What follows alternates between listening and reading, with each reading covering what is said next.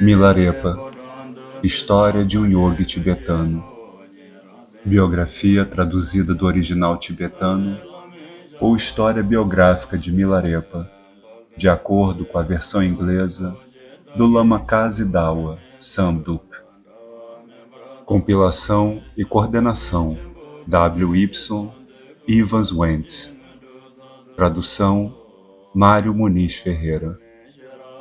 Editora Pensamento, São Paulo.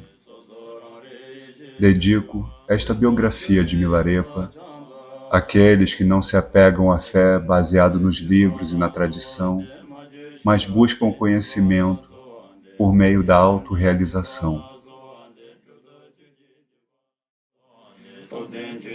O carro da vitória do yogi, o estado da mente bem equipada, mostrará o caminho a todo aquele que atingiu a fé e a sabedoria. Os varais são a consciência, a mente, o jugo, e a cautela, a auriga atenta. Os arreios da probidade, o carro, o entusiasmo, o eixo, a energia, as rodas, e a calma, o companheiro de trabalho da mente bem equilibrada. A falta de cobiça, as cortinas. A benevolência e a inofensibilidade são as suas armas, junto com o desapego da mente. A persistência é a armadura do exemplo, e é para atingir a paz que o carro vai adiante. E construído pelo eu, pelo próprio ser de alguém, ele se torna incomparável, a suprema carruagem. Acomodados nela, os sábios deixam de parte do mundo e alcançam a vitória. O Buda, do Samyutta Nikaya. Segundo a tradução de F. L. Woodward. Prefácio à segunda edição. O caminho para a simplicidade e a libertação. Ter poucos desejos e encontrar satisfação nas coisas simples, eis o sinal de um homem superior. Preceitos dos gurus. É o convite milenar e sempre repetido pelos super-homens ao longo dos milênios a uma vida simples, cheia de esforços, a que responderam Thoreau, Emerson e Whitman na América, que esta obra transmite do Tibete, terras das montanhas nevoentas, aos povos do Ocidente, que exaltaram e supervalorizaram, mas não sem muitas dúvidas desconcertantes, a sua maneira complexa e industrializada do viver. Ao passo que o livro Tibetano dos Mortos, o primeiro volume de nossa Oxford Tibetan Series, descreve a arte de saber morrer corretamente e escolher um útero para nele renascer.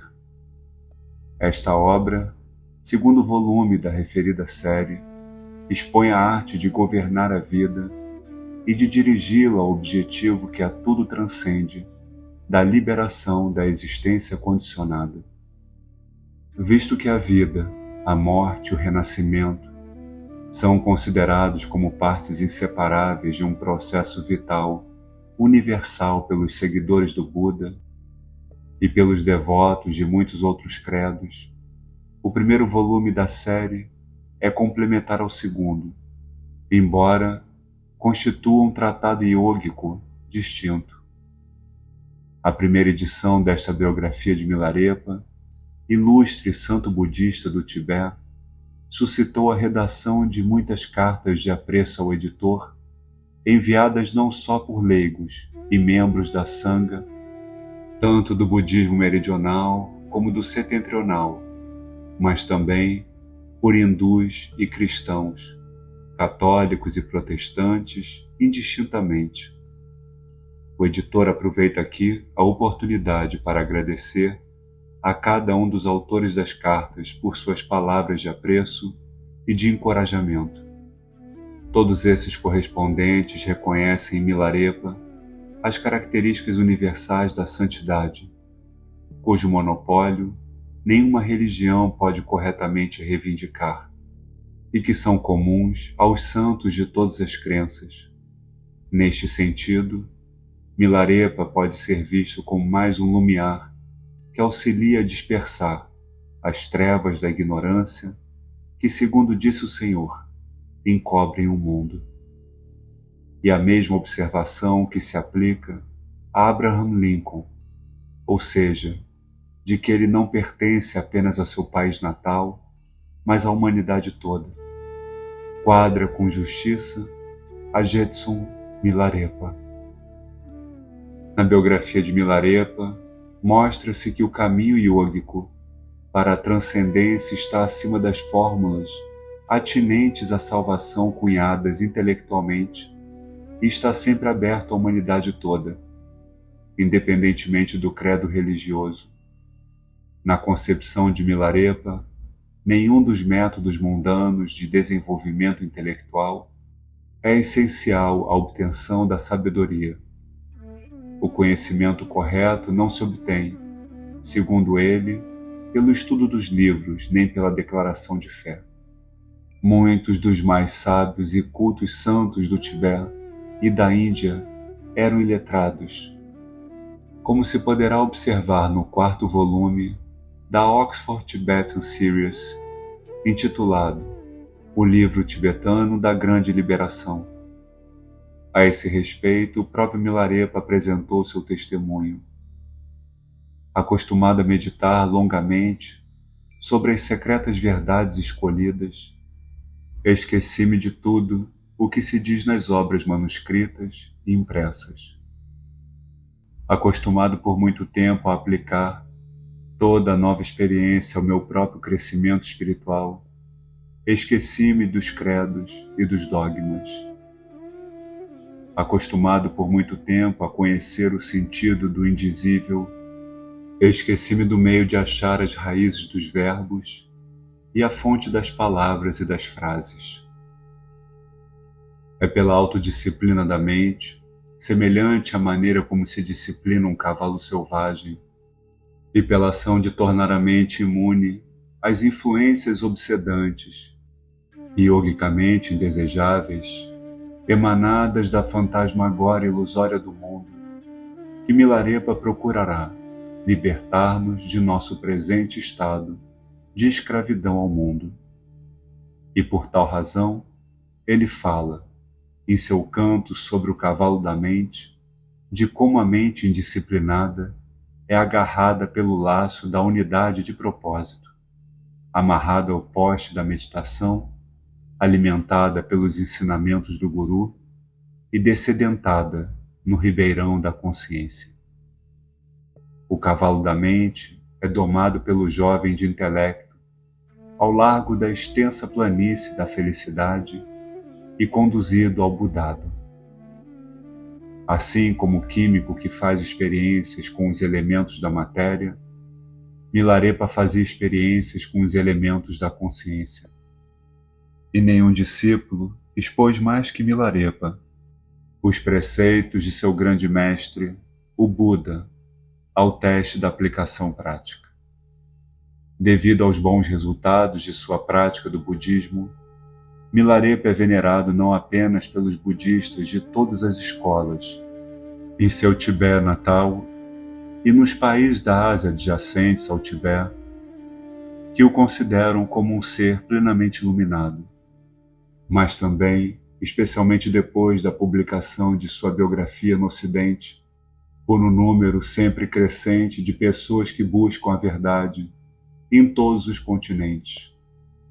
Os próprios budistas, e mesmo os da escola de Milarepa, reconhecem com justiça que o caminho de Milarepa, por ser um atalho para a transcendência acima das limitações da existência humana, só será trilhado pelo devoto de dotes excepcionais, cujo progresso evolutivo é condizente com o extraordinário esforço necessário à obtenção do objetivo que está muito distante do lento progresso da humanidade como um todo.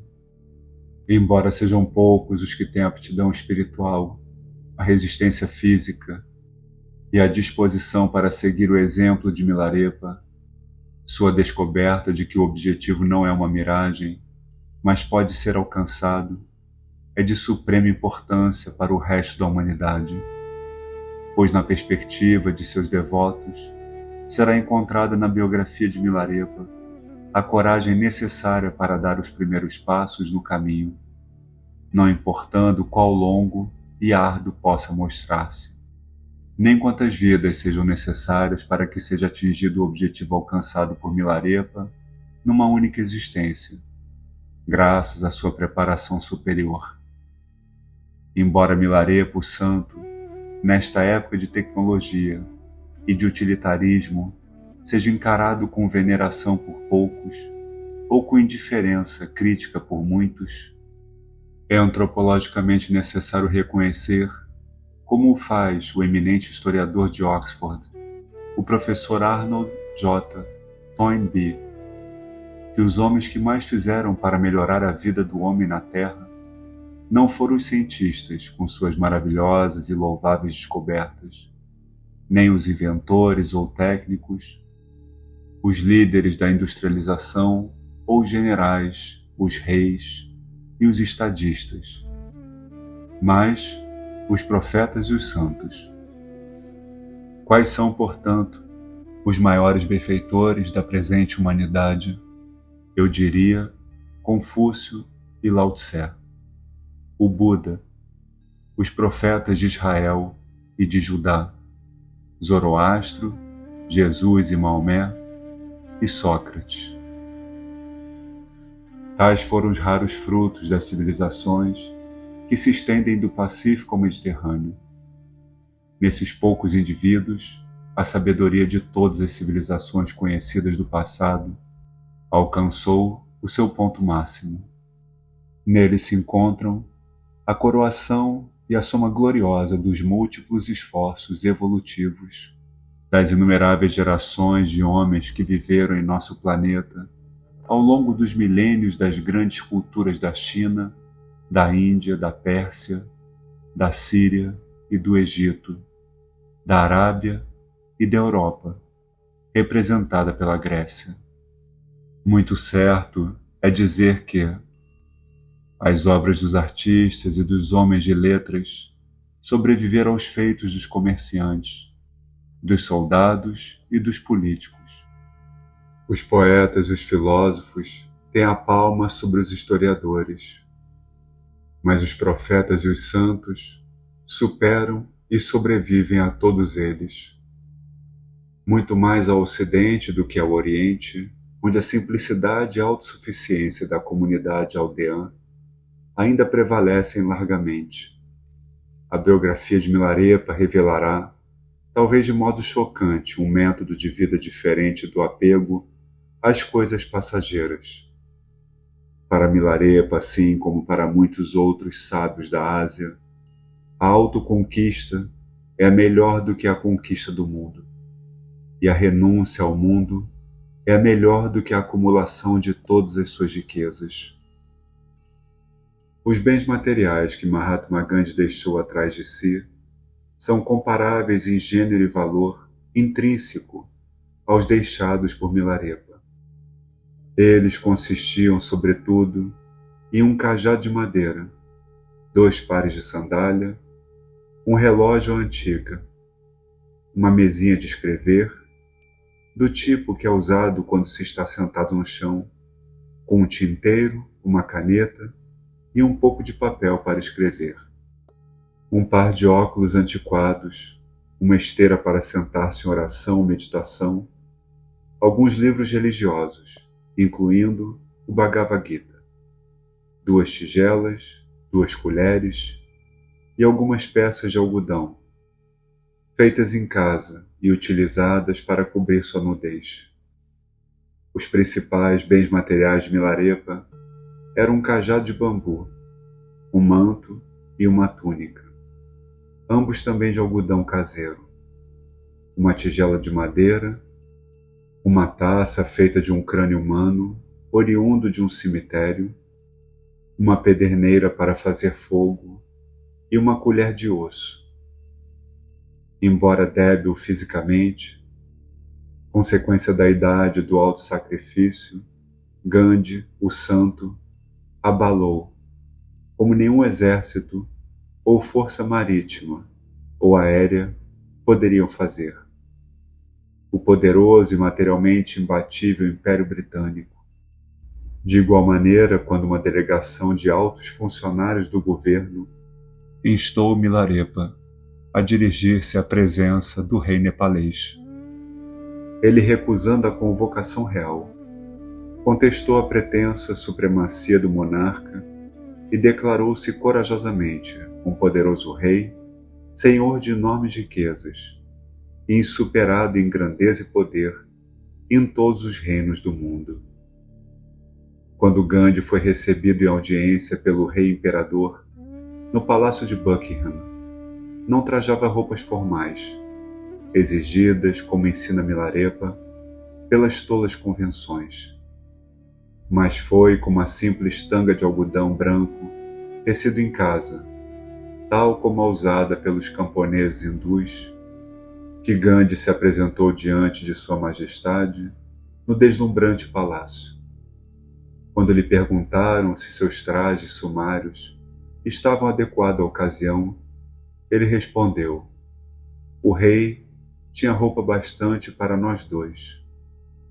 Aquele que é dotado de poderes iógicos, tais como os alcançados por Milarepa, que incluíam a habilidade iógica de voar fisicamente pelo ar, não tem necessidade alguma de automóveis ou de aeroplanos, ou de qualquer outro dos meios mecânicos de transporte, e correlativamente nenhuma utilidade teria ele para uma sociedade industrializada que agrilhoa os homens no trabalho das minas de carvão, nas fundições de aço e nas fábricas de produção em massa. Gandhi lutou contra a industrialização em seu próprio país, com relativo insucesso, por achá-lo mal evitável e desnecessário, não porque, como sugere a vida de Milarepa, a yoga possa torná-lo obsoleta, mas porque a industrialização destrói as artes e as técnicas que florescem com naturalidade da vida simples e comparativamente feliz de uma comunidade aldeã, impedindo, por consequência, a manifestação do belo, que é inata a cada membro da humanidade. Para Gandhi, as comunidades aldeãs que na Índia, assim como na China, foram durante milênios o centro da cultura nativa, florescendo independentemente dos métodos de produção em massa, representam a forma mais satisfatória e economicamente mais estável da sociedade humana. E essa forma de organização social, naturalmente simples e materialmente eficiente, que contribui para o estabelecimento da cultura superior, está mais de acordo com os ensinamentos de Milarepa do que a industrialização. Milarepa era capaz de sobreviver, embora não sem sofrimentos, aos quais era yogicamente indiferente, no clima ártico do Alto Himalaia, com um pouco de alimento, em virtude do inflexível controle de seu corpo físico, e não raro, sem nenhum outro sustento físico além do derivado, por um processo semelhante à osmose do ar, da água e do sol, de forma análoga ao processo pela qual uma planta produz clorofila. Em sua caverna não havia aquecimento central ou qualquer outro meio de calefação, a não ser o que provinha da prática iógica do tumor em sua própria morada carnal. Os inúmeros e sempre crescentes produtos de uma industrialização tecnológica, que o homem ocidental acredita serem inquestionavelmente necessários, e pelos quais ele troca de livre vontade sua energia física e com frequência sua saúde, e a maior parte do seu breve tempo sobre a terra, afigurar-se-iam a Milarepa assim como ao Buda, simplesmente como obstáculos à vida correta. pois o objetivo da vida no corpo humano consiste, segundo ensina Milarepa, não em se chafurdar no lamaçal do conforto e das facilidades, que criam apego ao mundo, mas evoluir para além da existência mundana, por mais luxuriante, confortável e materialmente feliz que as descobertas da ciência ocidental tornem a existência mundana. Em seu tempo, Milarepa contemplava com piedade e compaixão, de sua caverna do Himalaia, um modo de vida dos homens fascinados pelo luxo e pelo conforto que o mundo pode dar. E ele observou, como ensina na canção sobre os 5 confortos, que quando o desejo do conforto, comum ao homem e aos animais, é transcendido, e quando a liberdade é obtida, nada é desagradável, tudo é confortável. Assim, ele pede àqueles que foram inspirados pela vida ascética que o poupem de sua inoportuna piedade. Sobre o conforto nos mosteiros, ele cantou: acostumado por muito tempo a encarar meu corpo carnal como meu eremitério, esqueci-me das comodidades e do conforto dos retiros nos monastérios. Com que piedade e compaixão Milarepa não contemplaria a maneira pela qual a humanidade hoje vive entre as inúmeras invenções que na Europa e nas Américas são consideradas indispensáveis, e até mesmo pelos monges que ensinam a vida correta.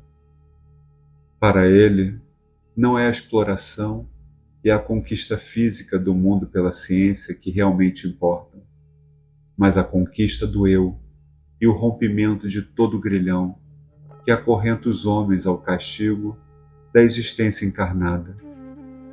Para Milarepa, assim como para todos os santos de todas as religiões, em todas as civilizações e épocas da história humana, o desapego e a completa renúncia ao modo de vida mundano, mais do que o desejo insaciável e a aquisição das coisas perecíveis do mundo, conduz à conquista de um padrão de vida que é o feito mais alto que se pode realizar neste planeta. Milarepa percebeu muito cedo na vida, quando ao contrário, a maioria dos homens só reconhecem muito tarde que todas as atividades mundanas têm um único e inevitável fim, que é a dor.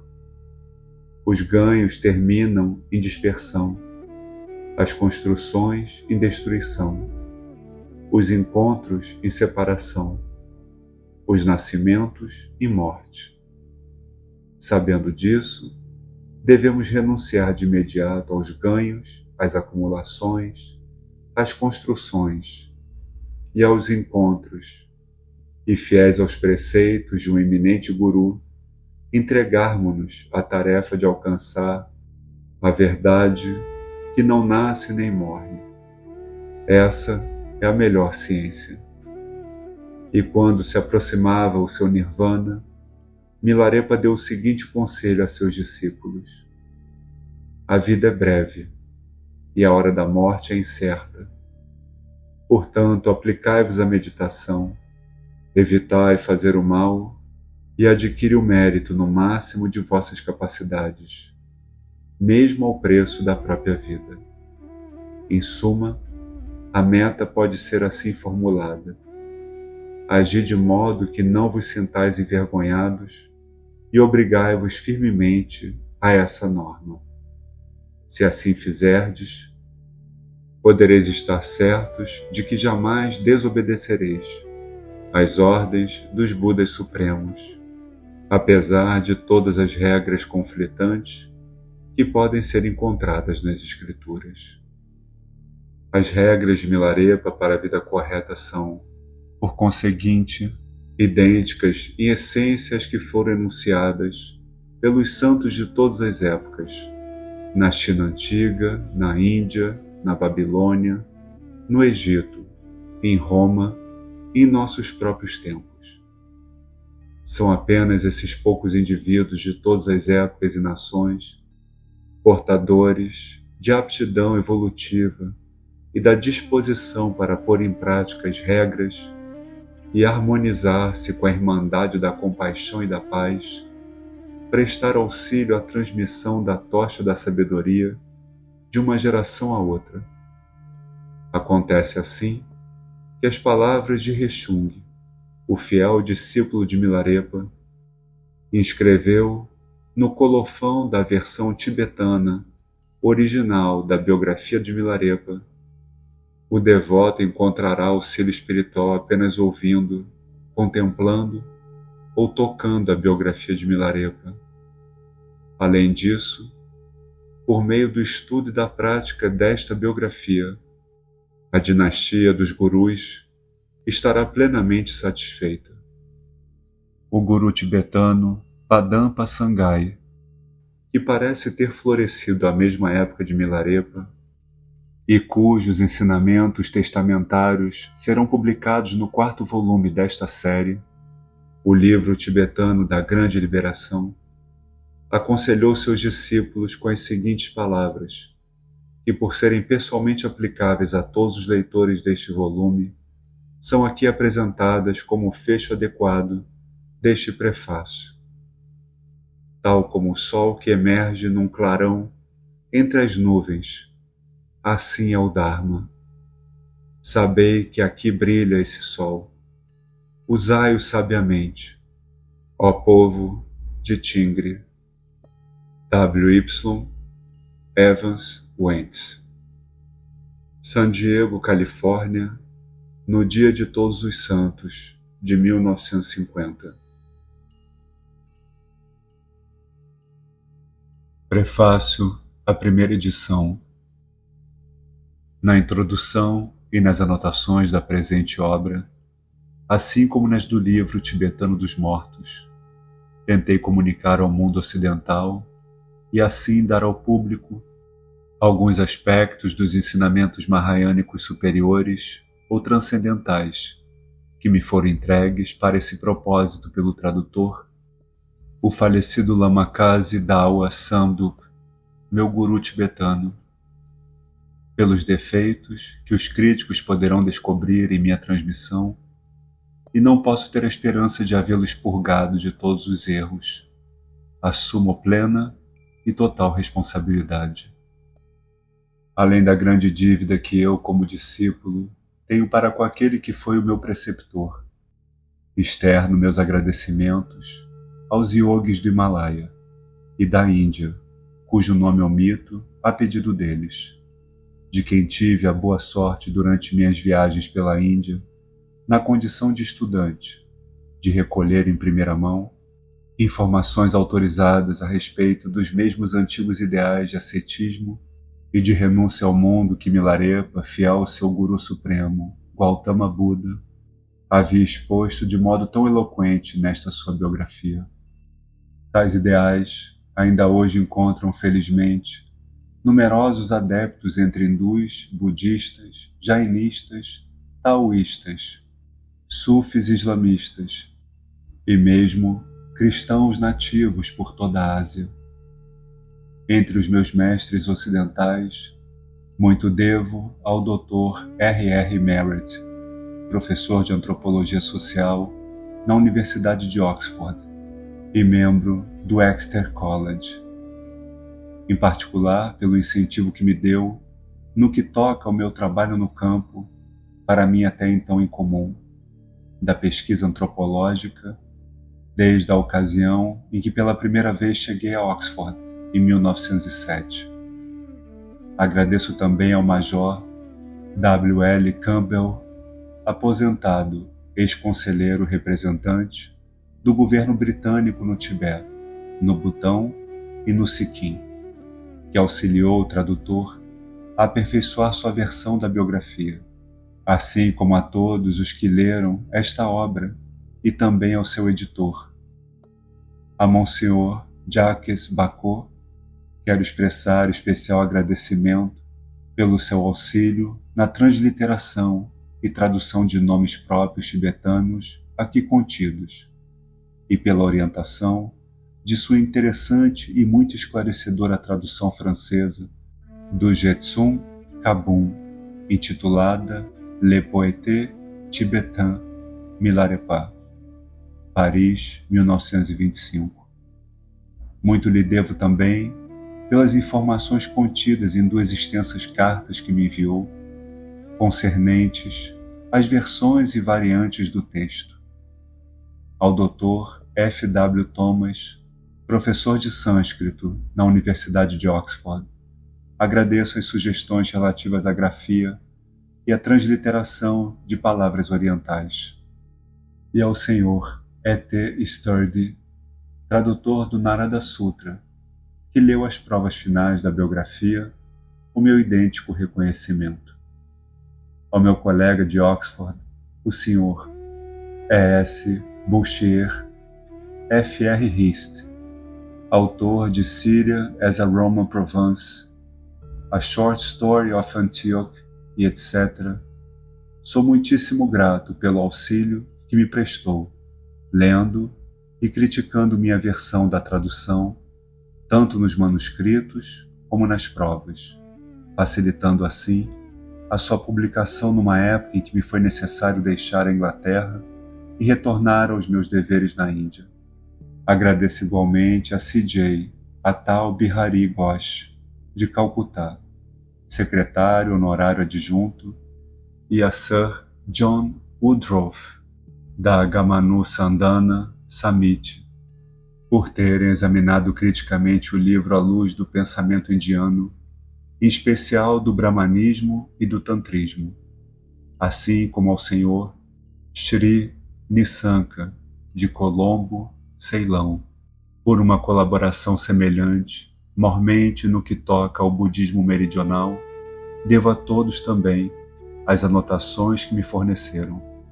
É ardente o desejo do organizador de que esta obra sirva, à sua maneira, para ajudar os povos da Europa e da América a compreenderem que os povos do Oriente são motivados pelos impulsos comuns a toda a humanidade e apegados a ideais religiosos que nada diferem em essência das suas próprias formas de crença, que antropologicamente a raça humana constitui uma única família e que as diferenças externas, consequentes das características raciais hereditárias, da pigmentação e do meio físico, são, na verdade, absolutamente superficiais. O antigo muro divisor, edificado na Idade das Trevas, é constituído pelo preconceito e pelos equívocos oriundos da falta de conhecimento científico e está de pé há muito. Quando finalmente a ciência o tiver demolido, chegará então a hora de os líderes das raças e das nações trabalharem, não apenas pela federação do mundo, mas também pela federação da verdade que existe em todas as religiões. Não posso concluir este prefácio de maneira mais adequada, senão citando as próprias palavras do tradutor. Que esta tradução da história da vida de Milarepa possa contribuir um pouco para torná-lo mais conhecido e estimado em outras terras como já o é na sua própria.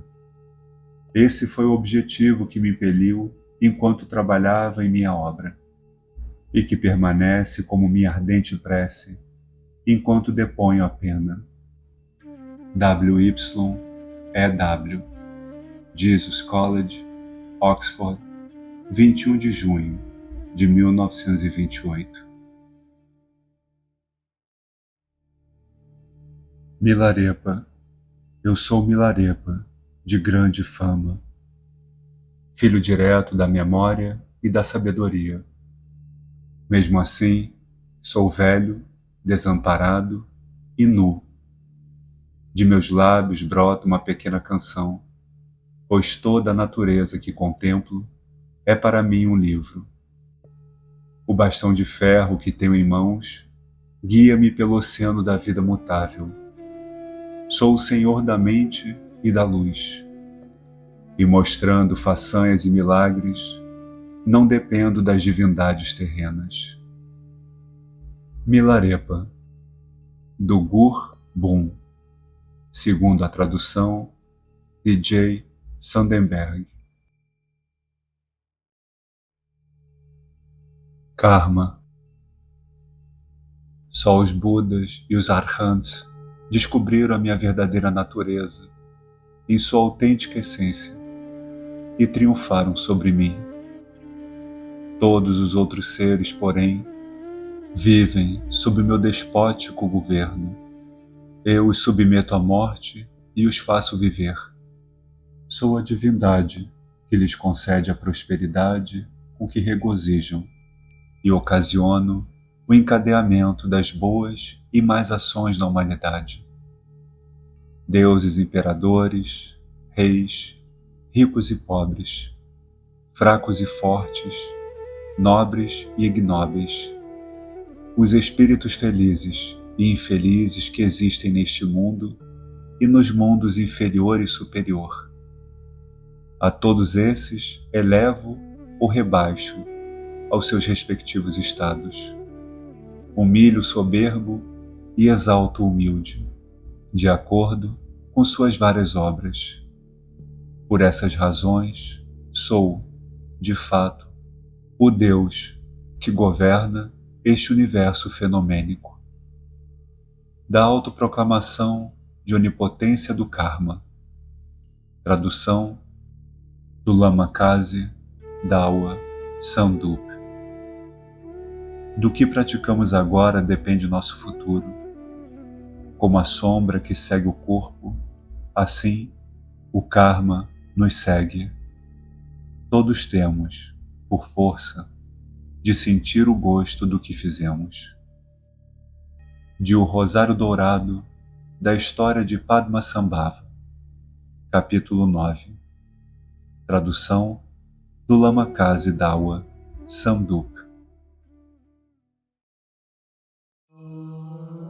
Introdução. Assim como aquele que deseja atingir uma cidade ardentemente cobiçada, precisa de olhos para ver o caminho e de pés para cruzar a distância existente, do mesmo modo, aquele que deseja atingir a cidade do Nirvana precisa dos olhos da sabedoria e dos pés do método. Prajna Paramita. 1. A importância do Jetsun Kabun. Esta biografia de um dos grandes gênios religiosos da raça humana apresenta-nos um vívido registro das condições sociais existentes no Tibete dos séculos XI e XII da era cristã. Nós, ocidentais, esquecemos com muita facilidade que a Índia, assim como a China, era altamente civilizada à época em que a Europa ainda estava numa fase de relativo barbarismo, e que o Tibete, desde o século VII, favorecido pelo influxo da cultura oriunda da China a leste e da Índia ao sul, era no tempo em que viveu Milarepa, inferior em suas limitações medievais e provavelmente superior em seu notável desenvolvimento filosófico e religioso ao mundo ocidental da mesma época. Na Europa, a glória de Atenas e de Alexandria há muito havia sido extinta pela Idade das Trevas. As especulações científicas e filosóficas haviam sido confinadas pelas autoridades eclesiásticas aos estreitos limites de um pedante escolasticismo. Os filósofos árabes de Córdoba e Bagdá guardavam o saber dos antigos até que a Europa ressurgisse para um ano novo na Renascença. Mas em todo o Oriente, o fogo prometeico jamais se apagou. Até os nossos dias, a China e a Índia preservaram intacta uma cultura cujas origens se perdem no passado.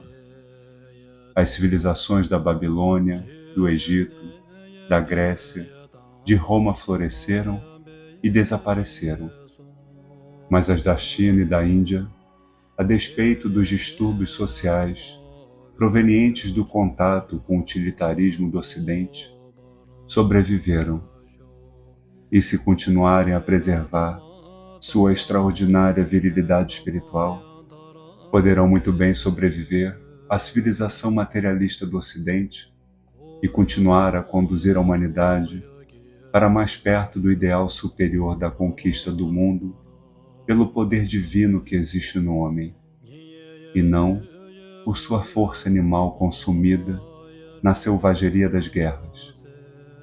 Pelo menos, esse é o ideal em que se baseiam os ensinamentos de Milarepa aplicados aos problemas da sociedade sobre a Terra. E neste sentido, estão de acordo com os ensinamentos de Buda, de Cristo e de todos os grandes guias da Ásia, que pelo amor e pela compaixão contribuíram muito mais para elevar a condição da humanidade do que as inumeráveis hostes de exércitos e seus comandantes. A época em que Milarepa meditava nos contrafortes nevoentos do Himalaia tibetano, a cultura do Islã propagava-se por todo o Hindustão.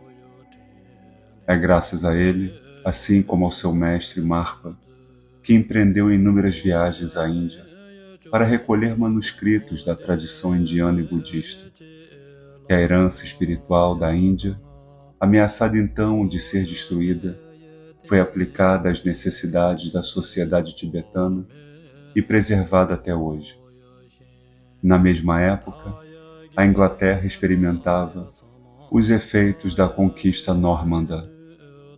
Portanto, o Jetsun Kabun, ou História Biográfica de Jetsun Milarepa, constitui um documento de suma importância, tanto para o estudioso das religiões como para os historiadores. 2. Valor histórico da narrativa. No conjunto, a narrativa biográfica, tal como nos chegou, pode ser aceita como uma fiel narrativa das palavras e feitos de Jetsun, com a devida tolerância para certa porção de folclore e de mitologia popular que se lhe incorporou, como um evangelho da seita Kargyupta. É um dos muitos livros sagrados do Oriente, e como tal, talvez historicamente tão exato quanto as partes do Novo Testamento, se não mais. Para os estudantes orientais interessados no complexo problema da evolução das religiões tibetana e mongólica, a obra é de um valor inestimável. Para todos os que apreciam a filosofia budista, mormente em sua forma mahayânica, ela trará novos elementos de compreensão. Para os místicos, o mundo a que ela dá acesso provará ser, como Rechung, o autor, a chamou, uma pedra preciosíssima, um tesouro que não pode ser esgotado pela mente humana e um ramalhete de preceitos que só podem ser entendidos quando passam pelo teste da prática. Na primeira parte da biografia, vemos Jetsun dominado em sua juventude, como muitos grandes santos de outras fés, pela natureza inferior. Premido como foi por sua vingativa mãe, transformou-se por algum tempo num praticante profissional do mal, um mago negro trilhando o caminho das trevas. Em seguida, na segunda parte, arrepende-se e converte-se à fé branca, que é o budismo. Após experimentar severos sofrimentos e penitências impostas por seu guru Marpa, ingressa no caminho da luz e atinge por fim, nas palavras da narrativa, o maior de todos os triunfos a que pode aspirar o homem mortal. Para alguns leitores, muito do material contido no último capítulo poderá talvez parecer redundante. Deve-se levar em conta, no entanto, que é só nesse capítulo que Rechung nos fala como uma testemunha ocular dos eventos. Em todos os capítulos anteriores, ele apenas relata o que o mestre lhe narrou, pois Rechung só se tornou um discípulo quando Jetsun, de idade avançada, estava próximo de seus últimos dias. Para os Kargyutas, esse capítulo final, relativo à morte de seu mestre, é sem dúvida o mais importante. Nele figuram não apenas os relatos dos extraordinários fenômenos que se seguiram à cremação e de como Jetsun reanimou seu cadáver a fim de responder à fervorosa prece de Rechung, que, estando muito longe na ocasião do nirvana de Jetsun, demorou-se para chegar ao local das cerimônias funerárias, como também a quintessência dos preceitos do mestre, prescritos para todos os shishas ou discípulos pelo guru ou preceptor espiritual vivo. Além disso, o capítulo representa um sumário dos ensinamentos mais essenciais do budismo setentrional, aqui cantados pelos dakines ou anjos, sendo por fim de muito interesse para o cultor do maravilhoso. Para os seguidores de Jetsun, esses estranhos eventos, centralizados na morte do guru, em sua pira funerária, são tão verdadeiros como as histórias da transfiguração e da ascensão de Jesus para os cristãos. Quanto ao valor histórico que se lhes deve atribuir, cada leitor deverá decidi-lo por si, depois de fazer o devido desconto dos acréscimos derivados da tradição e da fé popular. 3. As escolas tibetanas da filosofia budista. Por todo o Tibete, estendendo-se até o Nepal, o Butão, o Sikkim, a Caxemira e partes da Mongólia, são 3 as principais escolas da filosofia budista. Primeira, a Madhyamika, ou Caminho do Meio, conhecida pelos tibetanos como Umapa, originária da Índia, sob Nagarjuna, durante o século II d.C. Segunda, a Mahamudra, ou Grande Símbolo. Terceira, a Adiyoga, também conhecida como a Grande Perfeição. Os adeptos da primeira são os Gelupas, os seguidores da Ordem Virtuosa, conhecidos popularmente como bonés amarelos. Essa escola, fundada no Tibete no começo do século XV, pelo reformador Tsongkhapa, nativo do País da Cebola, da província de Amdo, nordeste do Tibete, nas fronteiras da China, que nasceu em 1358 e morreu em 1417. Originou-se da seita dos Kadampas, os regidos pelos preceitos, e é hoje a igreja regular do budismo setentrional, exercendo através de seu líder espiritual, o Dalai Lama, o Deus-Rei do Tibete, tanto o poder temporal como o espiritual. Os adeptos da escola Mahamudra são os Kargyutvas, os seguidores da sucessão apostólica, ou seguidores das ordens sucessivas, da qual Milarepa é o maior dos apóstolos tibetanos. A história dessa seita figura no relato dado abaixo sobre a sucessão apostólica. Os seguidores da Grande Perfeição, ou escola Adiyoga, são os Nyingmapas, os antigos, conhecidos popularmente como bonés vermelhos, os adeptos da Igreja Não Reformada, fundada pelo filósofo indiano Padmasambhava, no ano 749 d.C. Padmasambhava, mais conhecido pelos tibetanos como Guru Rinpoche, o Precioso Guru, ou como Padma Jungni, o Nascido do Lótus, foi um famoso professor de ciências ocultas na grande Universidade Budista de Nalanda, à época, a Oxford da Índia. O rei tibetano Tshomgyong Detsen, ao saber da fama do guru, convidou-o para ir ao Tibete. O guru aceitou o convite real e, ao chegar no ano de 747, a Semie, localizada a cerca de 50 milhas a sudeste de Lhasa, onde posteriormente fundou um mosteiro, introduziu entre os tibetanos os aspectos tântricos e mantraiânicos do budismo Mahayana. Uma quarta escola, a Sakyapa, que significa terra fulva, por causa da cor da terra no sítio de seu primeiro monastério no Tibete Ocidental. Tendo iniciado como uma seita reformada, alcançou considerável importância, mas atualmente pouco difere da antiga seita do Boné Vermelho. Além dessas 3 escolas principais e de várias seitas delas derivadas, há também as ordens monásticas sobreviventes da primitiva religião pré-budista do Tibete, chamada Bon, ou Pon, que com sua doutrina do renascimento, forneceu um solo favorável para a propagação da semente do budismo. A biografia registra que Milarepa executou, certa feita, um rito Bon, indicando assim sua familiaridade com a antiga fé.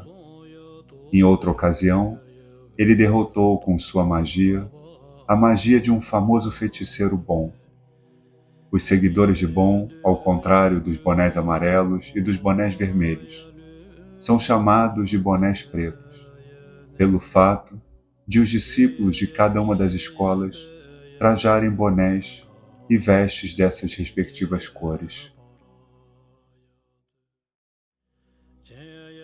4. A sucessão apostólica de Kargyutpa. Um século antes da época do Guru Padmasambhava, durante o reinado do primeiro rei budista do Tibete, Songtsen Gampo, que morreu por volta de 650 d.C., a forma mística do Vajrayana, caminho do relâmpago, ou adamantino do budismo, posteriormente adotadas pelos Kargyutpas, penetrou o Tibete por 2 fontes. Primeira, do Nepal, a terra natal de Buda, através do casamento do rei tibetano no ano de 639, com Brikuti, uma princesa real nepalesa. E segunda, da China, através do casamento do rei com Esheng, uma filha da casa real chinesa, em 641. Posteriormente, o rei, convertido ao budismo por suas 2 esposas, enviou Sambota à Índia para recolher livros budistas. Sambota, como Marpa 4 séculos depois, retornou ao Tibete com uma rica biblioteca e, assim, salvou para o mundo boa parte da sabedoria indiana que depois se perdeu na terra de origem. O Tibete deve também a Sambota o seu alfabeto, por ele desenvolvido a partir do alfabeto sânscrito que então predominava na Caxemira e no norte da Índia. Além disso, ele deu ao Tibete sua primeira gramática sistemática e escrita. Contudo, foi apenas na época de Padmasambhava, sob o reino de Tison Detsen, que o budismo se enraizou firmemente no Tibete, pois os Bompas, até então, haviam-lhe oposto uma bem-sucedida resistência, no intuito de manter sua própria autoridade religiosa. Mas Padmasambhava, como São Patrício na Irlanda, a quem os druidas fizeram oposição, conseguiu que a nova magia prevalecesse contra a velha magia. Em 1038 d.C., Atisha, o primeiro dos reformadores do lamaísmo, chegou ao Tibete, oriundo da Índia, e introduziu o celibato e uma moralidade superior entre o clero. Como Padmasambhava, ele também era professor de filosofia, esteve vinculado ao mosteiro Vikramashila, em Magdha, e havia nascido numa família real de Gaur, Bengala, no ano de 980. A caverna em que Atisha viveu, a 16 milhas a leste de Lhasa, ainda hoje é reverentemente preservada, coberta de rosas e trepadeiras selvagens. Marpa, guru do próprio Jetsun, que devido à sua erudição e às suas traduções recebeu o nome de tradutor, nome pelo qual é chamado na biografia, passa por ter estudado com não menos de 10 famosos gurus. Parte da vida de Marpa é contemporânea de Atisha, que foi um de seus mestres, mas sua obra principal surgiu poucos anos depois da reforma de Atisha. Portanto, para os Gelupas, Atisha é não apenas o principal guru humano, cuja origem atribuiu-se à seita Kadampa, fundada por Atisha, como também é, de um modo bastante notável, um dos gurus da seita Kargyutpa, rival fundada por Mapa. No entanto, Atisha não é reconhecido como um dos integrantes da sucessão apostólica Kargyutpa. Muitos dos mestres de Marpa pertenciam à antiga seita indiana dos Kusulipas, isto é, aqueles que procuram alcançar a iluminação por meio da meditação, em contraste com os chamados Panditas, que visam atingir a verdade suprema, tal como está contida na doutrina da Shunyata, ou vacuidade, apenas por meios intelectuais.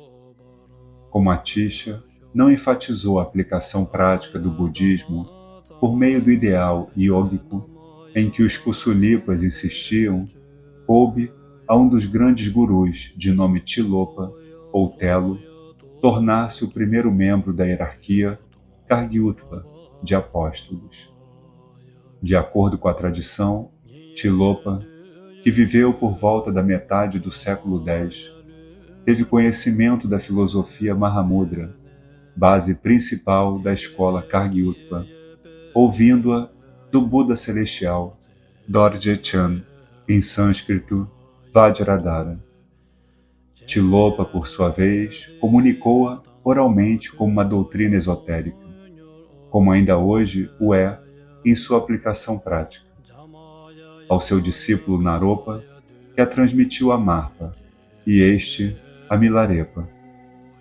Por ser seu guru divino, os Kargyutpas passaram a considerar Dorje Chang Vajradhara idêntico a Adi Buda, o Buda primordial, de modo que para eles, Dorje Chang é o revelador da graça do Adi Buda, sendo dele inseparável.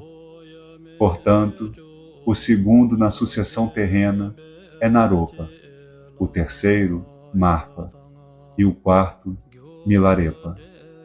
O sucessor de Milarepa na linhagem não foi Rechung, o autor de sua biografia, mas foi o primeiro dos discípulos de Milarepa, Divag Onlarje, que nasceu no Tibete Oriental, conhecido também como Jay Gampopa.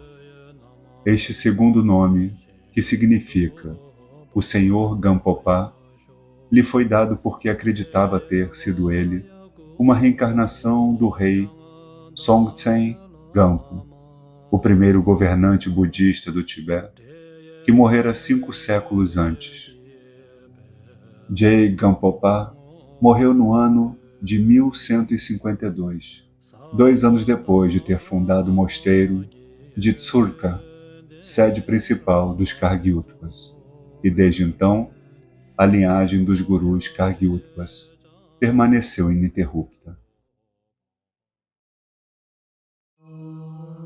5. Os modernos sucessores de Milarepa. Neste exato momento, centenas de ascetas Kargyutpas ainda vivem nas frias solidões dos Himalaias tibetanos. Alguns em cavernas na base e nas encostas do Monte Everest, onde ainda se encontram como locais de adoração e peregrinação as ermidas de Jetsu. Nesse local, a natureza permanece como tem sido desde as eras mais antigas da Terra, e os eremitas Kargyutpas aí habitam imperturbados pela inquietação do mundo exterior, onde os antigos ideais por eles preservados não mais governam os homens, onde reina, ao contrário, a opinião de que o sucesso significa adquirir riquezas, fama e poder mundanos. O sistema de compreensão mística, chamado em tibetano de Tava, ensinado em vários tratados da doutrina Mahamudra, é praticado nas grutas das montanhas ou nas florestas solitárias. Distingue os Kargyutpas de todas as outras seitas do Tibete. por causa de seus votos de absoluto ascetismo e renúncia à vida mundana e de sua real aplicação a eles. Os Kargyutas não são sobrepujados na firmeza de seu budismo por qualquer outro corpo de seguidores do grande yogi, Gautama, o Iluminado. Qualquer pequena comunidade desses místicos do Himalaia tem seu próprio guru, subordinado ao guru apostólico, o chefe da seita, que por sua vez está sujeito à linhagem celestial dos gurus. E estes, de acordo com a posição hierárquica, estão sujeitos ao Guru Supremo, o Buda Dorje Chang Vajradhara.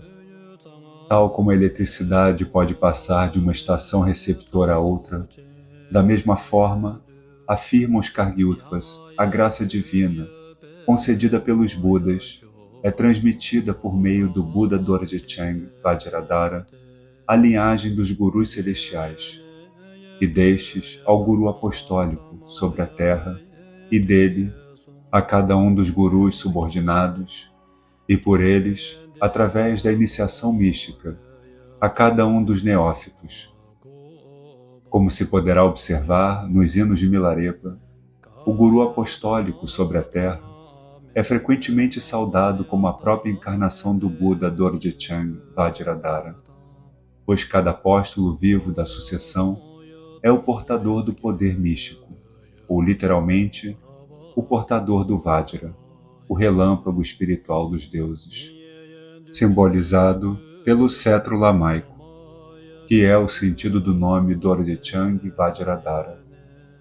Por meio desse nome, somos inteirados de que o Guru, assim saudado, é o grande mestre das cerimônias esotéricas, e como grande iniciador sobre a terra, é o transmissor do poder espiritual, que ele, como prometeu, arrebata dos reinos divinos do relâmpago espiritual e o confere à raça dos homens. 6. Os Kargyutas comparados com os gnóstico-cristãos. Como base para uma interpretação comparada deste sistema Kargyuta de percepção mística, podemos tomar, por exemplo, os dos gnóstico-cristãos, os conhecedores. Provavelmente o que lhe é mais semelhante dentre os sistemas conhecidos pelo pensamento europeu e no qual deparamos com muitos paralelos notáveis. Neste sentido, cada uma das numerosas comunidades gnósticas, embora estas não constituíssem um todo orgânico, como as comunidades Kargyutas, parece ter tido seu próprio guru principal, como Valentino, Marcião e Basilides, e os seus gurus subordinados, assim como a sucessão apostólica sobre a terra teve o seu supremo chefe espiritual no Christus, que através dos santos e dos aeons das inteligências superhumanas transmitiu a seus seguidores humanos a graça divina do Pai. Saturnino de Antioquia, outro dos grandes gurus gnóstico-cristãos que viveu por volta de 120 d.C., ensinava que a abstenção da carne animal e a observância de um estrito ascetismo, tal como as práticas Kargyutas, conduziam ao Supremo por meio do Filho, o Cristo Aeon, ou emanação do Pai. De acordo com algumas das principais escolas gnósticas, Deus, o Pai, era misticamente o homem primordial, o Anthropos, comparável ao Adi-Buda, ou Buda primordial dos Kargyutas, e de outras seitas do budismo setentrional. Em consonância com os budistas em geral, os gnóstico-cristãos não conhecem a doutrina da expiação vicária, tal como a que os concílios eclesiásticos elaboraram e de que fizeram um dogma, pois para ambas as fés, a libertação depende inteiramente dos esforços pessoais, visto que o Buda e o Cristo são considerados como guias e não como salvadores.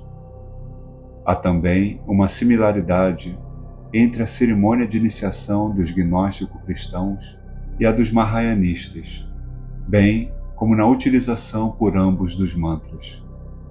A Sofia, sabedoria gnóstica, e a Prajna, sabedoria do Prajna Paramita, são igualmente personificadas como o princípio feminino da natureza, ou Shakti, o incriado, o não-ser, o corpo de toda a inteligência.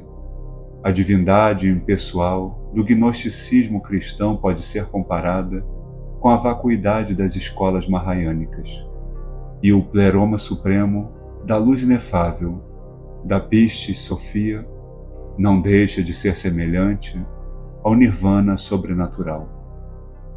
Ao esboçarmos todos esses paralelos, cumpre estabelecer uma diferença entre o ideal gnóstico cristão de ascetismo e de renúncia e o dos eremitas cristãos não gnósticos que habitavam os desertos do Egito e de todo o Oriente Próximo, e dos seus sucessores nas diferentes ordens monásticas da Igreja cristã, como é agora organizada. O cristão gnóstico como budista, mas não como o cristão dos concílios eclesiásticos mais recentes, sustentava como fundamental a doutrina do renascimento, de modo que seu ideal mais alto era atingir tal grau de percepção espiritual positiva e direta enquanto estivesse na Terra, que após várias existências nele viria a se produzir a iluminação crística. E o gnóstico cristão rogava que ao alcançar o estado de Cristo pudesse ser habilitado a auxiliar a humanidade a atingir o mesmo objetivo. Por outro lado, o cristão dos concílios eclesiásticos, estando proibido pelo Segundo Concílio de Constantinopla, de 553, de acreditar na doutrina do renascimento, era incapaz de manter o ideal altruísta de seu irmão gnóstico, e assim passou a adotar o ideal menor da salvação apenas para si, pela fé na infalibilidade dos decretos e ensinamentos da Igreja. O efeito sobre a sociedade humana do ideal altruísta do eremita gnóstico é positivo, criativo e ilimitado, ao passo que o do eremita dos concílios eclesiásticos é em contraste negativo, não criativo e egoísta. O gnóstico cristão busca a realização, e como os Kargyutas e os yogis entre os hindus e os sufis entre os muçulmanos, rejeita essa forma peculiar de intelectualismo ocidental favorecido pelos concílios eclesiásticos, que conduz à formulação de profissões de fé iniciadas por um eu creio, e profissões de fé de anatema pela falta de crença, aferrando-se apenas ao conhecimento realizado ou realizável. Desse ponto de vista, os seguidores de Milarepa são os gnósticos, os conhecedores entre os budistas, como os seguidores de Valentino e Marcião o eram entre os cristãos, e como todos os gnóstico-cristãos foram também os adversários heréticos de todo dogma ou credo baseado intelectualmente apenas nas escrituras e nas tradições, como bem o mostram os ensinamentos de Milarepa contidos nesta obra. 7. Seitas dissidentes. Marpa, o tradutor tibetano de nascimento, é, como vimos, o apóstolo do período de transição na história Kargyutpa. Ele é precedido pelos dois apóstolos indianos, Tilopa e Naropa, e seguido por Milarepa. Em outras palavras, Marpa foi o transmissor erudito, Milarepa, o santo gnóstico budista, que renuncia aos livros e em quem os ensinamentos Kargyutpas passaram pelo teste da experimentação científica, graças ao qual o ouro foi extraído de seu metal básico.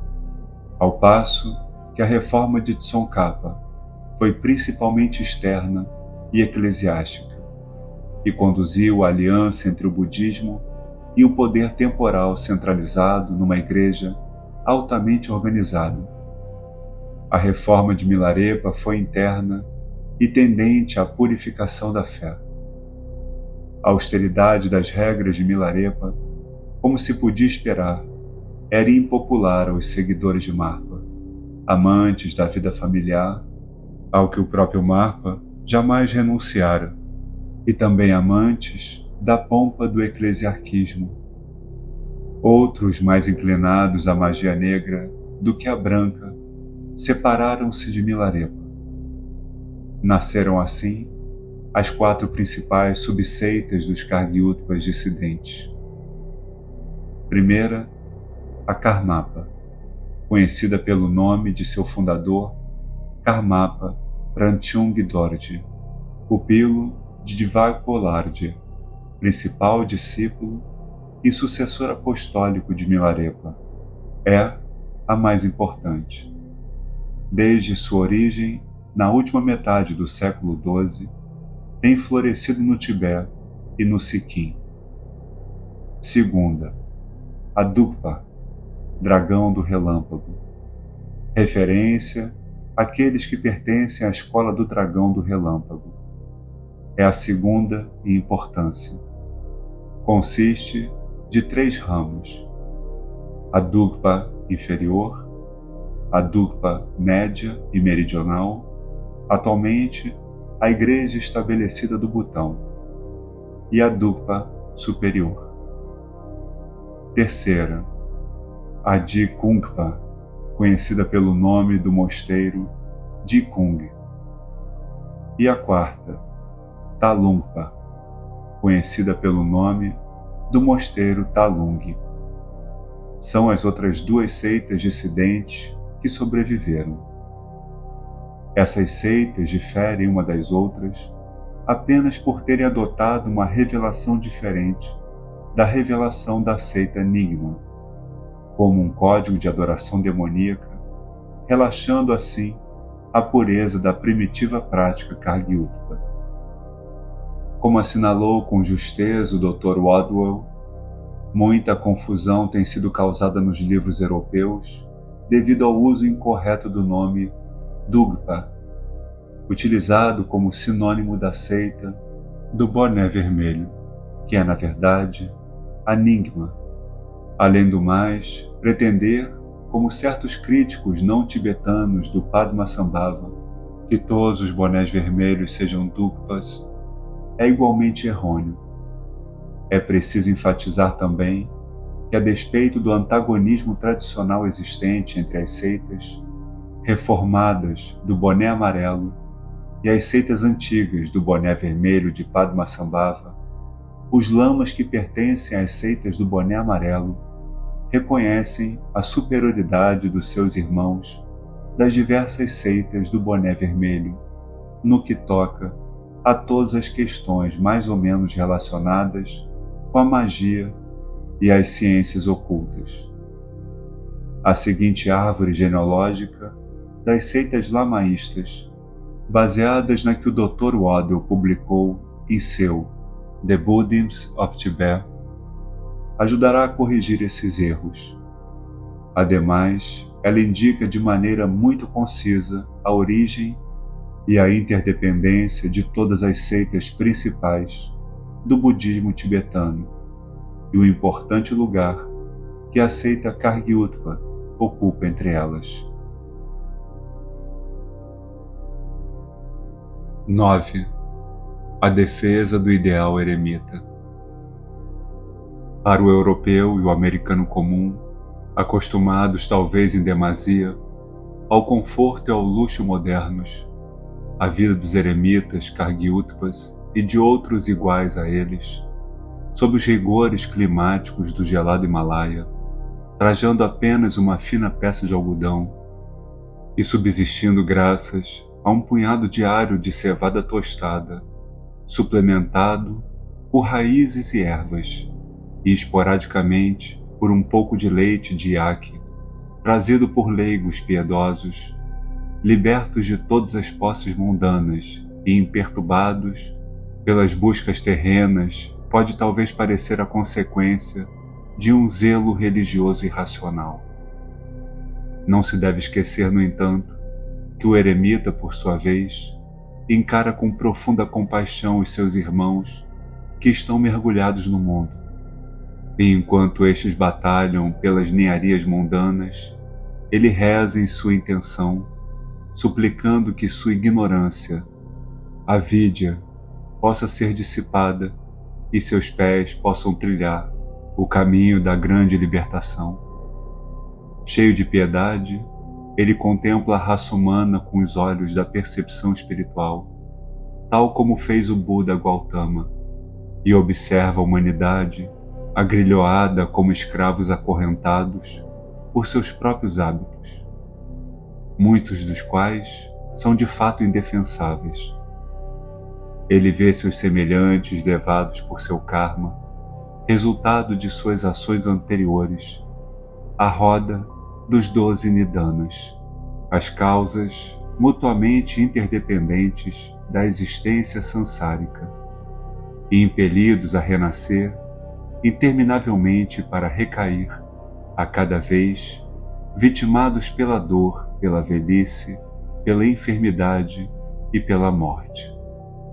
E contempla a chegada da hora em que será autorizado a sair e guiá-los à liberdade. Para o yogi, a vida mundana é uma rede de maia, ilusão, na qual, como animais capturados, lutam os seres humanos, digna de desejo apenas quando dirigida para o objetivo único de alcançar, graças à sua correta utilização, o além-natureza, liberta de todos os estados condicionados de existência transitória e fenomenal, como alguém que cruza de barco um oceano para atingir a margem distante. Como outrora perguntou um dos yogis hindus ao autor, quando este, numa peregrinação a Badrinath, o encontrou em seu eremitério, próximo às fronteiras selvagens de Garhwal e do Tibete. A aviação, o telégrafo sem fio e todos os seus modernos confortos podem de fato trazer alegria à raça, ou pode a fé cega na infalibilidade das escrituras sagradas conseguir a emancipação sem o conhecimento obtido pela prática da religião? Deveríamos também considerar seriamente se o ideal que Milarepa nos oferece não é, afinal de contas, culturalmente mais verdadeiro do que o ideal do financista de Wall Street ou do voluptuoso de Paris. Além de seu relativo valor para a sociedade, o yogi ensina que todos os estágios da atividade humana, sendo kármicos, encontram em si mesmos a sua justificativa, pois para ele o mundo é uma vasta escola de muitas gradações, estando alguns pupilos no jardim de infância, a maioria no ensino médio e uns poucos aptos a ingressar na universidade, cuja matrícula consiste na bem-sucedida renúncia ao mundo. Os que superaram os desejos da vida mundana são para ele mais importantes à sociedade do que os que ainda estão apaixonados pelo mundo.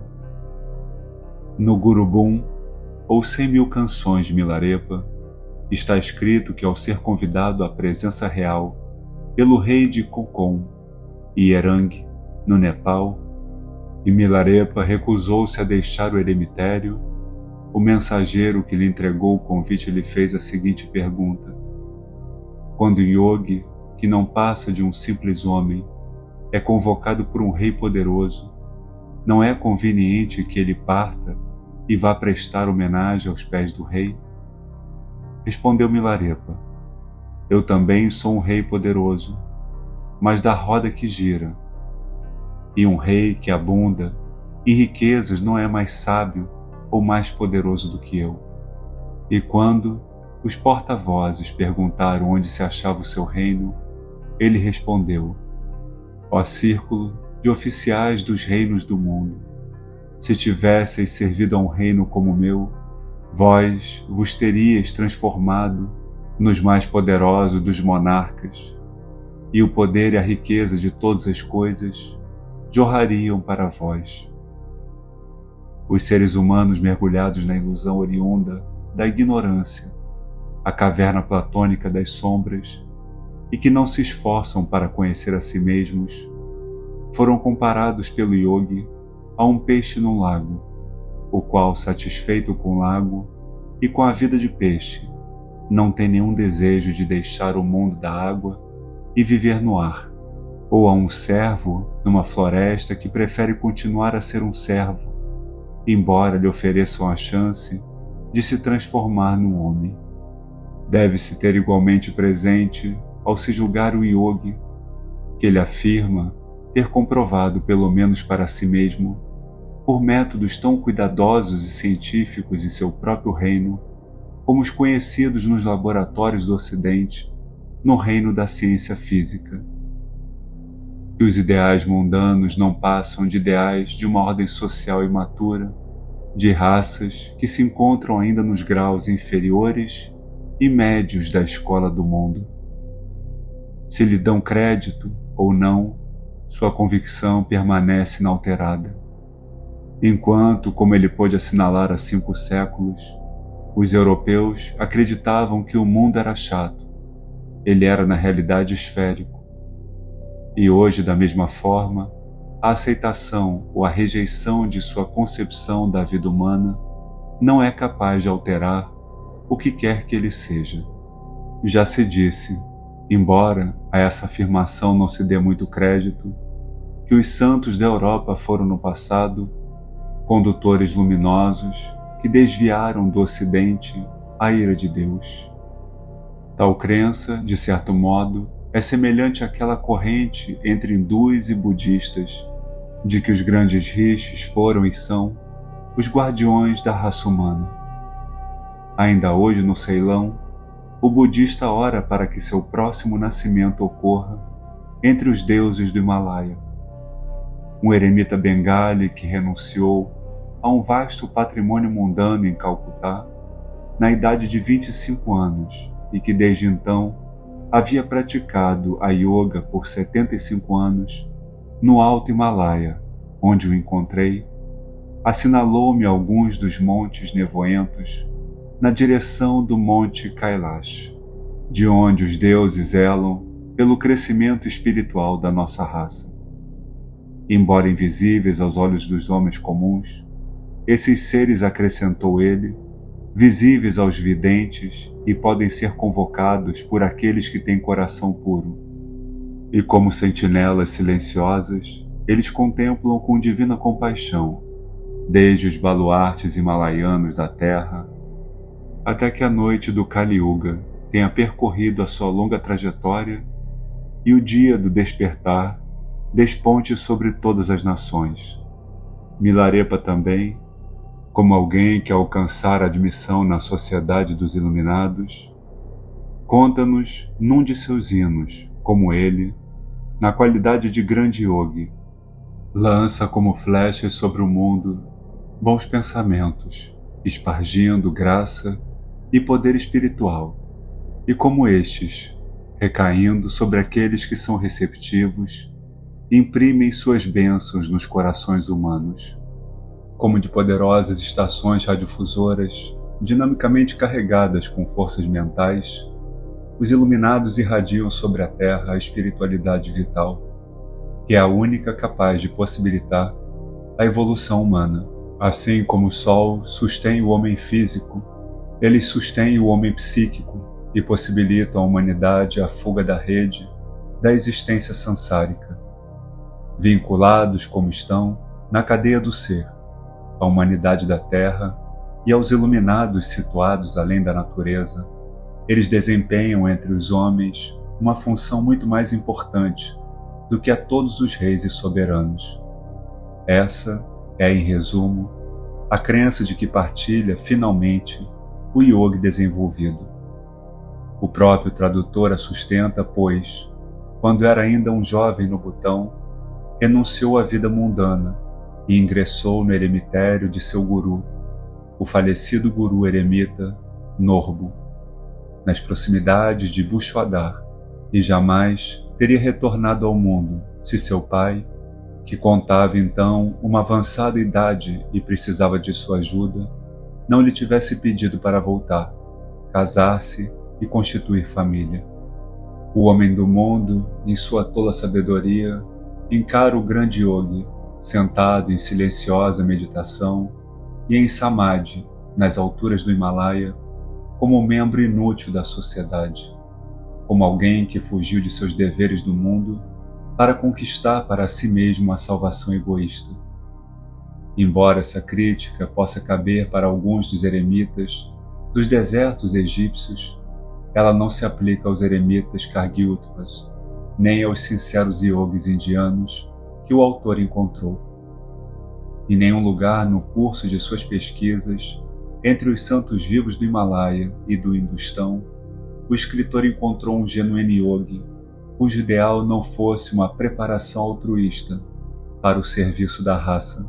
Um deles, embora fosse um brahmane, por nascimento, havia abandonado todas as distinções de casta e credo e, considerando todos os homens como seus irmãos, aguardava ansiosamente, embora devesse aguardar ainda muitas existências, o tempo em que estaria pronto para retornar ao mundo e proclamar a verdade realizável. Para ele, a renúncia deve preceder a conquista da vida, tal como Jesus igualmente proclamou ao rico jovem mundano que lhe perguntou qual era o caminho da salvação, e a verdade realizada deve preceder a tarefa de ensinar e guiar uma humanidade sem luzes. Se o próprio Mestre não viu a luz, como pode ele proclamá-la aos outros? Assim, o objetivo superior de todo yogi sincero, seja ele hindu, budista, jainista, taoísta, sufi ou gnóstico cristão, é, em primeiro lugar, habilitar-se a ser um mestre universal e, em seguida, retornar à sociedade humana e pôr em prática o seu voto. Para ele, uma existência não passa de um dia, embora muitos milhares de existências na forma carnal sejam necessários para alcançar a iluminação. Durante todo o tempo, através dos séculos, ele precisa pegar-se firmemente à vida que escolheu por sua própria vontade. E ele, assim, escolheu porque, nas vidas passadas, ele viveu mundanamente, casando e dando em casamento, experimentando prazeres, cheio de ambições insaciáveis e aprendendo as lições ensinadas por essas vidas. Mostrou-se digno de conquistar um lugar entre as espécies superiores de sua raça. Tendo compreendido que a vida mundana não é o estágio superior sobre a terra, ele a abandonou, e assim, como alguém que sai de uma caverna para a luz do dia, ele não tem mais o desejo de voltar às trevas. O caminho que escolheu conduz à evolução superior, ao sobrenatural. Seu objetivo é a libertação da personalidade limitada na iluminação plena, a transmutação pela alquimia do conhecimento correto, do mundano no supramundano, o nirvana incognoscível, eterno e incriado. 10. O problema do Arhat. Tudo isso nos leva a um problema que foi discutido recentemente, até mesmo entre os pensadores europeus. Existem, eis a pergunta que foi enviada ao autor, membros da raça humana que alcançaram, como Milarepa acreditou ter conseguido, o cume da evolução espiritual e física admitido nesse planeta, e que, sendo, por assim dizer, uma espécie à parte dos outros seres humanos, possui um domínio sobre as forças naturais ainda não descobertas, mas provavelmente supostas pela ciência ocidental? Essa é, ao que nos parece, a questão antropológica mais importante que a biografia de Milarepa suscita. Que homens tão altamente desenvolvidos existem ainda hoje, e que houve outros da mesma espécie em todas as épocas. Essa é a pretensão de todos os grandes rishis, que tornaram a Índia célebre. Os budistas afirmam que o Buda Gautama, ele próprio um dos grandes rishis, é apenas um entre muitos Budas, numa dinastia cujo início se perde na remota antiguidade. Os hindus afirmam o mesmo em relação aos seus rishis hindus, e os modernos seguidores dos grandes rishis, que são os yogis, alguns de uma fé, outros de outra, entre as quais se contam uns poucos cristãos indianos, mantêm-se fiéis a essa ideia. Como o problema dos Arhat é obviamente de grande importância, seja por si mesmo, seja em relação a Milarepa, algumas considerações a esse respeito podem ser apropriadamente incluídas nessa introdução.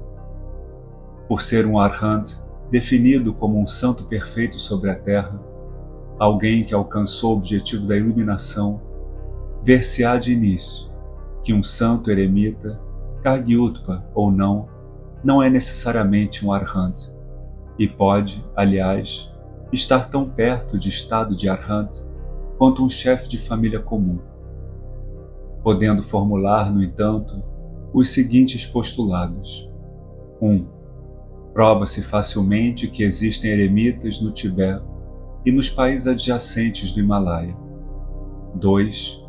É certo também que muitos deles são ascetas budistas e yogis indianos praticantes que fazem sérios esforços para trilhar o caminho do estado de Arhat. 3.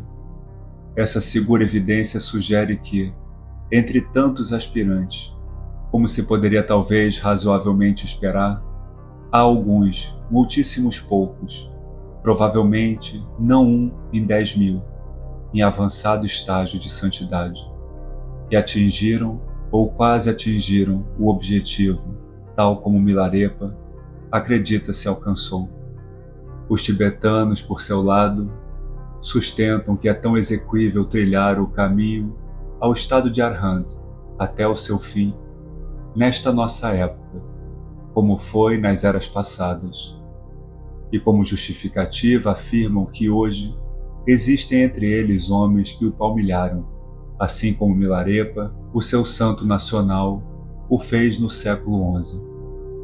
Embora a afirmação possa não ser demonstrável a uma pessoa que não é um Arhat, ou que não acredita em Arhats, necessitando, em consequência, que a aceitem, se de algum modo pela fé, ela pode ser literalmente verdadeira.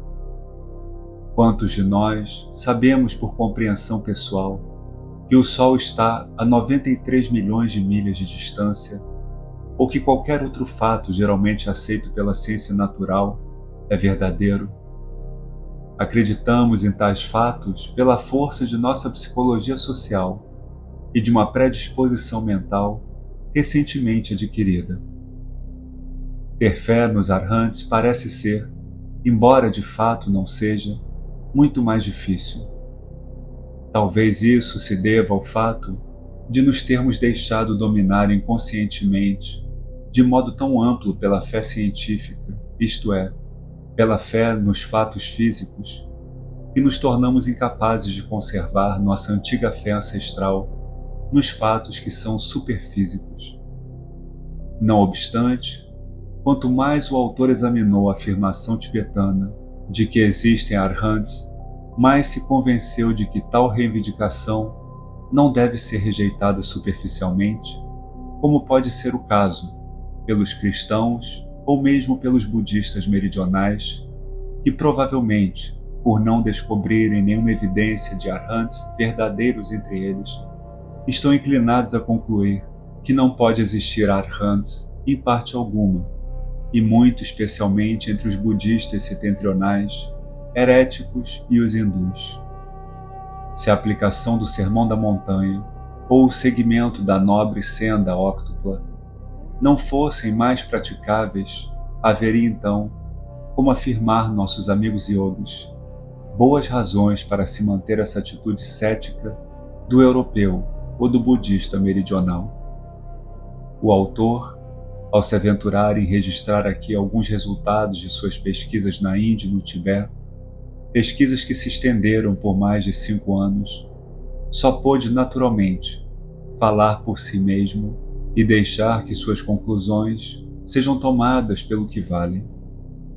Como resultado de suas pesquisas, ele tem boas razões para pensar que entre os eremitas do Himalaia, com alguns dos quais ele conversou em seu próprio meio, há possivelmente alguns, que talvez não passem de 2 ou 3, que tendo abandonado a vida familiar como fez o grande Arhat, o verdadeiro iluminado, alcançaram o objetivo. Em outras palavras, o caminho ao estado do Arhat parece que ainda está aberto.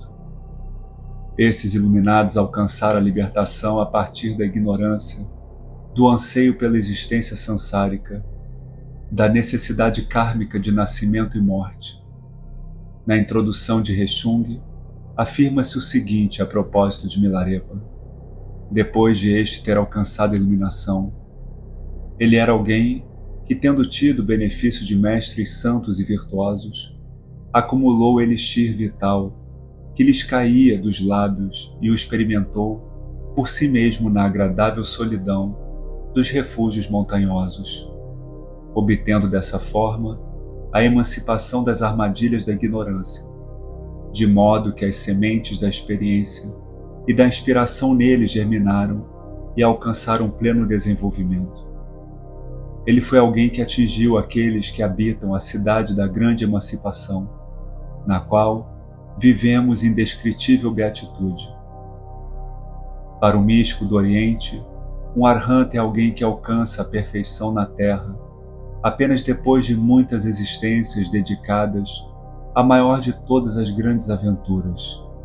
É a quintessência de toda a instrução e progresso humano através das eras, a rara eflorescência da sociedade, o elo que une a humanidade à cultura superior. Dadas as crenças do místico oriental, não é desarrazoado e certamente não é anticientífico acreditar que o homem comum está muito distante do alto da escala da realização espiritual e, portanto, não apenas é provável, mas necessário que haja como se diz que houve e como se acredita que haverá no futuro, dentre os milhões de seres humanos no mundo, pelo menos uns poucos que em todas as gerações mantêm aberto, como diria Platão, o caminho sagrado que vai das planícies terrestres às alturas do Olimpo. Se não existissem esses guardiões do caminho sagrado da evolução superior, então, de fato, o caminho ao estado do Arhat seria intransponível, e o objetivo inexequível para a humanidade, toda a fuga do Sansara, estaria interditada. Se essa concepção dos videntes indianos estiver correta, então todos os supremos mestres do mundo, que foram Arhats, e mais do que Arhats, tornam-se compreensíveis para nós que ainda habitamos o Sansara, pelo qual eles passaram a liberdade. E assim, os vemos como os nossos verdadeiros irmãos, como guias que exploraram, demarcaram e ainda guardam para nós o caminho, e nos convidam a segui-los. Como afirmam os adeptos de Milarepa na busca da verdade, a verdade só pode ser encontrada por meio da realização da verdade, no sentido gnóstico da palavra, e não pela especulação intelectual. Portanto, ao decidirmos se hoje existem ou não Arhats, no Tibete ou em qualquer outra parte do mundo, o único procedimento válido e científico consiste em explorarmos nós próprios o caminho que conduz ao estado de Arhat, tal como Milarepa nos convida a fazer. Mesmo o cético não precisa senão de fé suficiente para acreditar na possibilidade desse caminho, a fim de descobri-lo e examiná-lo. Se não houver essa fé, então a busca será inevitavelmente inútil, e o cético continuará a ser, o que a escola de Milarepa ensina que ele é: o escravo do tempo e da mudança. Sem a fé de que determinada experiência deve conduzir a um certo resultado, nenhum químico ou físico poderia descobrir novas verdades científicas. E nenhum homem jamais poderia esperar descobrir esse novo mundo que Milarepa celebra em sua estática alegria de triunfo, a não ser que estabeleça de início o postulado de que há um mundo novo a descobrir. Felizmente, uma grande maioria dos seres humanos ainda possui essa fé, porque acredita que a evolução não encontra o seu fim no homem, que é, biologicamente falando, apenas o mais bem desenvolvido dos seres animais. O hindu, o jainista, o taoísta, o cristão e o sufi muçulmano, tal como os budistas de todas as escolas, todos eles têm seus próprios gurus para indicar-lhes o caminho. 11. O texto e sua tradução. O falecido Lama Kazi Dawa Samdup, de quem o editor publicou um breve relato biográfico na introdução de O Livro Tibetano dos Mortos, iniciou a tradução inglesa do Jetsun Kambun, na qual se baseia a nossa versão, no dia 22 de junho de 1902, trabalhando nela periodicamente em seus momentos livres. Ele era o único amparo dos velhos pais da esposa e de 3 filhos. Completou-a em 29 de janeiro de 1917. Em seguida, durante o ano de 1920, quando era diretor da escola do internato Bhutia do Maharaja, próximo a Gangtok, Sikkim, outrora uma parte do Tibete, começou ele a preparar a tradução com vistas à publicação, auxiliado pelo Major W. L. Campbell, então conselheiro representante do governo britânico no Tibete, no Butão e no Sikkim, ele próprio um erudito versado em assuntos tibetanos.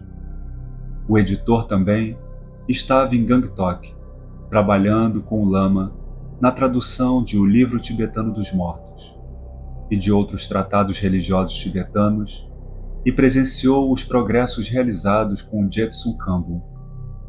Por ocasião da prematura morte do Lama, ocorrida em março de 1922, pouco depois da sua designação para a Cátedra da Língua Tibetana na Universidade de Calcutá, o trabalho de preparação para a publicação da biografia de Jetsun estava incompleto.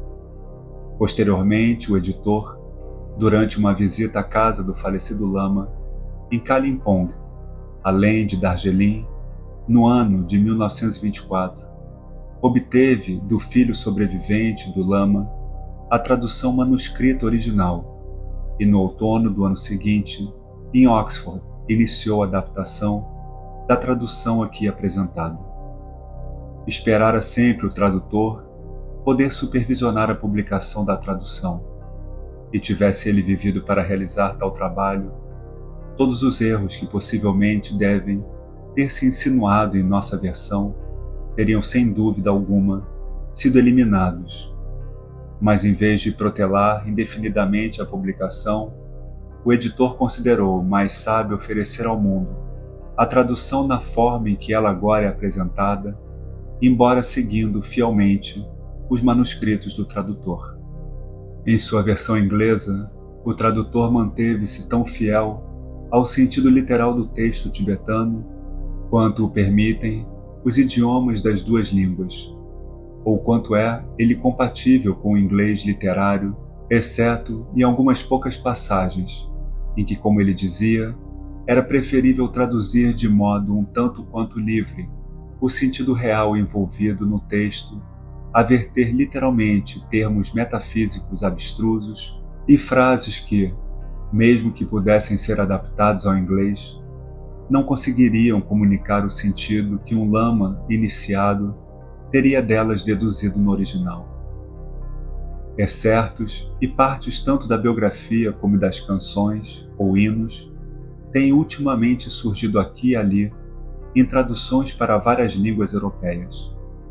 O governo da Índia publicou, por exemplo, em 1914, a primeira versão inglesa do Lamakansi Dawa Sandup, referente ao capítulo da biografia que relata a meditação solitária de Jetsun e que, de acordo com a nossa edição, é o capítulo 10, para ser utilizado em relação ao exame de proficiência superior em tibetano. Durante o verão de 1925, publicou-se em francês uma tradução abreviada da biografia feita por Jacques Bacot. Há uma versão mongólica da biografia e, provavelmente, outra em chinês. Nossa versão inglesa é a primeira tradução completa a ser publicada numa língua ocidental. Como afirmou o Sr. Bacot, em suas cartas a biografia consiste num dos textos tibetanos mais geralmente aceitos e mais ou menos estandardizados. Contudo, nas diferentes edições, de acordo com o mosteiro em que se fez a impressão, há diferenças menores quanto à ortografia. O colofão pode igualmente diferir de acordo com o escriba que preparou o texto para a publicação. O Sr. Bacot acrescenta que nos últimos 2 capítulos da versão inglesa do falecido Lama Dawa Sandup, cópias dos quais lhe foram enviadas pelo Major W. L. Campbell, a numeração das páginas do texto tibetano correspondente não combina com a daquele do qual ele fez a sua versão francesa. É evidente, portanto, que nossa versão e a dele se baseiam em edições tibetanas diferentes. O apêndice desta edição registra que Gampopa também escreveu uma biografia de Jetsun, da qual, contudo, não temos conhecimento. Não podemos igualmente determinar se há ou não mais do que uma versão atribuída a Rechung. Em sua própria valiosa introdução, o Sr. Bacot discutiu esses outros problemas técnicos análogos e, para maiores informações, enviamos o estudioso para o seu Milarepa. Visto que o interesse do editor é mais antropológico do que filológico, não procurou ele apresentar uma versão estandardizada, nem estaria ele apto a produzir, se tivesse todos os dados e os materiais necessários para tanto. Essa importante tarefa caberá aos eruditos do futuro, que, como se espera, darão ao texto tibetano uma cuidadosa versão científica, facilitando assim a eliminação em nossa versão das incorreções que podem ter sido nela introduzidas. 12. O lugar do Jetsun Kabun na literatura do Tibete. No próprio Tibete, o Jetsun Kabun detém o privilégio de ser reverenciado tanto pelas classes cultas e letradas, quanto pelo povo iletrado. Quanto a esse aspecto, o tradutor registrou o seguinte parecer erudito, num manuscrito que serviria como parte de uma introdução semelhante à nossa. Embora escrita há mais de 800 anos, ela é do começo ao fim vazada numa linguagem de estilo tão claro e simples que qualquer tibetano comum de hoje que saiba ler pode lê-la com facilidade e prazer. Quando acrescentamos a isso que ela narra a biografia de um homem que é encarado e reverenciado por todos os tibetanos, de todas as seitas e escolas, como o asceta, o yoga ideal, e que ele não é menos estimado como poeta e autor de canções que estão nos lábios de todo o povo, à semelhança das canções de Burns na Escócia. Descobrimos por que esta Vida de Milarepa é um dos livros mais famosos e prediletos do Tibete, pois ele é admirado tanto por aqueles que sabem como escrever livros, como por aqueles que só sabem lê-los quando escritos. Mas, nas modernas obras tibetanas, os autores parecem visar antes a deslumbrar e também a confundir o leitor por sua exibição de habilidade em modelar frases crípticas, mas ao mesmo tempo impecavelmente corretas quanto à gramática, no intuito de despertar o respeito e a admiração para seus ensinamentos, do que a narrar uma história clara, em palavras claras, que atingiria a mente do leitor de uma maneira mais simples e direta. Não obstante a simplicidade e a perfeita ausência de uma linguagem desnecessária e complicada, ela possui muitas belezas devidas à maneira pela qual é escrita, que podem ser, e o são, apreciadas por aqueles que compreendem essas coisas, mesmo que eles próprios não se sintam inclinados a imitar-lhe a simplicidade e a retidão. O que o autor diz em sua nota versificada ao fim desta obra não consiste numa vã basófia, mas na simples verdade. Esta biografia ou história foi embelezada do começo ao fim pela linguagem ornada. Possa ela ser uma dádiva de prazer para todos os eruditos e amantes da literatura. E uma dádiva de prazer ela é, no original. Sendo este livro ao mesmo tempo simples e semeado de belezas literárias, ela é no original talvez o melhor texto disponível que um estudioso estrangeiro do tibetano pode tomar com vistas a aprender e ampliar seu conhecimento da língua. Alexandre Soma de Koros, o grande erudito tibetano de origem húngara, que redigiu os primeiros dicionários e gramática tibetanos, Jaske e Sarat Chandra Das, todos tomaram este livro como uma das obras modelo do tibetano ao compilar seus dicionários. Mas ao mesmo tempo, o estudioso descobrirá também, para sua satisfação, que está fazendo a si mesmo um benefício de outra, igualmente excelente espécie, pois descobrirá que está se familiarizando com alguém que é aliado entre os grandes santos do Tibete, como Shri Krishna o é entre os da Índia, ou São Francisco de Assis, entre os da Europa. E talvez, à medida que prosseguir na leitura e no estudo, ele aprenda a amar e admirar Milarepa. É possível também que, ao acompanhar a vida do santo, ele possa fazer um julgamento mais benévolo da vida, da religião e dos costumes do Tibete, do que a leitura de livros escritos por estrangeiros sobre o nosso país possa tê-lo induzido a formar. De qualquer maneira, é algo dessa espécie o que eu, o presente tradutor, tive em mente ao fazer esta tradução. Quis mostrar aos cultos olhos ocidentais um de nossos grandes mestres, tal como ele realmente viveu, numa biografia sua, muito da qual é expresso pelas palavras de sua própria boca, e o restante pelas palavras de seu discípulo Rechung, que o conheceu em carne e osso. 13. Milarepa, um dos heróis da humanidade. A despeito das inúmeras diferenças sectárias entre as numerosas seitas do budismo tibetano, todos os tibetanos são unânimes em conceder a Jetsun Milarepa a máxima reverência e estima. Eles o consideram como o verdadeiro protótipo de tudo o que um grande santo deveria ser. Neste sentido, pode-se dizer que Milarepa não pertence a nenhuma seita ou escola. Milarepa, o Sócrates da Ásia, não atribuía nenhum valor ao intelectualismo, às recompensas e aos prazeres do mundo. Sua busca suprema visava a descoberta pessoal da verdade, que, tal como nos ensina, só pode ser alcançada por meio da introspecção e da autoanálise, pesando-se os valores da vida na escala da mente iluminada, da mente Bodhi. Nele, os ensinamentos de todos os grandes yogis da Índia, incluindo o maior de todos os conhecidos da história, Gautama, o Buda, quando testados pela experiência científica, não falharam.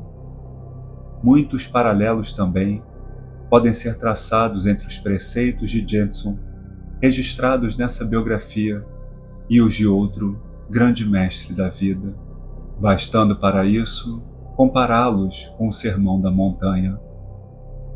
Como membro da raça mongólica, Milarepa, como Confúcio, é apenas mais um exemplo do fato de que o gênio não reconhece barreiras de raça, nacionalidade ou credo, sendo tão universalmente humano quanto a própria humanidade. Possa este livro ajudar a difundir a compreensão desta lei natural da fraternidade universal. Possa ele constituir um humilde memorial a seu grande herói, e possa ele chegar às gerações ainda por nascer como um legado daquele que tornou possível sua transmissão às raças europeias, o seu erudito e douto tradutor, o falecido lama Kazidawa Sandup. O tranquilo, tranquilo no corpo, na palavra e na mente, homem de Cantes, aquele que domina perfeitamente todos os sentidos, que pôs de lado todos os desejos deste mundo, esse é chamado de o tranquilo. O mendicante, pleno de suprema alegria e júbilo, firme no ensinamento do desperto, alcança as bem-aventuranças onde todas as condições cessam, alcança o estado de paz. O Buda de Dhammapada. Tradução de F. L. Woodward. Introdução do tibetano por Rechung, discípulo de Milarepa. Homenagem ao Guru. Desejo narrar aqui a história de um grande yogi que viveu neste elevado planalto coberto de neve do Tibete.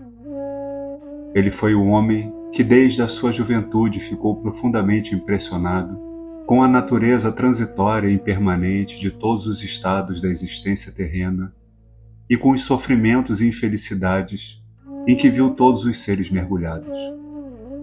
A vida lhe parecia uma imensa fornalha onde todas as criaturas estavam torrando. Tal fato encheu-lhe o coração de uma dor tão pungente que ele foi incapaz de sentir qualquer inveja, mesmo da felicidade celestial desfrutada por Brahma e Indra nos respectivos céus, e muito menos dos prazeres e gozos terrenos concedidos por uma vida de eminência mundana.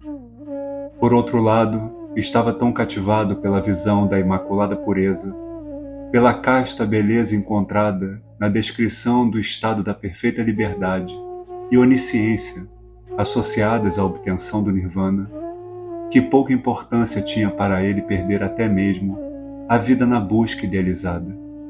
Dotado como era de uma fé sólida e completa, de um intelecto sagaz e de um coração transbordante de amor e simpatia universais.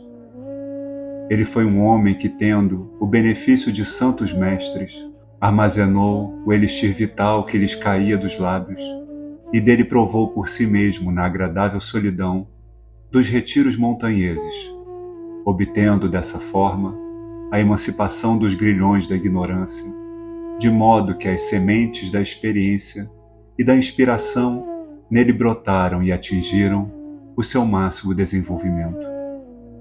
Ele foi um homem que, tendo rejeitado tudo que diz respeito às esperanças, ao ócio, ao nome e à fama mundanos, devotou-se resolutamente ao objetivo único de elevar a bandeira do desenvolvimento espiritual a tal altura que ela pudesse servir aos futuros seguidores do caminho como guia, como um sinal que os salvasse dos mundanismos e dos retardamentos e os compelisse para o caminho ascendente. Ele foi um homem que, favorecido pelos deuses e pelos anjos, triunfou sobre as dificuldades do caminho, obtendo a preeminência transcendente nas verdades espirituais, e tal profundidade de conhecimento e experiência nesse aspecto que a devoção religiosa se tornou uma segunda natureza para ele. Ele foi um homem que, graças à sua profunda veneração pelos gurus lineares, e a sua sincera crença neles, obteve graça e apoio espiritual da parte deles e a indicação para ser o seu sucessor espiritual na promulgação das verdades espirituais, manifestando dessa forma poderes e sinais sobre-humanos de incomparável natureza e inequívoco significado. Ele foi um homem que, graças à força da grandeza de seu amor e compaixão fervorosos, sinceros e altruístas, era dotado do poder e do dom de inspirar até mesmo aos zombadores e descrentes iníquos, mundanos, empedernidos pelo pecado e céticos, uma emoção involuntária da fé que comove a alma, fazendo com que cada pelo de seus corpos se levantassem num êxtase arrepiante, e as lágrimas corressem copiosamente de seus olhos, semeando desse modo a semente da redenção e da iluminação futura, e fazendo-a germinar em seus corações apenas pela pronúncia de seu nome e pelo relato de sua história. Ele era, portanto, capaz de regenerá-los, redimi-los e protegê-los das dores e do terror desta existência terrena inferior. Ele foi um homem que, tendo dominado as ciências místicas e ocultas, ouviu das Dakines os 4 estados beatíficos da comunhão estática, promovendo assim o seu crescimento espiritual. Ele foi um homem que se desembaraçou da sombra dupla, da ilusão e do karma, e se elevou no espaço espiritual até atingir o objetivo em que todas as doutrinas se fundem na compensação. Ele foi um homem que, tendo atingido a onisciência, a benevolência universal e o amor intenso, juntamente com a aquisição de poderes e virtudes transcendentais, tornou-se um Buda autodesenvolvido que se elevou acima das opiniões e dos argumentos conflitantes das várias seitas e credos, como a joia mais elevada que adorna a bandeira da vitória. Ele foi um homem que, tendo adotado o caminho sem par do Vajra, se entregou a diligente esforço e atingiu as alturas superiores da experiência e do conhecimento espirituais. Ele foi um homem cuja fama de extraordinário mérito, reverenciada por deuses e anjos, preencheu todas as 10 divisões do universo, com a ondulação da bandeira da fama e com os tons reverberantes da melodia do louvor.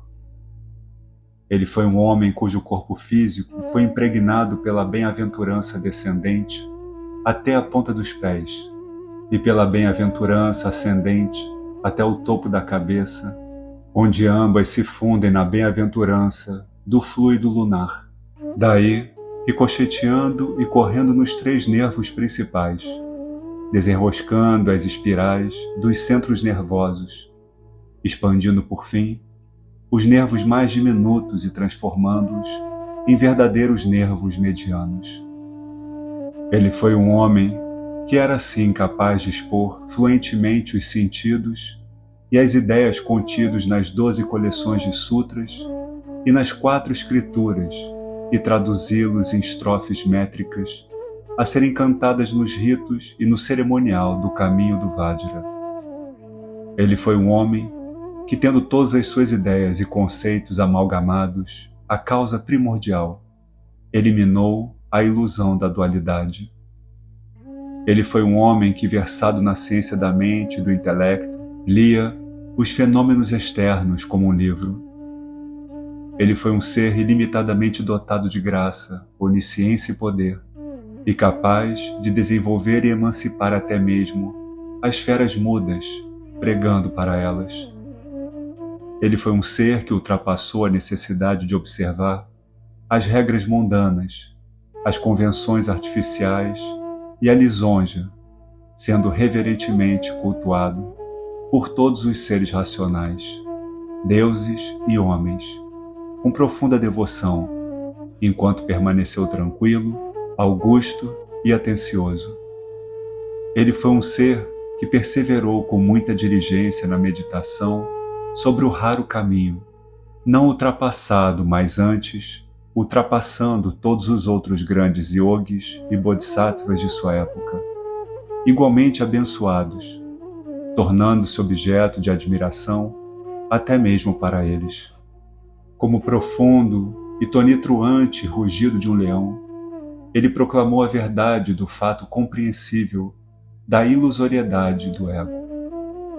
Na plena certeza de sua compreensão, aterrorizando e subjugando os seres e as criaturas de caráter maligno e egoísta, e deleitou-se em liberdade na esfera ilimitada e sem centro dos céus, como um leão selvagem que ruge livremente nas montanhas.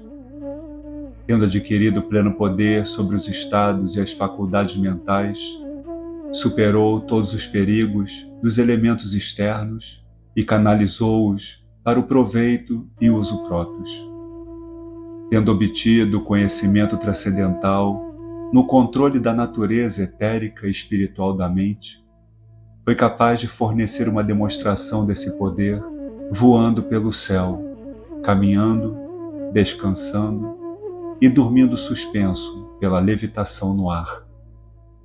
Do mesmo modo, ele era capaz de produzir de seu corpo chamas de fogo e jorros de água, e de transformar à vontade seu corpo em qualquer objeto desejado, convencendo dessa maneira os descrentes e conduzindo-os para ocupações religiosas. Ele foi um ser perfeito na prática dos 4 estágios da meditação e, portanto, capaz de projetar seu corpo sutil de modo a estar tão presente como yogi diretor em todos os 24 lugares santos, nos quais os deuses e os anjos se reúnem como nuvens para a comunhão espiritual. Sendo destemido no conhecimento da natureza indestrutível da mente, foi capaz de dominar os deuses e os elementais das 8 diferentes espécies e de fazê-los obedecer instantaneamente ao seu comando, no cumprimento das 4 classes de deveres. Ele foi um arquiteto mestre, versado na exposição da ciência do claro vazio da mente, em que todas as formas e substâncias têm sua causa e origem. Ele foi um médico habilíssimo, muito experiente na arte de curar as moléstias crônicas da mente não iluminada através da aplicação do remédio das 5 sabedorias divinas. Ele foi um intérprete consumado dos bons e maus significados dos sons que são inerentes a todos os elementos externos e internos, e sabia fazê-los transformar-se em espaço audível. Ele foi um matemático de bases sólidas que harmonizou sua própria condição mental com o nível imutável do não-ego, pois conhecia claramente todos os segredos ocultos e os recessos mais profundos das mentes alheias. Ele foi um erudito professor de ciência da mente, tendo provado que, acima de qualquer dúvida, a mente é o início e o fim de todos os fenômenos visíveis, tanto materiais como espirituais, e que seus raios, dotados do poder de brilhar sem obstruções, se desenvolvem, como ele sabia, na tríplice manifestação do ser divino, universal, por obra de seu próprio poder, inerente e livre. Ele foi um adepto perfeito do conhecimento e dos poderes sobrenaturais, sendo capaz de atravessar e visitar todos os inúmeros paraísos e céus dos Budas sagrados, onde, por virtude de seus atos redentores, de insuperável devoção, os Budas e os Bodhisattvas que aí presidem o favoreceram com um discurso sobre o Dharma e, por sua vez, o ouviram de modo que ele santificou os próprios mundos celestes com as suas visitas e estadas, aparecendo às criaturas dos 6 lokas em formas e aspectos adequados e especialmente adaptados em várias ocasiões, de acordo com seus méritos kármicos. Ele lhes ensinou verdades espirituais com adequação à capacidade intelectual e à disposição de ânimo de seus ouvintes, envolvendo essas verdades em parábolas e metáforas que estavam em perfeita consonância com a sabedoria dos vitoriosos, proporcionando-lhes a emancipação por meio de seus ensinamentos. Em suma, ele foi um ser que no espaço de uma única existência obteve a quádrupla personalidade e as 5 perfeições que constituem o estado onipresente do grande Vajradhara. Ele foi um homem cuja graça e misericórdia contínuas foram espargidas sobre as multidões incontáveis de seres sencientes, para cujo bem continuou a pôr a roda sem parar da verdade em movimento, redimindo-os assim da angústia e do desgosto indizíveis do Sansara. Ele foi um homem que alcançou os que habitam a cidade da grande emancipação, onde todos vivem em indescritível beatitude, obtendo e desenvolvendo ao mesmo tempo o quádruplo princípio da imortalidade. Esse foi o grande ser que brilhou mais do que todos os grandes seres, de nome glorioso, Jetsun Mila Zadpadorje, resplandecendo como o sol e a lua, juntos o brilho de seus feitos e o esplendor de seu nome. Embora o valor intrínseco dos favores que prestou àqueles com quem encontrou não possa ser descrito ou limitado, tentei, não obstante, apresentar um breve elogio de seus vários feitos. A história ou biografia será dividida em 2 partes. A primeira, que trata de sua vida mundana, e a segunda, que trata de sua vida religiosa, desde o início até o tempo em que ele atingiu o Nirvana. No começo tentarei relatar alguns detalhes referentes ao sobrenome Mila e sua origem, aos seus ancestrais e às circunstâncias de seu nascimento. Relatarei em seguida a perda de seu pai durante a infância, perda que transformou seus parentes em inimigos que roubaram todo o patrimônio dos órfãos e da viúva, mergulhando-os em grande dor e que serviu para imprimir indelevelmente a verdade da existência da dor no coração de Milarepa. Narrarei a seguir seus estudos na arte negra, que lhe permitiu matar seus inimigos conforme as ordens de sua mãe. Desses 3 pontos narrarei agora, com alguma extensão, o primeiro, a saber, os detalhes concernentes ao seu nascimento e à sua linhagem. Parte 1. O caminho das trevas. Narrativa dos sonhos de Rechung que levaram à redação desta biografia e da linhagem e nascimento de Milarepa. Capítulo 1. Linhagem e nascimento. Outrora, assim ouvi, o grande yogi, a gema dos yogis, da escola Vajrayana, Anuttara. Jetsun Mila Zadpadorje viveu durante muito tempo na caverna semelhante a um estômago de Nyanam, hoje um lugar muito sagrado de peregrinação.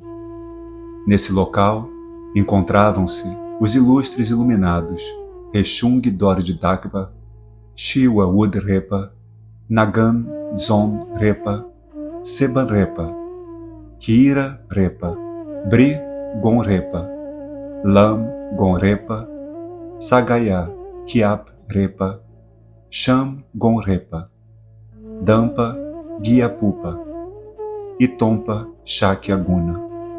Esses foram seus discípulos da ordem superior, todos profundamente experientes na yoga e possuidores de tranquilidade mental.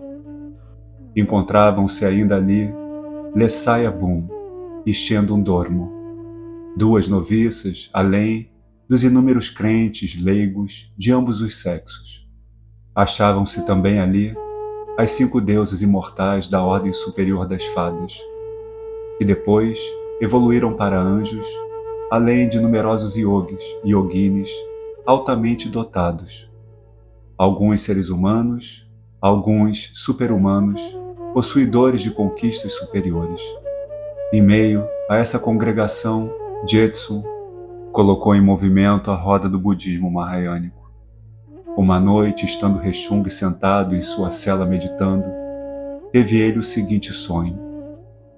Eu caminhava por uma terra que dizia ser a terra ocidental de Urgyen, habitada por anjos de ambos os sexos. O país era delicadamente belo e agradável, e as casas e palácios eram feitos de ouro, prata e pedras preciosas. Ao passar pela capital desse país, percebi que seus habitantes trajavam vestes de seda e estavam adornados com grinaldas de joias e metais preciosos e ornamentos de osso, e que todos eram muito belos.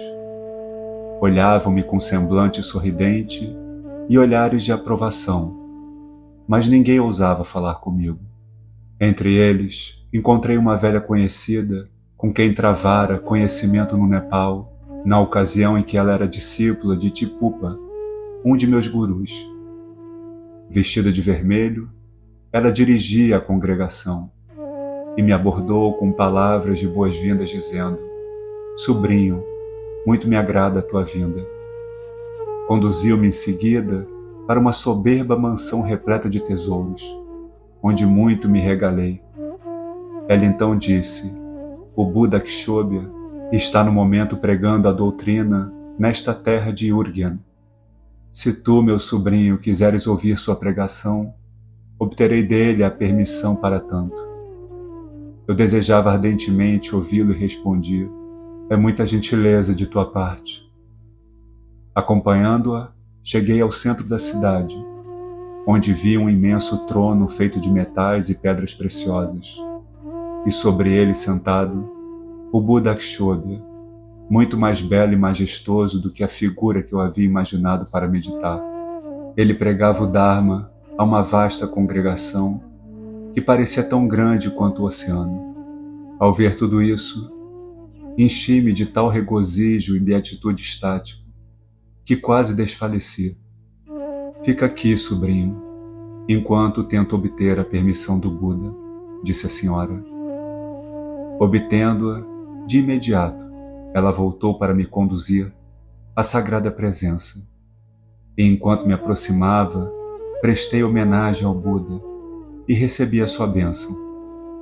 Sentei-me então para ouvir o sermão religioso e por um instante o abençoado me olhou com um semblante sorridente, benigno e um olhar de infinito amor.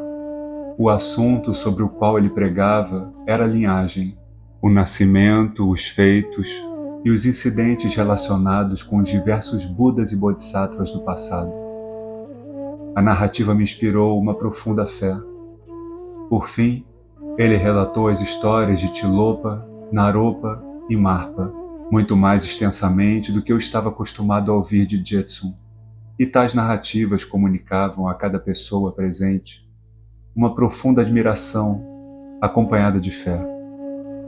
Ao concluir seu discurso, ele disse que queria narrar a história de Jetsun Milarepa, a qual ultrapassaria em prodígio a de qualquer um dos seres acima mencionados, e convidou-nos a todos para ouvi-la. Alguns dos presentes disseram que nada poderia ser mais maravilhoso do que já ouvíramos, e que se algo pudesse mesmo ultrapassar esses prodígios, deveria ser de fato algo assombroso. Outros disseram: as histórias que acabamos de ouvir são de pessoas que aniquilaram suas más ações e adquiriram mérito durante várias existências anteriores. Mas Milarepa foi alguém que adquiriu mérito e alcançou uma iluminação não inferior à de qualquer um desses em apenas uma existência. Outros disseram ainda: se essa história for tão interessante, será realmente um pecado da nossa parte como discípulos se não aproveitarmos a oportunidade de ouvi-la, desistindo de pregar o que poderia ser narrado em benefício de todos os seres. Deveríamos fazer tudo para ouvi-la. Alguém perguntou: onde está Milarepa agora? Outro respondeu: ele está em Ogmin ou em Gongá. Eu, Rechung, pensei, ora, Milarepa vive agora no Tibete, mas essas pessoas parecem estar sugerindo que eu deveria pedir ao próprio Milarepa para contar a história de sua vida. Pois é isso mesmo que farei. Nisso, a senhora segurou minha mão e, apertando-a gentilmente, disse: Sobrinho, compreendeste? Então eu, Rechung, despertei e descobri que já era dia. Nesta manhã, minha mente estava muito clara e minhas devoções foram cordiais e sinceras. Relembrando o sonho e refletindo sobre ele, pensei que era muito auspicioso sonhar de ter estado na terra de Urgyen e ter ouvido a pregação do Buda Kshobhya, e que eu tinha boas razões para me congratular por ter encontrado Jetsun Milarepa na vida real. Meu atual privilégio de ouvir a pregação do Buda, embora apenas em sonhos, devia-se, segundo pensei, a uma graça de Jetsun. Reprovei minha falta de verdadeira fé e de percepção espiritual quando, ao lembrar os pensamentos que havia tido, ouvi as pessoas dizerem que Jetsun poderia estar em Ogmin ou em Gongá. Compreendi que foram os sentimentos irreverentes de familiaridade com meu guru que me haviam feito considerá-lo apenas um ser humano. Ao pensar que ele estava no Tibete, que estúpida e insensível pessoa eu era. Não sabia eu que Jetsun havia obtido a perfeita iluminação, que era de fato um Buda e que era capaz de reproduzir sua forma em números inconcebíveis.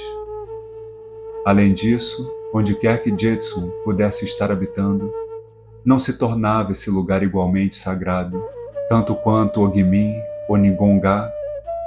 Tomei meu sonho com a senhora e com a multidão que ouvia a pregação como uma injunção divina para escrever uma biografia de Jetsun, e decidi resolutamente conseguir que o próprio Jetsun me relatasse todos os passos de sua vida. Nessa disposição de espírito, enchi-me de um sentimento de profunda e exaltada fé verdadeira em meu guru, a qual dei expressão em fervorosas preces. Minha mente ficou então tranquila por algum tempo. Em seguida, adormeci profundamente e tive outro sonho, embora este não tenha sido tão vívido quanto o primeiro. Nele, existiam 5 belas donzelas, respectivamente branca, azul, amarela, vermelha e verde, da terra de Urgyen, que vieram juntas à minha presença, e uma delas disse o seguinte: amanhã será narrada a história da vida de Milarepa. Deixa-nos ouvi-la. Depois do que? Outra perguntou. Quem vai pedir-lhe para narrá-la? Uma terceira respondeu: os discípulos principais de Jetsun é que lhe vão pedir. Enquanto isso, todos me lançavam olhares de soslaio e sorriam. Disse uma delas: este será um sermão tão excelente que todas teremos o prazer de ouvir. Não deveríamos juntar também as nossas preces para que isso ocorra? Respondeu outra: cabe aos discípulos pedirem pela dádiva, e será nosso encargo e o prazer de difundir e proteger a fé.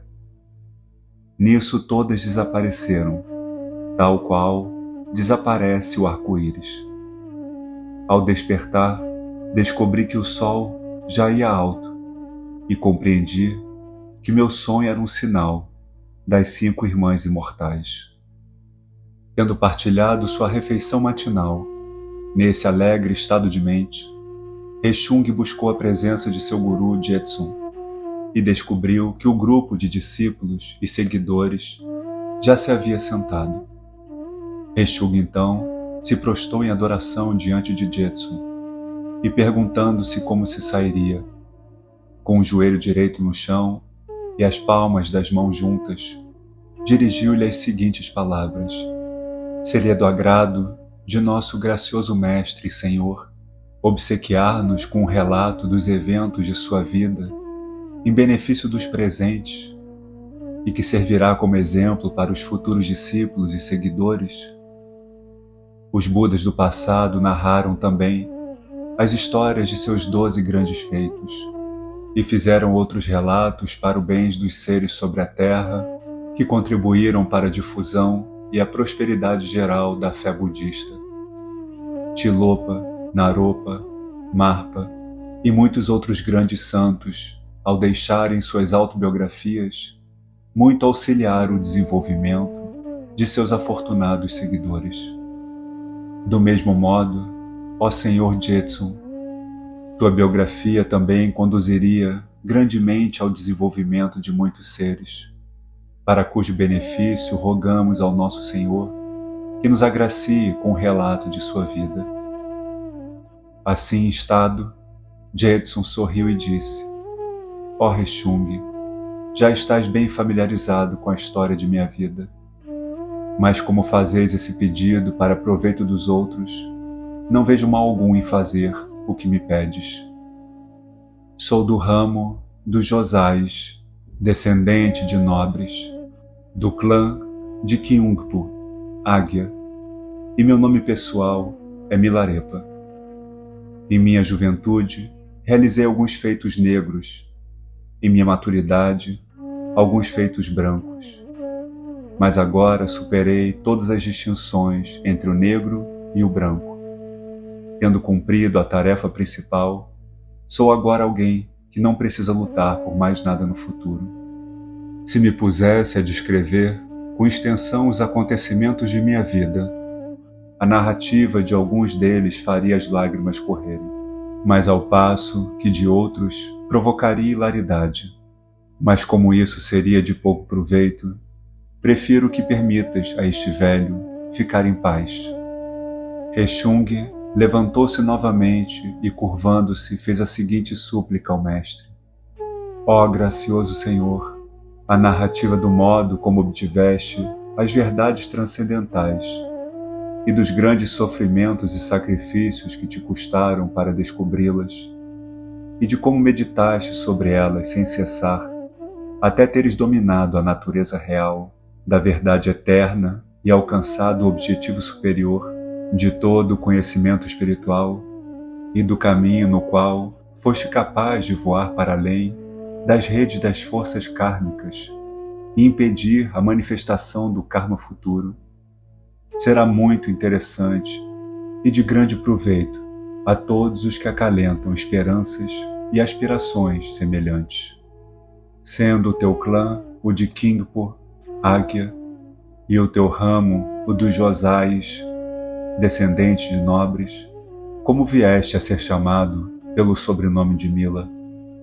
Além disso, como chegaste a realizar feitos negros em tua juventude e o que te levou a realizar feitos brancos durante o período em que, segundo disseste, há vários acidentes que despertarão o riso e alguns tão penosos que farão correr as lágrimas. O conhecimento de todas estas coisas será de inestimável valor para gerações futuras. Portanto, por compaixão de mim e destes meus colegas, anima-te, ó Senhor, a pôr de lado tua aversão e condescende a tudo nos narrar em detalhes. Peço a todos os meus amigos e irmãos de fé que se juntem a este meu apelo. Imediatamente, todos os presentes se ergueram e, prostrando-se várias vezes, disseram: juntamos também nossas súplicas, as do reverendo Rechung, e te pedimos, ó Senhor, que ponhas a roda do Dharma em movimento. Disse então Jetsun: bem, se todos o desejam, vou satisfazer-vos, porquanto nada há em minha vida que precise ser ocultado. No que diz respeito ao meu clã e ao meu ramo, posso acrescentar que na parte norte do país, chamada de Uru, havia uma grande tribo de nômades que possuía gado e carneiros. Dentre eles havia um, pertencente ao clã da Águia, que, tendo se devotado ao estudo religioso, tornou-se um lama da seita Nyingmapa, a qual seu pai também pertencera. Esse pai era um Josai, um filho de nobre. O jovem veio de Uru em peregrinação juntamente com alguns outros companheiros. Ele havia desenvolvido certos poderes sobrenaturais, tendo se tornado adepto da invocação de certas divindades tutelares e alcançado grande habilidade na magia. Após sua chegada à província de Tsang, num lugar chamado Chungwot, seus poderes mágicos de curar as enfermidades e de exorcizar as pessoas obsedadas por demônios foram muito requisitados, de modo que muito grande se tornou sua fama. Nesse lugar, onde passou vários anos, ele ficou conhecido pelo nome Kyungpo Josai, filho nobre do clã da Águia. E toda vez que alguém estava enfermo ou perturbado por um mau espírito, sua presença era imediatamente requisitada. Mas havia uma família nesse lugar que não acreditava nele. Certa ocasião, aconteceu que essa família veio a ser atormentada por um terrível mau espírito, que jamais ousara se aproximar de Kyungpo Josai, mas que não podia ser exorcizado por ninguém. Embora a família aflita recorresse a outros lamas e estes tentassem os seus exorcismos, o demônio replicava ironicamente as tentativas de expulsá-lo, e zombando da família, torturava-os e tiranizava-os cada vez mais, até que eles cessaram seus esforços, que se tinham mostrado todos ineficazes. Por fim, alguns parentes dessa descrente família aconselharam-na a chamar Kyungpo Josai, citando o provérbio: usa a gordura de um cão se só ela cura a ferida.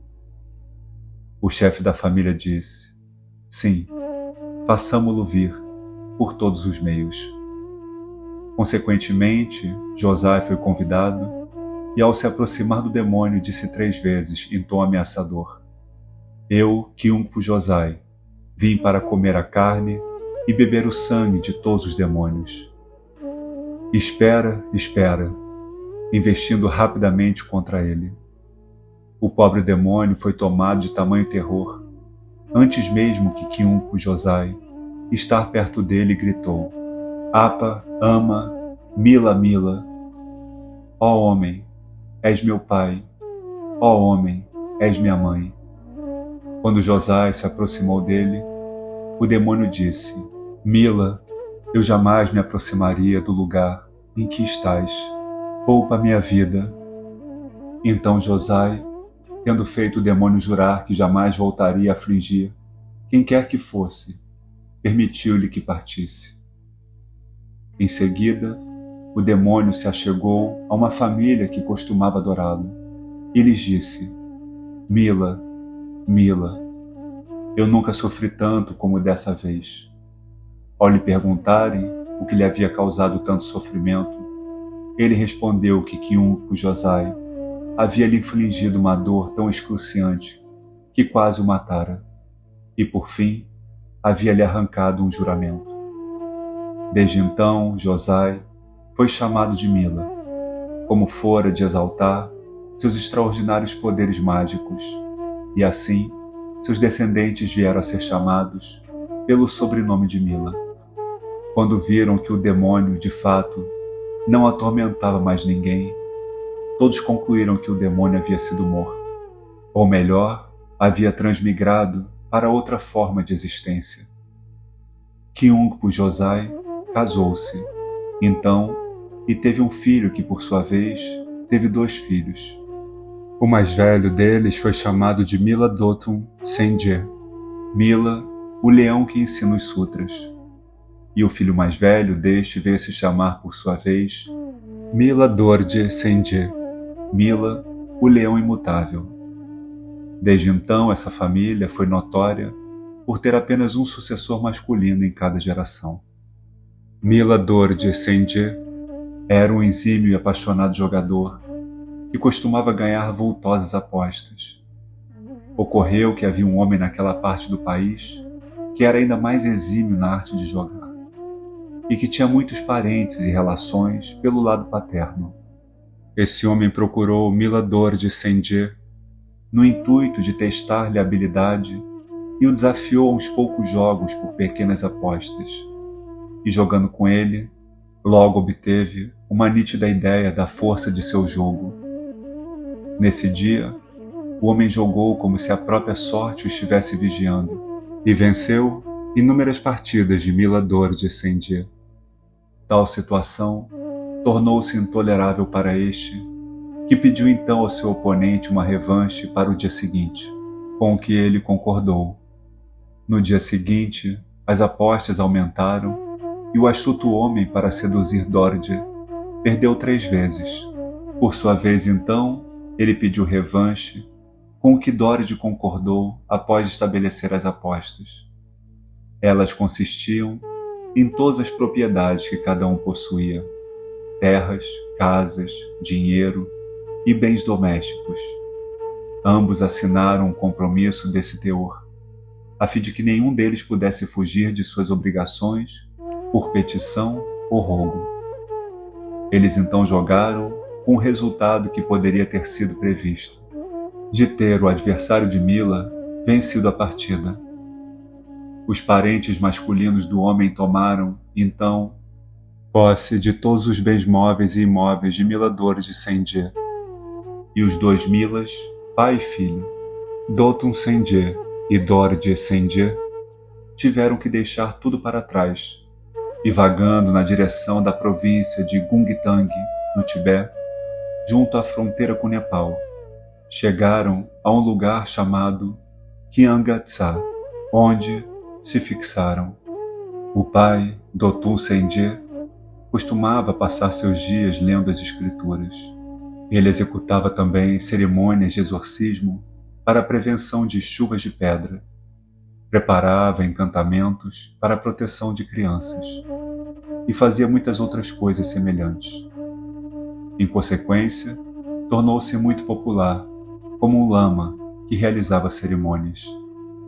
Entre mentes, seu filho Dordje Sendir se pôs a caminho com os olhos no algodão do sul durante o inverno, alcançando as pastagens do norte no verão. Ele também viajava constantemente de Mangyul a Gungtang em jornadas mais curtas. Dessa maneira, pai e filho acumularam muitas riquezas. Por essa ocasião, Dordje Sendir travou conhecimento com a filha favorita de uma das famílias do lugar. Apaixonaram-se e, unidos pelo matrimônio, tiveram um filho, que recebeu o nome de Mila Sherab Gyaltsen.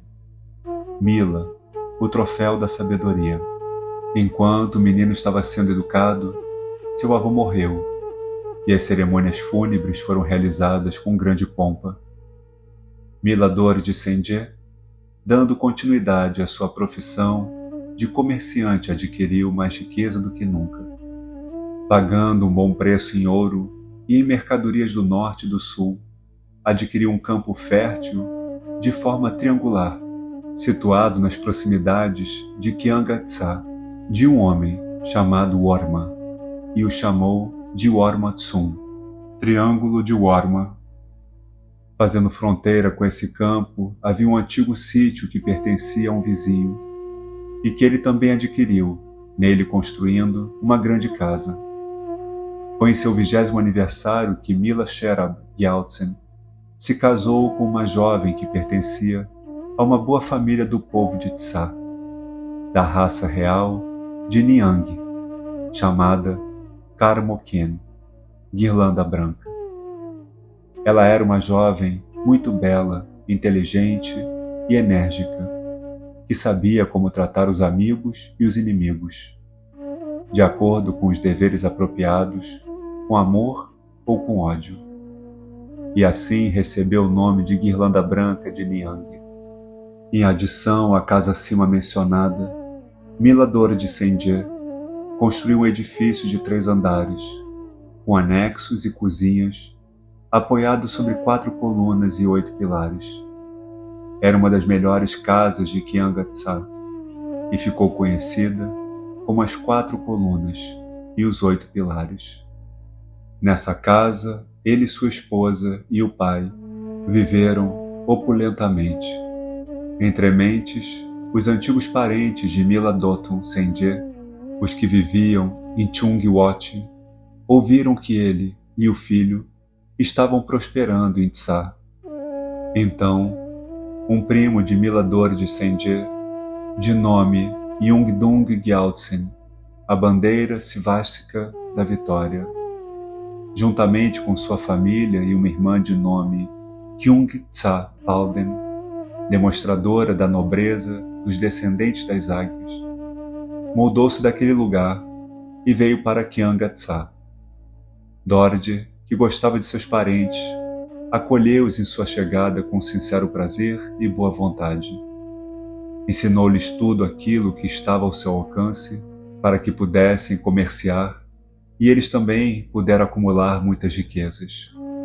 Por essa ocasião, a guirlanda branca de Niang viu-se grávida durante uma estação em que Mila Sherab Gyaltsen estava viajando a negócios pelas montanhas Taxi ao norte, com uma grande variedade de mercadorias do sul, no curso da qual ele se atrasou consideravelmente. Foi no ano do dragão da água masculino, 1052 d.C., no primeiro mês de outono, e no 25º dia, sob uma estrela propícia que eu nasci, e nem bem minha mãe me havia dado à luz, por um mensageiro foi enviada a meu pai uma carta que dizia: o serviço do outono está se aproximando, e eu dei à luz a um filho. Vem o mais rápido que puderes para dar nome à criança e para executar a cerimônia do batismo. O mensageiro que levava a carta comunicou-lhe as novas verbalmente. Meu pai ficou muito feliz e disse: muito bem, meu filho já recebeu seu nome. Minha raça só produz um único sucessor masculino. E estou feliz por ter recebido a notícia de que a criança é um menino. Chama-o Topaga, agradável de ouvir. Como meus negócios já terminaram, posso voltar para casa imediatamente. Assim dizendo, retornou ao lar e meu nome foi fixado como Topaga, realizando a cerimônia do batismo com grande pompa e ostentação. Durante minha infância fui educado com grande desvelo. Com o correr do tempo, ganhei uma bela voz e as pessoas que a ouviam ficavam tão encantadas que costumavam dizer que me haviam chamado apropriadamente de agradável de ouvir. Quando eu tinha por volta de 4 anos, minha mãe deu à luz uma menina, que veio a se chamar Gonmakiit, protetora afortunada. Embora também a chamássemos pelo carinhoso apelido de Peta, motivo pela qual ela ficou conhecida como Peta Gonkiit. Lembro-me ainda hoje de que ambos, Peta e eu, costumávamos ter os cabelos trançados com ouro e turquesa. Éramos muito poderosos, pois estávamos ligados por casamentos com as famílias mais ricas da região, e estávamos na posição de considerar as pessoas pobres que estavam sob a nossa influência quase que como nossos inquilinos ou vassalos, tanto que os nativos do lugar costumavam dizer em voz baixa: não existe em nenhuma parte colonos intrépidos mais industriosos e ricos do que essas pessoas. Olha para o exterior da casa, olha para a mobília e a riqueza de seu interior, e os ornamentos para ambos os sexos. Eles são dignos de admiração de todos os pontos de vista. Ao tempo em que éramos assim, objeto da inveja de todos, meu pai, Mila Sherab Gyaltsen, morreu, e as cerimônias relacionadas com seu funeral foram executadas com grande magnificência.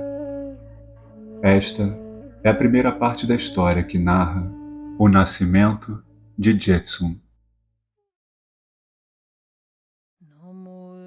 Capítulo 2 – O gosto da dor. Narrativa da morte e da última vontade do pai de Milarepa, da apropriação indébita da herança pelo tio e tia paternos, e das consequentes aflições que Milarepa, sua mãe e sua irmã tiveram de suportar. Disse então Rechung: ó mestre, conta os detalhes de teus sofrimentos e das desgraças que seguiram a morte de teu pai. Jetsun prosseguiu: quando eu estava com a idade de 7 anos, meu pai, Mila Sherab Gyaltsen, contraiu gravíssima enfermidade. Os médicos e lamas que o atenderam não lhe deram esperança alguma de cura, prevendo para breve o seu fim. Todos os seus parentes estavam cônscios de seu estado, e o próprio paciente perdera a esperança de viver, resignando-se com a própria morte. Meu tio e minha tia, e outros parentes e amigos, e todos os vizinhos se reuniram, e na presença de todos, meu pai deu a conhecer suas últimas vontades, confiando a proteção de sua viúva e dos órfãos a meus tios, assim como o controle de todo o seu patrimônio. Por fim, redigiu um testamento que foi lido, assinado e selado na presença de todos. Disse ele então as seguintes palavras: sei muito bem que não sobreviverei a esta enfermidade. Como meu filho ainda é uma criança, eu confio a proteção de todos os meus parentes, especialmente a seus tios.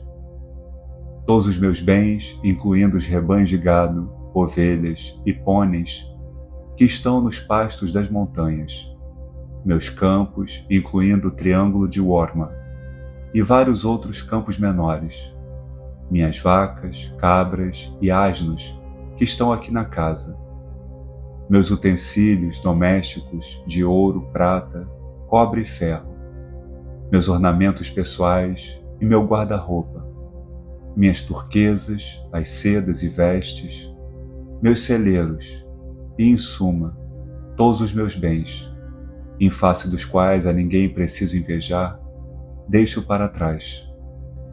Que uma parte de tudo isso seja gasta em minhas cerimônias fúnebres.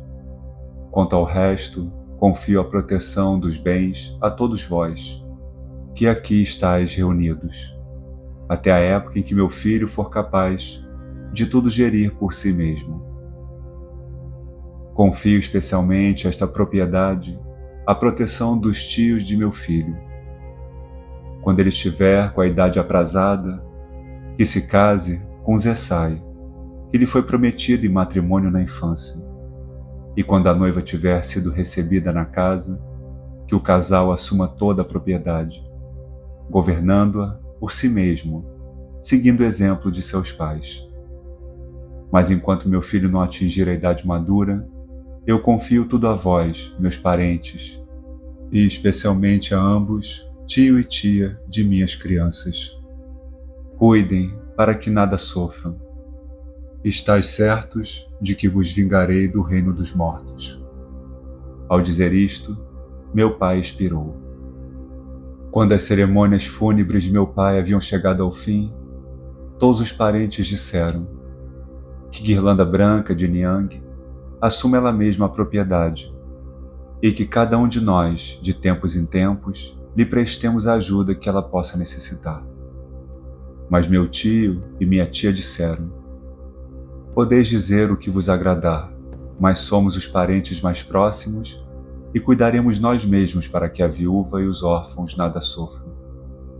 Quanto à propriedade, nós cuidaremos dela, e a despeito de tudo que meu tio materno e o pai de Zessai pudessem dizer, a propriedade pessoal de meu pai foi dividida entre meu tio e minha tia da seguinte forma: meu tio apoderou-se dos ornamentos e das roupas masculinas, ao passo que minha tia se apropriou de todos os pertences femininos. O resto da propriedade foi dividido igualmente entre eles, e fomos obrigados a viver alternadamente com cada um deles. Ficamos dessa forma privados de todos os nossos direitos sobre a propriedade. E não apenas isso, mas fomos forçados a trabalhar no verão como camponeses para meu tio e no inverno como fiandeiros e cardadores de algodão para minha tia. A comida que nos davam era tão ordinária que só os cães podiam apreciá-la. Nossas roupas eram farrapos miseráveis que prendíamos ao corpo com uma corda por cinto. Obrigados a trabalhar, sem descanso, nossas mãos e pés ficaram cobertos de gretas e bolhas. A insuficiência de alimentos, aliada à sua má qualidade, tornou-nos miseravelmente emaciados e pálidos. Nossos cabelos, outrora adornados com ouro e turquesas, tornaram-se duros e grossos, infestados de piolhos. As pessoas de bom coração, que nos haviam conhecido nos nossos dias de prosperidade, não conseguiam conter as lágrimas à nossa passagem. Conversas sussurradas sobre a infame conduta de meus tios corriam por toda a vizinhança, mas eles não lhes davam atenção. Minha mãe, minha irmã e eu mesmo fomos reduzidos a tal estado de miséria que minha mãe costumava assim se expressar a respeito de minha tia. Ela não é Kyung-tsa-Palden, demonstradora da nobreza dos descendentes das águias, mas uma Dumo Takden, um demônio feminino que exibe a natureza de um tigre. E assim minha tia ficou conhecida pela alcunha de tigre-demônio. Minha mãe costumava também dizer que o provérbio "confia a posse aos outros e transforma-te no cão que guarda a porta" provara ser verdadeiro em nosso caso. Veja, dizia ela, quando teu pai, Mila Sherab Gyaltsen, era vivo, todos observavam nossas faces para ver se sorríamos ou se franzíamos as sobrancelhas. Mas agora que os usurpadores agem como reis, todos observam os sorrisos e as carrancas de nossos tios. Minha mãe também ouvia os cumprimentos que as pessoas sussurravam: rico esposo, hábil esposa, algodão macio, manta fina. Qual verdadeiro é esse ditado nessa situação? Vejam o que acontece quando um homem perspicaz não está mais à testa dos negócios. Antigamente, quando seu esposo era vivo, Guirlanda Branca de Niang costumava ser chamada de dona de casa modelo por causa de sua energia e habilidade. Sua mão tinha o nome de nutritiva, mas agora sua energia e habilidade foram postas à prova e sua fraqueza se revelou. Assim, quanto mais sofríamos, mais desagradáveis eram as coisas que diziam a nosso respeito, e as pessoas comuns, anteriormente inferiores a nós, não perdiam a oportunidade de nos execrar pelas costas. Os pais de Zessai costumavam fornecer-me uma peça de roupa ou um par de sapatos de tempos em tempos. Eles me diziam, enquanto os homens não se transformam na propriedade, a propriedade não é estável. Ela é como o orvalho nas folhas da relva. Portanto, não deves lamentar em demasia a perda de tuas riquezas. Teus pais e teus ancestrais conquistaram essas riquezas por seu próprio esforço e perseverança. Eles não foram sempre ricos e só recentemente acumularam muitas riquezas. E tempo virá e que tu também serás rico. Era assim que eles costumavam me consolar.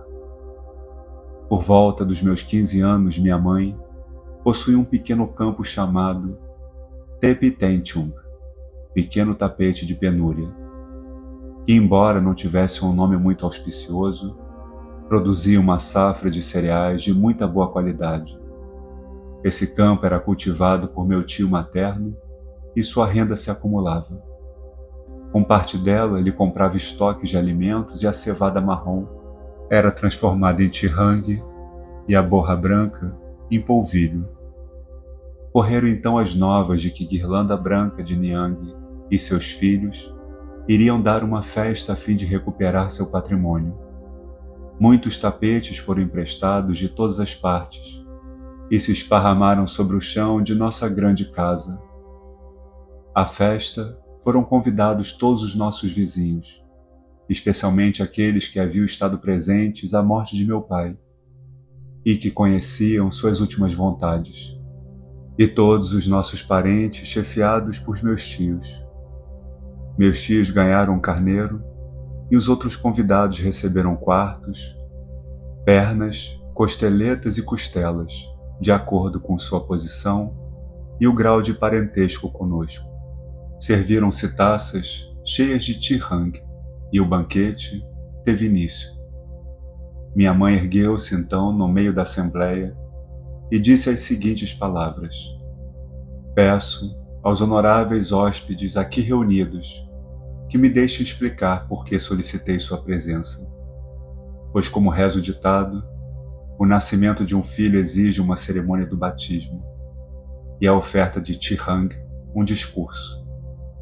Tenho umas poucas palavras a dizer a respeito das últimas vontades de meu falecido esposo, Mila Cherab Gyaltsen, o pai dessas crianças. Um assunto que todos vós, anciãos deste lugar, chefiados pelos tios, conheceis. Ouvi então, por favor, o testamento que aqui vai ser lido. Meu tio materno pôs-se então a ler em voz alta o testamento.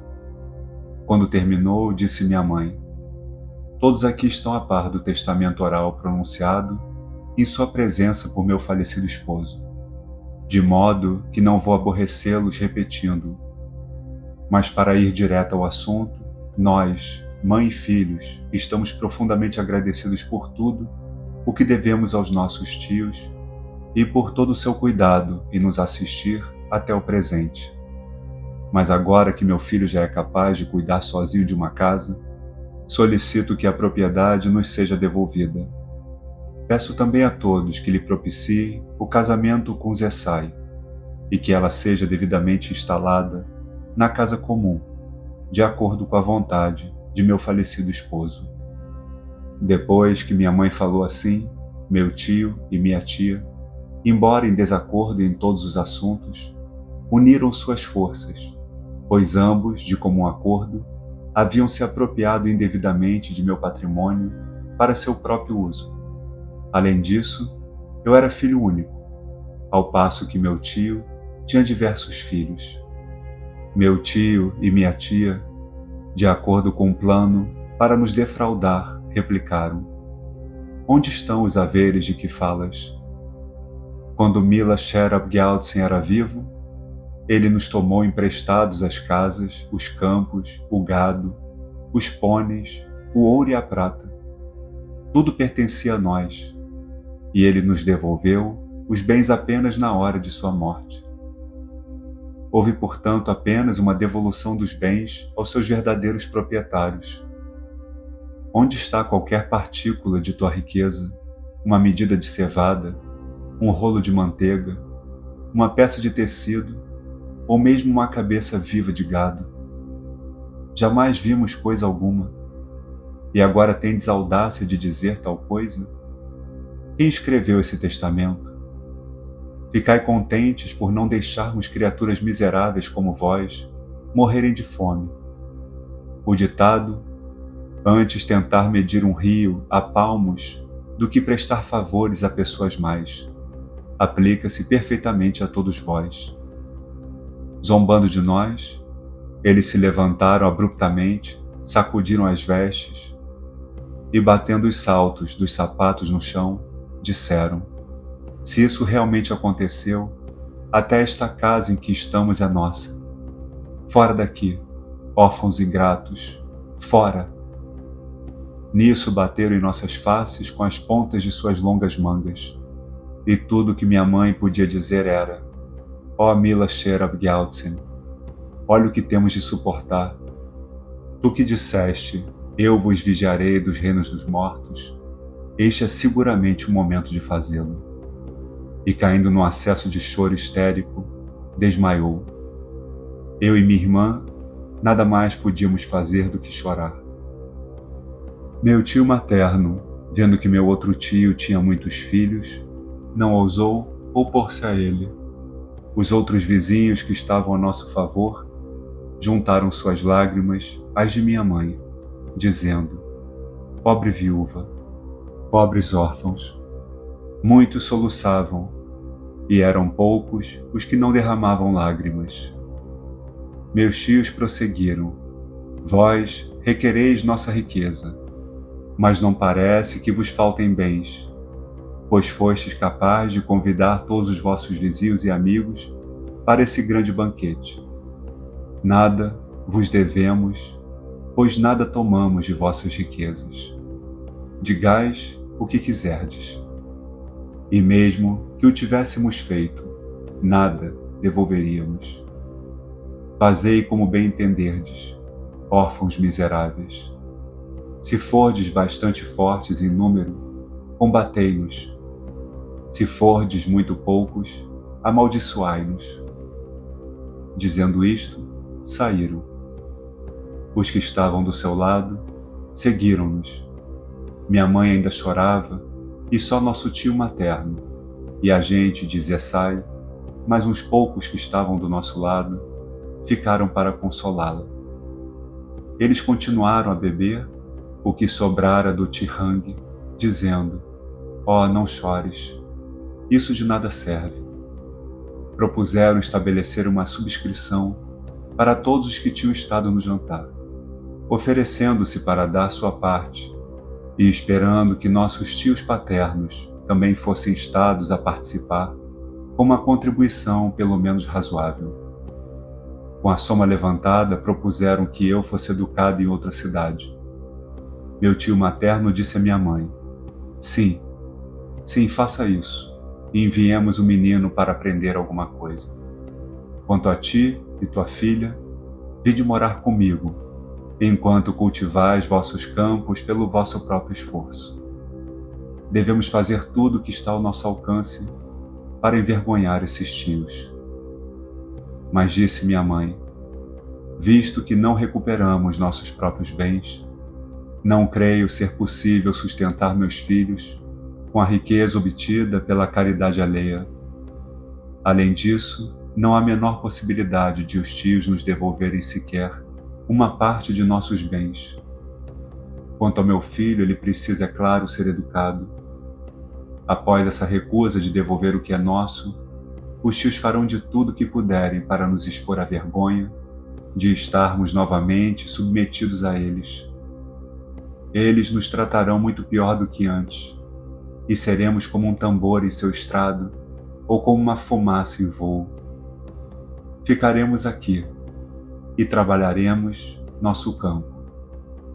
Dessa maneira, fui enviado a um lugar em Tsa, chamado Mitong Gat Kha, o outeiro invisível, e fui confiado à tutela de um lama da seita vermelha de nome Lugyat Khan, 8 serpentes, um mestre muito popular do local. Durante esse período, nossos parentes contribuíram com um pouco de dinheiro para a nossa manutenção. Os pais de Zessai foram especialmente caridosos. De tempos em tempos, eles nos mandavam farinha e manteiga, e até mesmo combustível, e muitas vezes a própria Zessai vinha ao lugar em que eu estava estudando para me consolar. Meu tio materno fornecia à minha mãe e à minha irmã os alimentos necessários, de modo que elas não foram forçadas a pedir nem a servir outras pessoas. E ele costumava ter em sua casa algodão para fiar e tecer, desobrigando assim de minha mãe de ir de porta em porta para pedi-lo. Desse modo, ele nos auxiliou grandemente a ganhar a vida e a conseguir um pouco de dinheiro.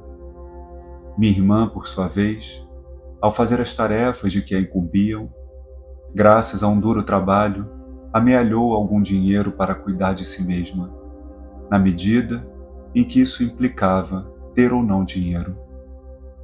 Mas a despeito de tudo, só podíamos dispor de comida grosseira e tínhamos de nos contentar com roupas surradas. Tudo isso me fez sofrer muito. Nesses anos, não conheci nenhuma alegria, por menor que fosse. Quando a narrativa cessou, todos os que a ouviam estavam, sem exceção, profundamente cheios de dor e aflição. As lágrimas corriam por suas faces e, por um instante, todos ficaram em silêncio. Esse é o relato da parte de sua vida em que Jetson teve uma experiência real da existência da dor. Capítulo 3. A prática da arte negra. Narrativa do guru de Jetson e do seu domínio da arte negra, e de como Jetson destruiu, pela magia 35 de seus inimigos, e a rica colheita de cevada dos outros.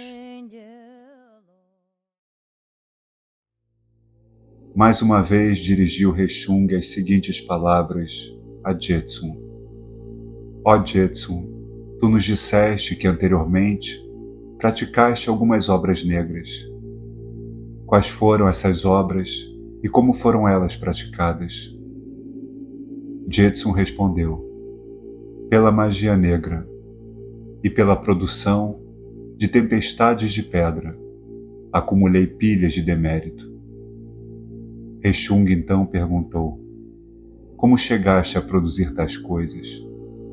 O que te levou a fazê-las? E Jetson replicou: certa feita acompanhei meu preceptor a um banquete dado na aldeia de Tsá, no qual ele era, dentre os presentes, a pessoa mais importante, tendo ocupado o assento principal de todo o grupo.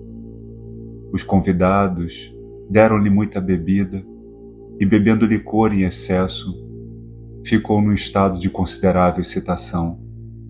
Nessa altura, fui enviado para casa à frente de meu preceptor com os presentes que ele havia recebido. Estando eu próprio um pouco bêbado, e tendo visto várias pessoas cantarem na festa, fui tomado por um irresistível desejo de cantar, animado, assim, pelo desejo de mostrar minha bela voz, da qual muito me orgulhava. Fui cantando por todo o caminho. A estrada, ao outeiro invisível, cruzava a frente de nossa casa, e mesmo quando já estava bem próximo dela, eu ainda continuava a cantar. Minha mãe, que estava torrando um pouco de cevada dentro da casa, ao ouvir minha voz, mal podia acreditar em seus ouvidos. Embora minha voz, devido à sua incomum doçura, dificilmente pudesse ser esquecida. Todavia, pensou ela, não era possível que eu estivesse cantando numa época em que nossa situação era tal que podiam nos considerar as mais infelizes das criaturas vivas. Mas ao perceber que de fato era eu, ela ficou profundamente espantada. Ela largou sua tenaz à direita e a vassoura de torrar à esquerda, e deixando a cevada queimar na panela, veio em minha direção com uma vara na mão direita e um punhado de cinzas na esquerda. Correndo e saltando, ela se aproximou e jogou as cinzas em minhas faces, e batendo-me com a vara várias vezes na cabeça, exclamou: ó Mila Sherab Gyaltsen, vê o filho que geraste. Não é o teu sangue que corre nas veias desse vagabundo. Vê o que temos de suportar. Em seguida, caiu desfalecida no chão. Nesse instante chegou minha irmã dizendo: ó irmão, o que pensas estar fazendo? Vê nossa mãe. E irrompeu em lágrimas. Tal cena me fez recuperar os sentidos, e sentindo a justiça da reprimenda, também chorei. Depois, por algum tempo, ambos procuramos puxar as mãos de nossa mãe, chamando por seu nome em nossa angústia. Algum tempo depois ela voltou a si, e fitando-me com um olhar fixo e ofendido de suas faces cobertas de lágrimas, disse: filho, estavas feliz o bastante para cantar? Quanto a mim, penso que somos as criaturas mais infelizes de todos os seres infelizes que existem no mundo. E a única coisa que eu posso fazer é chorar de dor e pesar. E todos três caímos novamente em profundo pranto. Então eu disse: mãe, tens razão, mas não te aflijas. Prometo solenemente fazer o que quer que seja que mais desejes de mim. Qual é a tua vontade, minha mãe? Disse minha mãe: o que mais gostaria é ver-te trajando uma cota de malha e montado num corcel, arrastando teus estribos sobre o pescoço de nossos inimigos. Mas essa seria uma tarefa muito difícil de realizar e também muito perigosa. Mas o que eu desejo é que aprendas profundamente a arte negra, de modo que te tornes capaz de matar esses nossos inimigos, principalmente teu tio e tua tia, que nos causaram tanta dor e miséria, extirpando-lhes a raiz da posteridade, até a 9ª geração. Vê se podes fazer isso para mim. Prometi-lhe fielmente que tudo faria para cumprir seu desejo, desde que ela pudesse me dar os honorários dos gurus da arte negra, e também o suficiente para me pôr a caminho e para me sustentar durante o tempo dos estudos. Minha mãe, então, vendeu metade do campo chamado Pequeno Tapete de Penúria, em troca de uma esplêndida turquesa de nome Estrela Radiante e de um pônei branco de nome Leão Desbridado, muito conhecido na região.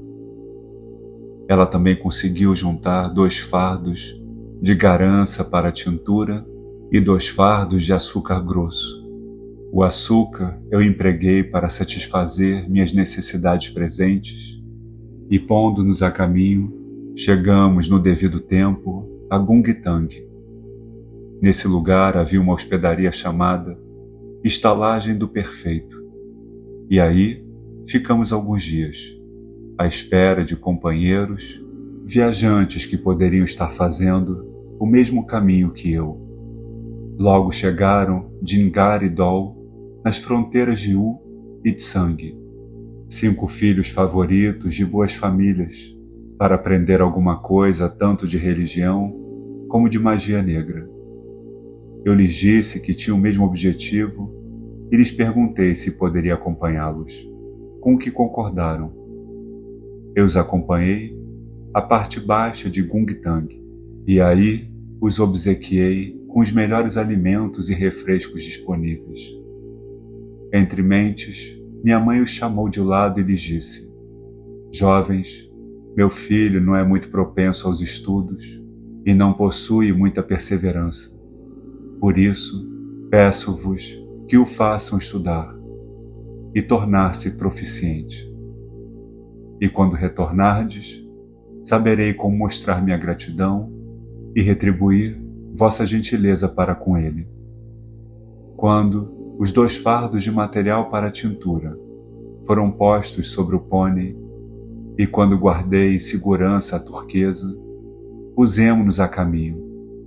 Minha mãe nos acompanhou durante boa parte do caminho e a cada parada nos servia Tihang. Enquanto caminhávamos, e também durante as paradas, ela não cansava de pedir a meus companheiros que olhassem por mim. Eu era o seu único filho, e era duro para ela afastar-se de mim. Segurou minhas mãos e derramou muitas lágrimas. Por fim, levando-me de lado, deu-me os seguintes conselhos, em voz baixa entrecortada de soluços. Meu querido filho, considera em que estado de miséria nos encontramos e realiza o objetivo que tens à frente. Deverás mostrar teu poder aqui neste lugar, realizando alguma destruição. O estudo de magia que farás não é igual ao destes jovens. Para eles é um meio para adquirir reputação, mas para nós é algo de imensa necessidade. Se retornares sem a habilidade de realizar alguma manifestação visível de teu poder, juro que me matarei em tua própria presença. Tendo assim me ademostrado, ela nos deixou. Mas para mim foi duro suportar a partida. Meu coração estava profundamente apegado à minha mãe. Voltei diversas vezes a vista para ela e não podia segurar as lágrimas que caíam espontaneamente por minha face, a despeito de tudo que eu fazia para detê-las. Minha mãe sofria dor igual. Sendo eu seu único filho, ela sentia intensamente a angústia da partida.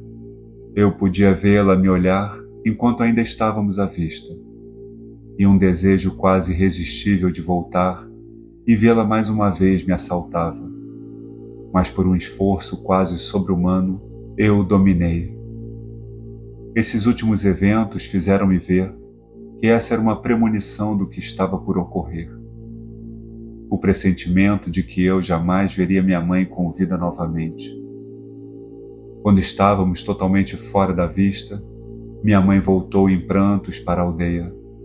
Poucos dias depois, correu o rumor de que o filho de Guirlanda Branca de Niang havia partido a um fim de aprender a magia negra, no propósito de vingar as injustiças que sofrera.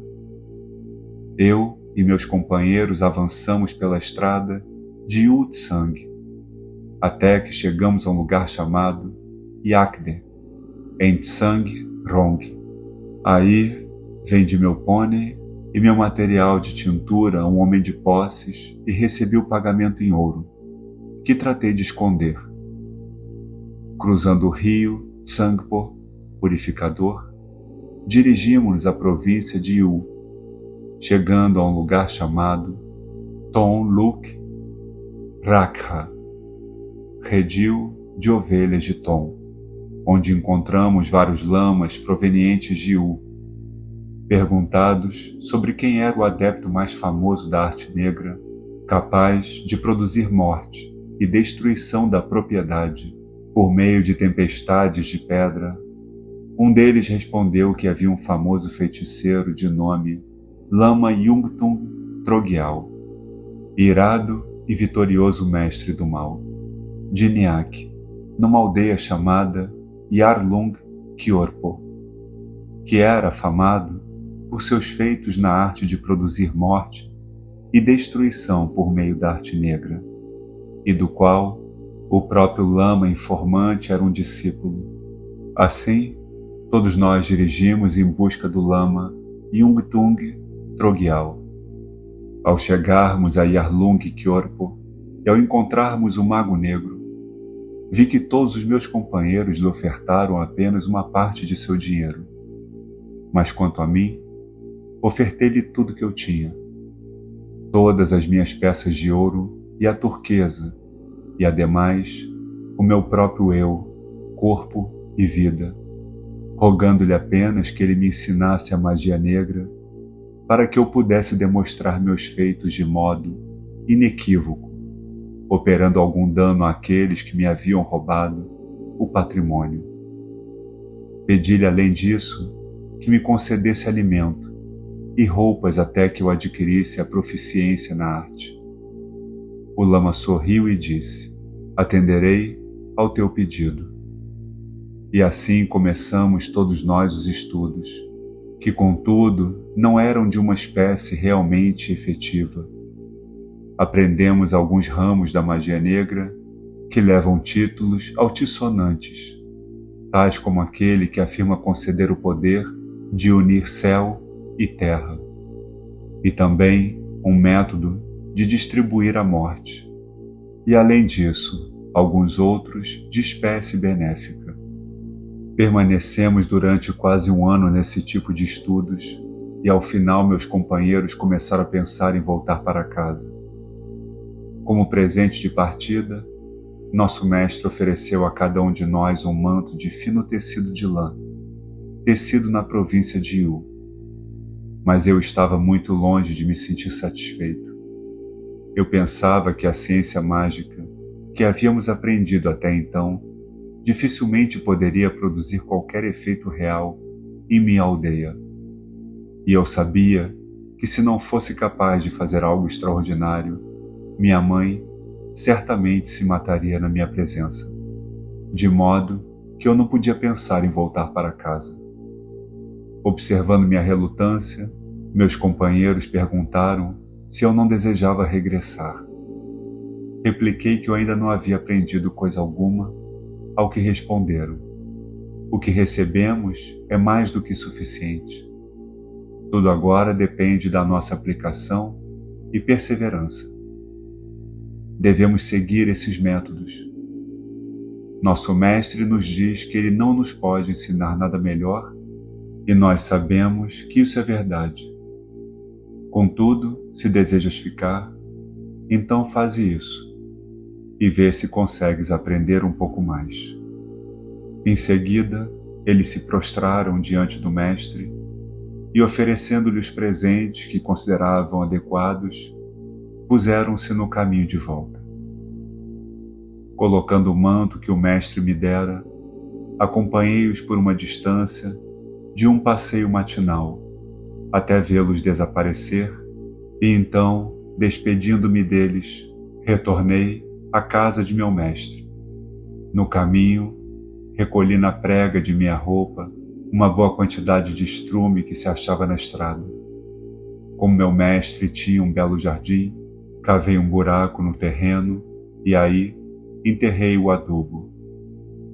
Do sótão de sua casa, o mestre, vendo o que eu havia feito, disse aos discípulos que o cercavam naquele momento: entre todos os discípulos que já tive, nunca encontrei ou encontrarei um que seja mais afetuoso e diligente do que esse rapaz. A razão por que ele não veio se despedir de mim esta manhã deve-se ao fato de que ele não vai me deixar. Lembro-me que ao chegar ele falou de alguns parentes que o maltrataram e que desejava aprender a magia de modo a poder dar uma demonstração de suas habilidades em sua terra natal, oferecendo-me ao mesmo tempo o corpo e a vida. Que estudante singular! Se o que ele diz é verdade, seria uma vergonha, ou melhor, uma absoluta crueldade recusar-lhe o ensino da arte. Um dos jovens discípulos contou-me mais tarde essas palavras e enchi-me de alegria com a perspectiva de ser favorecido com uma instrução realmente efetiva. Ao me encontrar na presença do mestre, ele me disse as seguintes palavras: Bem, Topaga, por que não partiste? Eu havia dobrado a roupa com que ele havia me presenteado e a ofereci como um novo presente. Em seguida, curvando-me num gesto de reverência à sua frente e tocando seus pés com a minha fronte, disse: Ó venerável Guru, sou um órfão, com uma mãe viúva e uma irmã. Fomos privados de nosso patrimônio por nossos parentes, chefiados por nossos tios paternos e maltratados cruelmente. Como não tínhamos nenhum poder para obter nossos direitos ou para nos vingar, minha mãe me enviou para aprender a arte negra, e se eu voltar sem a capacidade de nos vingar daquele que nos maltrataram, minha mãe se matará na minha presença. De modo que não ouso regressar, e agora vos peço para me ensinar a arte, de modo que ela seja realmente efetiva. O Guru pediu-me então para que eu lhe narrasse toda a história de nossos maus tratos e de como fomos roubados. Contei-lhe tudo o que aconteceu desde o dia da morte de meu pai e o modo como fomos maltratados por nossos tios, interrompendo a minha narrativa com os meus soluços, enquanto as lágrimas jorravam dos meus olhos. Ao ouvir toda a história, o meu mestre também foi incapaz de reter as lágrimas que, como eu podia ver, rolavam por suas faces. Ele então me disse: se o que dizeis é verdade, foste de fato tratado com muita crueldade e injustiça. Eu mesmo poderia vingar-te com a minha arte, mas não devo fazê-lo sem uma boa razão, após um amplo interrogatório. Muitas pessoas me pediram que lhe ensinasse esta minha incomparável arte.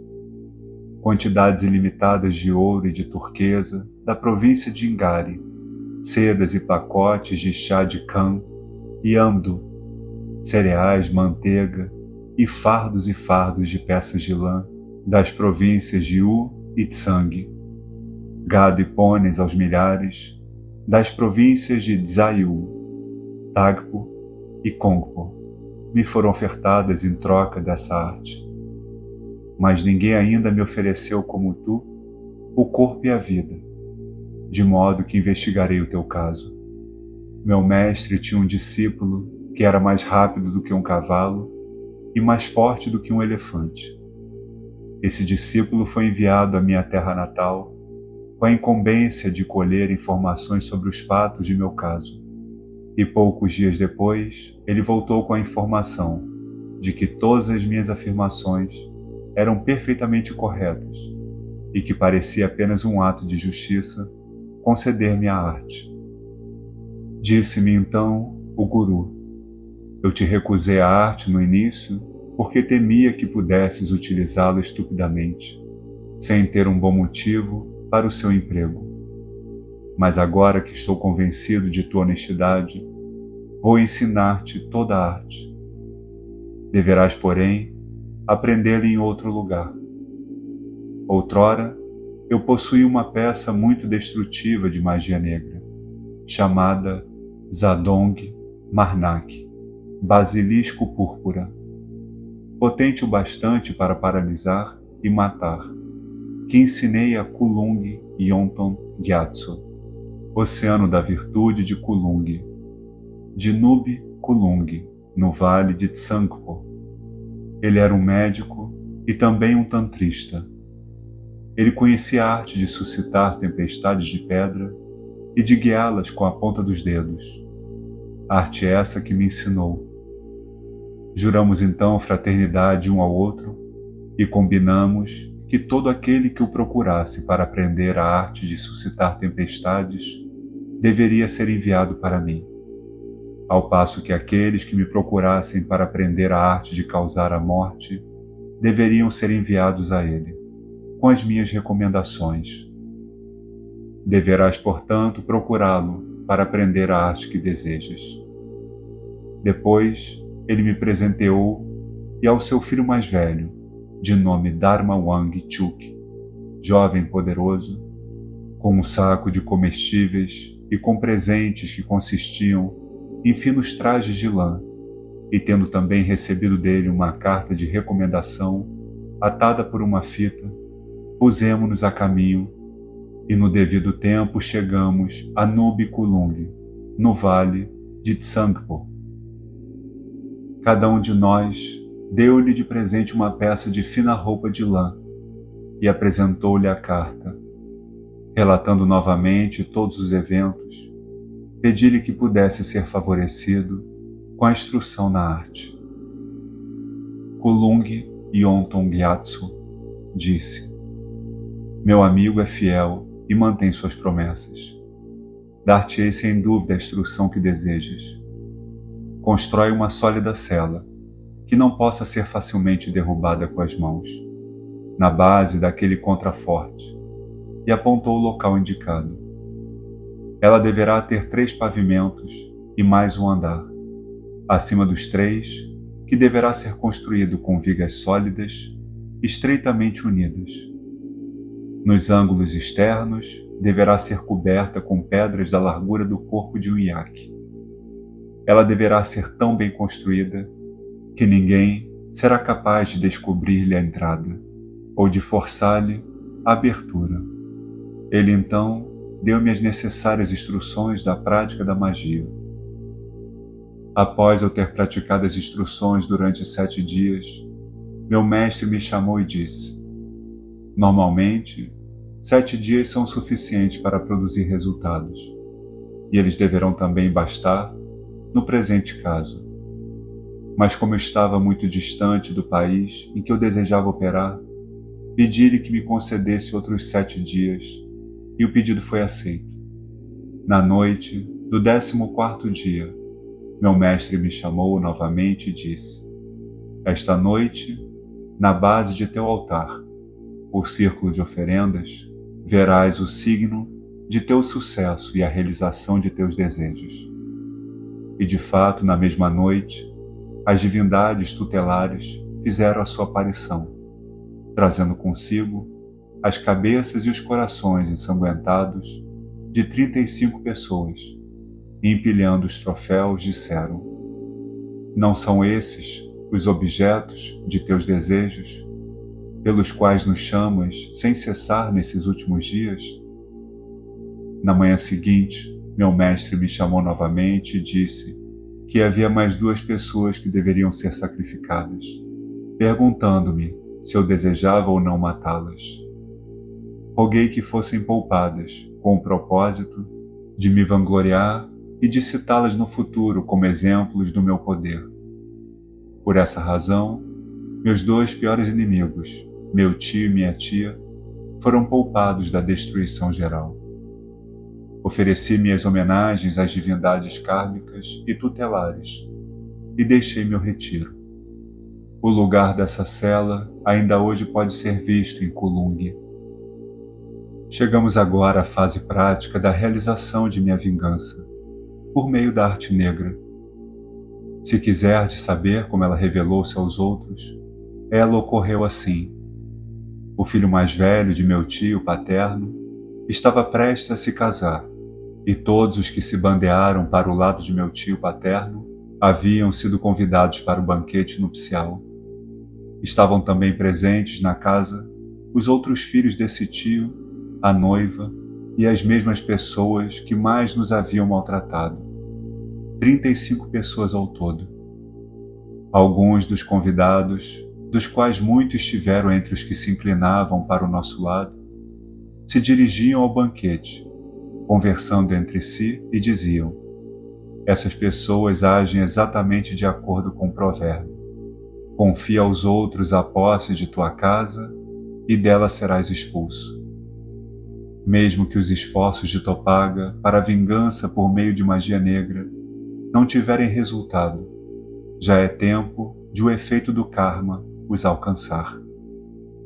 Assim, caminhando e conversando tranquilamente, eles chegaram às cercanias da casa, mas não tiveram tempo de entrar, quando uma serva que outrora era nossa, mas agora era de nosso tio, saiu da casa para buscar água. Quando passou pelo curral, onde havia um bom número de pôneis, ela não pôde ver nenhum deles, mas ao contrário, todo o local parecia estar infestado de escorpiões, aranhas, cobras, rãs e lagartos. E no meio de todos eles, o monstruoso escorpião cravava suas garras no pilar principal da casa, puxando-o e forçando-o para fora. A criada ficou aterrorizada e mal teve tempo de fugir, quando vários potros e éguas que haviam sido amarrados embaixo da casa ficaram excitados e provocaram uma grande agitação. Alguns potros, soltando-se, atacavam as éguas. Todo o grupo caíra numa extrema confusão.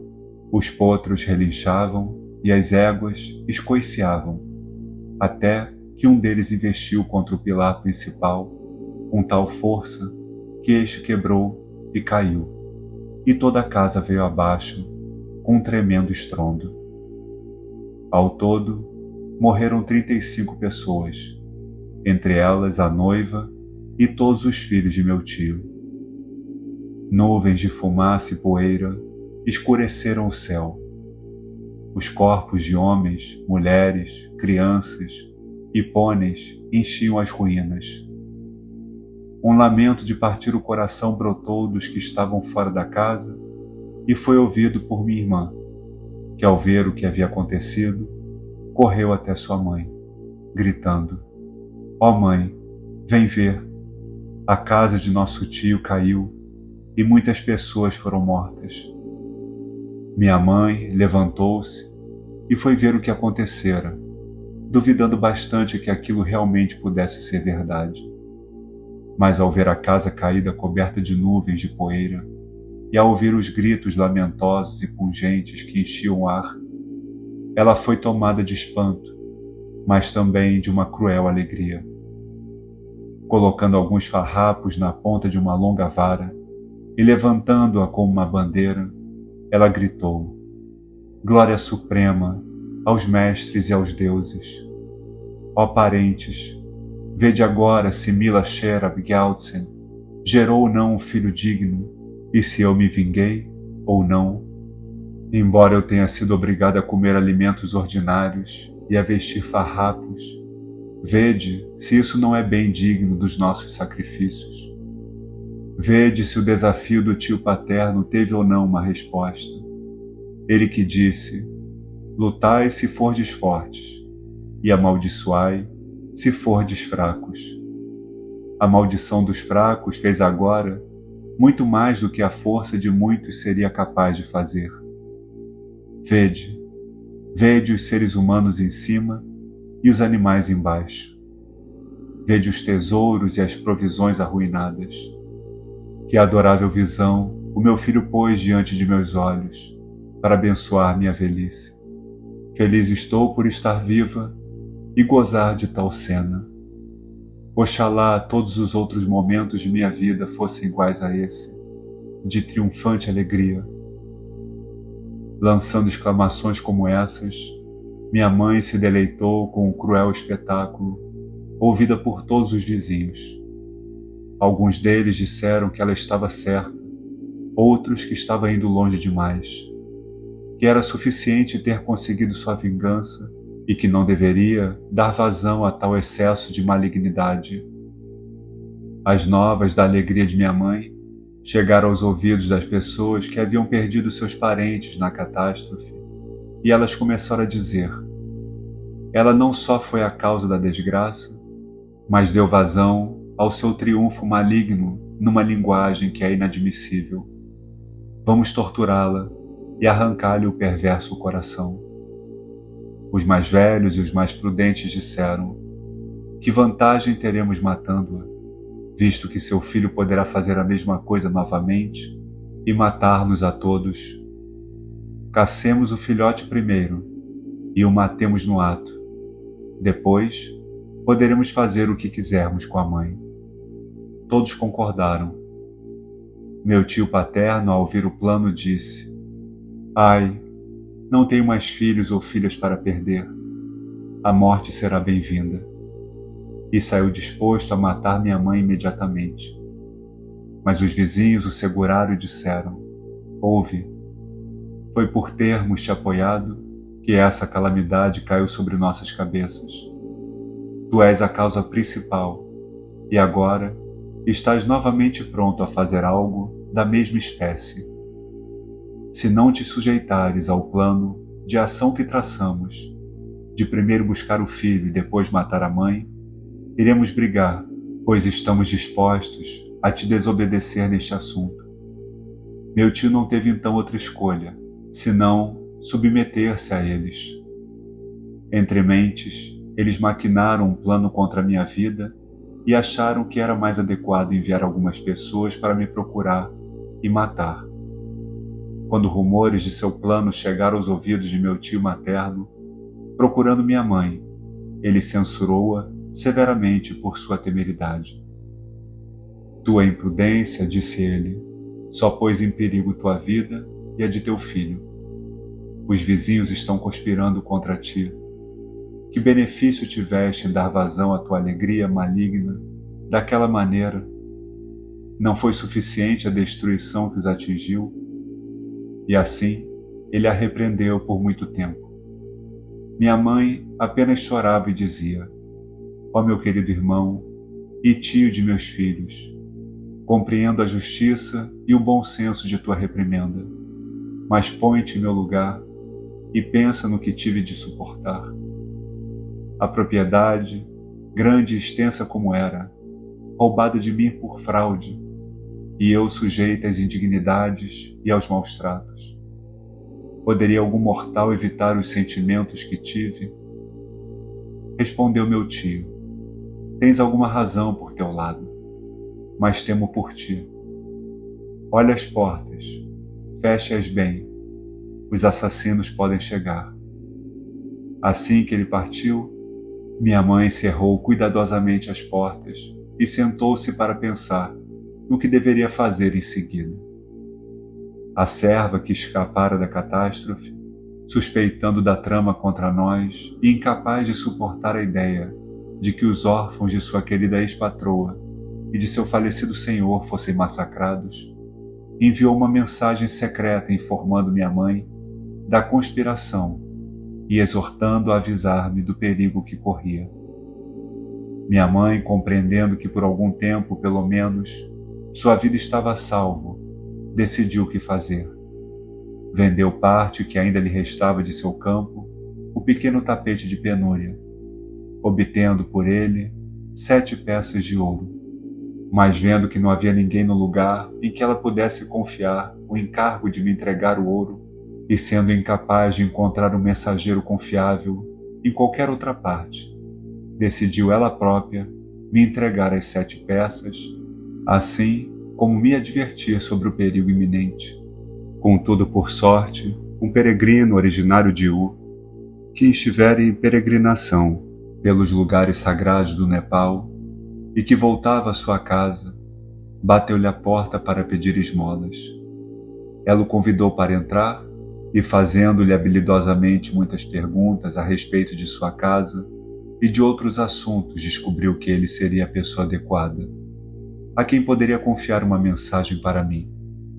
Ela o convidou para demorar alguns dias em sua casa, contando-lhe que tinha um filho, Inhu ou Tsang, a quem desejava enviar uma mensagem.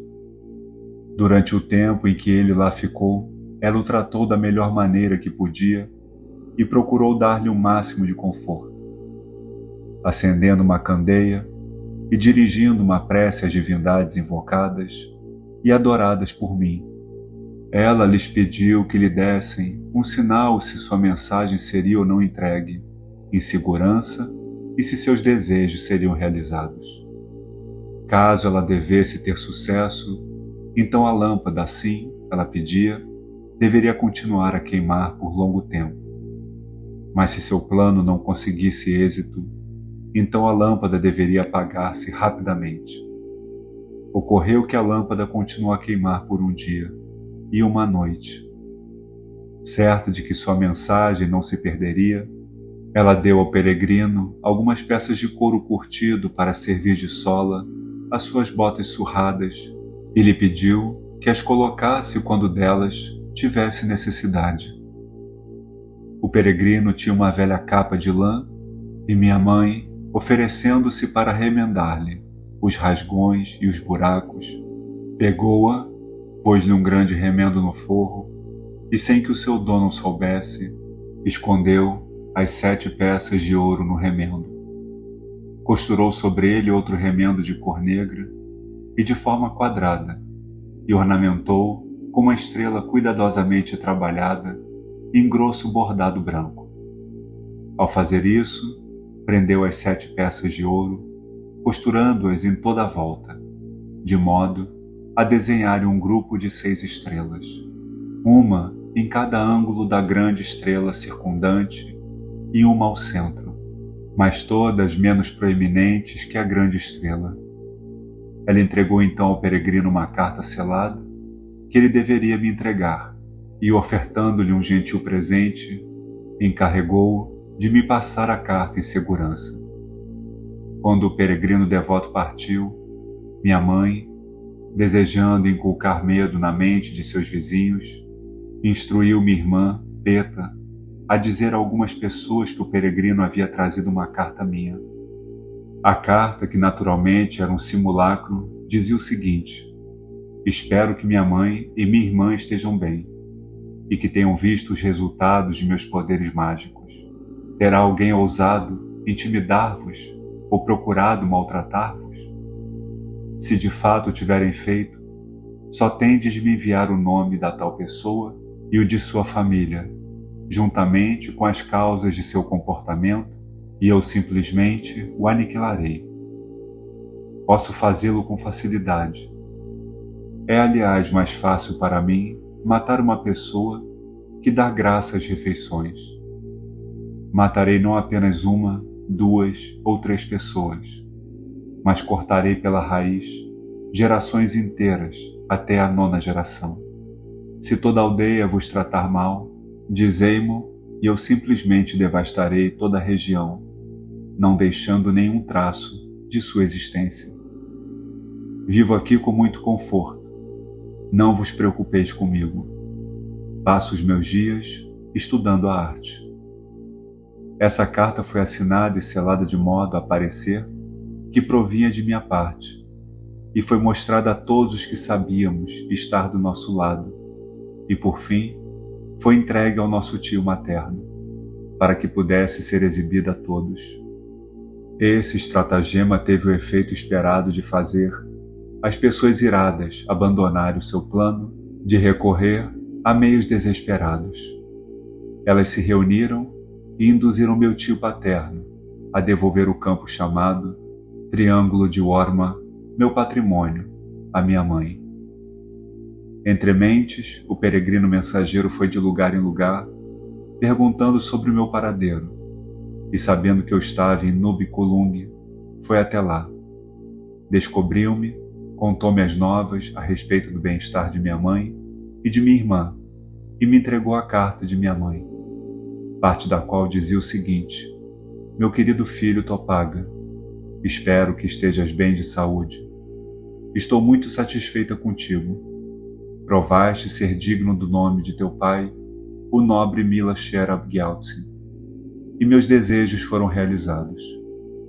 As manifestações de teu conhecimento da magia negra foram vistas aqui de forma impressionante. 35 pessoas foram mortas numa casa que caiu sobre elas. Mas tal acontecimento exasperou as pessoas contra nós. Elas nos odeiam e não têm boas intenções.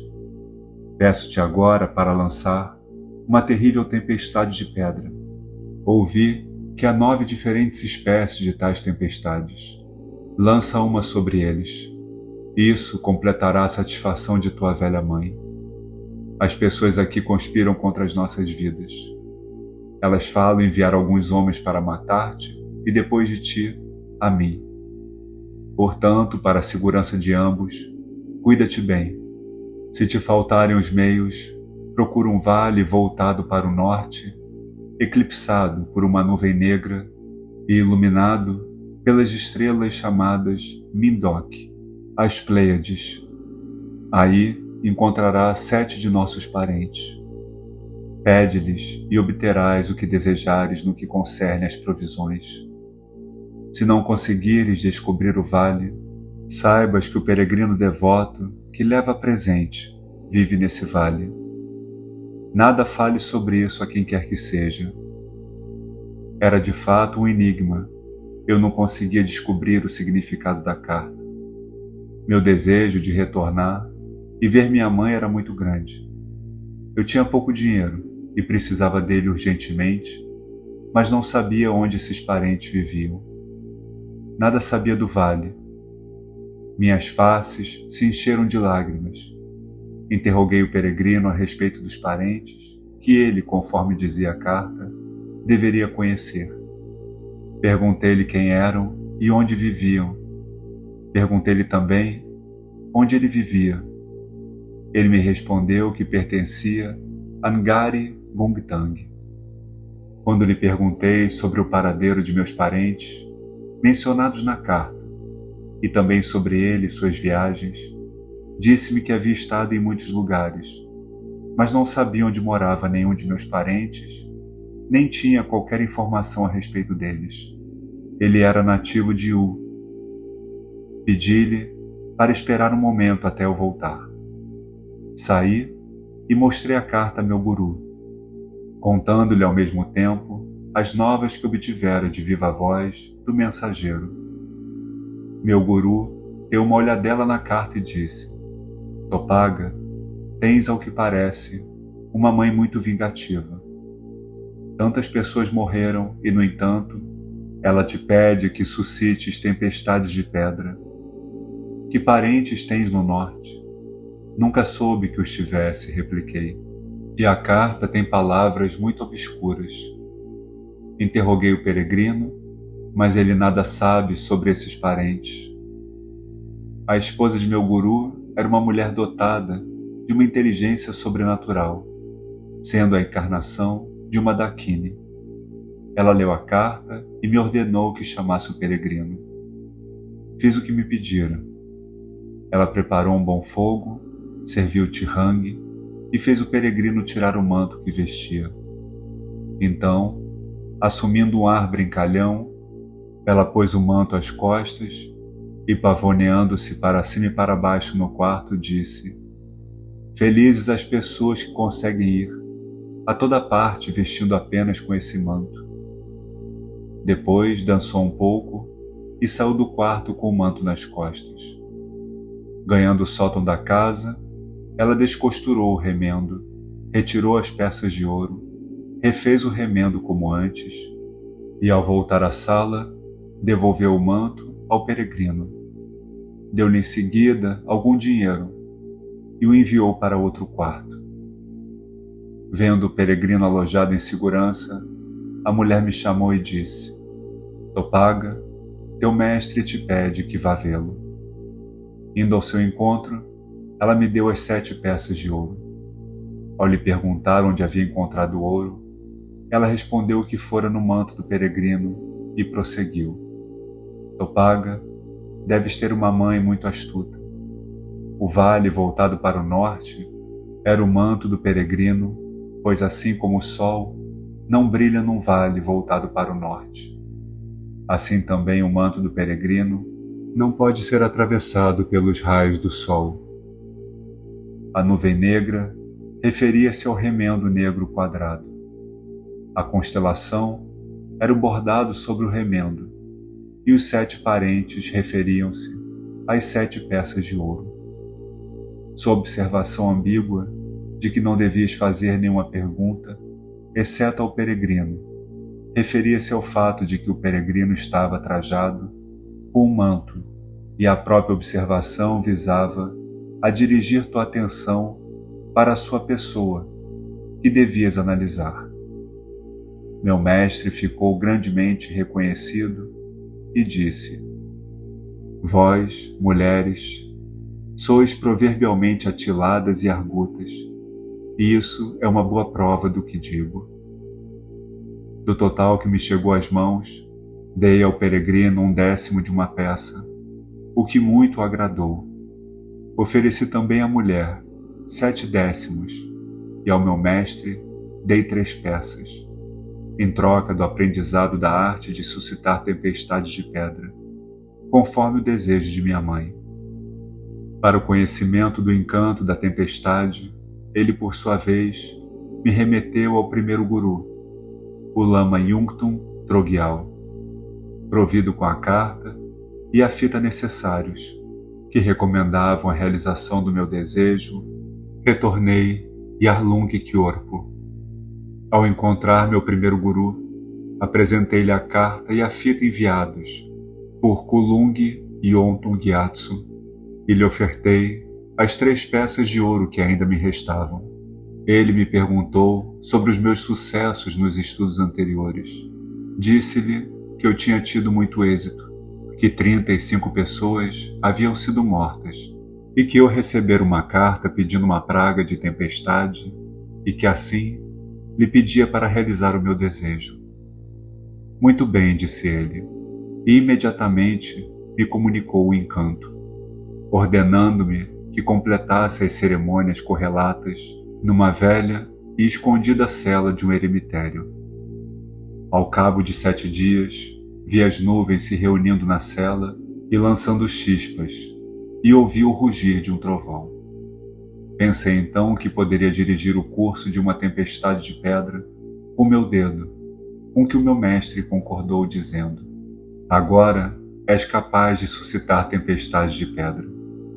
Perguntando-me, ao mesmo tempo, em que altura estaria a cevada naquela ocasião. Disse-lhe em que ocasião a semente é normalmente semeada, em que época os brotos germinam e quando estão altos o bastante para esconder os pombos, e, finalmente, em que estação se deve fazer a capina. Meu mestre me ouviu e disse que ainda era muito cedo. Mais tarde, ele novamente me fez perguntas sobre as estações da cevada. Eu lhe disse quando as espigas aparecem e quando estão cheias. Ele então me disse que era hora de partir e de suscitar a minha tempestade de pedra, e juntamente comigo enviou o discípulo forte e veloz já mencionado. Disfarçamo-nos de peregrinos e ao chegar à minha aldeia, vi que a colheita daquele ano era tão abundante que mesmo as pessoas mais velhas do lugar não podiam se lembrar de outro igual. Por tal razão, haviam combinado que naquele ano ninguém poderia colher a cevada quando bem entendesse. Uns poucos dias mais, e todos começariam a colheita ao mesmo tempo. Montei então o aparato necessário à execução do meu encanto nos picos sobre o vale e comecei a cantar o encanto. Mas nem mesmo uma nuvem do tamanho de um pardal se mostrou. Invoquei então os nomes das divindades e, recitando a história de nossos sofrimentos e da crueldade dos nossos parentes, golpeei a terra com meu manto pregueado e chorei amargamente. Imediatamente uma imensa e pesada nuvem negra surgiu no céu. Quando ela baixou, uma violenta tempestade de pedras estalou sobre o campo, destruindo cada espiga de cevada. 3 tempestades se seguiram e abriram grandes buracos na encosta das montanhas. As pessoas da região, privadas assim de sua colheita, lançaram um grande grito de aflição e angústia. A tempestade de pedras foi seguida por um pesado aguaceiro e por fortes ventos, que nos fizeram a ambos sentir muito frio. Procuramos uma caverna que desse para o norte e, tendo feito uma fogueira de pequenos arbustos, estávamos empenhados em nos aquecer, quando ouvimos as vozes de algumas pessoas do lugar que estavam caçando para celebrar a usual ação de graças da colheita. Eles diziam uns aos outros: ó, esse Topaga afligiu a região de modo como nunca haviam feito. Vede quantas pessoas ele matou. E agora, essa rica colheita, como nunca vimos igual, está toda destruída.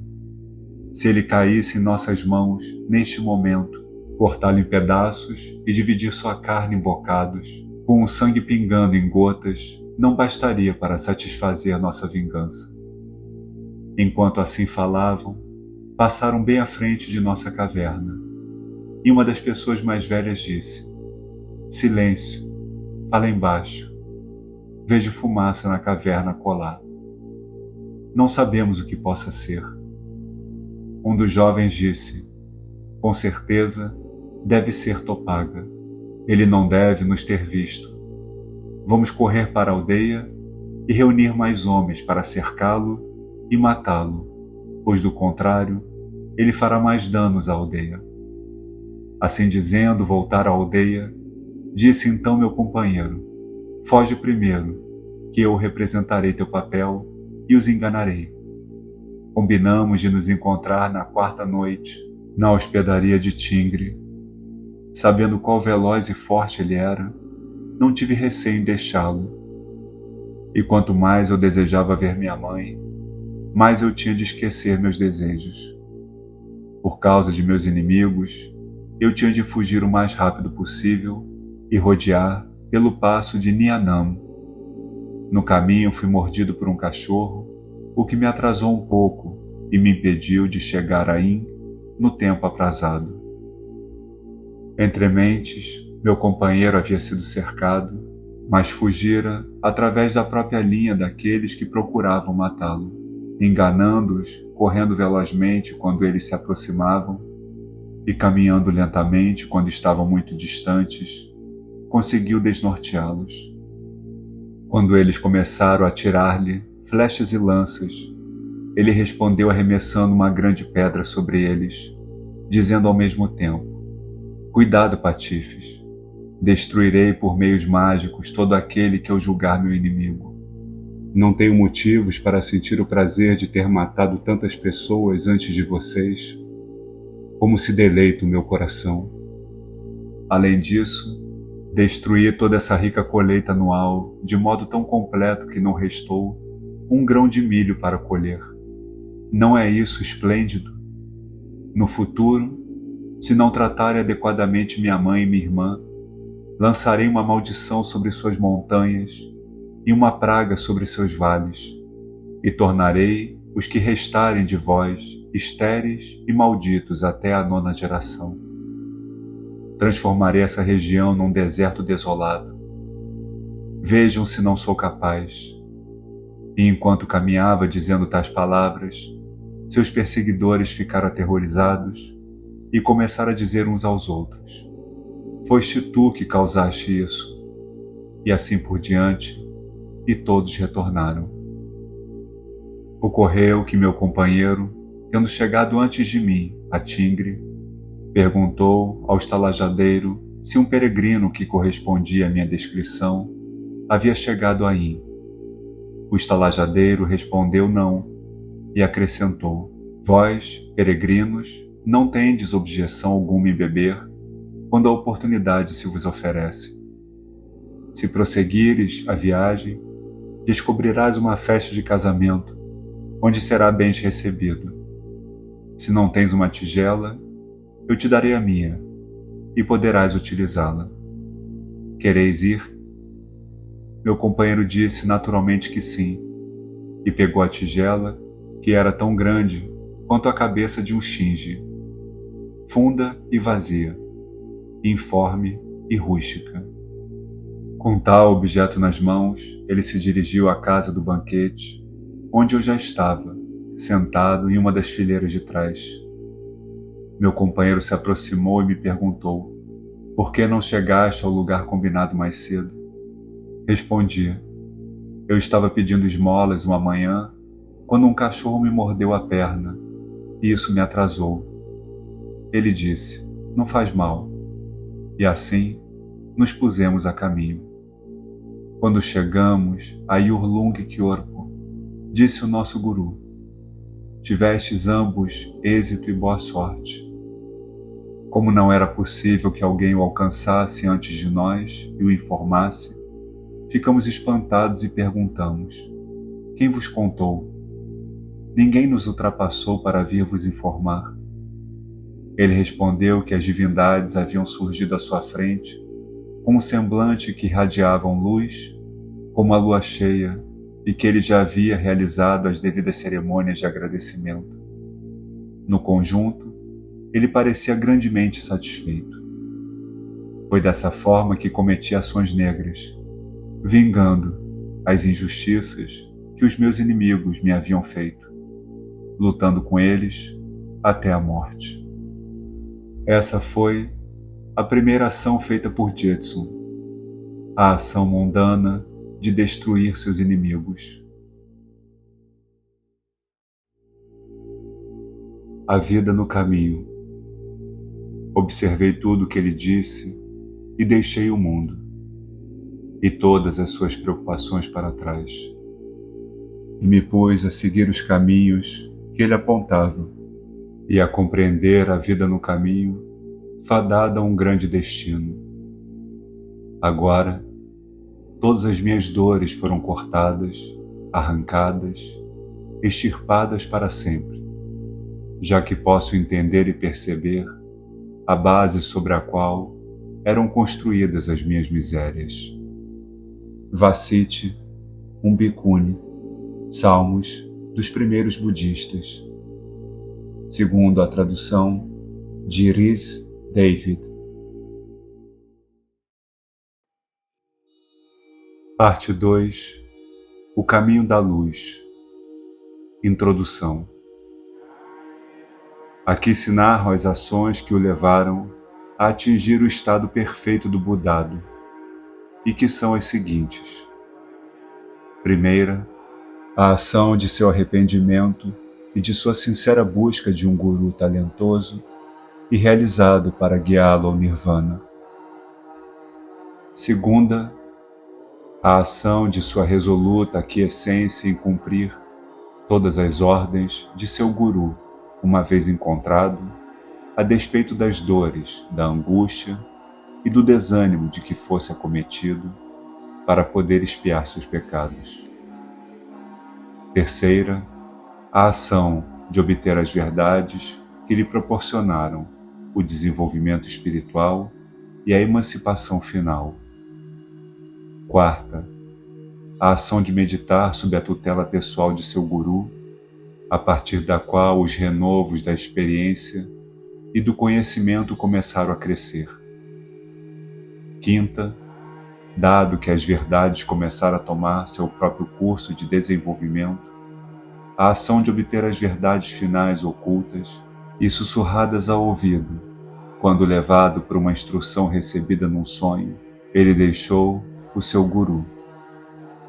Sexta, a ação de seu impulso para fazer o voto de dedicar toda a sua vida à obtenção do objetivo supremo, depois de ter sido impressionado por alguns infelizes eventos da trivialidade das buscas mundanas.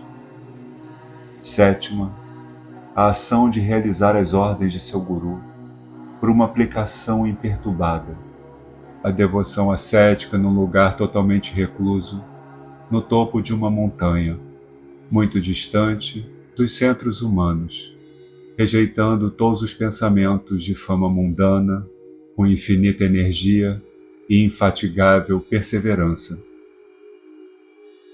Oitava, a ação de adquirir o conhecimento e a experiência transcendentais, como resultado dessa devoção, graças à qual ele foi capaz de proporcionar grandes benefícios para todos os seres sencientes. Nona, sua ação final, a da dissolução de seu corpo mortal no espaço cósmico, no intuito de comunicar pelo exemplo o seu derradeiro ensinamento acerca de tudo, para que todos os seres sencientes possam nisso encontrar um impulso para viver a vida religiosa. Capítulo 4.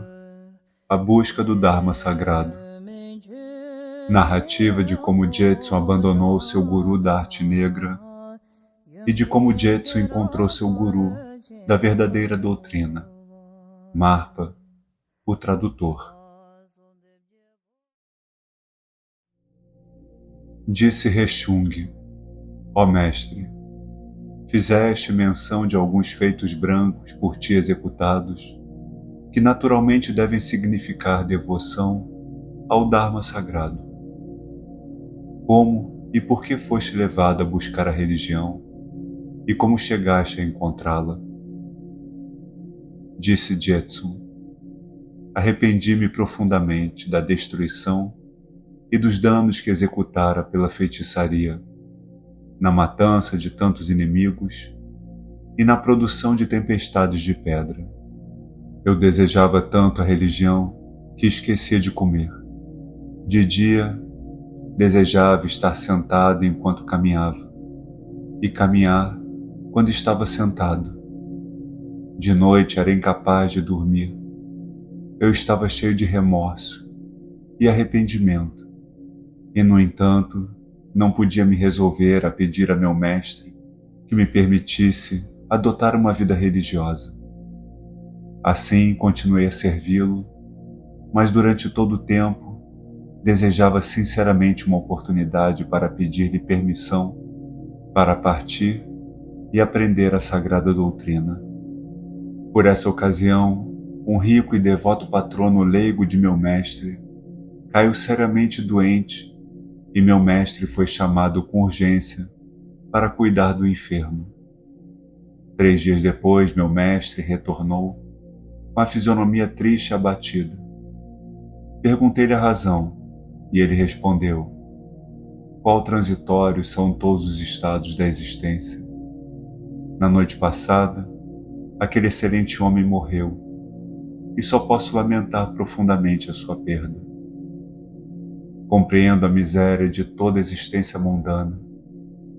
Desde minha juventude gastei todo o meu tempo na prática da feitiçaria, dedicando-me à arte negra de produzir a morte e suscitar tempestades de pedra.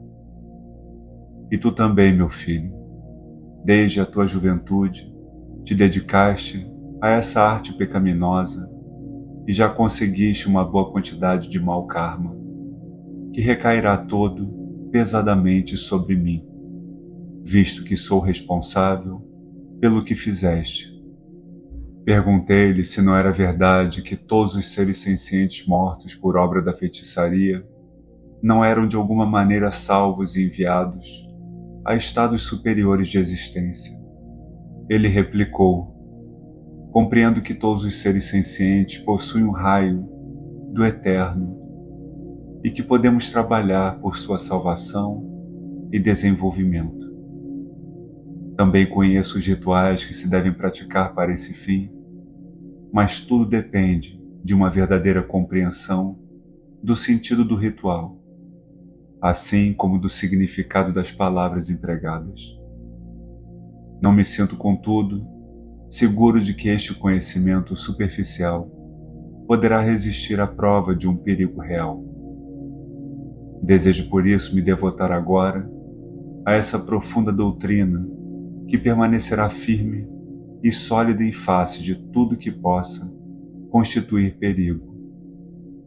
Quanto a ti, fica aqui e age como guardião de meus filhos e discípulos. Partirei e trabalharei por tua salvação, ao mesmo tempo que pela minha. Ou então, parte, aprende e pratica o Dharma sagrado em meu favor, assim como por ti, para me salvar e me propiciar um nascimento em minha próxima existência, favorável ao meu progresso no caminho da emancipação. Eu te darei todo o apoio material de que necessitares. Era exatamente isso que eu desejava e assaltou-me grande alegria. Pedi-lhe imediatamente que me permitisse abraçar a vida religiosa. Meu mestre deu seu consentimento, dizendo: certamente, és jovem e magnificamente dotado de energia, abundante perseverança e fé. Serás um devoto sincero. Vai e vive uma vida de puro estudo religioso. Ele me presenteou com um fardo de fino tecido de lã de Yarlung, um iaque, e me enviou a um lugar no vale de Tsang, de nome Nar, onde vivia um famoso lama da velha seita mística chamada Rongton Laga. Esse lama, ao que diziam, havia adquirido faculdades sobrenaturais na doutrina chamada a Grande Perfeição da seita Nyingma. Meu mestre pedira-me que eu aprendesse a doutrina desse guru e a praticasse convenientemente. De acordo com seus desejos, fui a Nar, no vale de Tsang, e procurei pelo lama. Lá, encontrei a esposa do lama e alguns de seus discípulos, que me informaram que ali se localizava a sede do mosteiro principal, mas que o lama não se achava ali no momento, e sim no mosteiro secundário, Irinang, no vale de Niang. Por minha vez, disse-lhes que havia sido enviado pelo lama Yugtung Troggyal e que desejava recompensar aquele que me conduzisse ao lama. A senhora enviou então um de seus discípulos como meu guia. Em Rinang, encontrei o lama e lhe ofereci o iaque e o fardo de roupas de lã como um presente, dizendo-lhe que eu era um grande pecador oriundo das montanhas ocidentais, em busca de uma doutrina que conduzisse à libertação de toda a existência sansárica em uma única vida, e pedi-lhe que a ensinasse para mim.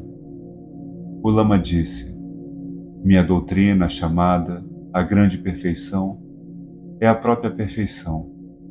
É excelente na raiz, no tronco e nos ramos. Proveitosa àquele de quem foi obtida e àquele que a obteve. É excelente em seu fruto, que é o conhecimento da yoga. Aquele que medita sobre ela num dia é libertado no curso deste dia, e o mesmo ocorre àquele que medita sobre ela numa noite.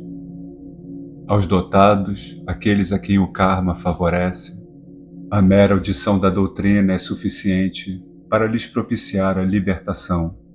Eles não precisam meditar sobre ela. Esta é uma doutrina que se dirige aos intelectos mais bem desenvolvidos. Eu a ensinarei a ti. Ele me iniciou no mesmo instante, e me deu as necessárias instruções. Brotou-me então o pensamento de que anteriormente, enquanto estava ocupado em aprender a feitiçaria para propósitos assassinos, levara 14 dias para realizar meu desejo, e no que diz respeito a suscitar tempestades de pedra, precisara de 7 dias, ao passo que agora encontrara uma doutrina que me emanciparia a qualquer hora, de dia ou de noite, desde que eu me dispusesse a meditar sobre ela, e que aos dotados e aos especialmente favorecidos por seu bom karma, a mera audição da doutrina seria suficiente para libertá-los. Disse a mim mesmo: ora, eu próprio posso ser uma dessas pessoas favorecidas e dotadas. Enchi-me assim de tal orgulho que não podia meditar e, ao contrário, vinha adormecer durante o trabalho, de modo que falhei ao submeter a doutrina ao teste da prática. Poucos dias depois, o lama me procurou e disse: disseste que eras um grande pecador, oriundo das montanhas, e nisto foste muito sincero. De minha parte, contudo, fui pródigo demais nos meus louvores à minha doutrina. De qualquer modo, vejo bem agora que não serei capaz de te converter. Há um mosteiro de nome Duo Lung, Vale do Trigo, em Lo Bra, onde atualmente vive um piedoso discípulo de Naropa, o grande santo indiano. Ele é o mais digno de todos os dignos, um verdadeiro príncipe entre os tradutores, um homem que obteve um conhecimento extraordinário nas novas doutrinas tântricas, inigualável nos 3 mundos. Seu nome é Marpa, o tradutor. Há entre ele e ti um vínculo kármico contraído em vidas passadas. Deves procurá-lo.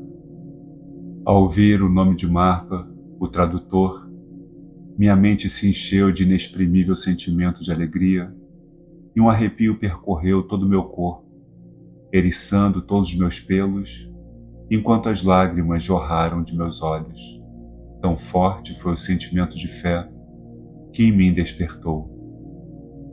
Pus-me então a caminho com um propósito único de encontrar esse guru, levando apenas uns poucos livros e alguma provisão para a jornada. Durante todo o caminho, fui possuído por uma única ideia: quando verei o meu guru? Quando poderei ver-lhe a face? Na noite anterior à minha chegada ao Vale do Trigo, Marpa sonhou que seu guru, o grande santo Naropa, o procurara e realizara a cerimônia da iniciação, dando-lhe um dorde feito de lápis lazuli, de 5 pontas e ligeiramente manchado, e também um pote de ouro para conservar água sagrada, cheio de elixir. Ordenara-lhe ademais que lavasse o dorde sujo com o elixir do pote e o pendurasse numa bandeira da vitória. Acrescentou que isso contentaria os vitoriosos do passado e que agradaria a todos os seres sencientes, cumprindo assim tanto os nossos próprios desejos como os dos outros. Ao dizer isso, o santo subiu novamente para o mundo celeste. Em seu sonho, Marpa viu que executava as instruções de seu guru, lavando o dorde com elixir sagrado, como for ordenado, e pendurando-o numa bandeira da vitória.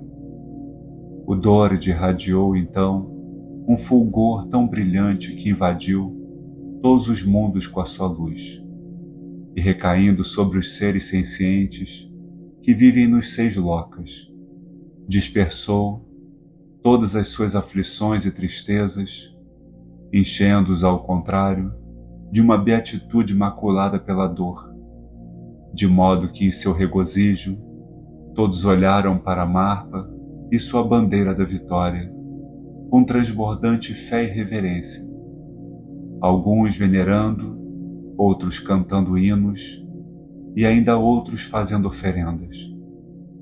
Em seguida, viu em seu sonho que os vitoriosos deram bênçãos à bandeira e realizaram a cerimônia da consagração, e que ele próprio estava um tanto alegre e orgulhoso.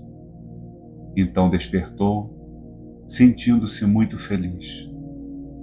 Quando sua esposa veio lhe servir o desjejum, ela disse: Ó mestre, sonhei esta noite que duas mulheres, que diziam vir da terra ocidental de Jurgen, traziam em suas mãos um relicário de cristal, que estava um pouco sujo, e me pediam para dizer-te que teu guru, Naropa, solicitava que consagrasses o relicário com as devidas cerimônias de uma consagração adequada e o colocasse no topo de uma montanha.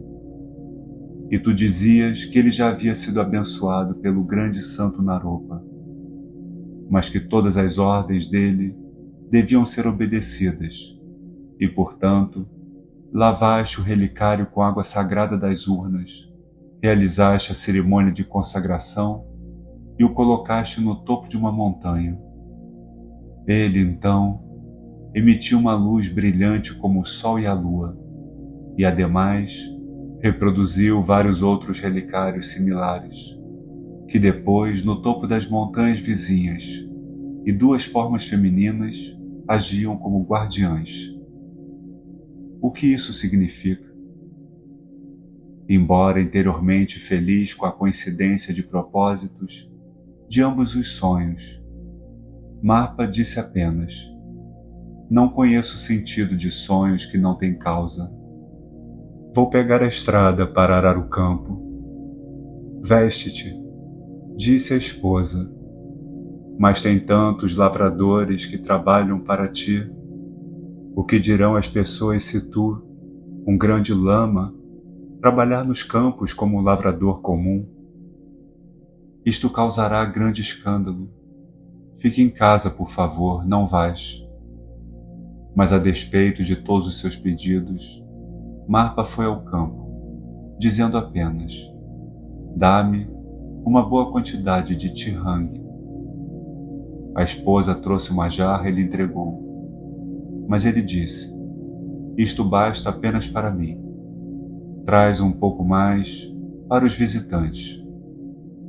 Outra jarra foi trazida e ele a colocou no chão, cobrindo-a com seu chapéu e, sentando-se ao lado da jarra, bebeu alguns goles de tirang e se dirigiu para a lavoura. Entre mentes, eu me aproximava pela estrada, perguntando a todos que encontrava: onde vive o grande yogi Marpa, o tradutor? Mas ninguém podia me dar a informação que eu desejava.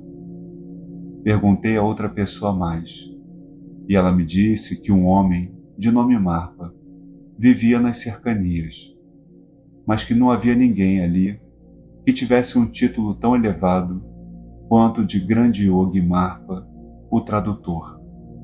Indaguei onde se achava o Vale do Trigo. Ela o indicou e disse: é lá.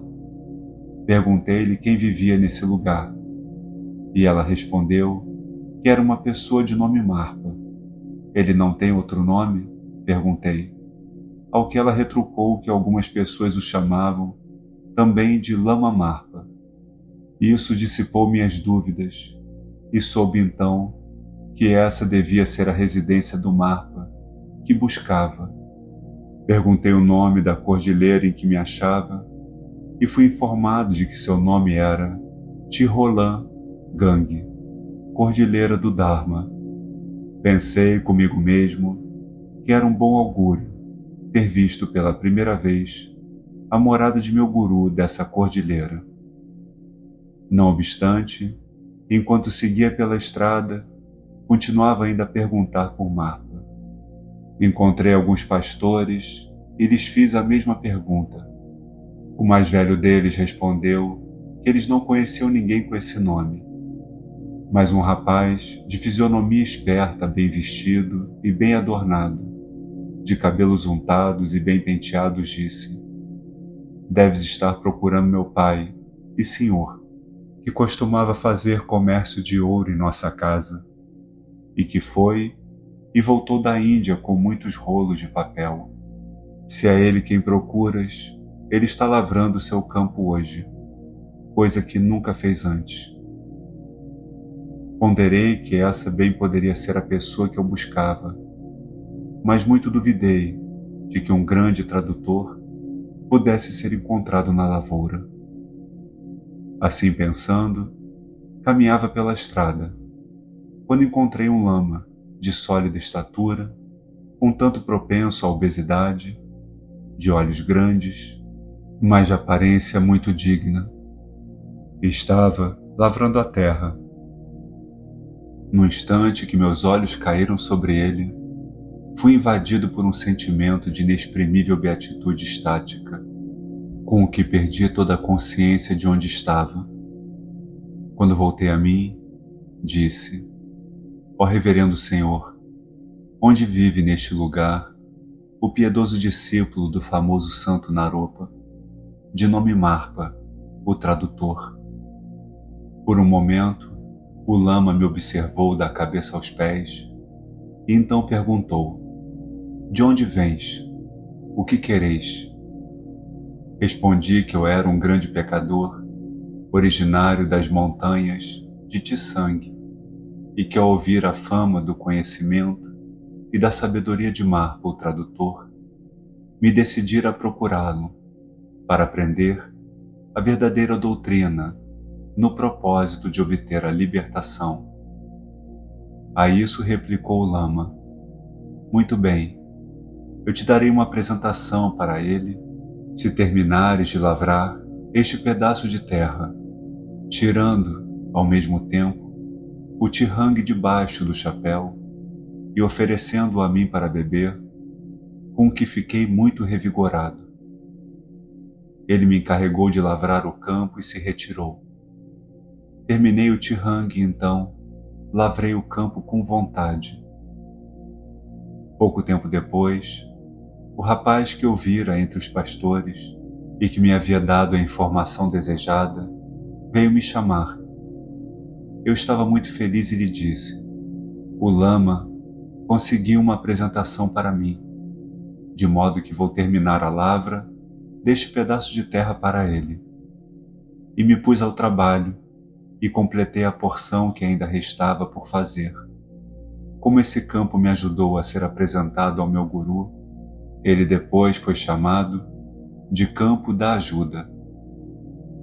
No verão, um caminho corre ao redor do campo e o corta ao meio no inverno. Acompanhando o rapaz, encontrei o lama acomodado sobre um amontoado de almofadas cobertas por um tapete, formando assim um tríplice assento. Vi que ele procurava se limpar, mas sobre a testa e nos cantos do nariz ainda permaneciam alguns traços de poeira. Estava sentado com sua grande e proeminente pança. Embora soubesse que se tratava do mesmo homem que encontrara anteriormente, olhei em volta para me certificar, em busca de outro lama que pudesse estar sentado em qualquer outra parte. Logo, o ocupante do assento de almofadas disse: Naturalmente não me reconheces. Sou Marpa, de modo que podes me saudar. Curvei-me imediatamente, toquei-lhe os pés com minha fronte e os coloquei sobre a coroa de minha cabeça. Tendo realizado essa cerimônia, disse: Ó precioso guru, sou um grande pecador, originário das montanhas ocidentais, e vim aqui para te oferecer corpo, fala e mente. Peço-te que me deis alimento, roupa e instrução espiritual, e permita que eu obtenha a libertação na atual existência. O lama replicou: O fato de seres um grande pecador nada tem a ver comigo. Não te pedi que cometesses pecados em meu lugar. Mas que pecados foram esses? Quando relatei todas as circunstâncias de minha vida, o Lama disse: "Muito bem, gostei da tua oferta de corpo, fala e mente, mas não posso te dar comida, roupa e instrução ao mesmo tempo. Dar-te-ei comida e roupa, e procurarás a instrução espiritual em outra parte, ou poderás encontrar comida e roupa em algum lugar, enquanto te dou a instrução espiritual que desejas. Escolhe o que preferes. Se te ensino a verdade, dependerá inteiramente de tua perseverança e energia conseguir ou não a libertação numa única existência." Respondi: "Eu te procurei, ó meu Lama, por causa da verdade. Encontrarei comida e roupa em outra parte." E tratei imediatamente de me acomodar à situação, depondo os poucos livros que trouxera comigo sobre a estante do altar. Mas o Lama me proibiu imediatamente de fazê-lo, dizendo: "Fora com esses teus velhos livros. Eles contaminarão-me as santas relíquias e os volumes sagrados, e lhes trarão a ruína." Pensei imediatamente comigo mesmo que o Lama sabia da existência de alguns livros de magia negra entre eles, e por essa razão me proibira de colocá-los junto de seus livros, imagens e outros objetos. Durante algum tempo, conservei-os nos aposentos a mim destinados. A esposa do meu guru deu-me excelente comida e propiciou-me tudo o que eu necessitava. Esta é a parte da minha história que narra como cheguei a encontrar o meu guru, o que constitui a primeira de minhas ações meritórias. Capítulo 5. O noviciado e a penitência. Narrativa de como Jetsun obedeceu às ordens de seu guru Marpa, sofrendo por isso estranhas e dolorosas experiências e grandes atribulações, e de como, desanimado, abandonou por 3 vezes a Marpa e buscou outro guru, voltando em seguida para Marpa. Pus-me então a esmolar por todo o vale de Lobra, onde obtive 420 medidas de cevada. Com 280 medidas, comprei um grande vaso de cobre, livre de falhas ou saliências e provido de 4 pegadores, um em cada um dos 4 lados. Com 20 medidas, comprei carne e tirangue. Coloquei as 120 medidas restantes num grande saco e, pondo o vaso de cobre sobre elas, dirigi-me à morada do meu guru. Ao chegar lá, estava um pouco fatigado e deixei cair meu fardo um tanto pesadamente, o que fez a casa tremer um pouco. Isso irritou meu guru, pois ele disse, dando pulos de raiva: "Ah, ao que parece, és um devoto particularmente forte. Quereis matar-nos a todos, pondo a casa abaixo meramente pela força física? Fora com esse saco." E chutou o saco para fora da casa, de modo que fui obrigado a deixá-lo ali. Nessa ocasião, simplesmente pensei que o meu guru tinha um temperamento irracível e que eu precisava me portar com cuidado em sua presença. Minha fé nele permanecia intacta. Em seguida, depois de esvaziar o vaso de cobre, levei-o novamente para casa e, curvando-me, ofereci-o ao Lama. Ele o aceitou, depondo sua mão sobre o objeto, e depois, sem remover a mão, permaneceu por um instante com os olhos fechados em oração. Terminada a invocação, pude ver lágrimas correrem por sua face, e ele disse: "É auspicioso. Eu ofereço ao meu guru Naropa." E simultaneamente fez com as mãos o gesto de oferenda. Em seguida tomou os pegadores, bateu-lhes violentamente e amassou o vaso com um bastão, fazendo assim um grande estardalhaço. Por fim tomou o vaso ao pé do altar e aí o deixou, enchendo-o com manteiga clarificada para queimar nas lâmpadas do altar. Muito preocupado com minha libertação, eu lhe pedia repetidamente para me dar alguma instrução, em consequência do que ele disse: "Tenho muitos discípulos e leigos nas províncias de U e Tsang que gostariam muitíssimo de vir para cá. mas eles foram repetidamente roubados no caminho pelos pastores nômades de Amdak e Talung, bem como pelos Lingpas. Espolhados assim com frequência, eles deixaram de vir para cá com provisões ou presentes. Vai e lança uma praga de tempestades de pedra sobre os assaltantes. Isso também é um dever religioso. Depois então, eu te darei as instruções sobre a verdade. Dessa maneira lancei uma terrível tempestade de pedras sobre cada um dos lugares mencionados e, ao retornar, pedi a instrução prometida. Mas o lama replicou: "O quê? Ousas pedir o Dharma sagrado, que eu obtive com grande custo e alto sacrifício na Índia, em troca de 2 ou 3 reles tempestades de pedra? Ora, Senhor, se desejas realmente a verdade, deverás destruir por meio da feitiçaria, da qual dizes ser um adepto, muitos montanheses de Lobrak, pois eles também assaltaram meus discípulos, que para aqui vieram oriundos de Nialoró, e com frequência ofenderam também a minha pessoa.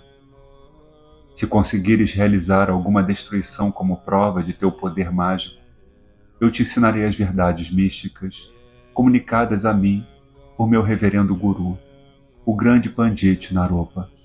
Verdades mediante as quais podemos ganhar a libertação numa única existência e atingir o Budado.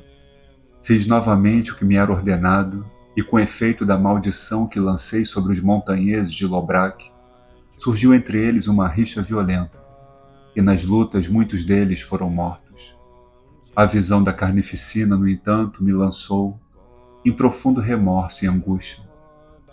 Meu guru, percebendo que entre os mortos estavam muitos dos que o tinham ofendido, disse-me: "És de fato um adepto da feitiçaria", e me deu o título de Chuchehen, grande feiticeiro.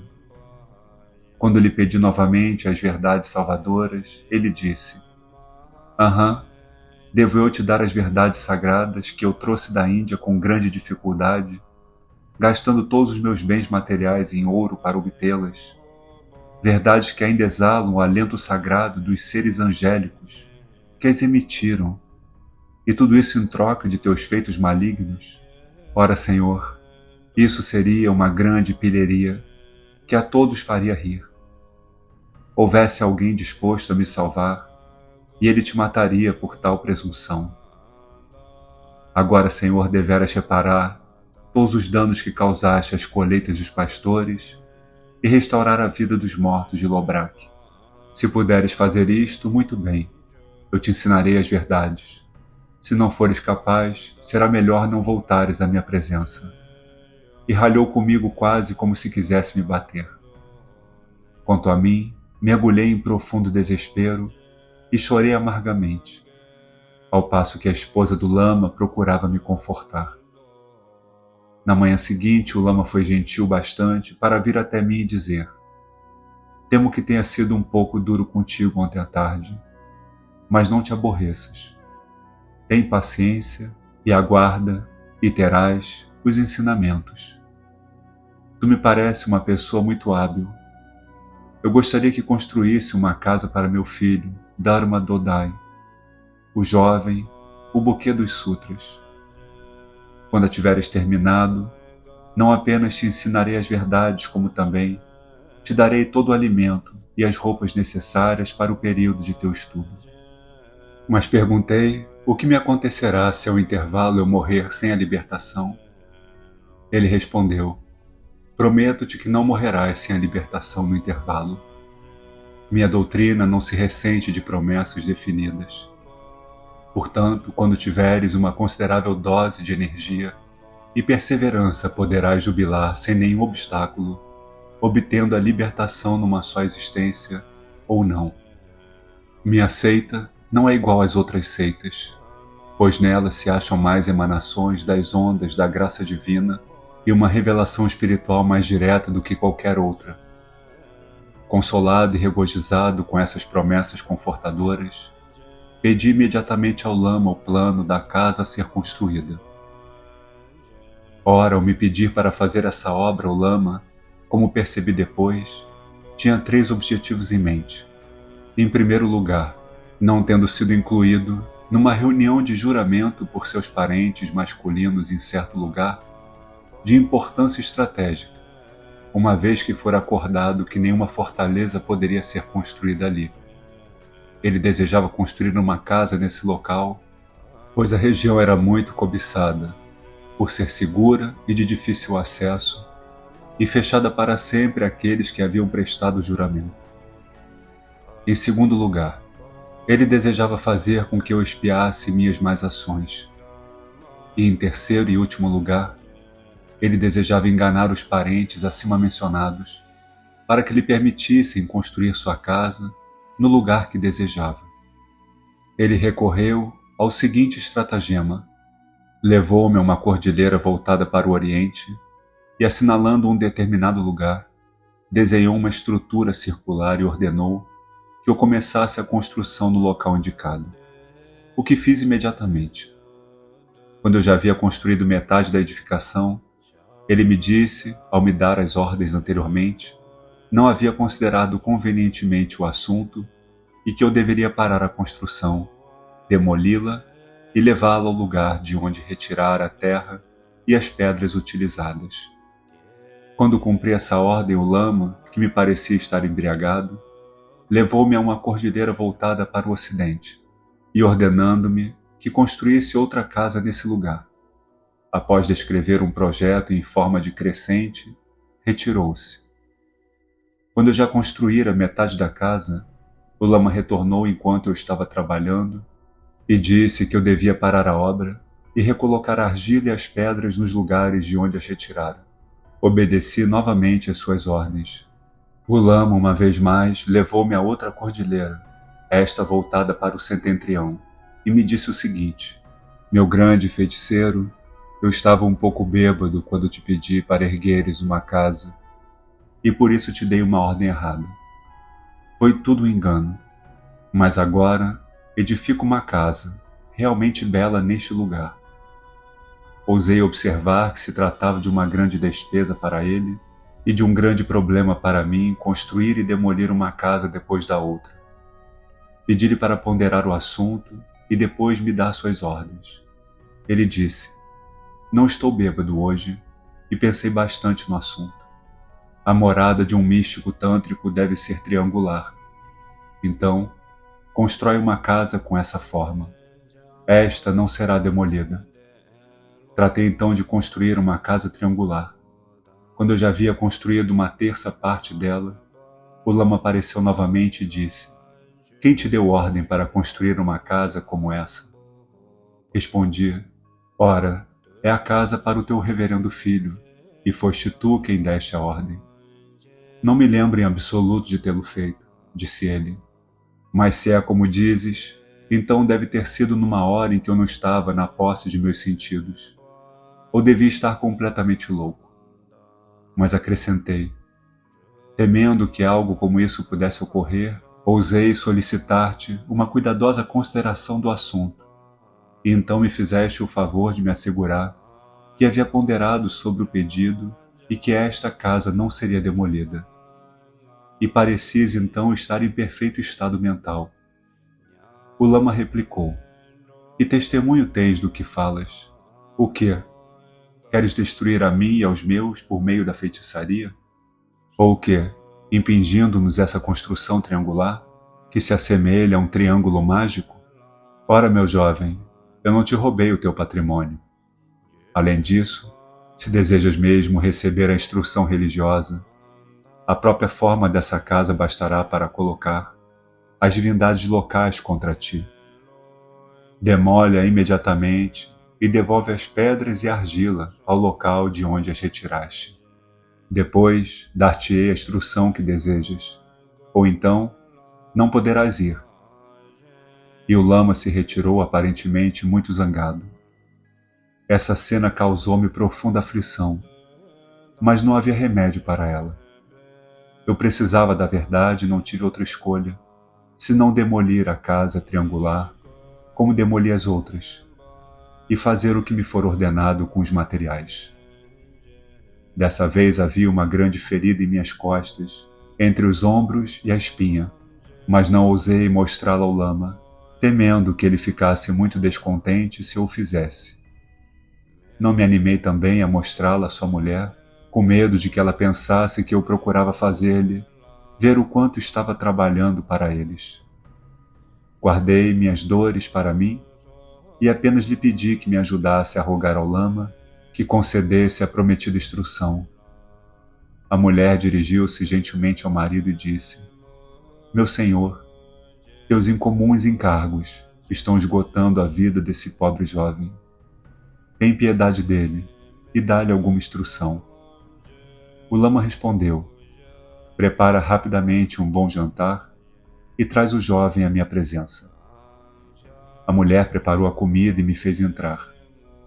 O lama então me disse: Grande feiticeiro, não me acuses falsamente, como fizeste ontem, de coisas que não fiz. Quanto às instruções, eu as darei agora.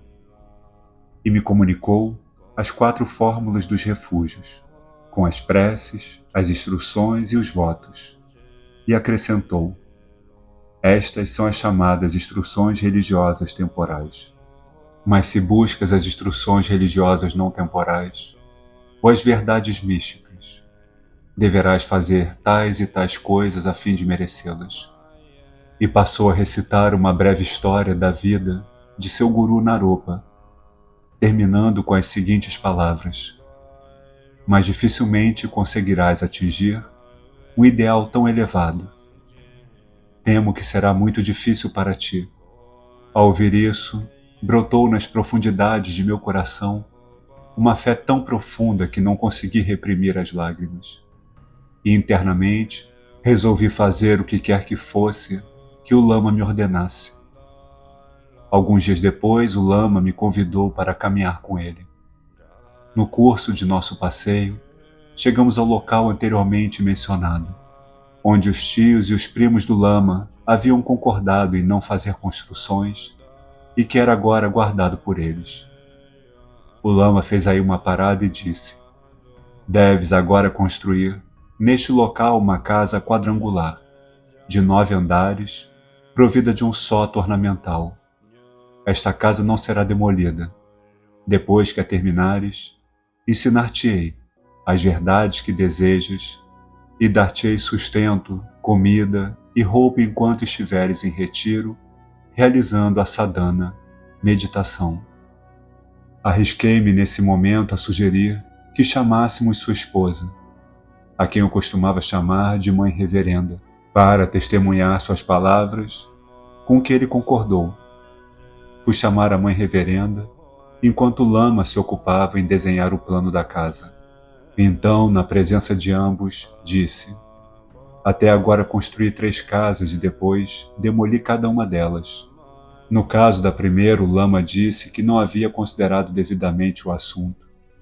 No caso da segunda, que estava bêbado quando deu as ordens. E no caso da terceira, que estava fora de si ou louco, que não se lembrava de ter dado ordem para a construção. Ao lembrar-lhe as circunstâncias relacionadas com a terceira casa que eu construíra, ele pediu para eu dar testemunho de suas palavras e parecia muito zangado.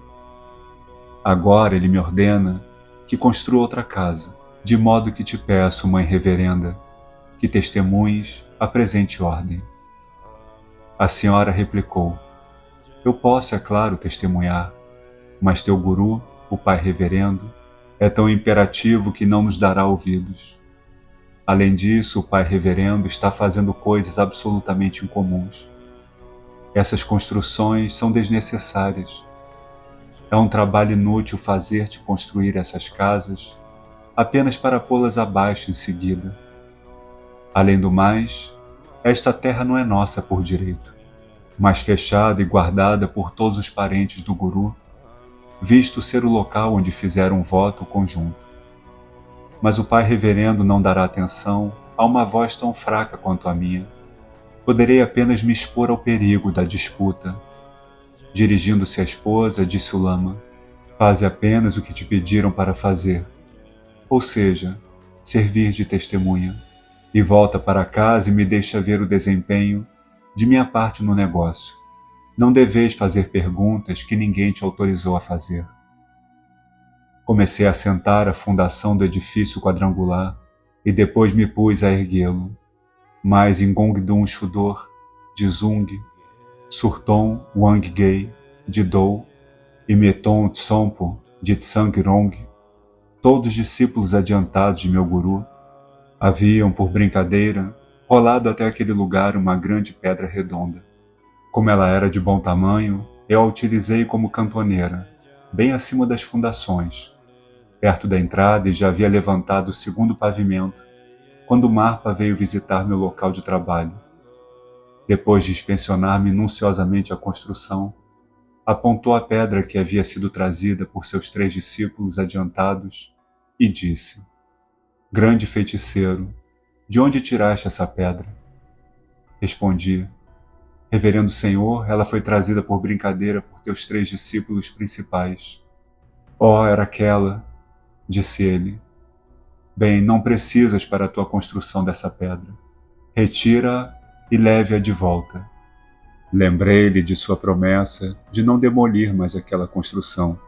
Ele apenas disse: Mas eu não te prometi deixar empregar, como teus operários, meus discípulos principais, que foram iniciados nas verdades místicas dos seres de duplo nascimento.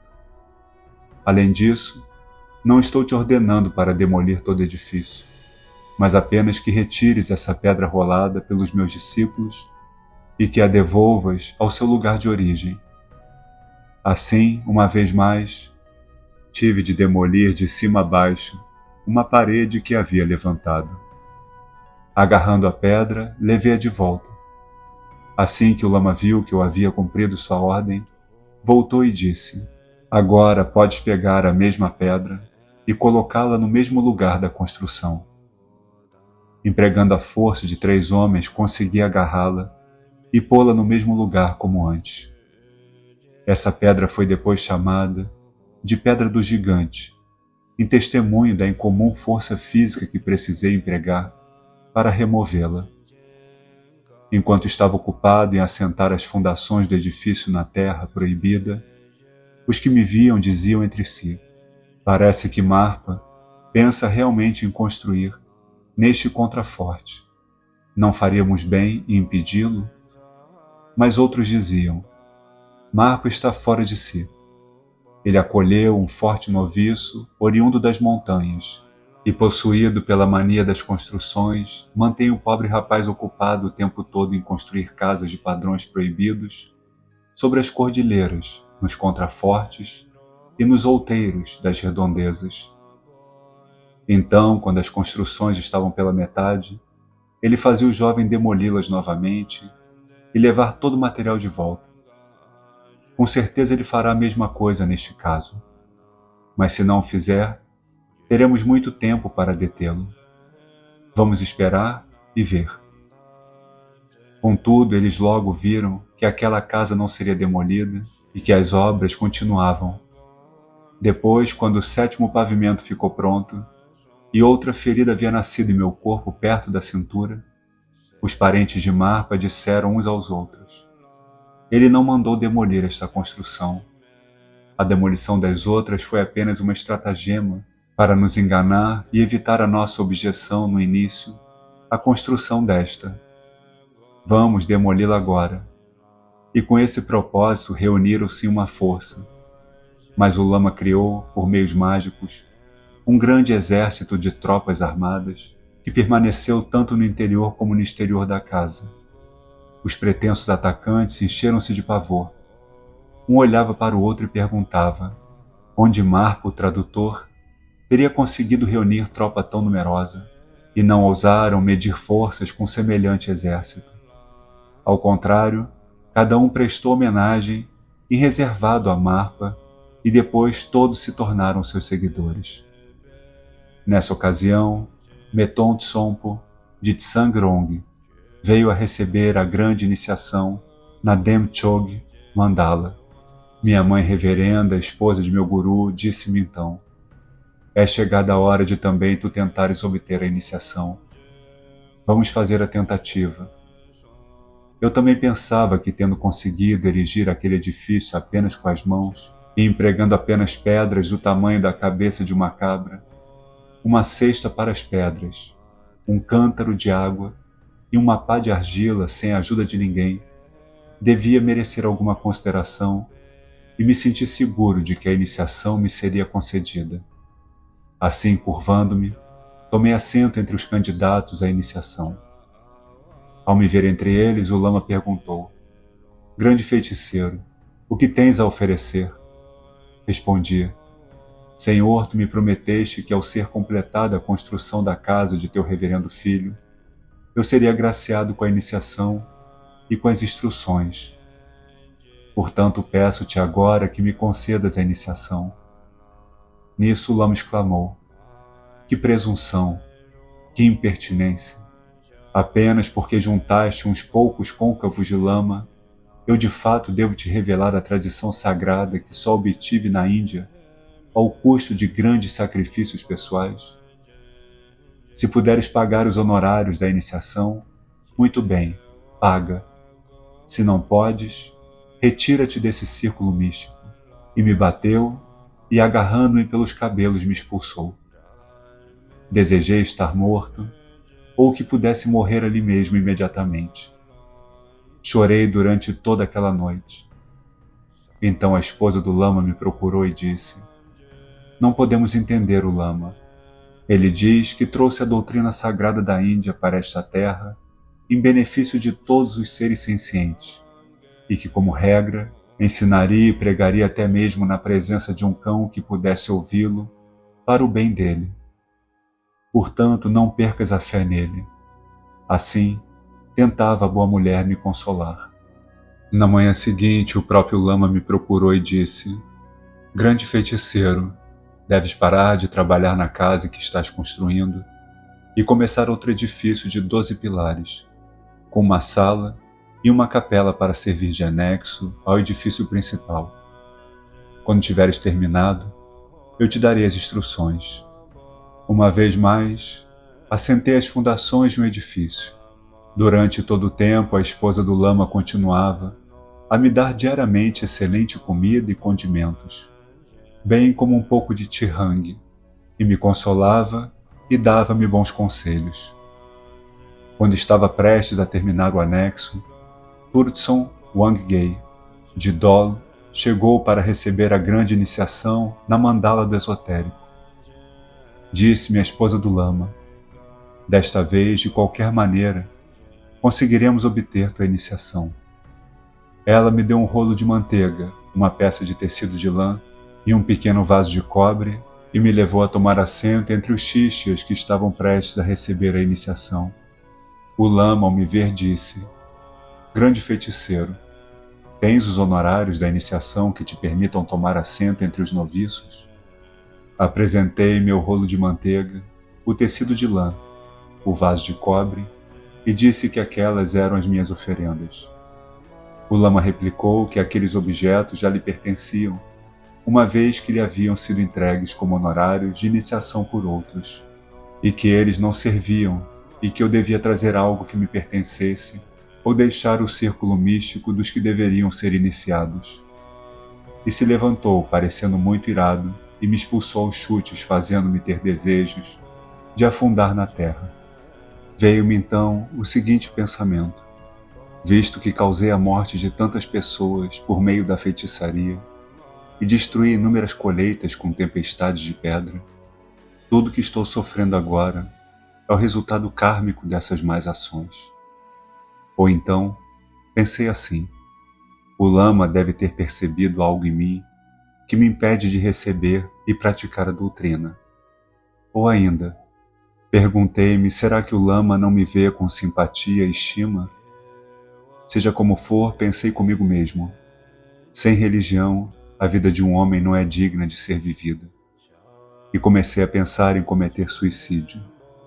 Nesse momento, a esposa do lama me trouxe a sua parte das oferendas de comida consagrada e me comunicou suas sinceras condolências. Mas eu não tinha fome alguma, nem mesmo de comida consagrada, e chorei por toda a noite. Na manhã seguinte, o próprio lama me procurou e disse: deves terminar ambas as construções. Dar-te-ei depois as instruções e as verdades. Voltando às minhas atividades nas construções, eu já havia quase terminado o anexo, quando outra ferida surgiu sobre os meus rins, e com sangue jorrando das 3 feridas, todo meu dorso logo se transformou numa só chaga.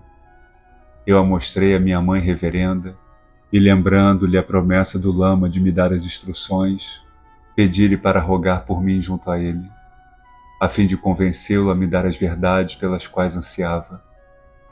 Minha mãe reverenda olhou atentamente as minhas feridas e, derramando profusas lágrimas, prometeu falar por mim ao lama.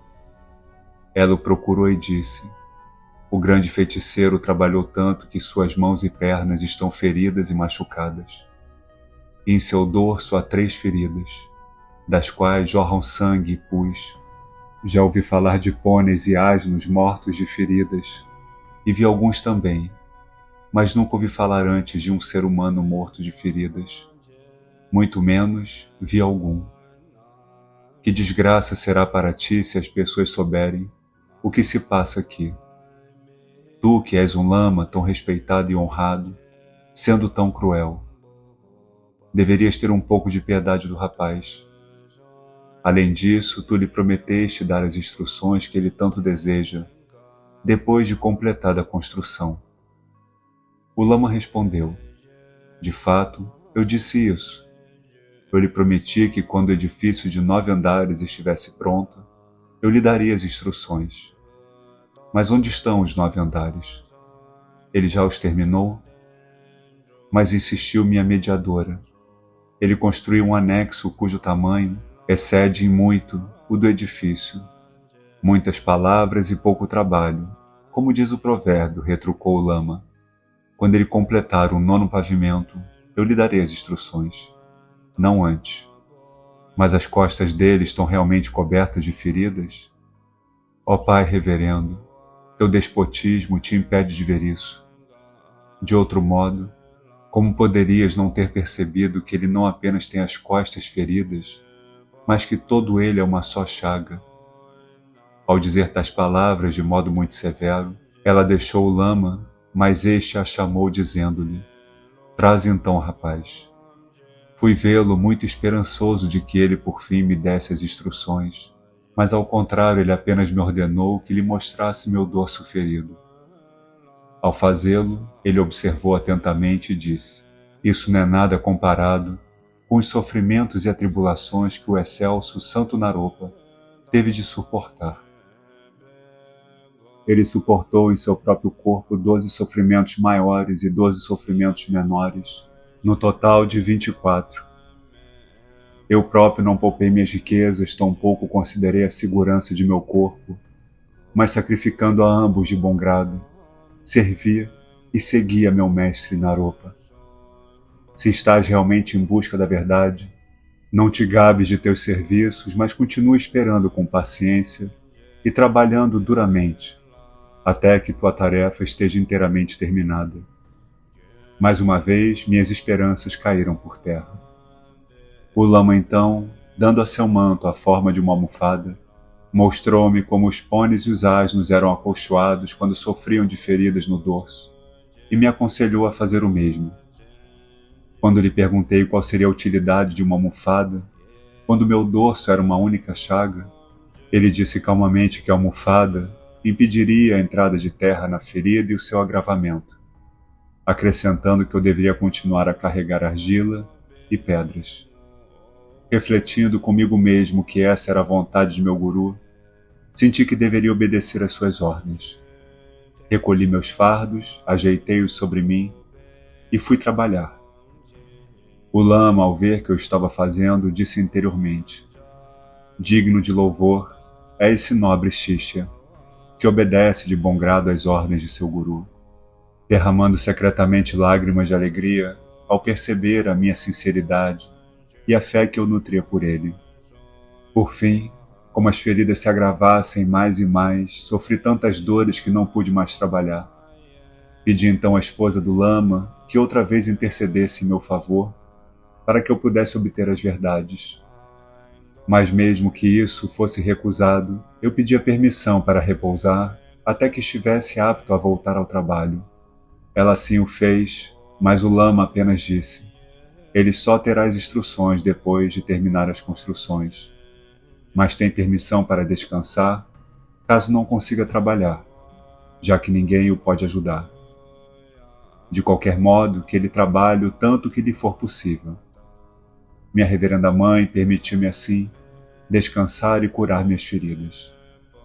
Quando elas estavam parcialmente curadas, o lama, não fazendo qualquer menção às instruções, me disse: grande feiticeiro, deves retomar teu trabalho e terminá-lo rapidamente.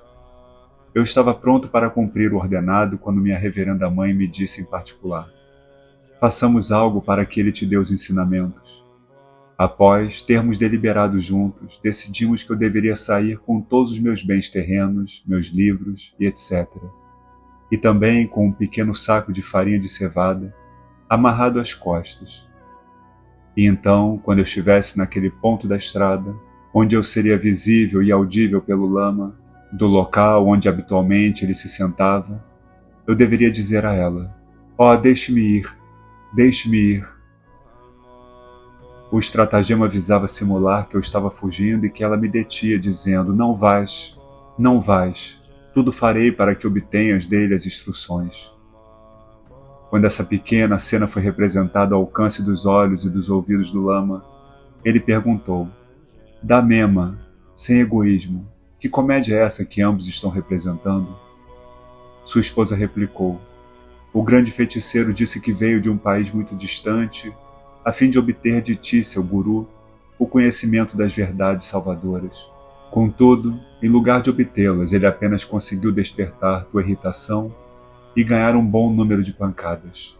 Agora, temendo morrer sem ter aprendido as verdades, ele deseja partir para buscá-las em outra parte, e eu estou assegurando a ele que tudo farei para obter-lhe as verdades. Estou tentando detê-lo. Percebo, disse o lama, e levantando-se, deu-me várias bofetadas, gritando: quando me procuraste, não me ofereceste todo o teu corpo, fala e mente? Aonde pensas que vais? Tu me pertences.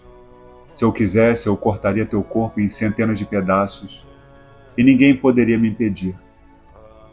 E mesmo que queiras ir embora, como ousas levar farinha de minha casa?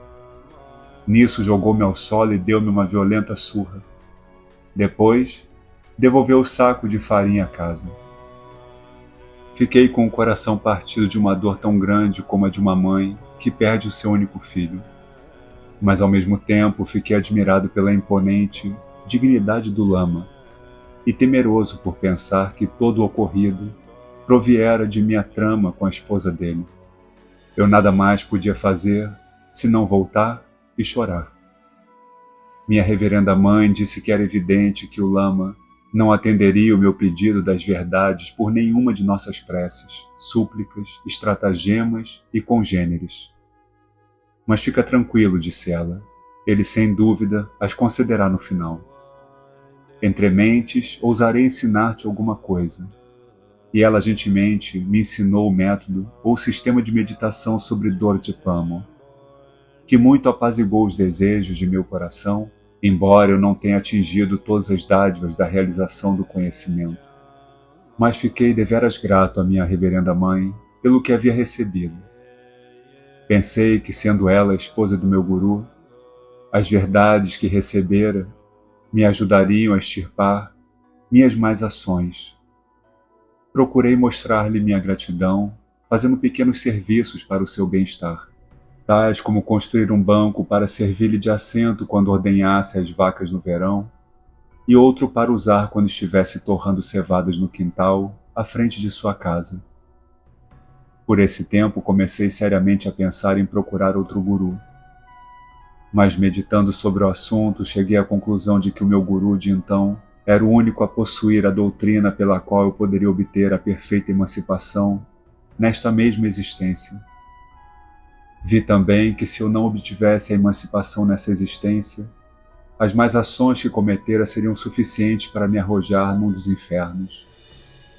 Resolvi então fazer o possível para imitar Naropa quanto às suas aflições e sofrimentos, assim como a sua infatigável perseverança na busca da verdade salvadora, obtendo desse modo a minha emancipação. Com tal resolução em mente, voltei ao meu trabalho empilhando pedra e carregando terra para fazer argila. Foi então que chegou Ingongdum Shudor de Zung, carregado de presentes valiosos e acompanhado por um numeroso séquito para receber a grande iniciação na mandala, ou rito de Gyapadorje.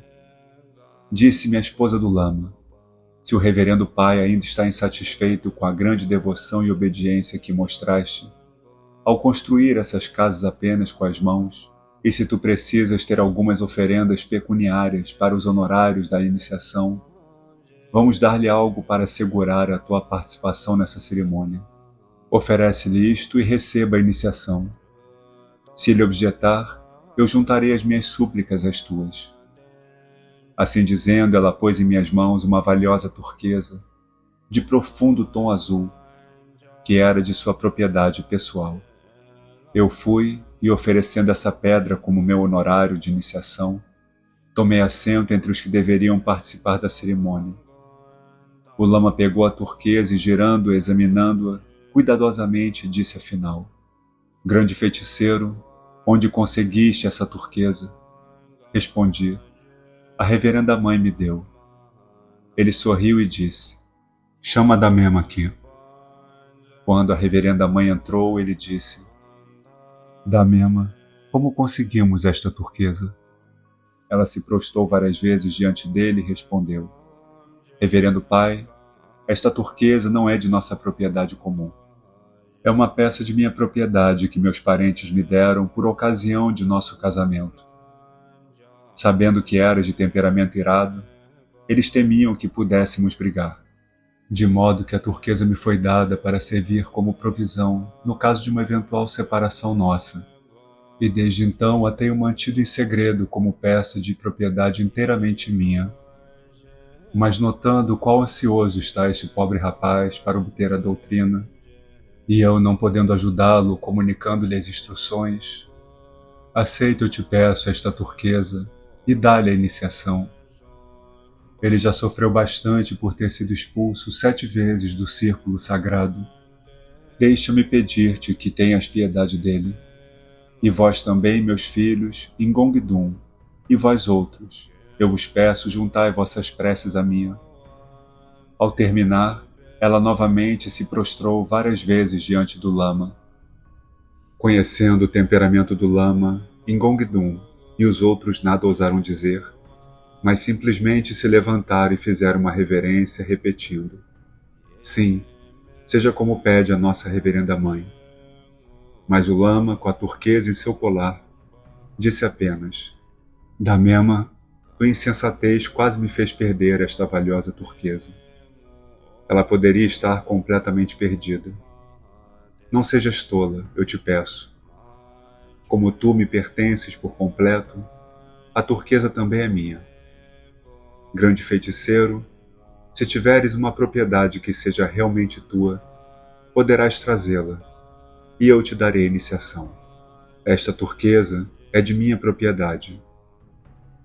Ao ver que a reverenda mãe havia lhe oferecido uma turquesa de valor, eu pensei que talvez ele pudesse ter se abrandado a ponto de me dar a iniciação, de modo que aguardei um momento.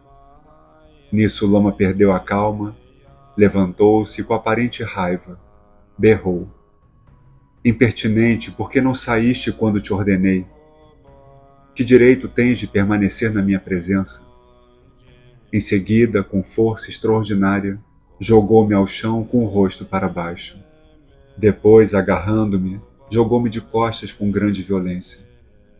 Ele estava prestes a pegar o bastão para me bater, quando Ingongdum interveio e o segurou. Entre mentes e meu extremo terror, saltei por uma janela, o que deixou o guru aflito, embora ele ainda demonstrasse muita raiva. A queda não me machucou, mas eu estava com o coração tão aflito e magoado que resolvi me matar. Mas outra vez minha reverenda mãe me procurou para me consolar e disse: grande feiticeiro, não fiques triste. Não existe um pupilo mais querido ou mais fiel do que tu.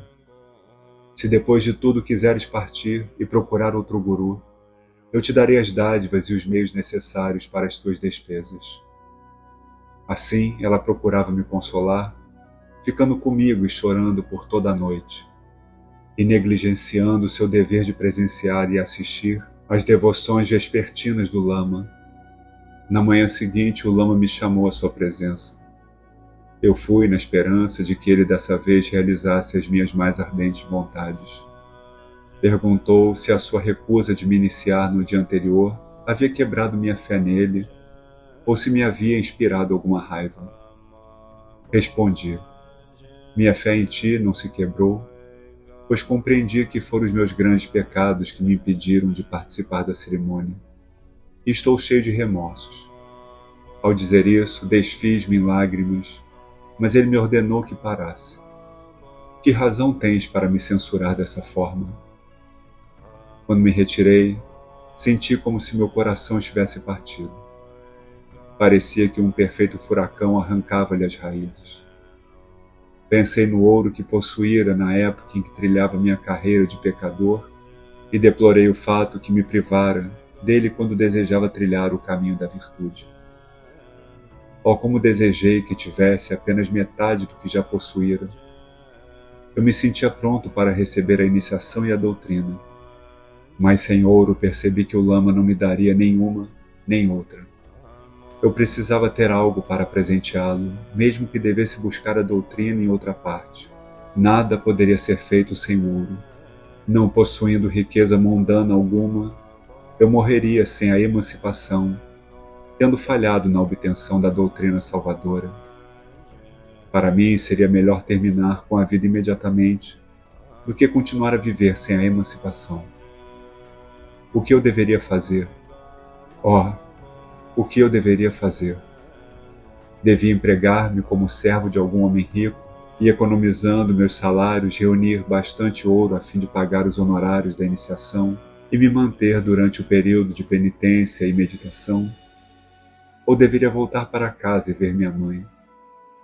Eu poderia talvez obter algum dinheiro lá, mas fora lá também que eu causara uma triste devastação por obra de minha maldade e da arte negra. No entanto, uma das duas coisas precisava ser feita e sem demora. Eu devia sair em busca do ouro ou da doutrina, mas eu devia sair. Assim, pegando meus livros e deixando o saco de farinha, por medo de provocar a irritação do lama, fui-me embora sem comunicar à reverenda mãe minha intenção. Quando já havia percorrido 3 ou 4 quilômetros de estrada, fui assaltado pelo intenso desejo de vê-la uma vez mais e pelo remorso de haver abandonado ingratamente a generosa senhora, sem uma palavra. Era a hora da refeição matinal e assim, esmolhei um pouco de farinha de cevada. Tomei emprestado algumas vasilhas, colhi um pouco de lenha e cozinhei minha comida. A última vez que comera fora na tarde anterior. Veio-me então o pensamento de que a comida recebida do lama pagara pelo menos metade dos meus salários referentes à obra que eu havia realizado. Refletindo nos problemas que enfrentara para conseguir apenas aquela refeição e comparando-a com a vida folgada que desfrutava na casa do lama, em que tudo me era preparado por sua esposa, pratos quentes e saborosos todos os dias, compreendi que era muita ingratidão de minha parte deixar a casa sem antes dar adeus à generosa esposa. Eu me sentia compelido a voltar, mas era incapaz de fazê-lo. Quando estava voltando para devolver as vasilhas que eu pedira emprestado, um velho me parou e disse: Deus meu, és ainda jovem, podes trabalhar. Por que pedes esmolas? Por que não ganhas teu sustento lendo as escrituras se sabe ler? Ou se não sabes ler, por que não fazes algum trabalho? Ganharias o teu sustento e um pouco de dinheiro. Sabes ler ou não? Disse-lhe então que eu não era um mendigo profissional e que sabia ler. Disse o velho: Muito bem, fique em minha casa, lê as escrituras para mim, e eu te pagarei generosamente. Aceitei de bom grado a oferta e pus-me a ler a versão abreviada do Pradina Paramita, em 8.000 versos. No curso da leitura cheguei à história de um arhat chamado Tangtungu, choroso. no qual se narra que esse Arhat, por ser paupérrimo, vendeu a carne de seu próprio corpo em troca da doutrina. Nada pode ser mais querido a um homem do que o seu próprio coração, mesmo que ele o queira vender. Embora a consequência imediata fosse a morte, isso não o demoveu de seu intento. Quando comparei meus sofrimentos com os do Arhat, eles pareciam ter se reduzido a nada. Assim brotou-me a esperança de que, afinal, o Lama pudesse me comunicar o ensinamento que eu desejava.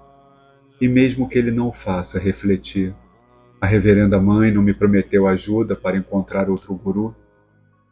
De modo que retornei à casa do Lama. Voltando ao que aconteceu quando deixei o Lama, quando sua esposa percebeu que eu realmente partira, ela o procurou e disse: afinal, reverendo pai, teu implacável inimigo te deixou. Estás satisfeito agora? O que queres dizer? Perguntou ele. Não trataste o pobre grande feiticeiro como teu inimigo mortal? O Lama franziu as sobrancelhas, mas não pôde reprimir uma lágrima. Ó guru das divindades Kargyutra e dos espíritos guardiãos, exclamou, trazei de volta o meu predestinado discípulo. Ao falar assim, cobriu a cabeça com o manto e permaneceu em silêncio por longo tempo. Ao voltar e render homenagens à esposa do Lama, ela ficou exultante e disse: de fato, esta foi a melhor coisa que podias ter feito. Penso que agora, afinal, o Lama te concederá alguns ensinamentos, pois ao ser informado de tua partida, ele chorou e gritou: trazei de volta o meu predestinado discípulo. E penso que voltaste por graça do Lama. No entanto, eu pensava que a reverenda mãe só contava tais acontecimentos para me encorajar, pois eu julgava que o fato de desejar a minha volta e de me chamar de discípulo querido e tudo mais dificilmente se coadunava com a recusa do Lama em me dar até mesmo a menor migalha da instrução espiritual. Se ele de fato me tivesse chamado de querido, isso me teria enchido de júbilo, mas sua recusa em me dar qualquer ensinamento da doutrina ou em me permitir que eu a procurasse em outra parte, me enchia de grande preocupação. A reverenda mãe procurou o Lama e lhe disse: ó reverendo pai, o grande feiticeiro não foi capaz de nos abandonar. Ele voltou. Posso lhe dar a permissão para entrar e render homenagem a ti? Oh, não foi o seu amor por nós, mas por si mesmo que o trouxe de volta, disse o Lama. Mas deixa-o entrar e prestar reverência. Ao entrar, o Lama me disse: grande feiticeiro, não vaciles em teus objetivos. Se de fato desejas obter a doutrina, deves estar preparado para sacrificar a própria vida. Agora estás de volta e, em primeiro lugar, completa os 3 pavimentos que faltam da construção. Teus desejos serão então realizados.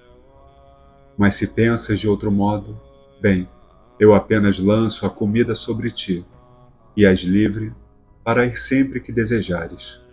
Retirei-me sem ousar pronunciar uma palavra, mas disse à esposa: reverenda mãe, tive um grande desejo de ver novamente minha mãe, e estou certo que o Lama não me dará os ensinamentos. Se estivesse seguro de obtê-los ao completar o edifício, ficaria muito contente em ir terminá-lo. Mas vejo bem que o Lama apenas fará uma objeção após outra, escusando-se de me ensinar a doutrina. Estou certo de que não a obterei, mesmo se completar a construção. Deixa-me, portanto, voltar. Desejo saúde e vida longa a ambos. Curvei-me diante dela e já estava me retirando quando ela falou: estás certo. Eu prometi encontrar-te um guru. Existe um discípulo do Lama de nome Ngongdum Shudor, que tem os mesmos preceitos e ensinamentos que o Lama. Farei tudo o que puder para que recebas dele os ensinamentos que desejas. Fica aqui ainda algum tempo e age como se estivesses trabalhando. Deleitado com a perspectiva de realizar meus desejos, trabalhei com vontade por vários dias. Parece que o grande Pandita Naropa, enquanto vivia, tinha o hábito de observar o 10º dia, de todo mês como um grande dia de adoração. E, portanto, Marpa também estava acostumada a fazer o mesmo.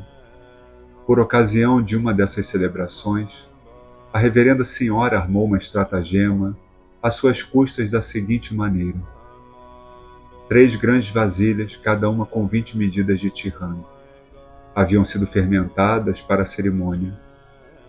Ela filtrou a bebida e, decantando a primeira fermentação numa vasilha, fez com que a bebida dessa vasilha fosse servida a ele pelos assistentes, entre eles, ela e eu, que encheram o seu copo várias vezes. A segunda fermentação foi servida aos discípulos, e a própria senhora bebeu a terceira fermentação, da qual havia apenas um pouco. Segui seu exemplo e assim não me embriaguei. Todos os discípulos, contudo, ficaram mais ou menos bêbados. Quanto ao lama, tendo sorvido vários copos da forte bebida, caiu em um sono profundo.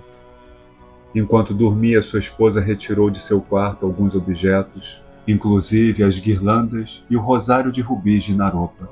Depois, escrevendo uma carta em nome do meu guru, que ela já havia preparado, nela encerrou as guirlandas e o rosário como um presente do lama. Após tê-la envolvido numa luxuosa fita e tê-la lacrado com o selo do lama, enviou-me à casa do mencionado Ngongdum Shudor, ordenando-me que entregasse a carta a ele. O propósito principal da carta era ordenar a Ngongdum que concedesse os ensinamentos ao grande feiticeiro. Assim fui enviado por ela rumo à província central do Tibete para aprender a doutrina. E fui encaminhado a Ngongdum com plena confiança em sua habilidade para que me ensinasse as verdades salvadoras. 2 dias depois de minha partida, o lama perguntou à esposa o que eu estava fazendo. Ela respondeu que eu estava provavelmente a caminho, mas não sabia dizer com exatidão onde. Aonde ele foi e quando? Perguntou o lama. Ela respondeu: ele disse que, embora tivesse feito muitos trabalhos para ti, tu ainda não estavas disposto a lhe dar os ensinamentos, mas apenas reprimendas e pancadas, de modo que iria embora procurar outro guru em outra parte. E como eu teria ganho apenas outra pancada se eu viesse contar-te a intenção dele, preferi não fazê-lo. Fiz o que pude para induzi-lo a ficar, mas não consegui. Ele partiu ontem. Ao ouvir essas notícias, a face do lama ficou negra como a noite. Quando ele partiu? Perguntou. Ontem, replicou a esposa. Ele ficou em silêncio por algum tempo e depois disse: meu discípulo não pode estar muito longe. Entre mentes, eu havia chegado a Rio Kyungjing, na província central do Tibete, e encontrei Ngongdum. Ele próprio, um lama-chefe nessa época, expondo a dupla análise para uma grande assistência de seus discípulos. Ele estava comentando a passagem: sou o expositor e sou a verdade. Sou o ouvinte, sou o mestre do mundo, e sou o devoto. Sou o ser que ultrapassou todos os estados da existência mundana, e sou o bem-aventurado. Quando me aproximei e à distância me prostei ao solo, este lugar veio a ser conhecido como Chag Tael Kang, a montanha da obediência. O lama Ngongdum, retirando seu chapéu, respondeu à minha saudação. Observando pelo meu modo de saudar, eu parecia ser um dos pupilos de Marpa, o tradutor, e que o fato de minha chegada ter coincidido com a sua exposição daquelas instâncias parecia altamente auspicioso. Tão auspicioso de fato, que predisse por essa simples ocorrência que eu deveria um dia me tornar um mestre de toda a tradição religiosa. O lama enviou um de seus discípulos para perguntar quem eu era. Este me reconheceu e perguntou: o que te traz aqui? Respondi que o nosso guru, Lama Marpa, estando muito ocupado para olhar por minha instrução privada, me havia enviado para lá a fim de ouvir as palestras. Disse-lhe também que havia trazido comigo as guirlandas e o rosário de rubis de Naropa como um presente do lama. Quando o pupilo voltou ao lama Ngongdum e lhe disse tais coisas e que eu era o grande feiticeiro, ele ficou muito feliz tanto que exclamou: em verdade, raras são as ocasiões de desfrutar de um favor como este. Meu humilde mosteiro será honrado e abençoado pela presença, em suas paredes, dessa preciosa e sagradas relíquias de nosso grande mestre Naropa. Tal ocasião é tão rara quanto a florescência da Undumvara. Devemos recebê-la com todo o respeito devido a tão raro evento. Em seguida, interrompeu sua exposição da auspiciosa passagem mencionada e enviou alguns dos monges para buscar bandeiras, paraçóis cerimoniais e pavilhões, enquanto vários instrumentos musicais soavam em honra das relíquias que eu havia trazido. Quando me aproximei de seu assento, prostrei-me e lhe ofereci a carta e as relíquias, e ele, ao percebê-las, ficou profundamente comovido. Lágrimas caíram-lhe dos olhos e, retirando o chapéu, colocou as relíquias no topo da cabeça, rogando para que as graças lhe pudessem ser concedidas. Depois colocou-as no santo dos santos de seu altar. A carta que ele leu então dizia o seguinte: estou prestes a entrar em um retiro fechado, e como o grande feiticeiro está impaciente e desejoso de receber os ensinamentos, envio a ti para a iniciação e a consagração. Conceda-lhe ambas e ensina-lhe as verdades. Eu te autorizo a fazê-lo. Como presente, envio-te as guirlandas e o rosário de rubis de Naropa. Ao terminar a leitura da carta, Ingongdum disse: como ordenar o lama me daria a iniciação e a consagração. Ele havia pensado em me buscar, mas agora que eu estava lá, tudo se devia à bênção e à graça do lama. Disse também: tenho muitos pupilos que vêm do Khan, Tagpo, Pongpo e Arlong, mas em sua viagem para cá, por causa das depredações desses povos sem lei, os Iepo e Emo de Dol, eles são privados da escassa provisão de bens com que são enviados para este lugar, a fim de prosseguir seus estudos. Eu te peço que punas esses povos sem lei, lançando-lhes tempestades de pedra sobre suas terras. Quando tiveres feito isso, eu te darei a iniciação e a consagração que desejas. Arrependi-me amargamente do fado que colocara em minhas mãos poder tão detestável, transformando-me em instrumento de vingança, de feitos danosos à vida e à propriedade. Eu vim em busca da doutrina salvadora e era novamente impelido a cometer uma má ação. Se me recusasse, estaria desobedecendo ao guru, ou pelo menos alguém que eu pretendia tomar como meu guru. Um pecado tão atroz quanto recusar obediência a um guru real, e além disso eu perderia a oportunidade de receber os ensinamentos. Decidi que devia fazer o que me era pedido, uma vez que não tinha escolha. Pus-me então a caminho, provido dos necessários complementos, e alcançando o local visado, ajoelhei-me na casa de uma velha, no país de Epo. Assim que a tempestade estava prestes a arrebentar, com os relâmpagos estourando, os trovões rosnando e as primeiras pedras prontas para cair, a velha, minha anfitriã, começou a gritar e a chorar, dizendo: ai de mim, de que viverei se minhas plantações forem destruídas pela tempestade? Isso foi demais para mim. Eu não podia ser tão cruel com aquela pobre velha, de modo que, com grande risco para mim, pedi-lhe que desenhasse a planta de seu campo. Oh, meu campo é assim, gritou ela desesperadamente, descrevendo ao mesmo tempo uma figura triangular, com uma ponta alongada. Cobri imediatamente a figura com uma panela de ferro, protegendo-a mentalmente da tempestade, para que escapasse da destruição, exceto uma pequena faixa que, saindo de sob a panela de ferro, foi devastada por um pé de vento. Quando a tempestade cessou, contemplei a região e vi as encostas do vale sulcadas de ravinas e os outrora luxuriantes campos devastados, exceto o campo da velha, que ainda estava fresco e verde. Mas a faixa do campo que correspondia à faixa da planta que saía debaixo da panela de ferro havia sido devastada pelo vento. Havia sido destruída pela tempestade e inundada pela água. Mesmo depois, esse campo, exceto a faixa desprotegida, escapou a todas as tempestades que visitaram aquela região.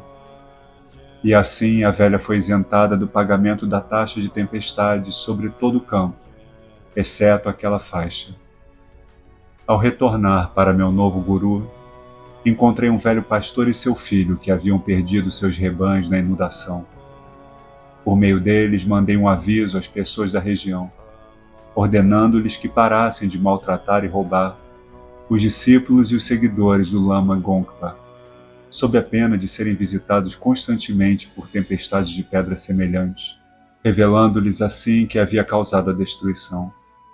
Depois disso, as pessoas de ambos os lugares ficaram tão impressionadas com o poder fenomenal do Lama Gongpa, que se tornaram seus seguidores devotados e o serviram fielmente. Quando me pus a caminho, recolhi alguns pássaros mortos que descobri sobre uma amoreira e muitos outros pássaros e alguns ratos que estavam mortos na estrada, até encher meu capuz e a dobra do meu manto. Coloquei-os numa pilha à frente do Lama Gongpa e lhe pedi o seguinte: ó reverendo mestre, vim para cá esperando descobrir a doutrina sagrada, mas fui obrigado a acumular pecado após pecado. Tem piedade deste terrível pecador. E me desfiz em lágrimas.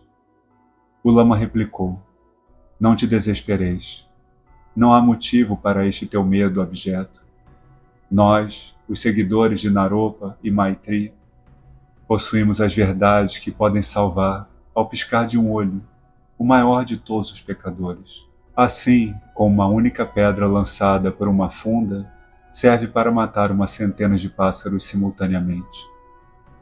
Todas essas criaturas sencientes, bem como os pássaros e animais que foram mortos nessa ocasião pela tempestade de pedra, renascerão como teus principais discípulos quando atingires o Budado. Enquanto esse tempo não chega, exercerei meu poder para impedir que caias no inferno ou que te degeneres nos estados inferiores do ser. Portanto, fica tranquilo, mas se ainda duvidas, deixa-me provar a verdade do que digo assim. Durante uns poucos momentos ele ficou sentado em silêncio com os olhos fechados, então estalou os dedos. Num segundo, todos os pássaros e ratos mortos que eu havia recolhido reviveram e fugiram para seus ninhos e tocas. Percebi então que o próprio Lama era um Buda. Que regozijo! Que bem-aventurança! Eu teria ficado mais feliz se mais criaturas desfrutassem o privilégio de morrer em tal ocasião. Em seguida, fui iniciado na mandala ou rito de Gaya Padorje. Eu descobri uma caverna com a face voltada para o sul, da qual eu podia ver a morada de meu guru. E tornando-a habitável, em troca de um pouco de trabalho, encerrei-me nela, deixando apenas uma pequena abertura lateral para a passagem de alimentos, água e outras necessidades. Meu guru me havia ensinado os métodos da meditação e eu perseverava em sua prática. Mas a despeito da assiduidade do guru e da minha perseverança devido ao fato de não ter obtido o assentimento de Marpa, não obtive nenhum desenvolvimento espiritual. Um dia meu guru me procurou e me perguntou se eu havia tido tais e tais experiências. Respondi que eu nada havia experimentado de tal natureza. Por que isso? Perguntou. Nesta linha de desenvolvimento nunca houve alguém que em pouquíssimo tempo não tenha feito novo progresso no desenvolvimento espiritual, exceto quando algo lhe obstruiu o caminho. O que pode estar acontecendo? Não é certamente porque o nosso guru líder não tenha dado sua anuência à tua iniciação, ou porque não tenha enviado os presentes e a carta. Bem, seja como for, prossegue em tua meditação. Fiquei um pouco alarmado com esse encontro, e por um momento pensei em confessar a trapaça que cometera, mas faltou-me coragem para tal. Fiquei então impressionado, mais do que nunca, pela necessidade da anuência do guru líder, o Lama Marpa, mas continuei a praticar a meditação com a minha melhor habilidade. Nesta ocasião, o Lama Marpa, tendo completado o que restava da casa de seu filho, escreveu ao Lama Gongpa, pedindo-lhe para enviar alguns fardos de pequenos ramos para casa. A carta acrescentava que após o término da torre, da cornija, o Lama Gongpa estava convidado a assistir pessoalmente à consagração da casa e à cerimônia a ser executada, simultaneamente para celebrar a maioridade de Dodai Bum, o filho de Marpa. A carta também sugeria que o Lama Marpa havia sabido de minha estada com o Lama Gongpa, uma vez que fazia referência a mim como uma pessoa má, e pedia ao mesmo tempo que eu lhe fosse reenviado. O Lama Gongpa veio à abertura da minha caverna e leu a carta, observando: pelo modo como o Lama fala de ti, parece que não obtiveste a permissão dele para a outorga das verdades. Respondi: o Lama não me deu seu consentimento. Foi a esposa dele quem me deu a carta e os presentes, com os quais fui enviado para cá. Ah, disse ele, então nos empenhamos numa obra inútil. Deve saber, sem dúvida, que é inútil esperar o crescimento espiritual sem a cooperação e a aprovação cordial do Guru. Não é de surpreender que não possas desenvolver nenhum dos sinais. Contudo, ele ordena que volte. Desejas partir ou não? Roguei-lhe que me permitisse ficar na qualidade de seu assistente. Ele replicou que os ramos haviam sido levados pelos carregadores e que enquanto eles não estivessem de volta e não se conhecesse a data exata do festival, eu deveria permanecer em meu retiro. Quando os carregadores voltaram, ele veio novamente à abertura de minha cela, por onde tivemos uma longa conversa sobre a próxima cerimônia de consagração do edifício e de doação ao filho do Lama, que receberia também uma distinção. No curso de nossa conversa, perguntei-lhe se haviam feito alguma menção à minha pessoa. Sim, disse Gongpa. A esposa de nosso Lama perguntou aos carregadores o que estavas fazendo. Disseram-lhe que estavas em retiro e ela perguntou o que fazias nesse retiro. Ao saber que te havias devotado à solidão, ela lamentou a tua partida e o fato de teres esquecido este dado, entregando-o ao mesmo tempo a este homem e encarregando-o de passá-lo em segurança às tuas mãos. Ngongpa deu-me então um dado feito de argila. Eu peguei reverentemente e, supondo que ele havia sido consagrado pelo toque de minha reverenda mãe, coloquei-o sobre minha cabeça.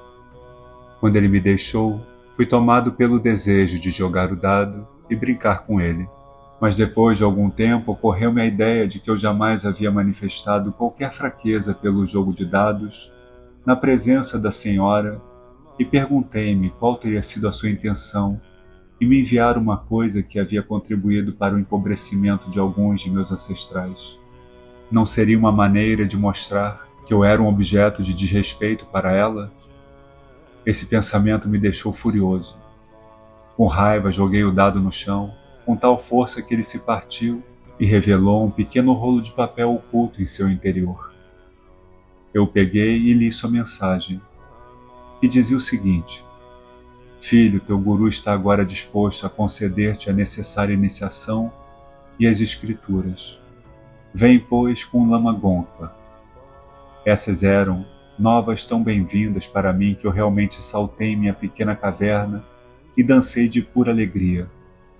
O Lama Gongpa procurou-me e disse: Bravo, grande feiticeiro, prepara-te para a viagem. O que eu fiz com grande alegria. O próprio Lama reuniu tudo o que possuía para uma oferenda, com exceção do que Marpa lhe havia oferecido.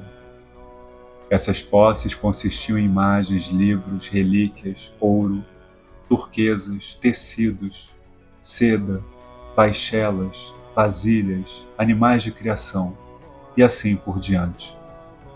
Dos animais ele reuniu todas as ovelhas que possuía, deixando para trás apenas uma velha cabra manca, que por causa de seu defeito era incapaz de acompanhar o resto do rebanho, e por força teve de ser deixada para trás. Ele reuniu tudo que possuía para levar como oferenda ao seu guru. Foi gentil bastante para reconhecer o serviço que eu lhe havia prestado e me deu uma fita de seda como minha oferenda pessoal ao Lama Marpa. Sua esposa juntou a fita em um saco cheio de queijo, que deveria servir como minha oferenda à esposa de Marpa, Damema. Então, o Lama Gongpa, juntamente com sua esposa, eu mesmo e um grande cortejo nos dirigimos para Doolung, o mosteiro de Marpa. Quando chegamos aos pés da montanha onde se localizava Doolung, o Lama pediu-me para ir na frente e informar o Lama Marpa e Damema de sua chegada e ver se não lhe enviariam um pouco de tirang. Dirigi-me, pois, à morada de Marpa e lá encontrei, em primeiro lugar, sua esposa. Presenteei-a com um saco de queijo e saudei-a com reverência. Informei-a da chegada do Lama Gongpa e pedi-lhe que enviasse alguns refrescos à sua aproximação. Ela ficou feliz em me ver e me pediu para entrar prestar meus respeitos ao Lama Marpa, que estava dentro da casa, e comunicar-lhe a chegada próxima do Lama Gongpa. Entrei na casa e encontrei o Lama Marpa sentado em meditação no pavimento superior. Presenteei-lhe com a fita de seda e curvei-me à sua frente, estando ele sentado com a face para o oeste. Virou a face para o oeste, então eu me curvei para o oeste, mas ele tornou a se voltar, agora para o sul.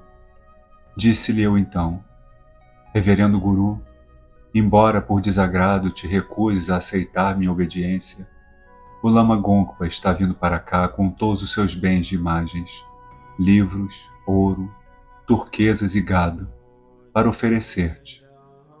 Ele merece sem dúvida uma recepção condizente com seu estado. Peço-te, portanto, que seja generoso bastante para enviar-lhe tirang e refrescos em sua viagem para cá. Aparentemente espumando de raiva, o Lama estalou os dedos e gritou: O quê? Quem me recebeu quando voltei arrastando o fardo dos preciosos ensinamentos obtidos na Índia? Quando trouxe as preciosas gemas da quinta essência das 4 divisões da doutrina budista, havia mais do que um pássaro manco para me saudar ou receber? E devo eu, o grande tradutor, receber Gongpa apenas porque ele está me trazendo um pouco de gado? Não, isso é que não. Se ele espera ser recebido, faria melhor se voltasse para o lugar de onde veio. Deixei o Lama e contei à sua esposa o que ele dissera. Oh, exclamou, teu guru é deveras irritável. Gongpa é um grande homem e deve ser recebido de modo adequado. Vamos nós dois encontrá-lo. Eu disse, o Lama não espera que vais encontrá-lo. Dá-me apenas um pouco de tirang e eu vou ao seu encontro.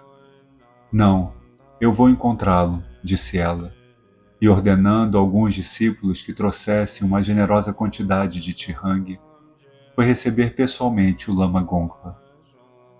Todo o povo de Lobrak tinha se reunido para celebrar a chegada da maioridade do filho de Marpa, Dharma Dodai, e para testemunhar a cerimônia de construção da casa que havia sido construída para ele. Houve festa geral, e o Lama Marpa ergueu a sua voz e cantou o salmo que abençoa e deu a bênção para a congregação e a ocasião. O salmo dizia o seguinte: Suplico ao gracioso Guru, sobre a gloriosa seita de minha linhagem, repousa o dom da inalterabilidade.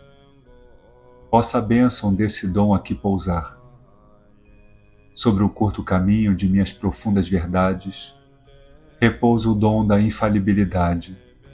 Possa a bênção desse dom aqui pousar. Sobre mim, Marpa, o tradutor, repousa o dom do profundo ensinamento.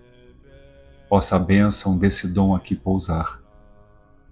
Sobre o Guru, o Deva e a Dakini, repousa o dom da graça e do favor. Possa a bênção desse dom aqui pousar. Sobre todos os meus discípulos leigos, em todos os lugares, repousa o dom da caridade e do mérito.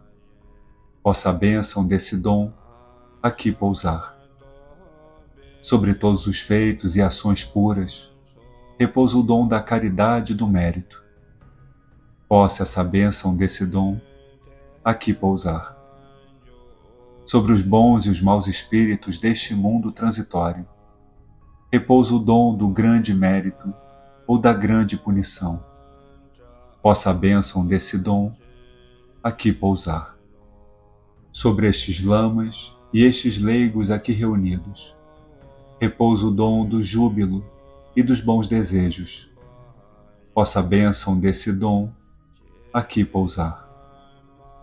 Quando Marpa terminou, o Lama Gongpa levantou-se e ofereceu seus presentes, após o que dirigiu-se a Marpa nas seguintes palavras: Precioso e reverendo Guru, não preciso dizer que tudo que tenho e sou é teu.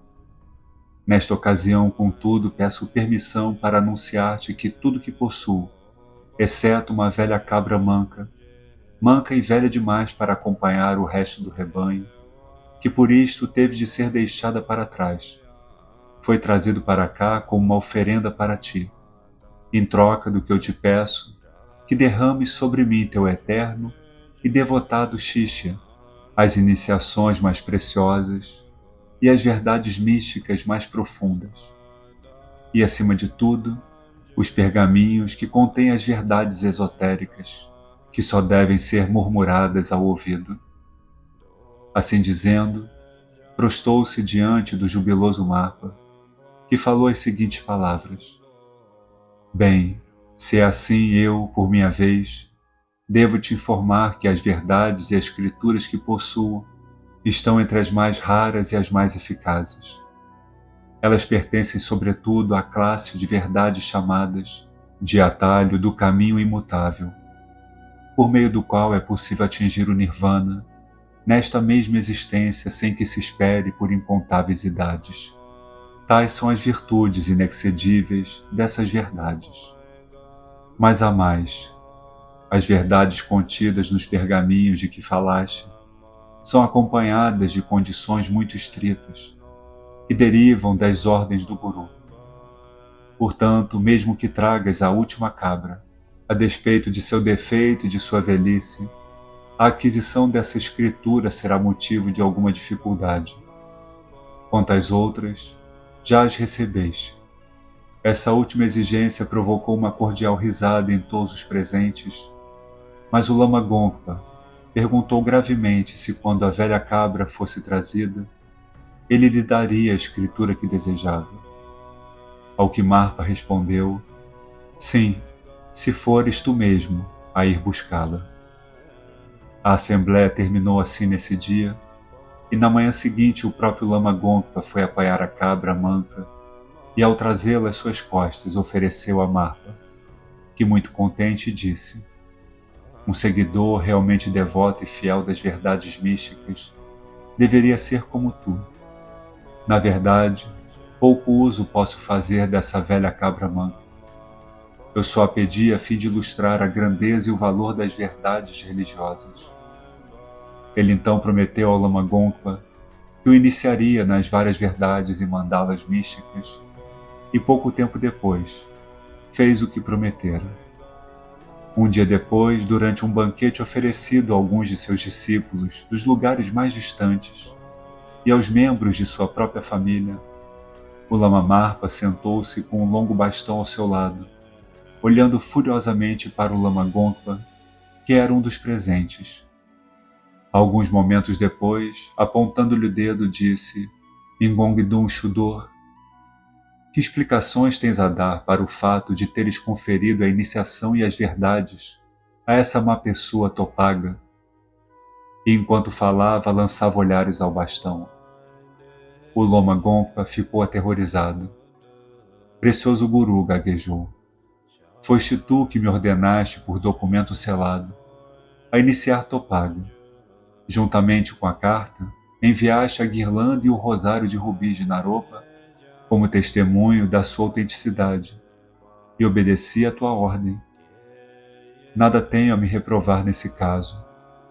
Peço-te, portanto, para suprimires tua raiva. Enquanto falava, olhava com apreensão para os lados. Marpa então voltou seu furioso dedo para mim e perguntou: Onde conseguiste essas coisas?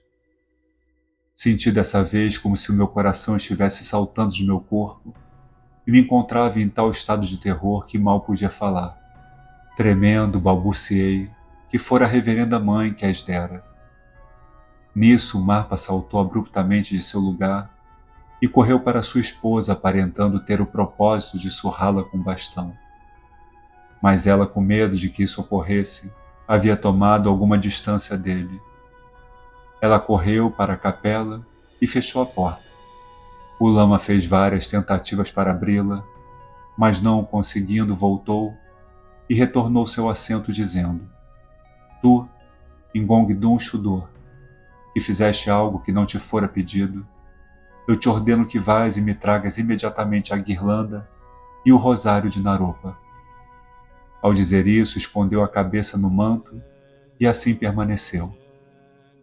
O lama Gongpa curvou-se e se retirou imediatamente para trazer os artigos requeridos.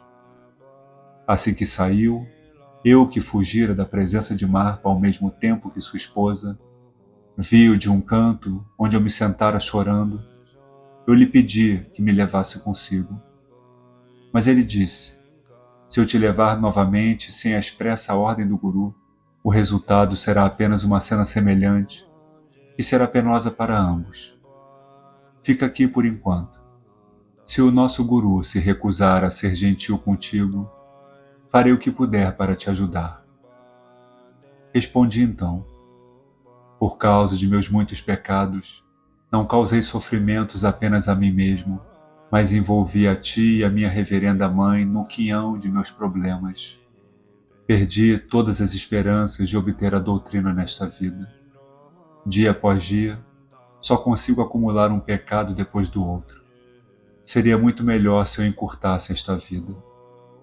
Tudo o que te peço é que, por tua graça, me faças renascer entre os seres humanos bem dotados, e que seja um nascimento que me proporcione a oportunidade de obter as verdades. Virei-me disposto a cometer suicídio, mas o lama Gongpa, desfazendo-se em lágrimas, me segurou e disse: bravo grande feiticeiro, não faças isso.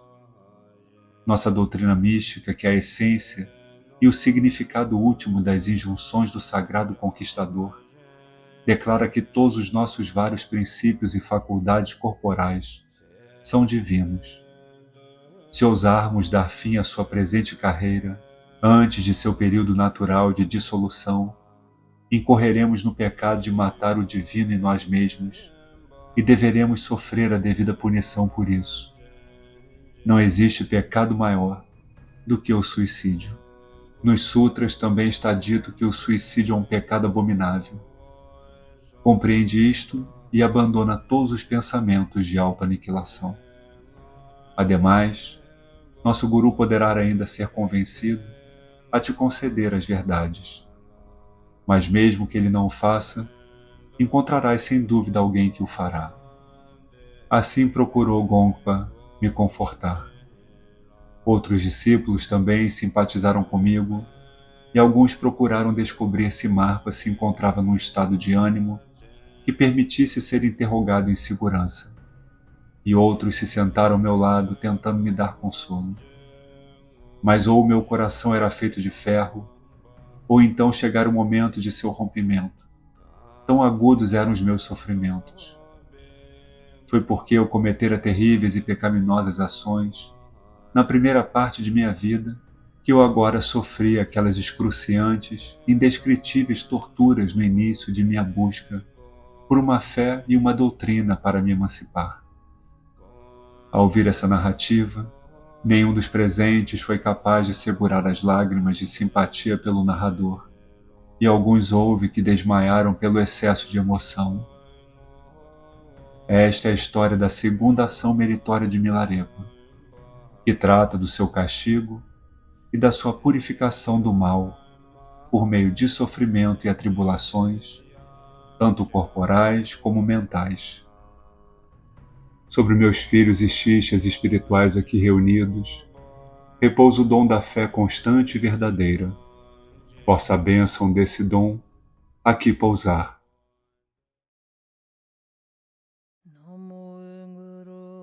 Capítulo 6. A iniciação. Narrativa da conclusão das provações de Jetsun, da iniciação de Jetsun e das predições de Marpa a respeito de Jetsun. Novamente Rechung perguntou a Jetsun de que modo e sob quais circunstâncias o Lama Marpa o favoreceu em seguida. Prosseguiu Jetsun. Os outros discípulos, como disse, corriam de cima para baixo.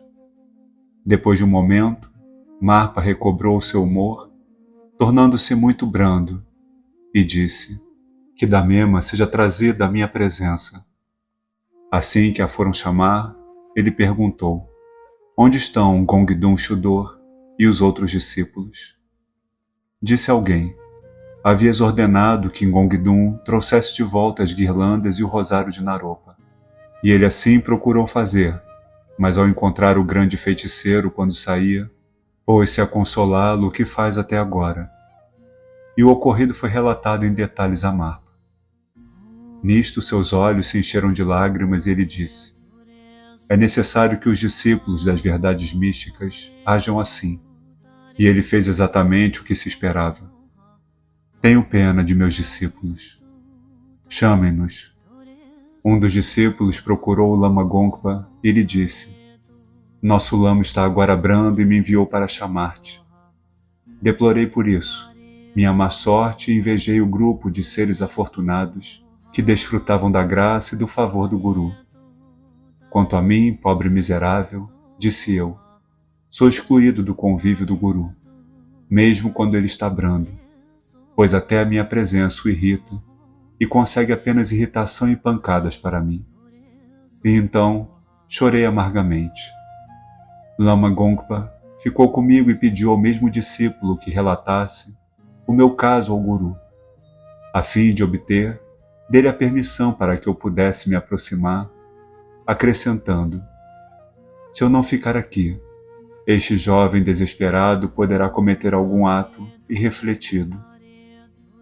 O discípulo retirou-se e narrou o acontecido ao Lama Marpa, que disse: antigamente ele poderia estar certo, mas hoje não será assim. Hoje, o principal convidado será o grande feiticeiro. Damema, vai e convida-o. Ela foi toda sorrisos e disse: grande feiticeiro, penso que finalmente o teu guru te irá favorecer, pois ele disse agora que serás o convidado principal e que eu devia vir buscar-te. Tomo isso como uma mudança total do guru em teu favor. Ele não estava zangado comigo. Alegra-te e vem. Eu ainda tinha minhas dúvidas e entrei timidamente. Tendo tomado meu assento, disse o Lama Marpa: quando bem consideramos os assuntos, ninguém parece merecer censura. Desejando que o grande feiticeiro pudesse ser absolvido de seus pecados, eu fiz erguer os edifícios apenas com as mãos. Tivesse eu feito isso por um fim egoísta, muito mais obteria pela lisonja e por meios gentis, e assim não seria motivo de censura. Quanto a Damema, sendo ela mulher e possuindo um quinhão em comum de simpatia e piedade maternal, não podia suportar os maus tratos que infligia ao grande feiticeiro, que parecia tão desejoso, obediente e paciente. Poderíamos então censurá-la por lhe ter fornecido uma carta forjada, bem como os presentes, embora fosse esta uma grave atitude. Quanto a ti, Gongdun Shudo, não mereces censura, como tu mesmo disseste. Eu te pedi de volta as relíquias para esta ocasião, mas elas te serão devolvidas. Quanto a ti, estás certo em tentar obter as verdades religiosas por todos os meios possíveis. Não tendo sabido do envio da carta forjada a Gongdun, que de acordo com ela, conferiu a iniciação e as sagradas verdades ao grande feiticeiro, fiquei assim privado da chance de encher o grande feiticeiro de desespero, como eu, premido pelo dever, teria de fazer. Foi por isso que fiquei furioso, e embora minha raiva tenha refluído como uma onda de água, Não era ela igual a uma vulgar fúria mundana. A raiva religiosa é uma coisa diferente. Seja qual for a forma em que apareça, ela tem o mesmo objetivo: suscitar o arrependimento e dessa forma contribuir para o desenvolvimento espiritual da pessoa. Se houver aqui algum dentre vós que, não compreendendo o motivo religioso, se sentiu chocado com tais coisas, eu o exorto a não ser perturbado em sua fé e crença. Tivesse eu tido a chance de mergulhar este meu filho espiritual 9 vezes em total desespero, ele estaria completamente purificado de todos os seus pecados. Não seria obrigado a nascer outra vez, mas desapareceria totalmente, ficando seu corpo físico para sempre dissolvido. Ele teria atingido o Nirvana. Isto não acontecerá, e ele deverá ainda reter uma pequena porção de seus deméritos, devido à piedade inoportuna de Damema e à sua estreita compreensão. Contudo, ele foi sujeito a 8 profundas atribulações que o purificaram dos pecados mais profundos, e ele sofreu muitos castigos menores que o purificarão dos pecados. Mas agora eu vou cuidar dele e lhe dar os ensinamentos e as iniciações que prezo tanto quanto ao meu próprio coração. Eu mesmo lhe darei alimento enquanto estiver em retiro e o encerrarei com as minhas próprias mãos no lugar de meditação. Por isso, regozijai. Eu não sabia se estava desperto ou sonhando. Se sonhando, eu desejava que o sonho continuasse e que eu não despertasse. Tal era a minha inexprimível alegria. Chorei de puro contentamento e curvei-me em reverência. Foi então que o Lama Gongpa e a mãe Damema, assim como todos os que estavam reunidos, não souberam o que admirar mais em meu guru, se sua severidade e inflexibilidade, enquanto me castigava, ou se sua misericórdia e gentileza ao se encarregar de cuidar de mim, ou ainda se sua sabedoria e sagacidade em todos os seus atos. Eles o reconheceram como o próprio Buda e tiveram a sua fé e sua crença fortemente confirmadas. Eles o olhavam com afeição, derramavam lágrimas, e erguiam-se e curvavam-se em gratidão pela gentileza que me conferira. Todos brilhavam com sorrisos e gargalhadas, e nesse humor todos partilharam dos bolos sacrificiais. Nessa mesma noite, oferendas foram depostas no altar, e na presença da assembleia meu cabelo foi cortado, e eu recebi a ordenação de sacerdote, tendo sido as minhas roupas mudadas para os trajes sacerdotais. Marpa disse que, na visão onírica que havia tido, seu guru Naropa me havia dado, bem no início, o nome de Mila Dorje Gyaltsen, Mila, bandeira de diamante. Fui instado a observar o voto de um Genien, irmão leigo, e obrigado a seguir os votos daqueles que aspiram a ser Budas instrutores ou Bodhisattvas. Quando Marpa abençoou o vinho da oferenda interior, todos viram um halo semelhante ao arco-íris da taça feita de crânio que continha o vinho. Com o vinho sacrificial, ele reverenciou seus mestres e suas divindades tutelares, e então, tomando dele, me deu o resto, que bebi por completo. Disse meu guru, é um bom augúrio. Embora a oferenda de vinho de minha oferenda interior seja superior ao rito da iniciação completa de qualquer outra seita, eu também te darei amanhã de manhã a iniciação completa de nossa seita, que propiciará a colheita das sementes das verdades místicas que serão semeadas em teu coração. Ele então erigiu a Demchog Mandala de 62 divindades e começou a explicá-la. Apontou o plano pintado de pó da mandala e disse que se tratava de um diagrama simbólico e figurativo. Depois com o dedo apontou o firmamento e disse: Olhai, aquelas são chamadas de mandala das verdadeiras realidades. E então eu vi, muito distintamente, os 24 lugares sagrados, os 32 lugares de peregrinação, os 8 grandes lugares de cremação e o próprio Demchog, e todas as divindades que habitam esses diferentes lugares sagrados, sentadas à sua volta. As divindades, unindo suas vozes à do meu guru, num grande coro me conferiram o nome iniciático de Pau Zadpa Dorje, o imutável, glorioso e desabrochado, isto é, o portador do símbolo místico. Em sânscrito, Shri Vikasita, Hasita Vajra. Meu guru deu-me em seguida livre permissão para passar pelos tantras mantraiânicos. Deu-me também detalhadas explicações sobre vários trabalhos a respeito de meditação ou yoga e de todos os seus métodos e sistemas. Então, colocando a mão sobre a coroa de minha cabeça, disse: Meu filho, soube que eras um digno Shishya desde o início. Na noite anterior à tua chegada, tive um sonho que predizia que serias alguém que serviria com muita eficiência à causa do budismo.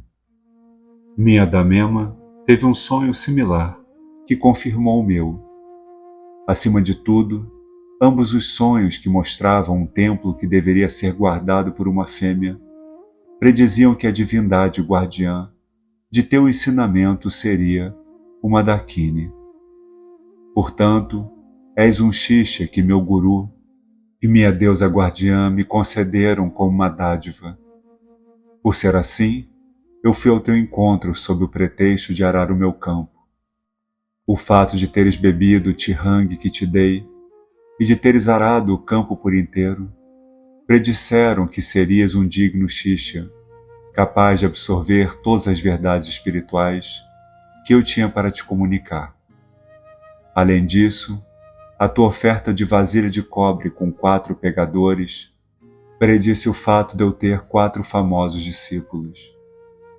O fato de a vasilha estar livre de qualquer sujeira predisse a tua inteira liberdade em relação às paixões mundanas e que teu corpo ganharia completo controle sobre o calor vital.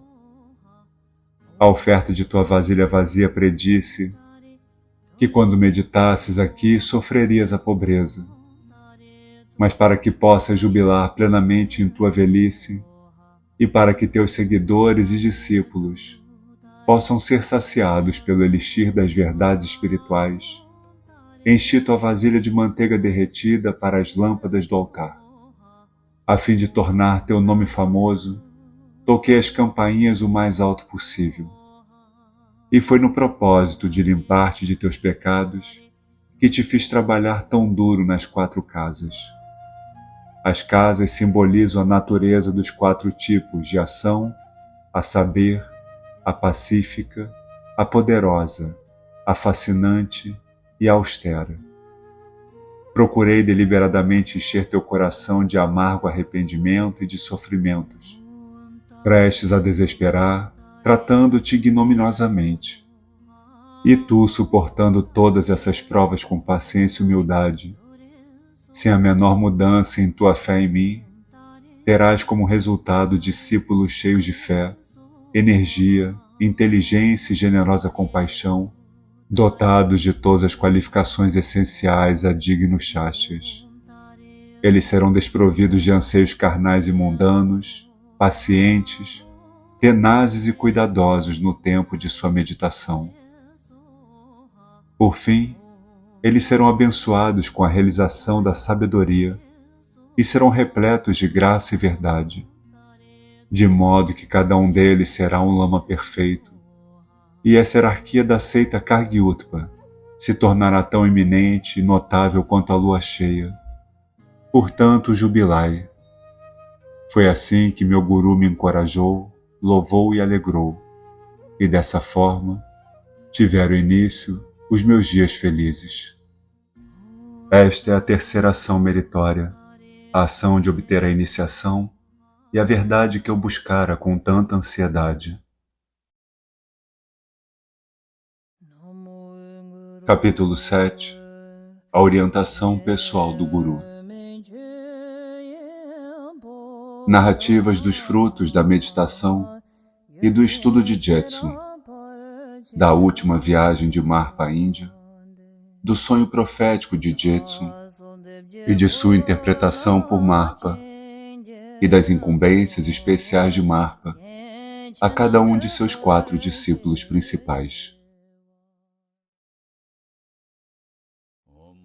Disse então Rechung: Mestre, tu te consagraste imediatamente à solidão selvagem após receber as verdades? Ou continuaste a viver com teu guru? E Jetsun replicou: Meu guru ordenou que eu deveria continuar lá, dizendo que me forneceria alimento e outras necessidades, o que fez de modo muito liberal. E eu me retirei para meditar numa caverna chamada Lobrak Taknia, com um bom sortimento de provisões. Aí me acostumei a sentar em rígida postura, com uma lâmpada acesa sobre minha cabeça, sem me mover até que a luz se apagasse, fosse de dia ou de noite. 11 meses se passaram. Então meu guru e sua esposa vieram me ver, trazendo alimentos com vistas à celebração de uma festa religiosa. Disse o guru: Meu filho, é deveras louvável que sejas capaz de meditar por 11 meses sem almofada de meditação, perdendo calor. Podes agora demolir o muro que te encerra e vir à casa de teu velho pai para um pequeno descanso, e também para me contar tuas experiências. Eu não pensava em relaxar minha meditação, mas ao ver que meu guru assim ordenava, vi-me impelido a ir. Comecei a demolir o muro, embora fosse uma pena ter de fazê-lo, de modo que me atrasei um pouco.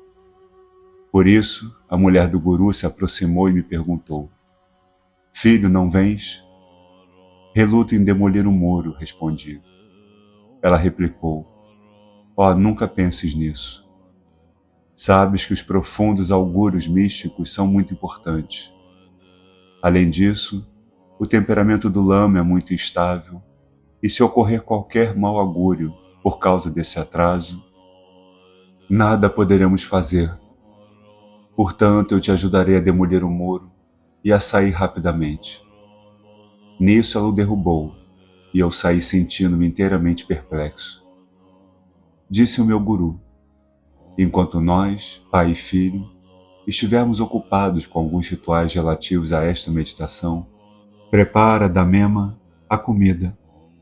Depois, quando estávamos comendo, ele perguntou: Meu filho, a que crenças ou convicções chegaste a olhar estas verdades? Que experiências e que compreensão obtiveste?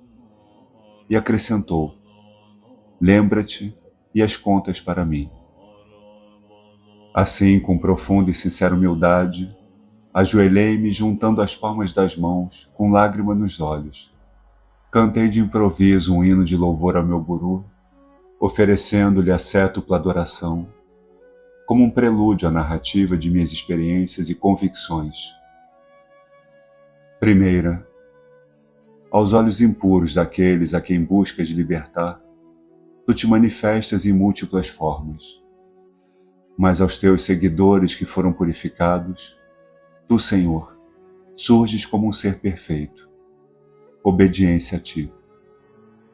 Segunda, com tua voz igual à do Brahma, e dotado das 6 perfeições vocais, pregas as santas verdades na voz de cada um, completa nos seus 84.000 assuntos. Obediência à tua palavra, audível, embora inseparável do vazio. Terceira, na radiância celeste da mente do Dharmakaya, não existe sombra da coisa ou do conceito, mas ela invade todos os objetos de conhecimento. Obediência à mente eterna e imutável.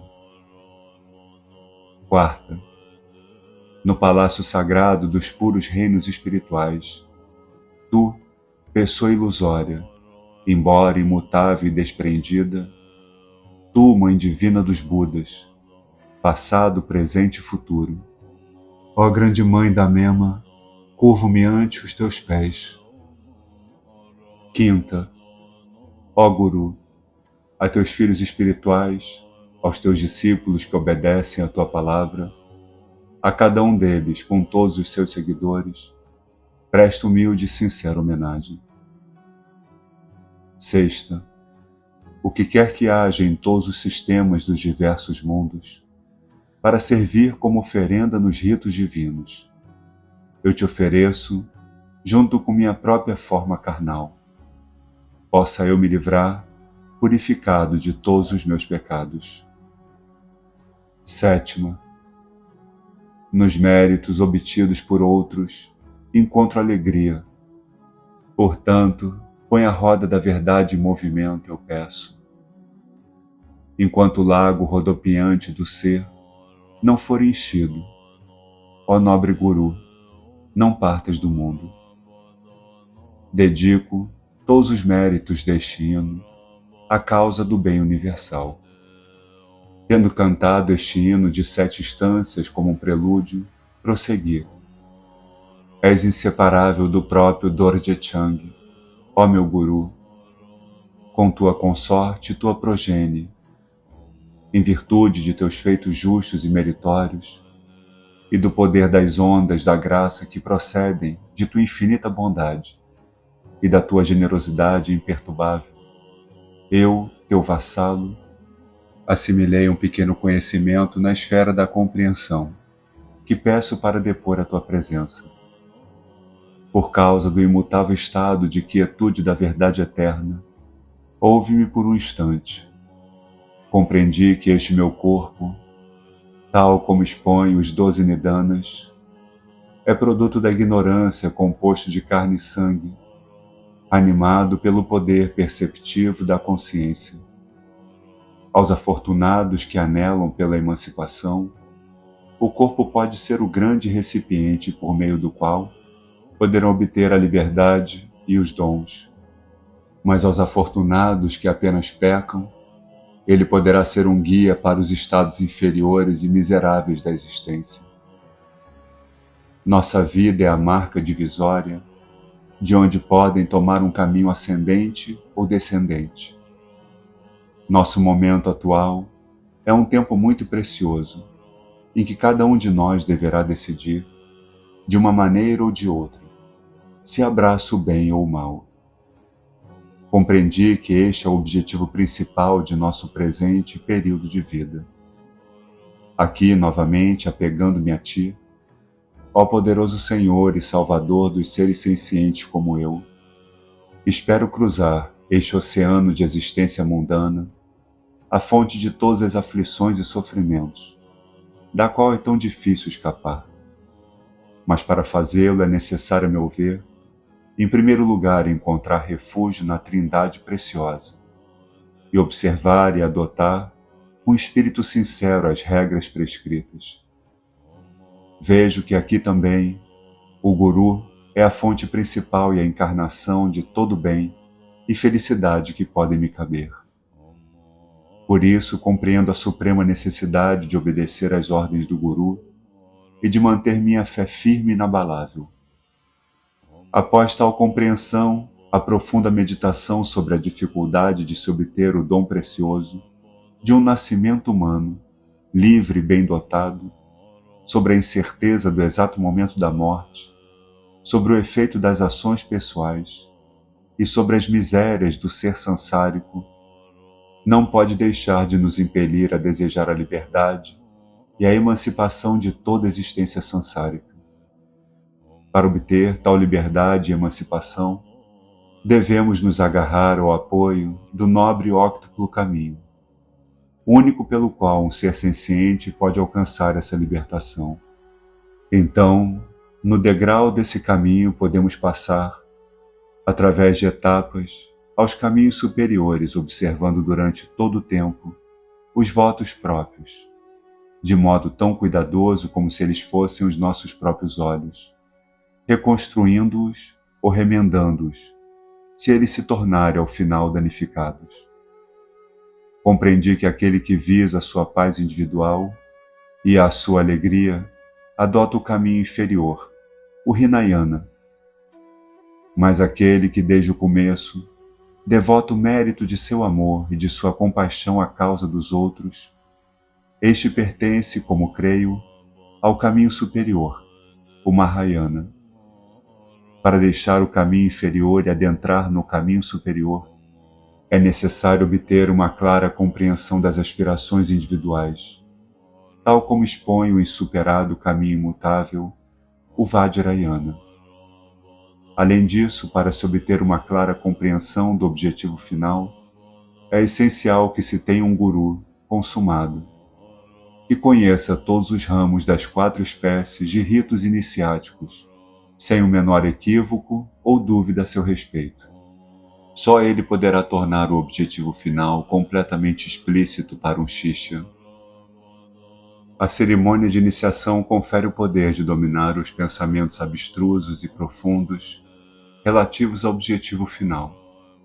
Ao meditar sobre o objetivo final, passo a passo, devemos usar todas as nossas energias, tanto da sagacidade gramatical como da lógica, e assim também através do raciocínio moral e mental e da busca interna descobrir a não existência do ego pessoal e, por conseguinte, a falácia da ideia popular de que ele existe.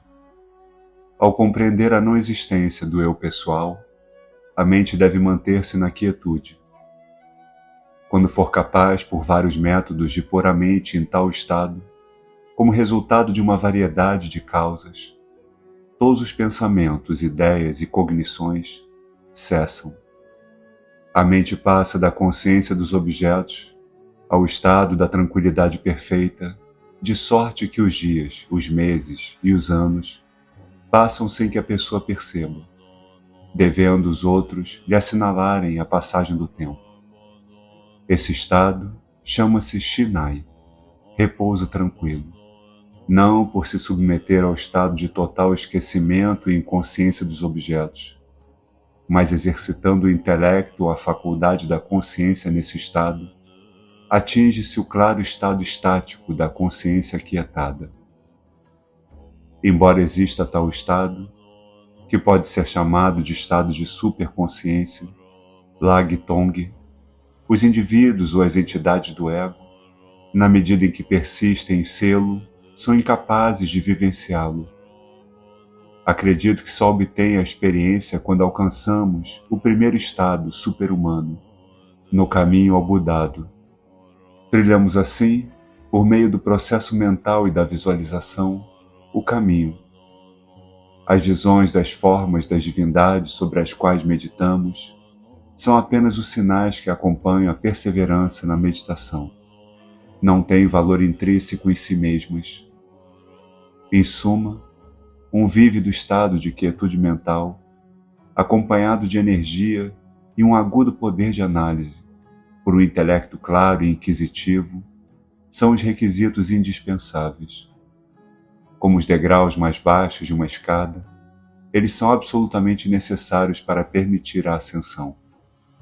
Mas no processo de meditar sobre esse estado de quietude mental, Shinai, através da concentração mental em formas e figuras, ou sobre coisas sem formas e sem figuras, o primeiro esforço deve ser feito no humor compassivo, com o objetivo de dedicar o mérito dos esforços ao bem universal. Em segundo lugar, o objetivo das aspirações deve ser bem definido e claro, elevando-se às regiões que transcendem o pensamento. Por fim, é preciso orar e desejar mentalmente as bênçãos para os outros de modo tão sincero que os processos mentais também transcendam o pensamento. Esse é, tal como entendo, o maior de todos os caminhos. Ademais, assim como só o nome da comida não satisfaz o apetite de uma pessoa faminta, devendo essa pessoa comer o alimento, assim também um homem que quer aprender sobre o vazio do pensamento deve meditar de modo a realizá-lo, e não apenas aprender a sua definição. Além disso, para obter o conhecimento do estado de superconsciência, Lagtong, deve-se praticar e acostumar-se à repetição mecânica das mencionadas práticas, sem intervalo.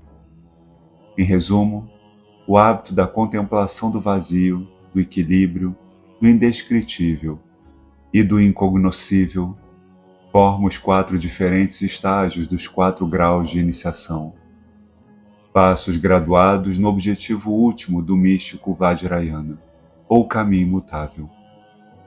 Para compreendê-los por completo, devemos sacrificar a comodidade física e a luxúria, e tendo isso em mente, fazer face a todos os obstáculos e superá-los, estando sempre preparados para sacrificar a própria vida e prontos a enfrentar todas as possíveis contingências. Quanto a mim, não tenho os meios para vos recompensar, ó meu Guru e minha reverenda mãe, meus benfeitores. Vossa amável gentileza está além do meu poder de retribuição por qualquer oferenda de riquezas mundanas, de sorte que vou retribuir-vos por uma devoção vitalícia à meditação, e completarei meu estudo final de teus ensinamentos no céu de Ogmin. Ao meu Guru, o grande Dorje Chang, a Damema, a mãe de todos os Budas, e a todos os príncipes reais, os avataras, ofereço aos seus ouvidos a essência do conhecimento colhido. Se houver heresia ou erro em minha fala, peço que o perdoem com benevolência e me ponham no caminho correto.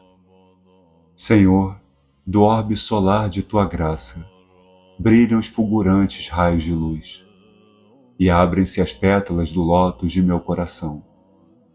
E este exala a fragrância oriunda do conhecimento, pelo qual estou para sempre unido a ti, de modo que vou adorar-te por constante meditação. Abençoa-me e meus esforços, para que o bem possa chegar a todos os seres.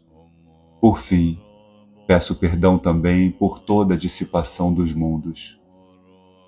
Meu Guru ficou contente e disse: meu filho, eu esperava muito de ti. Minhas esperanças se realizaram.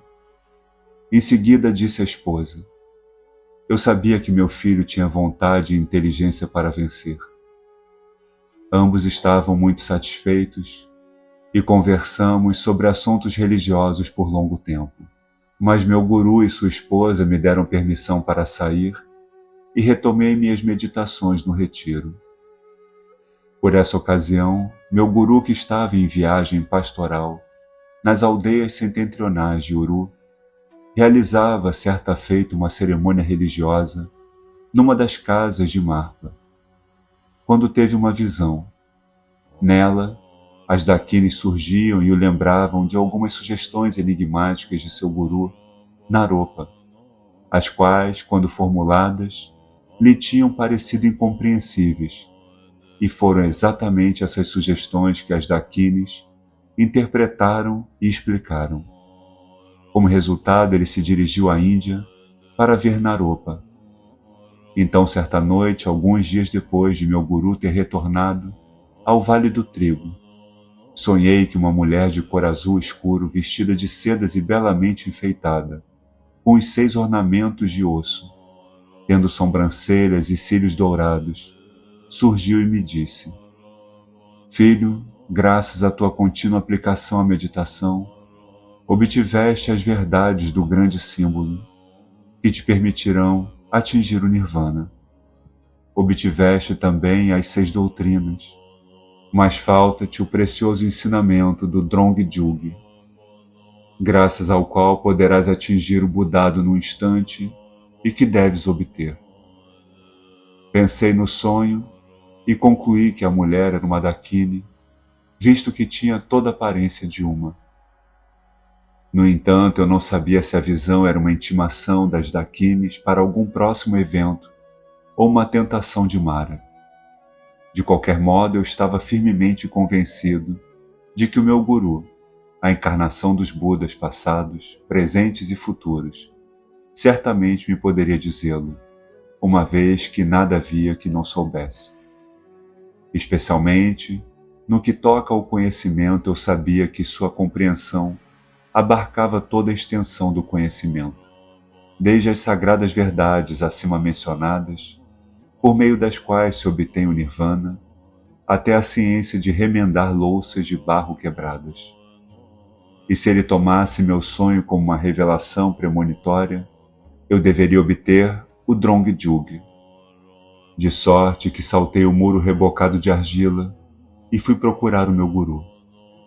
Ele pareceu ficar chocado e disse: "Por que vieste, em vez de permanecer em retiro? Corres o risco de incorrer em algum infortúnio."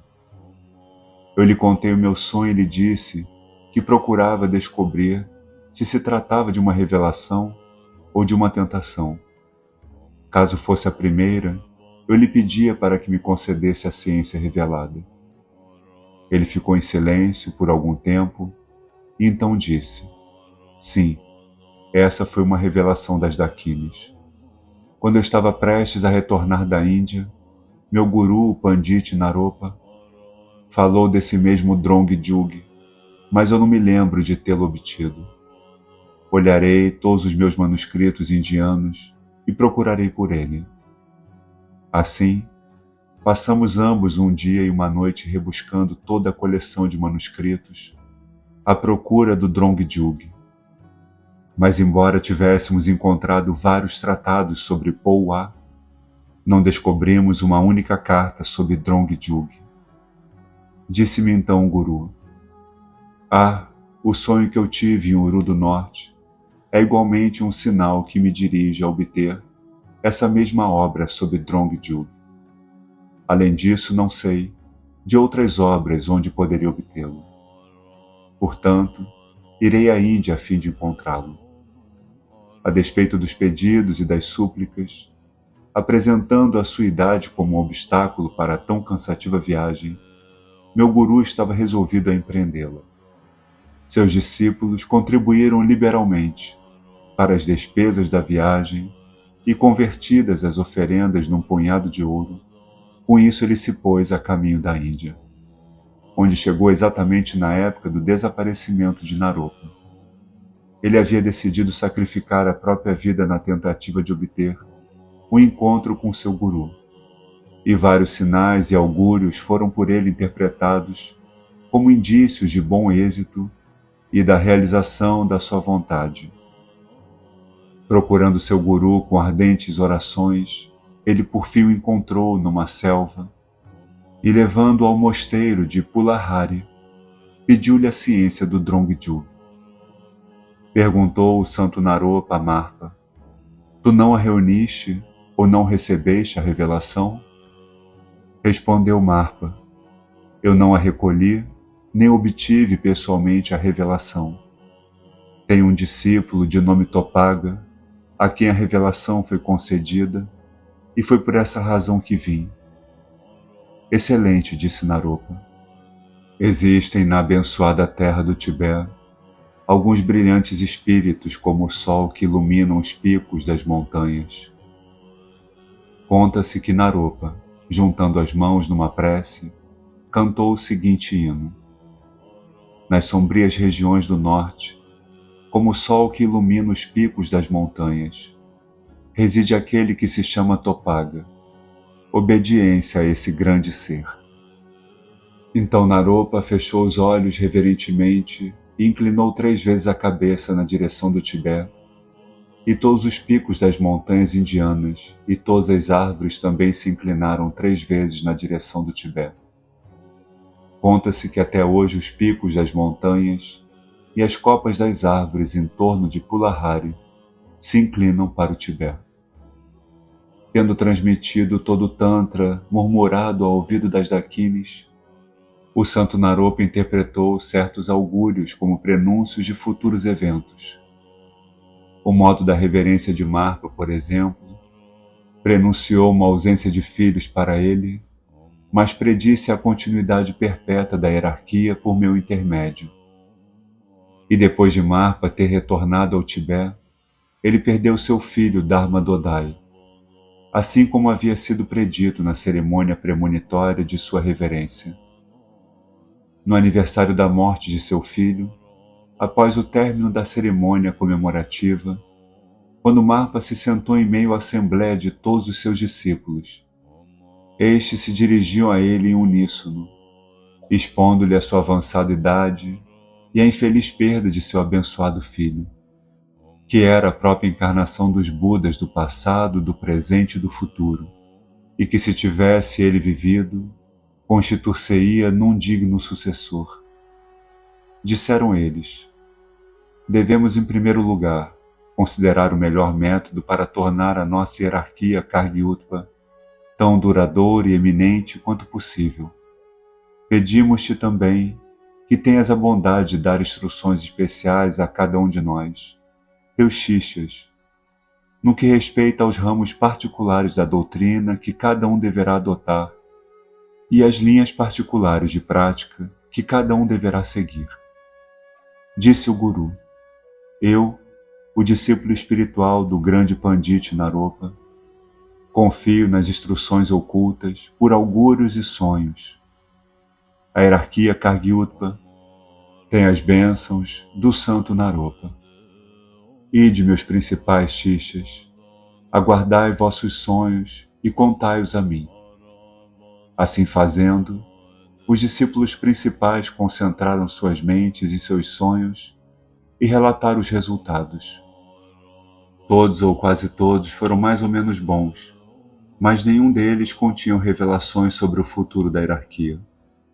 Eu, contudo, sonhei com 4 grandes pilares, que relatei ao Guru nos seguintes versos. Obediente à ordem de Dorje Chang, vou narrar o sonho desta noite exatamente como ocorreu. Dai-me tua atenção ao Guru por um momento.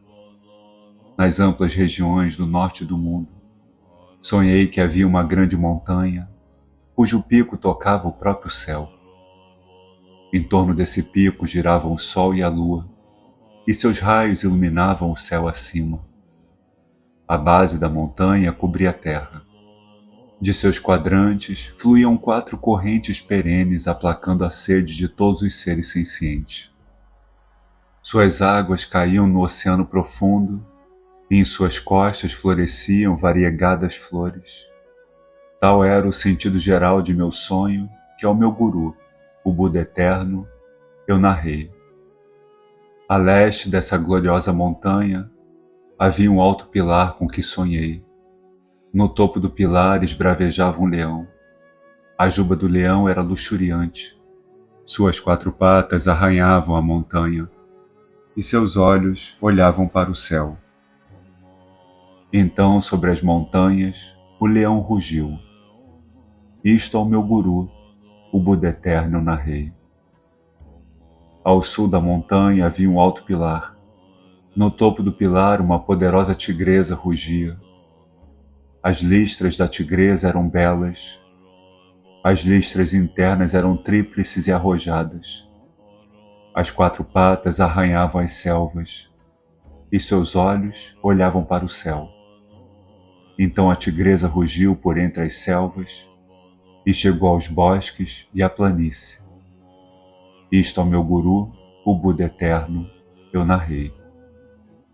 A oeste da montanha havia um alto pilar.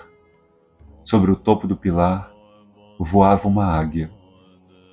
As asas da águia estavam totalmente abertas.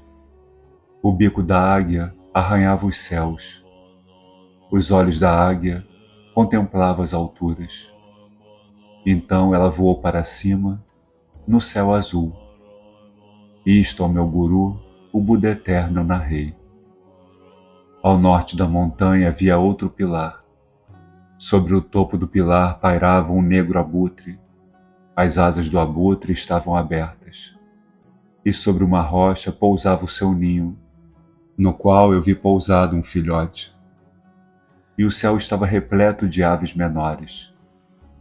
O abutre voltou os olhos para o céu e depois planou para as regiões superiores. Isto ao meu Guru, o Buda Eterno, eu narrei. julgando tais sinais como auspiciosos, presságios de feitos bons e virtuosos, enchi-me de feliz êxtase. Eu te peço, revela-nos o seu sentido. Quando terminei de contar meu sonho, o guru ficou muito contente e disse: o sonho é excelente. Então, dirigindo-se à esposa, disse: Damema, prepara um grande banquete. Quando o banquete ficou pronto, todos os pupilos e discípulos foram convidados a participar. O guru tomou então a palavra e disse: Milador de Gyaltsen teve tal e tal sonho, que é um excelente sinal. Os discípulos principais pediram-lhe para interpretar o sonho e desenredar os misteriosos sinais. Então nosso santo guru, o grande avatar e tradutor, cantou de improviso a interpretação do sonho, vaticinando o futuro destino da hierarquia Kargyutpa a seus discípulos. Ó Senhor, refúgio de todos os seres sencientes, Tu, o eterno Buda, ó Santo Naropa, eu me curvo aos teus pés. Ó meus xixes aqui reunidos, prestai atenção ao sentido desse maravilhoso e profético sonho que agora vou interpretar. As amplas regiões do norte do mundo simbolizam a fé budista triunfando no Tibete. A magnífica montanha significa a seita Kargyutpa, fundada por meu velho eu, Marpa, o tradutor, e por meus seguidores e por toda a hierarquia. O pico da montanha que toca os céus simboliza nosso objetivo imaculado. O sol e a lua que giram sobre a montanha estão repletos de luz e amor. Os raios que iluminam os céus acima são a graça que ilumina a ignorância. A base da montanha que cobre a terra mostra como nossos feitos encherão o mundo. As quatro correntes oriundas dos quatro lados simbolizam os ritos de iniciação e as verdades. As águas que aplacam a sede de todos os seres pressagiam que todas as coisas vivas serão aprimoradas e salvas. As águas que caem no oceano profundo são a bênção do interior por meio da luz exterior. As diversas flores que brotam nas encostas são o fruto imaculado, as verdades realizadas. Ó meus xixes aqui reunidos, todo sonho é bom, não mau. O grande pilar a leste da grande montanha é Tsurton Wanggai de Dol. O leão que ruge no topo do pilar mostra que Tsurton possui natureza leonina. A juba luxuriante do leão mostra que, de modo, está ele imbuído das verdades místicas. As quatro patas do leão que arranha a montanha indicam que ele está dotado dos quatro infinitos motivos. Os olhos do leão voltados para o céu mostram que ele deu a Deus a vida sansárica. O rugido do leão sobre as altas montanhas indica que ele obteve os reinos da liberdade. Ó meus xixes aqui reunidos, o sonho referente ao leste é bom, não mau. O grande pilar ao sul da grande montanha é Ngongdon Shudor, de Zung. A tigresa que ruge no topo do pilar mostra que ele possui natureza tigrina. As listras belas e bem definidas mostram que ele está imbuído das verdades místicas. As faixas tríplices que a tigresa apresenta mostram que ele realizou em si mesmo a trindade. As quatro patas que arranham as selvas profundas mostram que ele cumprirá os quatro deveres.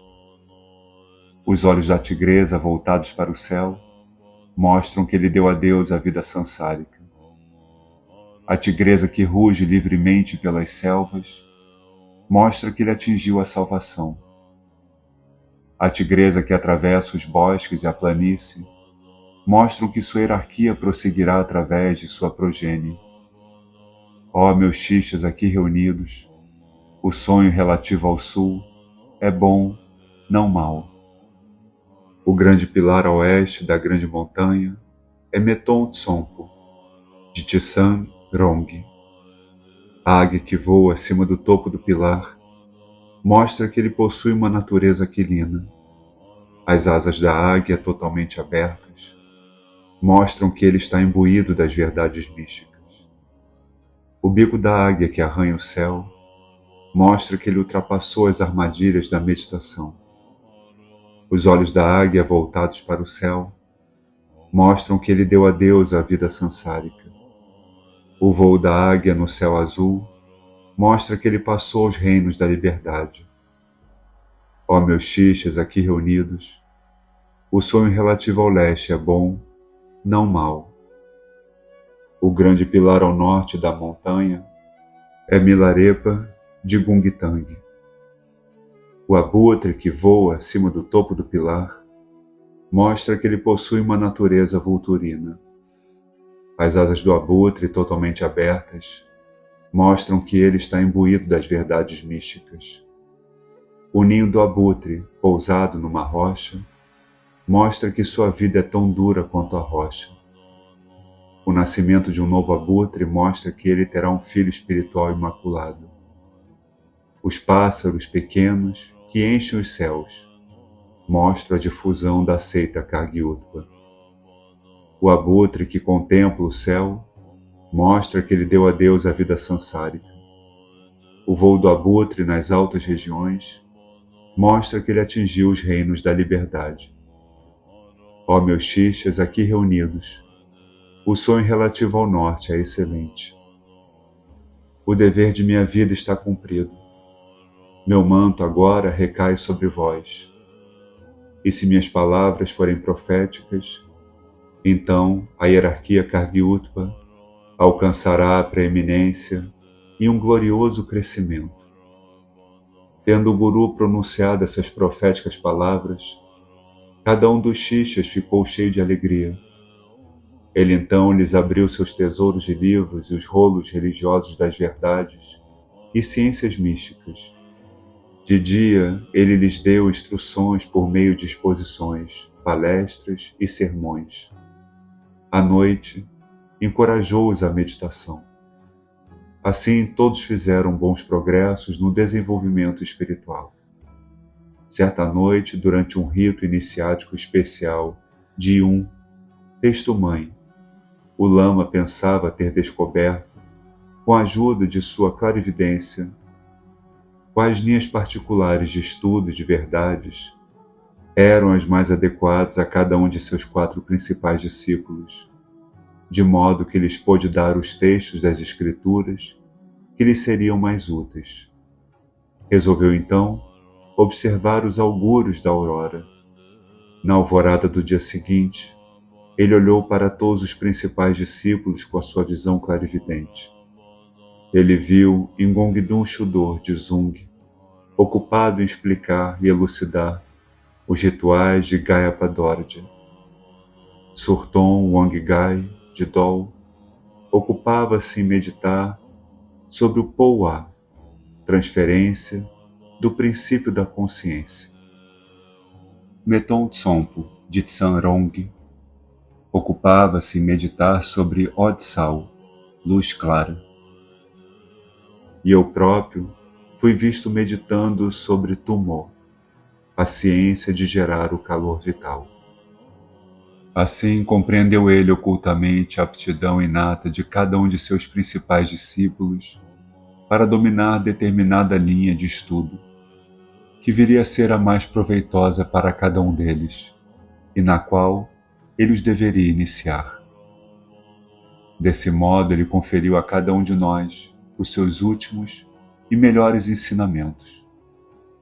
Ao Lama Gongpa, deu o texto que explica categoricamente o Gyud, Tantras, de acordo com os 4 métodos e os 6 objetivos, que tornam as explicações tão claras e metódicas que se pode dizer que se assemelham às pérolas enfiadas num fio.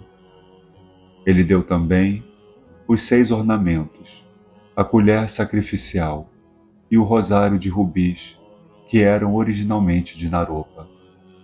juntamente com os comentários sobre os textos já dados, e o exortou a servir ao objetivo universal, pregando a todos os seres sencientes. Atsurton Wangai de Dol, Marpa deu o texto sobre Pouá, transferência do princípio da consciência, que é comparável a um pássaro que escapa de uma claraboia, a cuja oferenda acrescentou as relíquias do cabelo, das unhas e das pílulas medicinais de Naropa, os chapéus rituais, ilustrados com pinturas dos 5 Dhyani Budas, e a injunção à prática do Pouá.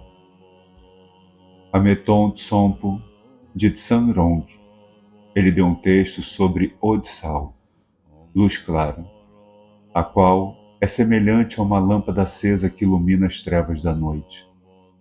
Juntamente com o cetro lamaico, Dorje, o sino, o pequeno tambor duplo, Damaru, e a taça de libação de concha de ostra de Naropa, com a exortação de que ele deveria tomar o caminho do bardo, o estado intermediário entre a morte e o renascimento.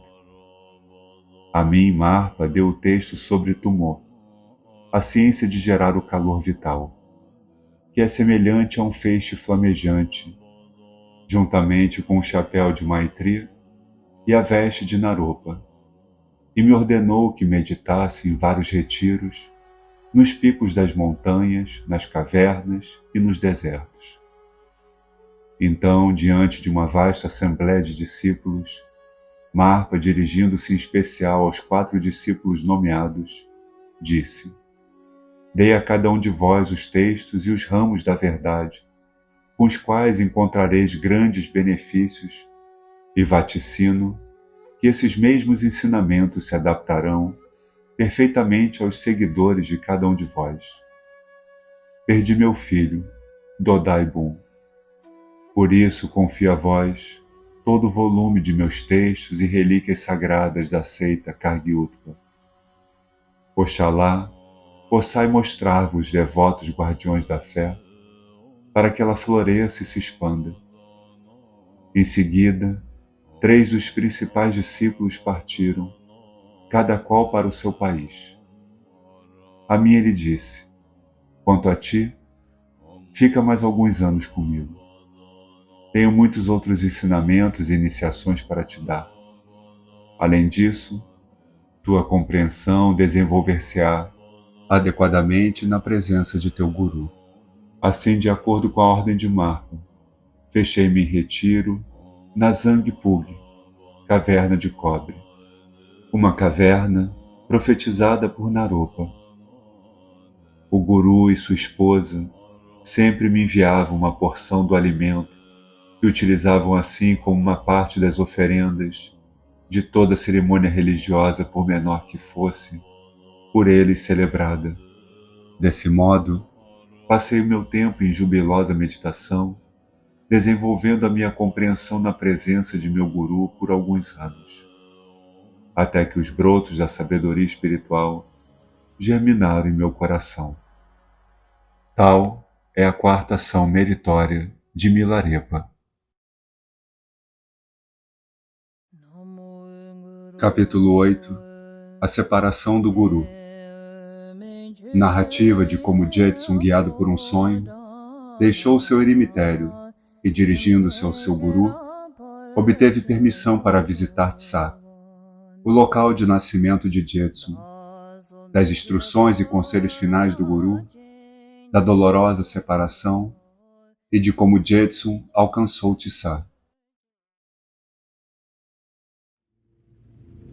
Reshung perguntou então a Jetsun: O que te levou a separar-te de Marpa? Quantos anos ficaste em retiro? Disse Jetsun: Eu não fiquei em retiro por muitos anos, e as circunstâncias que me levaram a retornar ao lar foram as seguintes. Enquanto estava em retiro, fiz progressos satisfatórios. Normalmente eu jamais dormia, mas uma manhã ocorreu que eu dormira por muito tempo e tive um sonho. Este sonho mostrava que a minha casa, chamada 4 colunas e 8 pilares, Estava em condições tão deploráveis que parecia corroída pelo tempo. Os livros das escrituras pareciam arruinados. O campo, chamado Triângulo de Worma, parecia estar coberto de erva daninha. Minha mãe estava morta e minha única irmã vagava sem amigos pelo mundo. A dor que senti por não ter visto minha mãe desde a nossa separação ocorria sob as infelizes condições anteriormente relatadas tantos anos atrás. Foi de partir o coração, e assim eu chamava pelos nomes de minha mãe e de minha irmã, chorando amargamente. Ao despertar, percebi que minha almofada estava ensopada com minhas lágrimas. Quando tentei pensar, o desejo de ver minha mãe apenas cresceu mais e mais. Eu não podia deixar de chorar novamente e decidi-me então a procurar minha velha mãe, uma vez mais por todos os meios possíveis. Ao amanhecer, demolindo o muro que me cercava em meu retiro, fui me despedir de meu guru. Quando o encontrei, ele estava profundamente adormecido, mas sentando-me perto da porta de seu leito, cantei dócil e mansamente esta súplica: ó Senhor compassível e imutável, deixa-me voltar como um mendigo. Da inóspita terra de Tsar, uma família de 3 membros, mortificada por parentes hostis, há muitos anos se separou. Não posso mais suportar a dor da separação. Deixe-me ver minha mãe, só mais esta vez, e logo voltarei. Assim que terminei este apelo, o guru despertou. Os raios do sol caíram por uma fresta sobre a sua almofada, e como um halo de glória, iluminaram sua venerável cabeça. Ao mesmo tempo, sua esposa trouxe o desjejum. Esses 3 eventos ocorreram simultaneamente. Eles eram uma combinação dos eventos com os quais os futuros acontecimentos estiveram inseparavelmente relacionados. Meu guru disse-me então: meu filho, como ousaste deixar o retiro tão subitamente? Porque corres o risco de seres possuído pelo demônio, Mara. Incorreste também em um grande perigo pessoal. Volta imediatamente ao teu retiro. Mas contei-lhe novamente o que havia sonhado nos seguintes versos: ó Senhor compassível e imutável, permite que este mendicante veja apenas mais uma vez a sua casa no triste vale de Tsá. Embora não reste mais nenhuma riqueza, há ainda estes bens que causam apreensão. Minha casa, de nome 4 colunas e 8 pilares, eu gostaria de ver se ela está em ruínas. Minha biblioteca de escrituras sagradas, eu gostaria de ver se ela está em ruínas ou não. Meu conhecido campo, o Triângulo de Worma, eu gostaria de ver se está coberto de ervas daninhas ou não. Minha mãe, o vaso que susteve minha forma, eu gostaria de ver se ainda vive com saúde. Minha única irmã, Peta Gonkit, eu gostaria de saber se ela se perdeu ou não.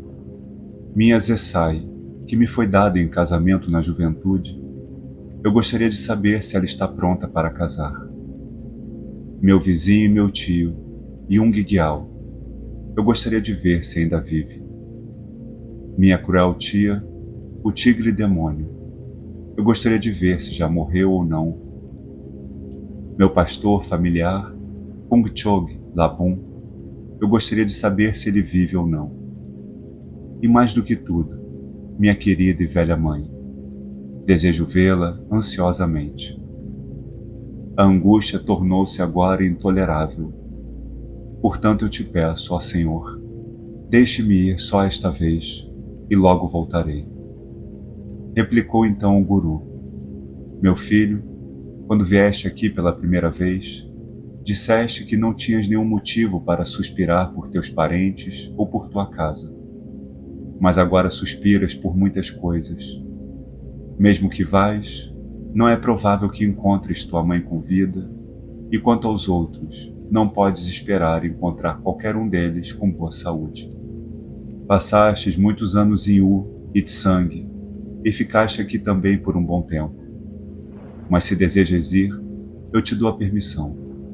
Se pensas em voltar para cá, saibas que o fato de me teres encontrado adormecido, quando vieste me ver, é um augúrio de que não nos veremos novamente nesta vida. mas os raios do sol nascente que brilham sobre a minha morada assinalam que serás uma luz brilhante entre as hierarquias budistas e glorificarás a fé. E os raios do sol, aureolando minha cabeça, constituem o sinal de que esta seita de Kargyutas meditativos florescerá e se espalhará por toda parte. Além disso, o fato de Damema ter trazido de jejum nesse exato momento mostra que serás mantido com alimento espiritual. Agora devo deixar-te partir. Damema enfeita o altar com oferendas. Meu mestre pôs-se ele mesmo a preparar o diagrama da mandala, enquanto sua esposa enfeitava o altar.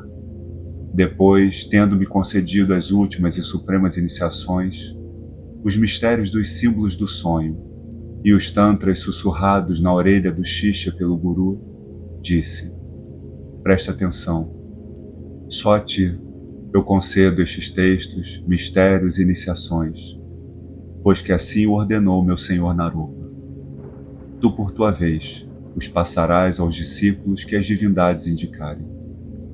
Eu te ordeno a concedê-los com a condição de que eles sejam passados de guru a Shisha por 13 gerações.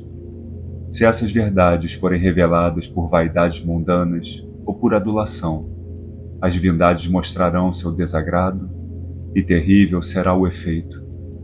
Portanto, guarde-as com o máximo cuidado.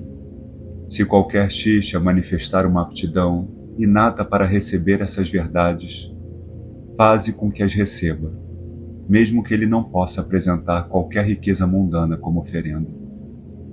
Cuida com especial atenção desses Shishas, guarda-os e vela por eles. Desenvolve-os, faze-os aumentar a glória da fé.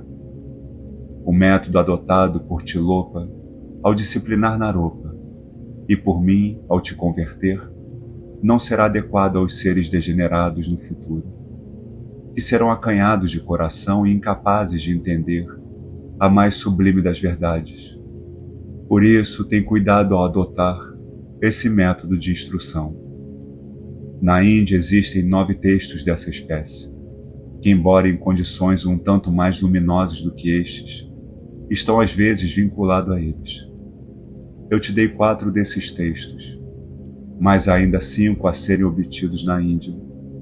Um dos meus discípulos viajará à Índia e os obterá de um dos discípulos dos outros discípulos de Naropa. Tu também deves tentar obtê-los. Eles são sem dúvida de muita utilidade para todos os homens. E se pensas que por seres incapazes de me oferecer bens mundanos, eu ainda posso ter outros textos que escondi de ti, tira esse pensamento da cabeça, pois não são as vaidades mundanas que me satisfazem. Muito mais me alegro com tua sincera devoção e energia. Por isso, ergue bem alto a bandeira da zelosa devoção e da meditação. Eu te conferi as verdades supremas, místicas e sussurradas aos ouvidos, tal como as revelaram as divindades e a mim foram transmitidas por meu senhor Naropa. A nenhum outro discípulo as comuniquei, nem mesmo ao melhor deles. Mas a ti eu as entreguei de modo perfeito e completo, como uma vasilha cheia até a borda. Ele então invocou as divindades tutelares para testemunharem a verdade dessas afirmações. Tendo terminado esse comovente discurso, o guru entoou a seguinte canção de improviso: obediência, adoração ao amável e gracioso Senhor. A meditação sobre os seus atos constitui em si um texto sagrado. O desejo em excesso provoca confusão mental. Por isso guarda em teu coração estes sábios preceitos. Muitos issos aparentes não são o isso. Muitas árvores não dão nenhum fruto. Todas as ciências não constituem a verdadeira sabedoria. Adquiri-las não é adquirir a verdade. Falar em excesso é de pouco proveito. O que enriquece o coração é a riqueza sagrada. Desejas a tua riqueza? Então guarda isto. A doutrina que subjuga as paixões desprezíveis é o nobre caminho. Desejas um caminho seguro? Trilhe então este. Um coração satisfeito é o rei mais nobre. Desejas um nobre mestre? Busque então este. Abandona o mundo de prantos e de dores. Faz das cavernas solitárias a tua casa paterna, e da solidão o teu paraíso. Que o pensamento que cavalga o pensamento seja o teu incansável corcel, e teu corpo o teu templo repleto de deuses, e a devoção incessante a melhor das drogas. A ti, ó enérgico, conferi o ensinamento que contém toda a sabedoria. Tua fé, o ensinamento, e eu mesmo somos uma mesma coisa. E possa esta perfeita semente da verdade, confiada assim ao meu filho, produzir sua folhagem e seu fruto, sem corrupção, sem dispersão, sem fenecimento. Tendo assim cantado, o Guru colocou sua mão sobre a minha cabeça e disse: Meu filho, a tua partida dilacera o meu coração, mas como todas as coisas compostas estão sujeitas à dissolução, não há esperanças para elas. No entanto, fica mais alguns dias.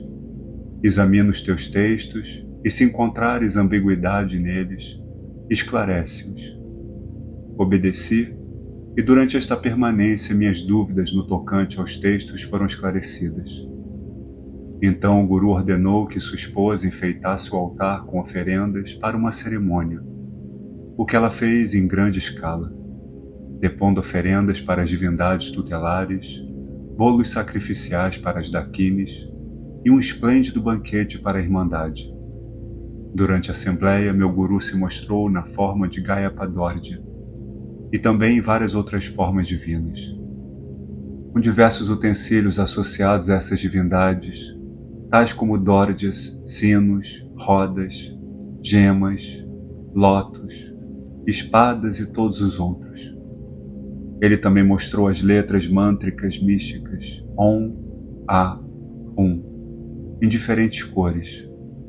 Após ter manifestado esses sinais de um mestre das ciências ocultas, disse: Esses são os chamados poderes psicofísicos, que jamais devem ser exibidos por simples bravata.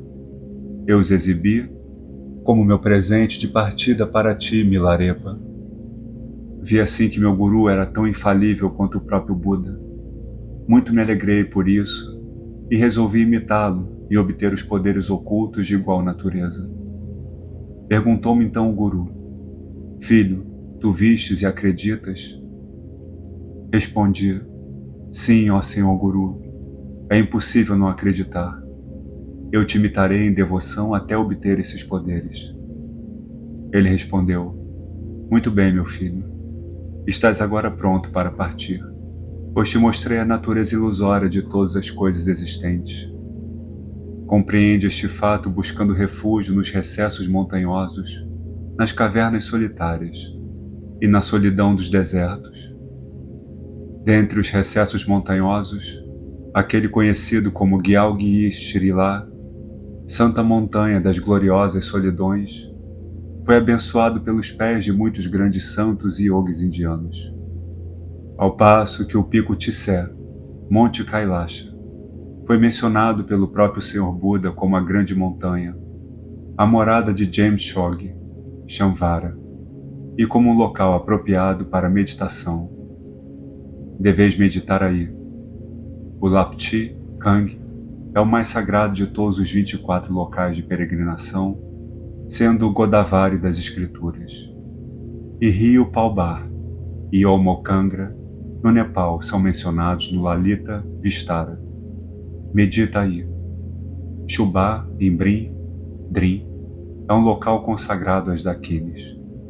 E qualquer caverna solitária com lenha e água à mão será um local adequado para se meditar e se elevar a bandeira da devoção.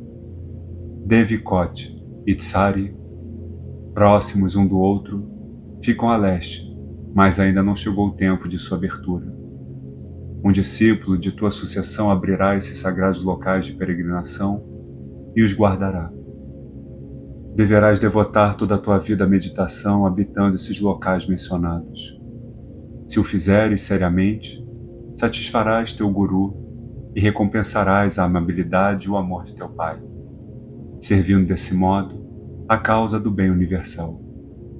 Mas se falhares na devoção, então a tua vida, embora longa, será apenas uma ocasião para colher deméritos. Renuncia, pois, a todas as ambições desta vida. Não gastes o tempo em tolas conversas com a multidão, que busca apenas atingir os objetivos e os fins da existência mundana, mas dedica-te, ao mesmo tempo, à meditação. Lágrimas encheram os olhos do meu guru e correram por suas faces, enquanto prosseguia. Não voltaremos a nos ver, meu filho, nesta vida. Eu te guardarei em meu coração e tu me guardarás no teu. Encontrar-nos-emos, por certo, nas puras regiões celestes da vida futura. Portanto, rejubila-te.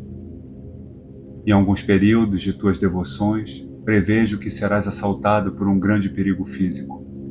Quando isso ocorrer, examina isto, mas não abra até então. E me dê um rolo de papel selado. Todas as palavras que meu guru pronunciou nessa ocasião impressionaram profunda e duradouramente o meu coração e me ajudaram em minha devoção posterior. Disse então o guru: Damema, Milarepa partirá amanhã. Faz os preparativos necessários para a ocasião. Embora isso vá deprimir meus humores, caminharei algum tempo até vê-lo desaparecer. E a mim disse: dorme perto de mim esta noite. Nós dois, pai e filho, deveremos conversar. E assim fiz. A esposa do guru, ao se reunir a nós, começou a soluçar e a chorar. Disse-lhe então o guru: Damema, por que choras? Vendo que o meu filho recebeu todas as preciosas verdades e que irá meditar sobre elas na solidão, qual o motivo de tuas lágrimas? Se considerares que todas as criaturas sencientes, embora Budas em potencial, mercê da ignorância de sua elevada origem e destino, sofrem, penam e morrem em angústia. E mais especificamente, como os seres humanos, uma vez tendo vencido, em virtude de seu nascimento humano, a poderosa oportunidade de aperfeiçoar sua condição, a esquecem e morrem sem a iluminação. Então poderia chorar sem parar um só instante. Replicou a esposa: falas a verdade, mas é difícil manter aprisionado uma dor como esta. Choro agora porque não posso aliviá-la. Fui privada pela morte de um filho, totalmente perfeito, tanto nos assuntos temporais como nos espirituais. Um filho que teria realizado tanto os teus desejos como os dos outros. E agora este filho tão fiel, enérgico e inteligente, tão gentil, complacente e puro, sob todos os pontos de vista, vai separar-se de mim ainda em vida. Como posso parar de chorar? E chorou ainda mais amargamente quando disse isso. Eu também fiquei acabrunhado pelo choro, assim como meu guru. A noite se passou com expressões similares de dor e não tivemos nenhuma conversa realmente séria. Na manhã seguinte, todo o grupo, composto de 13 pessoas, foi assistir à minha partida e caminhou comigo até 4 ou 5 milhas. Todos estavam tristes e expressavam sua dor com palavras e lágrimas. Quando chegamos ao pico de uma montanha de nome Chiho Lagang, montanha da religião, que permitia uma boa visão de todo o país, paramos e fizemos uma refeição. Terminada esta, meu guru segurou minha mão e disse: meu filho, eu gostaria de te enviar na companhia de alguns companheiros de confiança, visto que estás indo através de U e de Tsang. E dizem que os ladrões infestam o passo de Silma, mas vejo que estás destinado a ir sozinho. Então rezarei por ti e pedirei às divindades tutelares que olhem por tua segurança enquanto viajas. Sê muito prudente no caminho. Procura o Lama Gompa e compara com ele as notas referentes aos textos sagrados que recebeste, observando todas as diferenças. Tendo feito isso, poderás voltar para a tua casa. Não fique lá mais de 7 dias. Volta imediatamente ao deserto para meditar e prosseguir tuas devoções que até então deverão ser o teu único dever. Só assim, beneficiarás a ti mesmo e a todas as criaturas vivas. Cantei então ao meu guru estes versos de um salmo improvisado. Ó Senhor, o imutável, ó Dorje Chang, pela primeira vez, como humilde mendicante, vou a Tsang. Pela primeira vez, como teu humilde Xixa, vou à minha casa. Ó amável Senhor e Pai, teu gracioso amor providenciou no passo de Silma uma escolta de 12 deusas da montanha. Adoração a ti, ó gracioso Senhor. Confiando no poder da preciosa Trindade, escoltado pelas hostes de Dakines e acompanhado por um coração puro e sincero, eu vou guardado pelas divindades. Por que preciso temer os inimigos mortais? Tenho, contudo, um pedido a fazer: que sejas o meu guia constante, nesta como na próxima vida. Abençoa o meu corpo, minha fala, minha mente, e livra-os da tentação. Dá a tua aprovação ao meu apelo, e sela-o por teu poder espiritual. Faze-me realizar as profundas verdades. Assim também suplico tua bênção para uma vida longa e saudável. O fado deste suplicante repousa em tuas mãos. Abençoa-o para que permaneça firmemente em solidão. Quando ofereci esta prece, disse o meu guru: meu filho, tuas palavras são doces. Vou dar-te agora minhas últimas e mais valiosas instruções. Guarda-as para sempre em teu coração. Depois, colocando a mão sobre minha cabeça, cantou-me o seguinte hino: obediência a todos os gurus. Ó filho brioso, nobre e virtuoso, possas tu ganhar o Dharmakaya, possa tua fala, igual ao néctar e fervorosa, alcançar a plena perfeição no Sambhogakaya. Possa o teu virtuoso coração puro e agradecido compreender o Nirmanakaya. Possam essas minhas últimas e preciosas palavras, tão verdadeiras quanto a lei eterna, cair profundamente em teu coração e nele repousar. E possam as bênçãos dos Devas e das Dakines revigorar tua vida e tua mente, e os espíritos protetores velarem por ti. Possa esta minha prece dar rápido fruto, que os piedosos para sempre te amem, e possa a escolta de 12 deusas velar por ti no passo de Silma, e os anjos guardiões protegerem o teu caminho durante a tua viagem nos próximos dias. Na triste visão de tua casa e de teus campos, há um pregador da sua vaidade.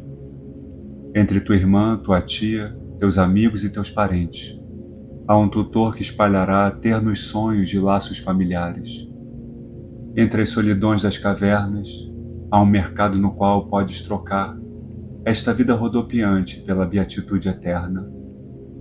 No templo de tua forma inspirada, há um vestíbulo para o encontro das divindades.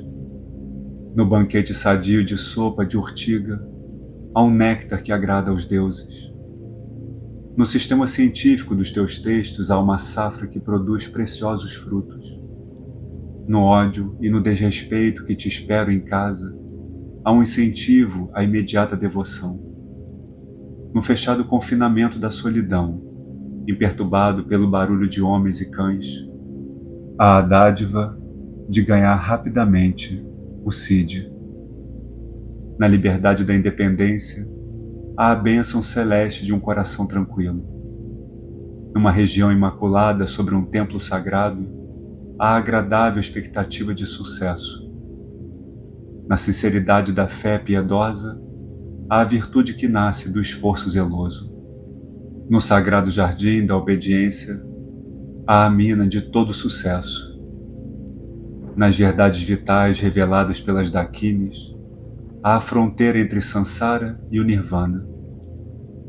Na escola de mar, para o tradutor, há a esperança da fama perpétua.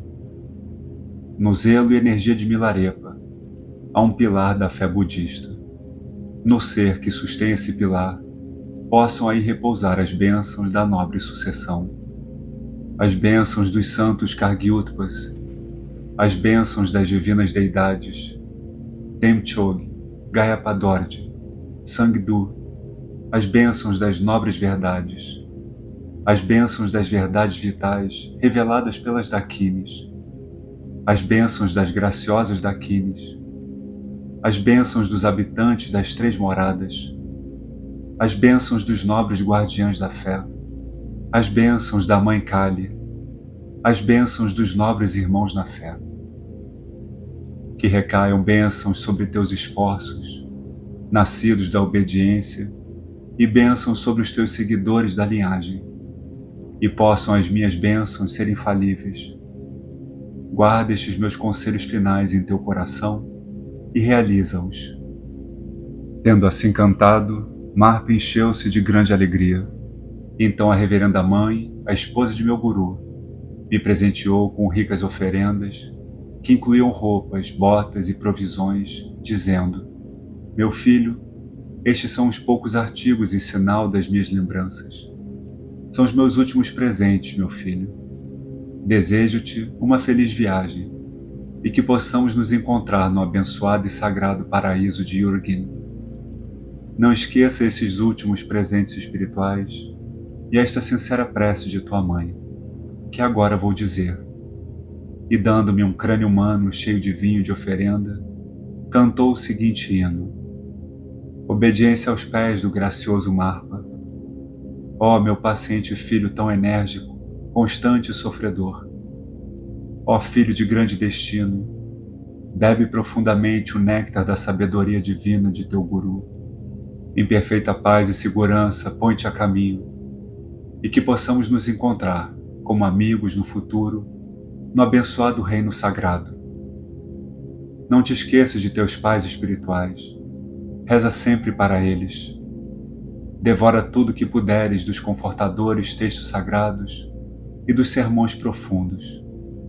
Em perfeita paz e segurança, põe-te a caminho, e que possamos nos encontrar como amigos no futuro, no abençoado reino sagrado. Não te esqueças de teus pais espirituais. Guarda-os para sempre em grata memória, e lembra com frequência de seu carinhoso cuidado.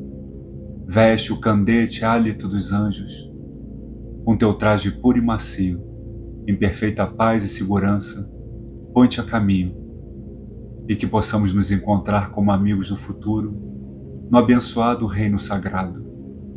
Pensando nos seres indefesos do Sansara, treina teu coração para o desprendimento. O fardo do caminho superior, o Mahayana, carrega para sempre com fiel coragem. Em perfeita paz e segurança, põe-te a caminho, e que possamos nos encontrar como amigos no futuro, no abençoado reino sagrado. Da Mema de nobre destino, dá a seu filho suas últimas instruções, e possa ele retê-las para sempre em seu coração. A ti, ó filho, tua amada Senhora amará. Possamos ambos, mãe e filho, como amigos nos encontrar no futuro, no abençoado reino sagrado. Possam esses bons desejos frutificar e possa a devoção pura recompensá-los. Enquanto ela cantava esses versos, as lágrimas sufocavam-lhe a voz, e a dor dos outros, longamente reprimida, irrompeu em torrentes de lágrimas e soluços. Curvei-me diante de meus pais espirituais pela última vez e me voltei para trás, mantendo o rosto na direção deles, enquanto a face de meu guru estava à vista. Vi que eles permaneciam lá, com as faces inundadas de lágrimas, e muito forte era a minha inclinação para voltar. Mas quando saí do alcance de sua visão, caminhei normalmente até chegar a um outeiro de onde pude vê-los de novo, como um indistinto grupo cinzento. Meu coração ansiava por voltar a eles, e foi com penoso esforço que me retirei. Eu pensava comigo mesmo que havia obtido as verdades em sua plenitude e que, por essa razão, não deveria cometer nenhum ato irreligioso.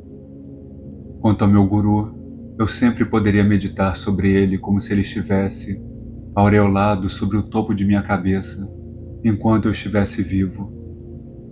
e quanto à próxima vida ele havia prometido que nos reencontraríamos nas regiões sagradas. Além disso, eu saíra por um pequeno espaço de tempo para ver minha mãe que me havia dado à luz, e poderia voltar logo ao meu guru. Assim eu meditava, ruminando tais ideias em doloroso humor, até que alcancei a casa do lama em Gongdung Shudor. Aí, após termos devidamente comparado nossas notas, descobri que ele me superava na exposição dos tantras, mas que na prática real dos ritos e dos rituais atinentes à doutrina, bem como na sua aplicação à vida diária, eu não estava muito aquém, ao passo que o superava em alguns aspectos, porquanto possuía os ensinamentos esotéricos divinamente inspirados, que são sussurrados ao ouvido. Tendo feito isso, prestei-lhe a devida oferenda e, expressando o desejo de um futuro encontro, dirigi-me para casa. Alcancei após 3 dias, sentindo-me um tanto exaltado no desenvolvimento da arte de controlar a respiração que isso anunciava. Foi assim que tudo ocorreu, a minha obtenção das verdades em plenitude, o meu completo estudo delas, e enquanto estava assim empenhado, o fato de ter sido impelido por um sonho significativo a deixar o meu guru e retornar à casa. Assim termina a narrativa que constitui a 4ª ação meritória de Milarepa. Capítulo 9. A renúncia. Narrativa da desilusão que assaltou Jetsu quando chegou à sua casa, e de seus votos de viver a vida ascética e praticar a meditação em solidão. Perguntou então novamente Rechung: ó venerável Guru, quando chegaste à tua casa, o sonho mostrou-se verdadeiro ou encontraste tua mãe ainda com vida? Respondeu Jetsun: o infeliz sonho provou ser totalmente verdadeiro. Não tive a sorte de rever minha mãe. Disse Rechung: conta-nos, ó venerável Guru, como entraste em tua casa, a quem encontraste, com que espírito as pessoas te receberam. Prosseguiu então Jetsun: estando numerosos pastores numa elevação da ravina, de onde minha casa era visível, simulei ignorância e perguntei-lhes o nome dos lugares, das casas e de seus ocupantes, com que eles me contaram tudo em detalhes. Então, por fim, apontando minha própria casa, perguntei-lhes o nome do lugar e de seus ocupantes. Disseram-me que a casa se chamava 4 colunas e 8 pilares, mas que era no presente ocupada apenas por fantasmas, pois lá não havia moradores vivos. Ao lhes perguntar como havia ficado em tal estado e o que acontecera aos moradores, se tinham eles partido ou morrido, responderam-me: outrora vivia uma abastada família nesta casa que tinha um único filho. Devido à morte prematura do pai, e a um erro no modo como ele formulou suas vontades após a sua morte, os parentes paternos usurparam todos os bens do filho menor.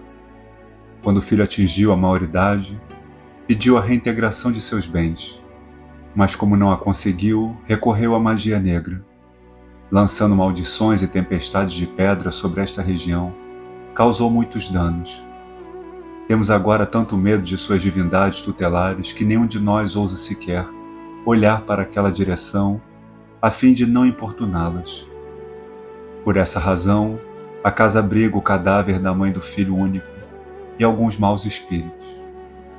Ele tinha uma irmã que, abandonando o cadáver da mãe, saiu a mendigar e nunca mais voltou. O filho também deve ter morrido, pois nunca mais se ouviu falar dele. Se ousares entrar na casa, ó peregrino, lá poderás pegar alguns livros.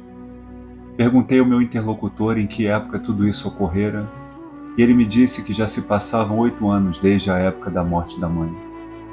Mas a respeito das tempestades de pedra e de outros estragos, ele só podia lembrar que ocorreram quando ele era criança. E sobre os acontecimentos anteriores, a isso ele apenas ouvira falar. Isto me assegurou que os aldeões tinham tanto medo de minhas divindades tutelares que não ousariam me fazer mal. As notícias da morte de minha mãe e do desaparecimento de minha irmã encheram meu coração de angústia e dor. Ocultei-me num esconderijo até depois do sol posto e lá chorei amargamente. À noite, fui à aldeia e, ai de mim, encontrei minha casa exatamente no estado em que a vira em meu sonho. A fina casa, que costumava ser igual a um templo, estava em deplorável situação. Os volumes sagrados tinham sido danificados pela chuva que caía no interior da casa, e grossas camadas de pó e terra caídas do sótão arruinado cobriam-nos. Eles serviam como ninhos e tocas de pássaros e ratos. Para onde quer que eu olhasse, nada mais havia do que desolação e ruína, de modo que a melancolia me assaltou. Depois, tateando o caminho pelos quartos de fora, encontrei um monte de terra e farrapos, sobre o qual crescera uma boa quantidade de grama e erva daninha. Ao revolvê-lo, descobri que era uma pilha de ossos humanos, que reconheci instintivamente como sendo os de minha mãe. Um profundo e inexprimível anseio me assaltou. Tão intolerável era o pensamento de que nunca mais veria minha mãe, que quase perdi a consciência. Mas lembrei-me dos ensinamentos do meu guru, e comunicando-me espiritualmente com o espírito de minha mãe e com os espíritos divinos dos santos da seita Kargyutra, fiz uma almofada com os ossos de minha mãe e permaneci em imperturbável estado de tranquilidade, em clara e profunda meditação, durante a qual compreendi que de fato era possível salvar meu pai e minha mãe dos sofrimentos e das misérias da existência sansárica. Depois de passar assim 7 dias e 7 noites, despertei do samadhi. Então, após muito refletir, cheguei à conclusão de que não havia benefício algum a ser obtido em qualquer estado da existência sansárica. Resolvi em seguida dispor os ossos de minha mãe na maneira correta, ou seja, pulverizá-los e misturá-los com barro, e então moldá-los em relicários de miniatura chamados de tsatsá. Deveria oferecer os volumes da escritura em pagamento por ter feito isso, e quanto a mim mesmo, deveria ir à caverna de Drakar Tasso e lá passar todo o meu tempo em constante meditação. Resolvi lá passar todos os meus dias, até que a morte pusesse fim à minha vida. Jurei que se qualquer pensamento de ambição mundana me seduzisse, eu preferiria cometer suicídio a permitir ser por ele dominado. Roguei às divindades tutelares e às dakines que abreviassem minha vida se eu viesse alguma vez a pensar em alguma espécie de devoção fácil. Tomando estas resoluções mentais, reuni os ossos de minha mãe e depois, removendo o pó e a sujeira que haviam se acumulado nos volumes da escritura, vi que suas letras ainda estavam claras. Levando os volumes às costas e os ossos de minha mãe no colo, retirei-me. Uma inexprimível angústia comprimiu meu coração até o seu cerne. A partir de então, o mundo nunca mais me tentou ou me prendeu. Repeti meus votos de devotar minha vida a um rígido caminho de ascetismo na realização da verdade e resolvi apegar-me firmemente a eles. Com exaltado ímpeto, cantei os seguintes versos de firme resolução para mim mesmo. Ó gracioso Senhor, ó imutável, ó Marpa, o tradutor, de acordo com tuas proféticas palavras, o mestre da transitoriedade das coisas encontrei, e minha terra natal, cárcere da tentação, e por tua bênção e tua graça possa eu, desse nobre mestre, obter a experiência e fé. Todos os fenômenos visíveis e manifestos sempre são transitórios, mutáveis e instáveis, mas especialmente a vida mundana não tem realidade nem um ganho permanente em si. Portanto, em vez de realizar obras sem proveito, a divina verdade buscarei. No início, quando meu pai estava vivo, seu filho adulto não vivia. Depois, quando nasci e cresci, meu pai já não vivia. Se ambos tivéssemos nos encontrado, escasso teria sido proveito, mesmo então. Portanto, tentarei obter a verdade divina. A caverna de Drakar Tasso irei para praticar a meditação. Quando minha mãe estava viva, eu, seu filho, estava muito longe. Quando voltei para casa, encontrei minha mãe morta. Se ambos tivéssemos nos encontrado, escasso teria sido o proveito, mesmo então. Portanto, tentarei obter a verdade divina. A caverna de Dragkar-Tasso, irei para praticar a meditação. Quando minha irmã estava em casa, eu, seu irmão, estava longe. Quando eu, seu irmão, voltei, minha irmã estava perdida. Se ambos tivéssemos nos encontrado, escasso teria sido o proveito, mesmo então. Portanto, tentarei obter a verdade divina. A caverna de Dragkar-Tasso irei, para praticar a meditação. Quando os textos sagrados estavam aqui, nenhuma veneração receberam. Quando a veneração chegou, foram destruídos pela chuva. Se ambos tivéssemos nos encontrado mais cedo, escasso teria sido o mérito mesmo então. Portanto, tentarei obter a verdade divina. A caverna de Dragkar-Tasso, irei para praticar a meditação. Quando a casa estava de pé, o dono estava longe. Quando o dono chegou, a casa caiu em ruínas.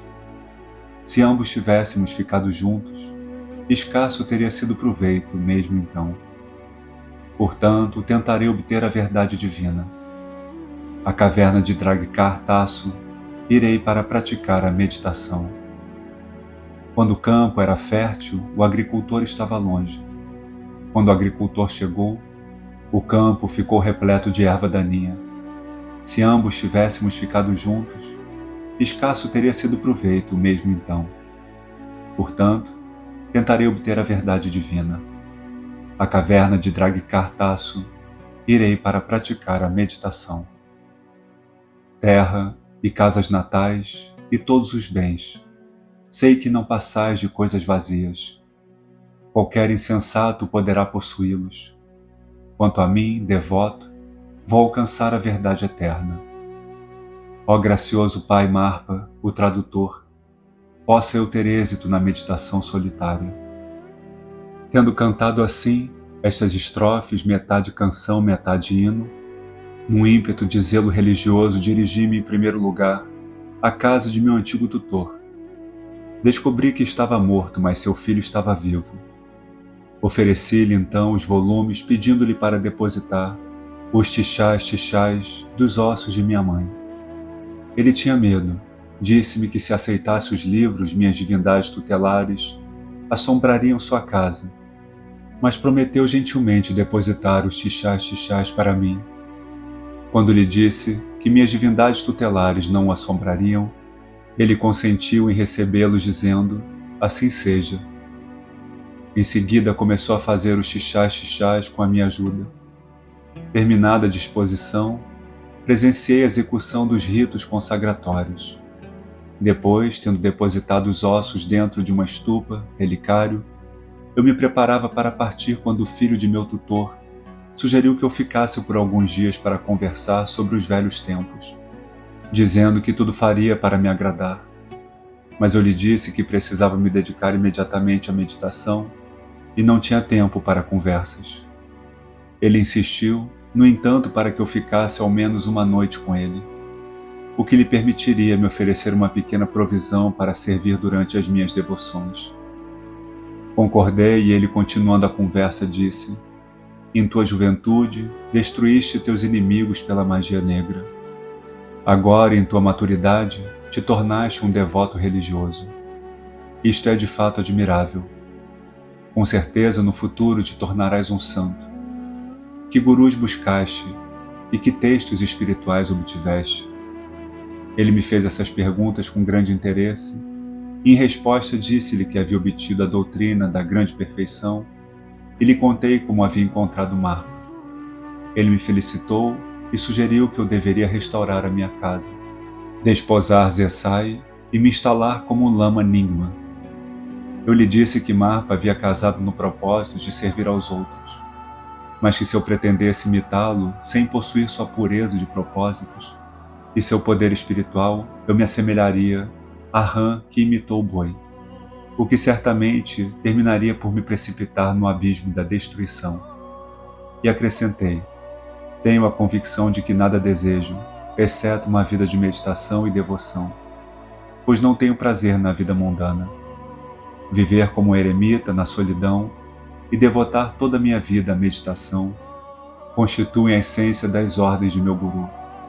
Por conseguinte, pretendo viver a vida ideal de um devoto Kargyuta, assim satisfazendo meu guru, bem como prestando serviço a todos os seres sencientes e servindo a causa da hierarquia.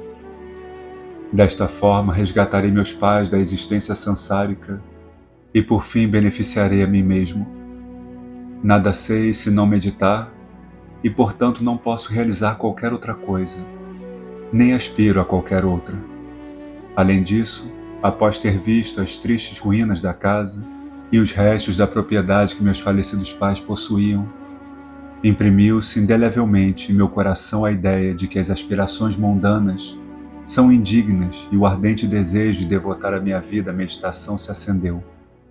Uma vida de ócio pode agradar aqueles que não sofreram como eu, e aqueles a quem o pensamento da morte e do inferno não penetrou com violência. Quanto a mim, as circunstâncias me convenceram firmemente da necessidade vital de uma zelosa devoção e de uma profunda meditação enquanto viver. Sim, até a morte, a despeito da fome e da pobreza. E com lágrimas jorrando de meus olhos cantei a seguinte canção: obediência a teus pés, ó nobre Marpa, possa eu, mendicante, ser purgado dos apegos mundanos por tua graça. Ai de mim, ó seres desafortunados, que vos apegais às coisas mundanas. Mais profunda é minha dor quando penso em vós, mais profunda é minha aflição quando vos conheço. Rodamos e rodamos até cair no inferno. Para aqueles cujo karma produz os pesares da dor, a devoção da sua vida, a verdade, é de tudo melhor. Senhor Dorje Chang, ó imutável, permite que este mendicante, abençoado por tua graça, possa apegar-se à solidão. Os hóspedes que demoram neste mundo, ilusório e passageiro como é, precisam sofrer com os pesares da dor. Meus campos de pastagem, onde apacentavam minhas ovelhas, cabras e vacas, entre as encantadoras planícies de Gungtang, são assombrados agora por maus espíritos. Esse é um retrato da ilusoriedade que me faz buscar a vida contemplativa. Minha sólida casa, 4 colunas e 8 pilares, assemelha-se agora à mandíbula superior de um leão. A torre de 4 lados, 8 pináculos e o sótão, que fazem 9, assemelham-se agora às orelhas de um asno. Esses também são retratos da ilusoriedade, que me faz buscar a vida contemplativa. Meu nobre pai, Mila Chergyal, não deixou traços de sua vida. Minha querida e amada mãe, Nyang Tsa Kargyen, não passa agora de um monte de ossos esbranquecidos. Esses também são retratos da ilusoriedade, que me faz buscar a vida contemplativa. Meu sacerdote familiar e tutor privado, Kung Chong Labun, serve agora como lacaio de outros. Meus livros sagrados, o tesouro da lei, serviram como forro para ninhos de ratos e pássaros. Esses também são retratos da ilusoriedade, que me faz buscar a vida contemplativa. Meu parente e vizinho, o tio Jung Gyal, senta-se agora com os meus inimigos. Minha única irmã, Peta Gon Kit, se perdeu e ninguém sabe onde ela está. Esses também são retratos da ilusoriedade que me faz buscar a vida contemplativa. Ó gracioso, ó imutável, abençoa teu suplicante para que ele possa manter-se fiel à solidão.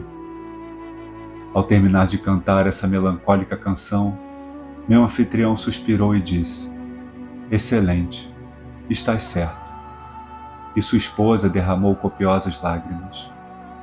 A visão do estado deplorável de minha casa afetou-me tão profundamente que eu não podia deixar de exprimir a todos as resoluções de viver como eremita e meditação solitária. e meu coração também continuei a repetir a resolução do que deveria fazer. E de fato, não tenho nenhum motivo para me censurar por ter praticado a meditação e a devoção, em lugar de ter gasto meu tempo em ocupações mundanas. Esta constitui a quinta ação meritória, na qual se relata como Milarepa foi impelido à vida religiosa de enérgica devoção por causa das tristes circunstâncias acima descritas. Capítulo 10. A meditação em solidão. Narrativa de como Jetsun abraçou solitária meditação nas montanhas desoladas, das experiências externas e dos resultados psicofísicos que se seguiram, e de suas canções que relembram cada evento. Heishung então perguntou a Jetsun em que lugares ele havia meditado e praticado a penitência e a devoção. Em resposta, disse Jetsun: na manhã seguinte, o filho de meu mestre deu-me um saco de farinha, alguma manteiga condimentada, queijo e outras provisões, dizendo: que isto sirva como alimento durante o teu retiro devocional e reza por nós também. Assim, provido, pus-me a caminho e sentei-me em meditação numa espaçosa caverna que existia na encosta atrás de minha casa. Como as provisões eram utilizadas frugalmente, só como mistura, minha constituição ficou exausta e muito fraca, mas fiz grandes progressos em minhas devoções. Os alimentos duraram alguns meses.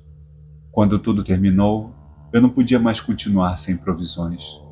Por isso, resolvi pedir um pouco de manteiga e queijo e outras provisões aos pastores que moravam nas regiões superiores das montanhas, bem como cereais e farinha aos agricultores que viviam nas regiões inferiores. Assim, eu não morreria de fome e poderia continuar a meditação. Ao procurar os pastores, cheguei à entrada de uma dessas tendas de pelo de iaque e pedi aos moradores que concedessem esmolas de condimentos, manteiga e queijo a um devoto. Por infelicidade, essa tenda pertencia à minha tia, que imediatamente me reconheceu.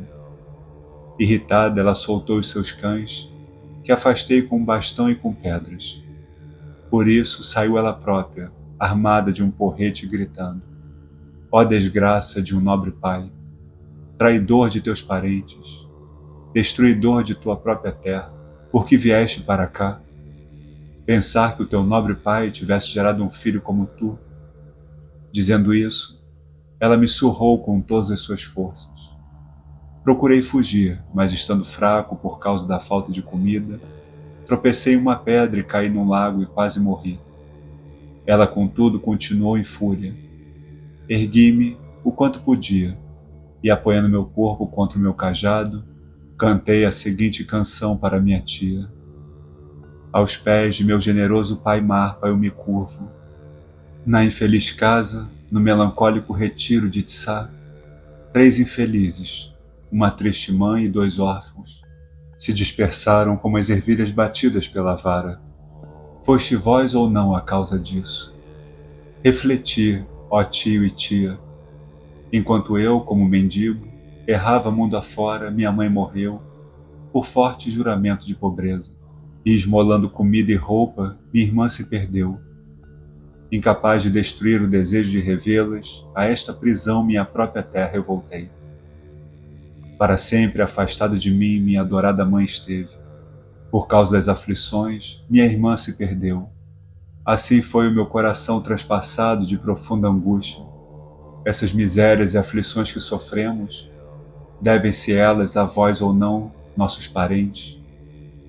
Esses insuportáveis sofrimentos me conduziram à vida religiosa. No entanto, enquanto meditava na solidão das montanhas desoladas, sobre os ensinamentos sagrados de meu gracioso Marpa, minhas provisões se acabaram e nenhum alimento eu tinha para manter com vida esta forma transitória, e por isso vim pedir esmolas. Como um inseto moribundo atraído à entrada de um formigueiro, aqui cheguei diante da porta de minha tia, e jogaste os ferozes cães contra o meu fraco e esgotado corpo. E tu também, participaste do bárbaro ataque. Por tuas rudes meditações e ameaças, a dor profunda em meu coração reviveste. Pelas repetidas pancadas dadas com teu porrete, encheste meu pobre corpo de feridas e contusões, e quase me privaste da vida. Boas razões tenho eu para me encolerizar contigo, mas as ordens de meu guru eu cumpro. Não sejas vingativa, ó minha tia, e dai-me alimento para as minhas devoções. Ó Marpa, ó Senhor, ó misericordioso, pelo poder de tua graça, modera a cólera de teu suplicante. Tendo assim cantado, entremeando a canção com lágrimas, uma jovem que havia se postado atrás de minha tia não pôde refrear seu pranto. Minha tia também estava cheia de remorso e de vergonha. Recolheu-se num dos cômodos e me enviou um rolo de manteiga e um pouco de farinha por intermédio da jovem. Dirigindo-me a outras tendas para esmolar, não pude reconhecer nenhum dos ocupantes, mas todos pareceram me reconhecer.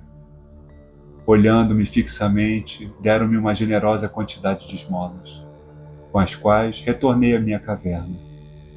Pelo comportamento de minha tia, eu podia julgar qual seria o do meu tio. Portanto, resolvi que não deveria ir em sua direção. Mas tendo ido pedir esmolas aos agricultores do Vale Superior de Itsá, ocorreu-me ir diretamente à nova casa de meu tio, para onde ele havia se mudado depois de sua ruína. Ao me reconhecer, correu para mim gritando: embora eu esteja como um velho cadáver, és exatamente a pessoa que eu queria encontrar. Com propósitos assassinos, atirou uma pedra que quase me acertou. Virei-me e fugi, mas ele me atirou todas as pedras que podia, com toda a força que dispunha. Continuei a fugir, mas ele se aproximava armado de arco e flecha, dizendo: ó mercador de vidas, ó traidor, não destruíste tua terra? Ó vizinhos camponeses, apanhamos nosso inimigo. Vinde rápido. Nisso começou a atirar em mim, enquanto alguns dos jovens do lugar começaram a me atirar pedras. Eu, por meu lado, tinha medo de cair vítima de cólera e vingança de tais jovens, como retribuição pelo fato de eu ter empregado a magia negra contra eles. Por isso, visando intimidá-los pelo meu poder de magia negra, gritei em voz alta: ó meu pai, e vós, ó gurus da seita Kargyuta, ó miríadas de divindades bebedoras de sangue e guardiãs da fé, eu, um devoto, estou sendo perseguido por inimigos. Ajudai-me e vingai-me. Embora eu possa morrer, vós, divindades, sois imortais. Em consequência, todos foram tomados de terror e seguraram meu tio. Alguns que simpatizavam comigo intervieram e agiram como mediadores, ao passo que os que me haviam apedrejado pediam perdão. Só meu tio se recusava a me dar qualquer esmola, mas todos me deram alguma coisa, com que retornei à caverna. Eu pensava que se permanecesse ali, só estaria excitando a fúria das pessoas, de modo que resolvi partir. Mas naquela noite tive um sonho que me convenceu a permanecer ali mais uns dias, e foi o que fiz.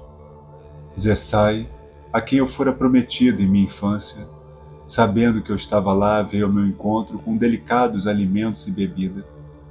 Ela chorou copiosamente e me abraçou. Quando me contou a maneira pela qual minha mãe morrera e minha irmã se perdera, fiquei muito triste e chorei amargamente. Disse-lhe: sendo tão constante, por que ainda não te casaste? Ela disse: as pessoas ficaram com tanto medo de tuas divindades que ninguém ousou pedir minha mão em casamento. Nem eu quis me casar, ainda que alguém o tivesse proposto. É admirável que tenhas abraçado a vida religiosa, mas o que pretendes fazer com a tua casa e teu campo? Compreendi seu desejo, e pensando que, como pela graça de meu guru Marpa, o tradutor, eu havia renunciado à vida mundana, orando para que Zessai pudesse se contentar com um ponto de vista religioso, mas que eu pudesse dizer algo a ela que dissipasse suas dúvidas de um ponto de vista mundano. Disse-lhe eu: Se encontrares minha irmã, dá-os a ela. Até então desfruta do campo, e se minha irmã estiver morta, fica com a casa e com o campo, como se fossem teus. Ela me perguntou, tu não os queres? Respondi, devo encontrar minha comida como fazem os ratos e os pássaros. Ou jejuarei e morrerei de fome. Portanto, não preciso de um campo, e como devo habitar apenas as cavernas solitárias, não preciso de uma casa. Compreendo que mesmo que possuísse todo o mundo, na minha morte eu deveria renunciar a tudo, portanto só terei felicidade nesta e na próxima vida, se renunciar a tudo agora. Busco uma vida completamente oposta à que seguem as pessoas do mundo. Deixa de pensar em mim como uma pessoa viva. Ela então me perguntou, tua prática também se opõe à de todas as outras pessoas religiosas? Respondi, oponho-me ao caminho dos hipócritas que vestem um hábito religioso apenas pela honra que ele confere.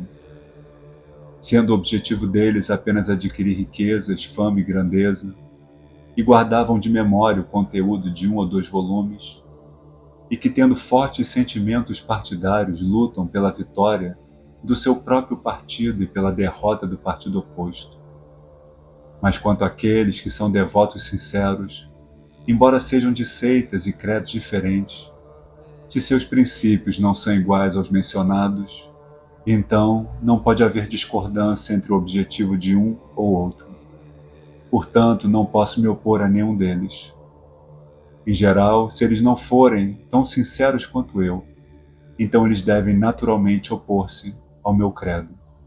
Disse ela em resposta, então por que é a tua prática tão pobre e miserável, muito pior do que a do mais pobre dos mendigos? Nunca vi algo parecido antes. A que doutrina particular da seita Mahayana pertences?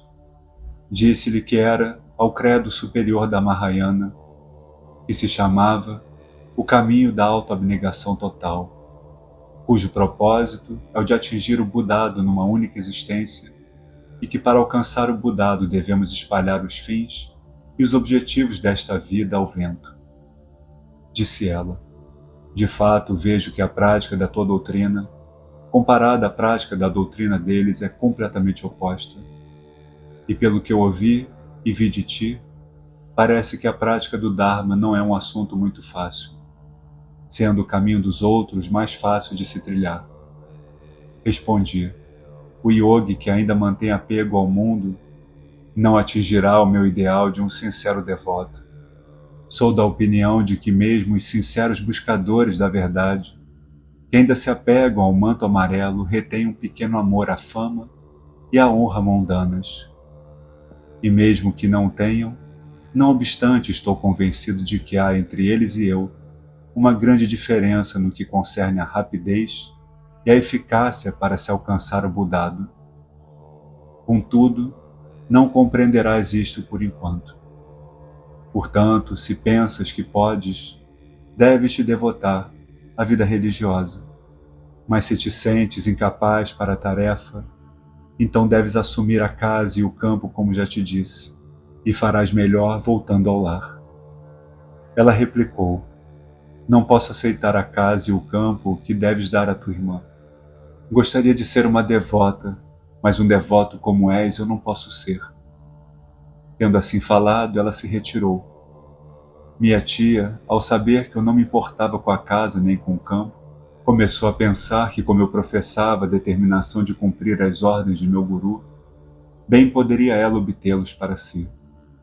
Então ela me visitou, trazendo-me farinha de cevada, manteiga, tirangue e outros alimentos, e disse, no passado tratei-te cruelmente por estar mergulhado na ignorância.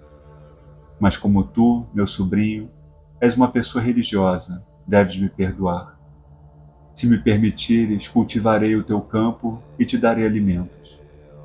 Concordei dizendo, assim seja. Dai-me, por favor, 20 medidas de farinha de cevada por mês, podendo ficar com o resto. Podes cultivar o campo. Ela saiu encantada com a barganha. Durante 2 meses, ela me forneceu a farinha conforme o combinado. Então, ela retornou e disse: as pessoas dizem que se eu cultivar o teu campo, tuas divindades tutelares poderão me fazer mal, por causa do teu poder mágico. Então respondi dizendo: por que deveria praticar novamente a feitiçaria? Poderás adquirir mérito se continuares a cultivar o campo e a me abastecer como tens feito. Ela então disse imediatamente: nesse caso, deverás me tranquilizar, fazendo um juramento de que nunca mais praticarás a feitiçaria. Não deves ter nenhuma objeção a fazer. Eu não estava certo do que ela pretendia, mas quando considerei que se tratava de um desejo compatível com a minha profissão, de fazer bem aos outros, tranquilizei-a fazendo o juramento de acordo com a sua vontade, com que ela se retirou muito satisfeita. Por essa ocasião, a despeito de minha infatigável perseverança na meditação, eu era incapaz de obter sinais de qualquer progresso ou crescimento em meu conhecimento ou experiência do ardor estático, e estava ficando ansioso quanto ao que fazer em seguida. Uma noite sonhei que estava empenhando em arar um duro e difícil pedaço de terra, que desafiava todos os meus esforços, e desesperado por não poder realizar a tarefa, pensava em renunciar ao trabalho. Então meu amado Guru Marpa surgiu nos céus e me exortou, dizendo: filho, põe tua energia e tua perseverança na lavra. Fica seguro de que podeis fazê-lo, a despeito da dureza do solo. Então o próprio Marpa guiou a parelha, e o solo ficou arado facilmente. O campo produziu uma rica colheita. O sonho me proporcionou um grande prazer ao acordar.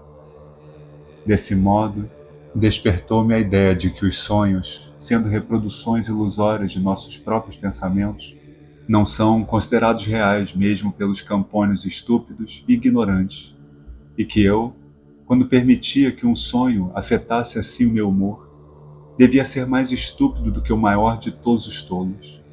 Mas como este parecia ser um sinal de que se eu continuasse a meditar, com zelo e perseverança, meus esforços seriam coroados de êxito. Enchi-me de prazer e nesse estado de ânimo cantei esta canção para imprimir claramente a verdadeira interpretação do sonho em minha memória.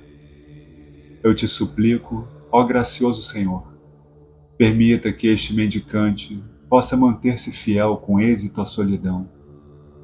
Eu despejo sobre o campo da mente tranquila a água e o adubo de uma fé constante. Então semeio com a semente sem jaça de um coração imaculado, e sobre ele, como um relâmpago tonitroante, reverbera a sincera oração. Favorece-o enquanto ele se derrama como um aguaceiro. Ao gado e à lavradura do pensamento imperturbável, acrescento a relha do método correto e da razão. O gado, guiado pela pessoa desiludida e com o firme controle do propósito indiviso, e aguilhoado pelo chicote do zelo e da perseverança, quebra o duro solo da ignorância, nascido das 5 más paixões, e desembaraça as pedras da natureza dura e repleta de pecado, e elimina todas as hipocrisias. Então, com a foice da verdade das leis kármicas, pratica-se a ceifa da nobre vida. Os frutos que são os das verdades sublimes são armazenados no celeiro ao qual não se podem justapor conceitos. Os deuses empenham-se em torrar e moer esse precioso alimento, que sustenta meu pobre e humilde eu, enquanto busco a verdade. Interpreto assim o sonho. As palavras não produzem um verdadeiro fruto. As meras explanações não fornecem um verdadeiro conhecimento. Entretanto, os que se devotam à vida religiosa devem praticar na meditação seu extremo zelo e perseverança. E se eles suportarem as privações e se empenharem com zelo e buscarem com cuidado, poderão encontrar os frutos mais preciosos. Possam todos os que buscam sinceramente a verdade vencer os obstáculos e as interrupções no caminho. Tendo assim cantado, resolvi empenhar-me na meditação, na caverna de Dragkar-Tasso. Quando estava prestes a começar, minha tia chegou com 60 medidas de farinha de cevada, uma capa de seda em farrapos, uma peça de roupa boa, manteiga e gordura metidas num fardo e disse: "Sobrinho, isto é para pagar pelo teu campo, de que assim te desfazes. Toma, e vai-te para um lugar muito longe da minha vista e dos meus ouvidos, pois os vizinhos estão me dizendo: Topaga causou-nos muitas desgraças antes, e se ainda tiveres negócios com ele, e o servires, temos a certeza de que ele nos causará mais danos, e talvez mate as pessoas que ainda restam neste lugar. Mas antes disso, nós mataremos a ambos. Portanto, é mais seguro para ti buscar outra região. Se não partires, por que deverei eu ser sacrificada? Mas não há a menor dúvida de que te matarão." Eu sabia que as pessoas não falariam dessa maneira, e portanto lhe disse: "Se eu não fosse fiel aos meus votos religiosos, não hesitaria em recorrer à feitiçaria para retomar a posse do meu campo, especialmente porque não jurei deixar de utilizá-la sob tais circunstâncias. Por possuir tais poderes mágicos, poderia com a maior facilidade transformar-te num instante em um pálido cadáver. Entretanto, não o farei, pois sobre quem deveria eu praticar minha paciência, senão sobre aqueles que me fizeram mal? Se eu morrer esta noite, de que me servirá o campo ou esses poucos artigos? A paciência é o caminho mais curto para atingir o Budado, e tu, minha tia, és a própria pessoa sobre quem devo praticar minha paciência. Além disso, vós, minha tia e meu tio, fostes os meios que me levaram a essa vida de renúncia. Estou sinceramente grato a ambos, e em troca de vossos favores, rezarei por vós, para que possais obter o Budado em vossa futura existência. Posso dar-te não apenas o campo, mas também a casa." Expliquei-lhe tudo claramente e terminei por dizer: "Quanto a mim, cuja vida é devotada à busca da verdade, preciso apenas das instruções do meu guru e de nada mais. Portanto, és bem-vinda ao campo e à casa." E cantei-lhe a seguinte canção: "Ó Senhor meu guru, por tua graça, faz-me viver a vida cética. Meus vergões e pesares são teus conhecidos. Estando todo o sansara enredado nas teias do karma, todo aquele que se apega a ele corta o cordão vital da salvação. A raça humana ocupa-se em colher as más ações, e fazê-lo é provar as angústias do inferno. As expressões de afeto de amigos e parentes são o castelo do demônio. Construí-lo é cair nas chamas da angústia. A acumulação de riquezas é a acumulação da propriedade alheia. O que assim se amealha forma as provisões dos inimigos. Beber vinho e chá em alegria é sorver o suco do acônito. Bebê-lo é cortar o cordão vital da salvação. O preço que minha tia me deu pelo campo foram coisas arrancadas à avareza. Desfrutá-las seria ganhar um nascimento entre os fantasmas esfomeados. O conselho de minha tia nasce da raiva e da vingança. Segui-lo produziria perturbação e destruição. Tudo que possuo, campo e casa, leva, ó tia, e ser feliz com isso. Eu me lavo do escândalo humano pela verdadeira devoção, e por meu zelo satisfaço as divindades. Pela compaixão subjugo os demônios, toda vergonha espalho ao vento, e volto meu rosto para o alto.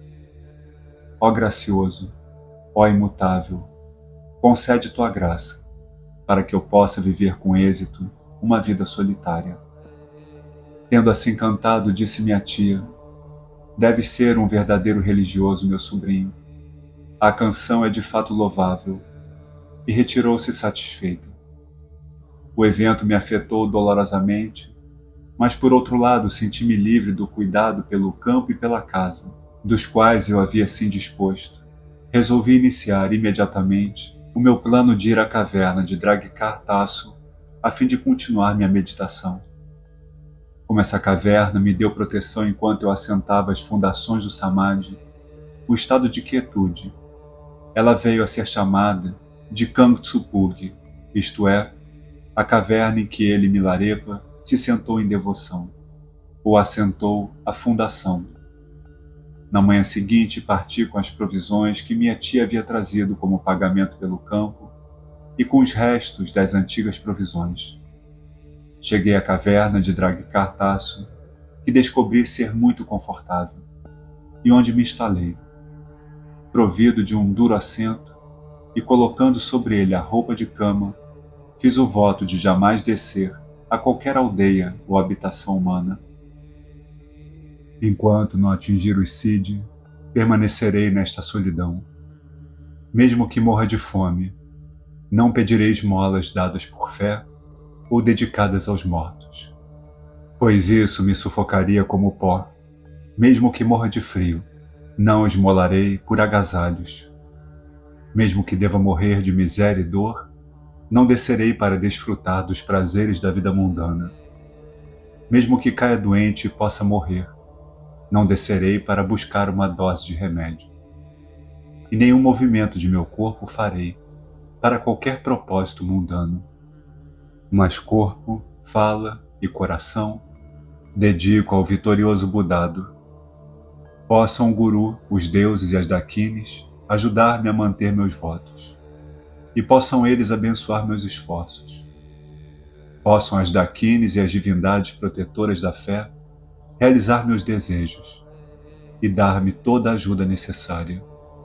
Acrescentei, se eu quebrar estes votos, vendo que é melhor morrer do que viver uma vida sem buscar alcançar a verdade, que os seres divinos que protegem a fé cortem a minha vida imediatamente, e que a graça de meu Guru e dos Devas se combine para dirigir minha próxima vida a objetivos religiosos, dotando-a com a firmeza e a inteligência necessárias para ajudá-la a superar todos os obstáculos do caminho e triunfar sobre eles. Tendo assim feito meus votos, cantei esta canção que os consagra. Prole de Naropa e do caminho da salvação, possa eu, o eremita, manter-me fiel com êxito à solidão. Que os prazeres do mundo ilusório não me tentem, mas a tranquilidade da meditação se intensifique. Que eu não fique mergulhado na inconsciência da quietude, mas brote em mim a flor da superconsciência. Que os pensamentos mundanos criados pela mente não me apoquentem, mas medre a mim a folhagem luxuriante do incriado. Que no eremitério eu não seja perturbado pelos conflitos mentais, mas possa colher o fruto do conhecimento e da experiência. Que mar e suas hostes não me incomodem, mas eu encontre a autossatisfação no conhecimento de minha própria e verdadeira mente. Que eu não duvide do caminho e do método que sigo, mas possa seguir nas pegadas de meu Pai espiritual. Ó gracioso Senhor, encarnação do imutável, concede tuas bênçãos para que eu, o mendicante, possa me manter fiel, firmemente à solidão. Terminada esta prece, continuei minhas meditações vivendo apenas de um pouco de farinha misturada com qualquer alimento que encontrasse no meu caminho.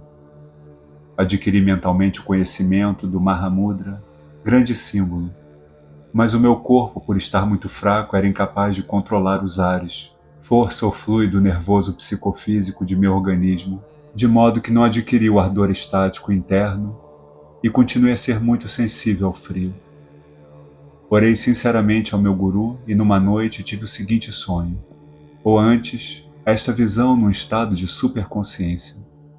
Inúmeras mulheres traziam toda sorte de alimentos, com os quais realizavam uma puja, cerimônia religiosa, dizendo que tinham sido enviadas por meu Guru Marpa para me instruir nos exercícios físicos religiosos.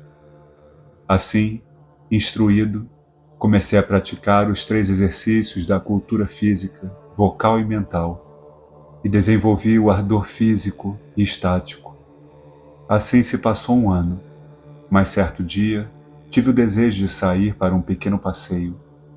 Eu estava prestes a fazê-lo quando instantaneamente me lembrei dos meus votos e cantei para mim mesmo a seguinte canção de auto-recriminação. Ó Dorje Chang, na forma de Marpa, permite que este mendicante se mantenha fiel à solidão.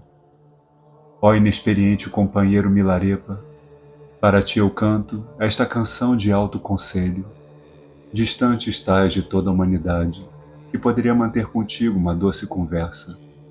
Por isso te sentiste sozinho e buscaste a diversão. Não há razão alguma para fazê-lo.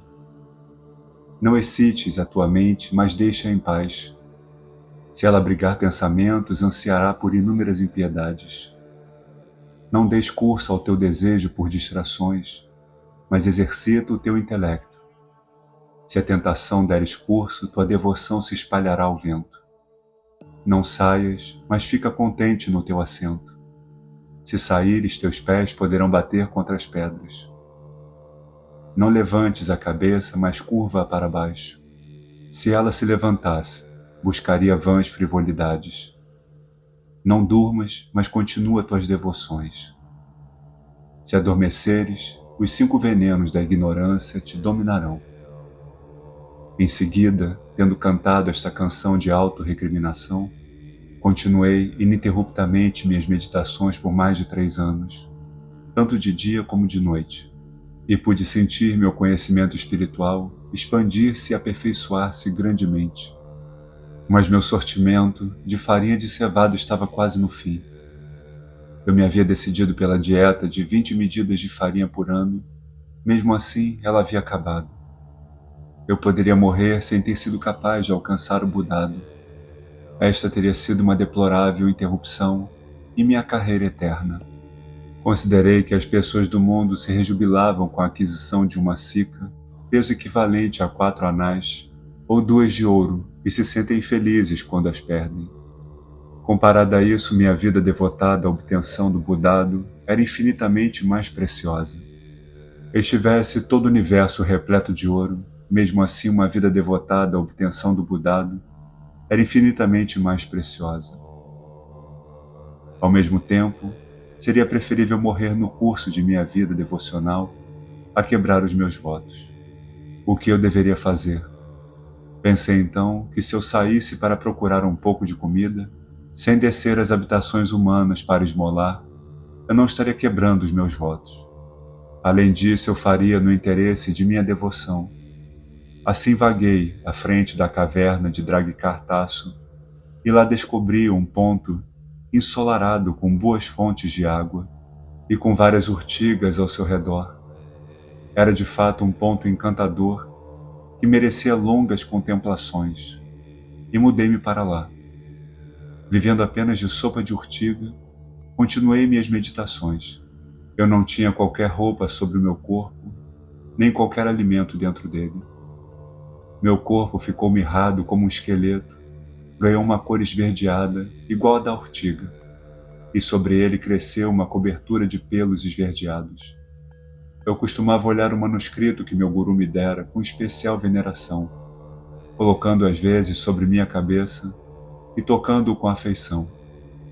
Isso tinha o efeito de aplacar o meu estômago, embora eu nada tivesse para comer.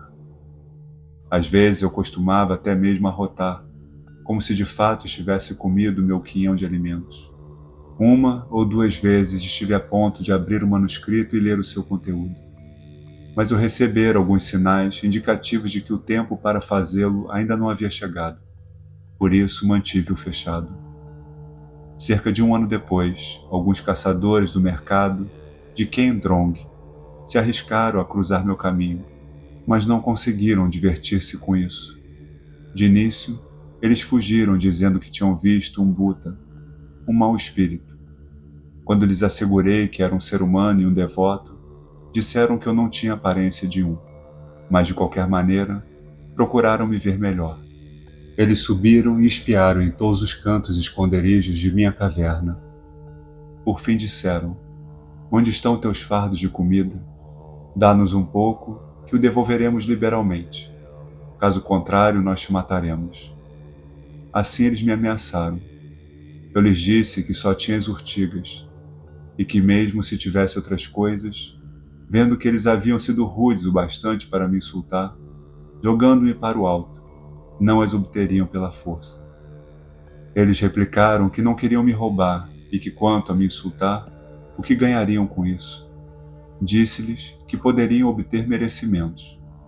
Assim disseram: muito bem, vamos jogar-te outra vez para o alto. Me levantaram e me deixaram cair várias vezes. Isto afligiu muito meu pobre corpo enfraquecido.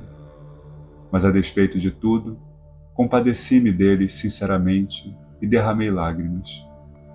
Um deles, que se abstivera dessa cruel ação, disse: amigos, esse homem parece ser um lama de verdade, e mesmo que não seja, não ganhareis maltratando uma pessoa tão frágil. Ele nada nos fez para ficarmos com raiva. Parem de molestá-lo. E disse para mim: eremita, é admirável que tenhas suportado esses maus tratos. Quanto a mim, nada tenho contra ti. Por isso, lembra-te de mim em tuas preces. Os outros ajuntaram por brincadeira: como nós te erguemos, lembra-te de nós por também, sob a proteção das tuas preces. Um deles disse: ai, ai, ele o fará, podeis estar certo, só que de um modo diferente. E todos se retiraram rindo turbulentamente. Não tive nenhuma intenção ou pensamento de amaldiçoá-los, mas parece que a recompensa divina os alcançou, pois vim a saber depois que os caçadores haviam sido presos pelo governo da província. O líder foi morto, e todos, exceto aquele que se absteve de me maltratar, tiveram os olhos arrancados. Cerca de um ano depois desse acontecimento, todas as minhas roupas estavam poídas, e apenas alguns farrapos da roupa que minha tia havia me dado no pagamento pelo campo, juntamente com o saco em que a farinha havia sido colocada, estavam inteiros. Eu pensara outrora em cozer os farrapos e fazer deles uma espécie de roupa de cama, mas pensei que se eu morresse naquela noite, de nada me serviria essa roupa. Melhor seria continuar com a minha meditação. Assim, estendendo o esfarrapado traje de seda embaixo, como um lençol, usei-o para cobrir a parte inferior do meu corpo, enrolando suas pontas em torno de mim, na medida do possível. Por outro lado, cobri a parte superior do meu corpo com um saco de farinha rasgado, e com o que sobrava dos farrapos da roupa, cobri as partes do meu corpo que mais precisavam. Pelo menos eles estavam rasgados demais para que eu lhes pudesse dar outro destino. Finalmente pareceu-me que isso era um excesso de autoabnegação e que eu deveria coser os farrapos uns aos outros. Mas eu não tinha nem linha nem agulha, de sorte que os juntei sobre o meu corpo em 3 peças. Amarrei-os em 3 lugares e mantive-os na posição pelas extremidades da corda, que amarrei junto para fazer um cinto. Assim coberto, passei os dias da melhor maneira possível, e à noite o saco rasgado junto com os restos do traje de seda, esfarrapado, davam-me alguma proteção contra o frio. Continuei assim a meditar por mais um ano, até que um dia ouvi um barulho semelhante ao de muitas pessoas falando. Espreitando, vi outro grupo de caçadores que trazia uma boa quantidade de alimentos, aproximando-se da entrada de minha caverna. Ao me verem, os que estavam à frente gritaram: "Ó, vejam, um Buta!" e fugiram. Os que estavam à retaguarda disseram que não era provável que um Buta se mostrasse em plena luz do dia e acrescentaram: "Olhamos de novo e vejamos se o Buta ainda está lá." Ao ser informados de que eu ainda estava lá, mesmo os caçadores mais velhos que haviam ficado para trás, na retaguarda, começaram a ficar com medo. Eu lhes disse que não era um Buta, mas um eremita que fora reduzido àquela situação por falta de provisões. Eles quiseram ver por si mesmos e reviraram todo o local, espiando em todos os cantos e esconderijos da caverna. Mas não vendo nada, a não ser urtiga, todos se encheram de veneração. Deixaram-me o resto de suas provisões e uma boa quantidade de alimentos, dizendo respeitosamente: "É louvável que pratiques tal ascetismo. Reza por nós, pela absolvição dos animais que matamos, e pelos nossos próprios pecados por tê-los caçado. Fiquei feliz com a perspectiva de ter os alimentos que um ser humano normal come, e partilhando da comida, desfrutei uma sensação de conforto corporal e uma alegria mental que aumentaram o zelo dos meus exercícios devocionais. Senti uma fina alegria espiritual que transcendeu tudo que antes eu havia sentido.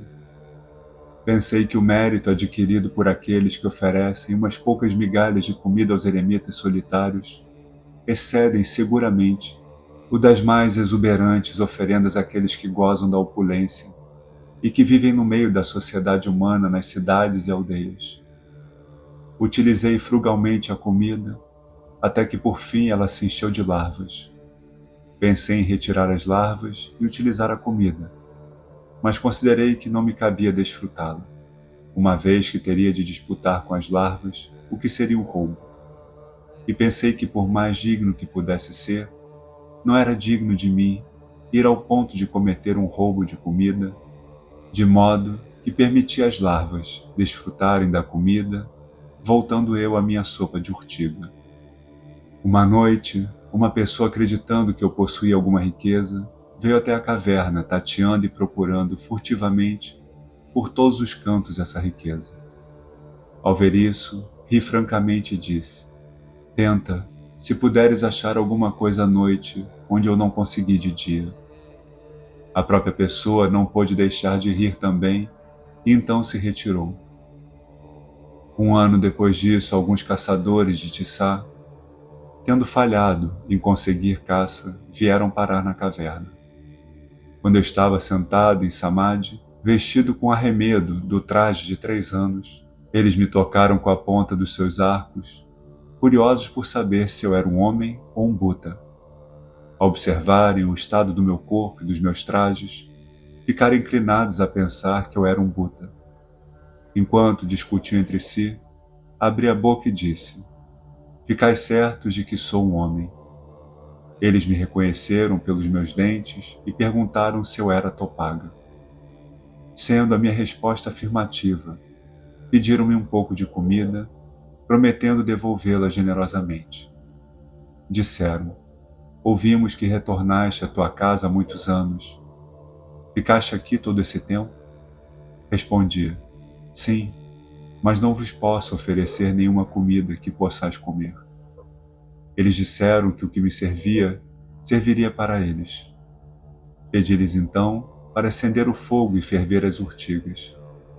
Eles o fizeram, mas como esperavam algo para temperar a sopa como carne, ossos, tutano ou gordura, eu lhes disse: "Se eu tivesse tais temperos, então eu teria alimento com qualidades saborosas. Mas eu não os tenho há anos. Usai a urtiga no lugar do tempero." Eles então pediram farinha ou cereais para engrossar a sopa. Eu lhes disse que se os tivesse, eu então teria comida com propriedades nutritivas. Mas eu não os utilizava há anos. E lhes disse para usar os galhos da urtiga em seu lugar. Por fim eles pediram um pouco de sal, ao que respondi que o sal teria dado um pouco de sabor à minha comida, mas que eu não o utilizava também há anos. E recomendei a adição de mais galhos de urtiga em lugar do sal. Eles disseram: "Vivendo desta comida e trajando roupas como essas, não é de surpreender que o teu corpo tenha sido reduzido a esse miserável estado. Tua aparência não é de um homem.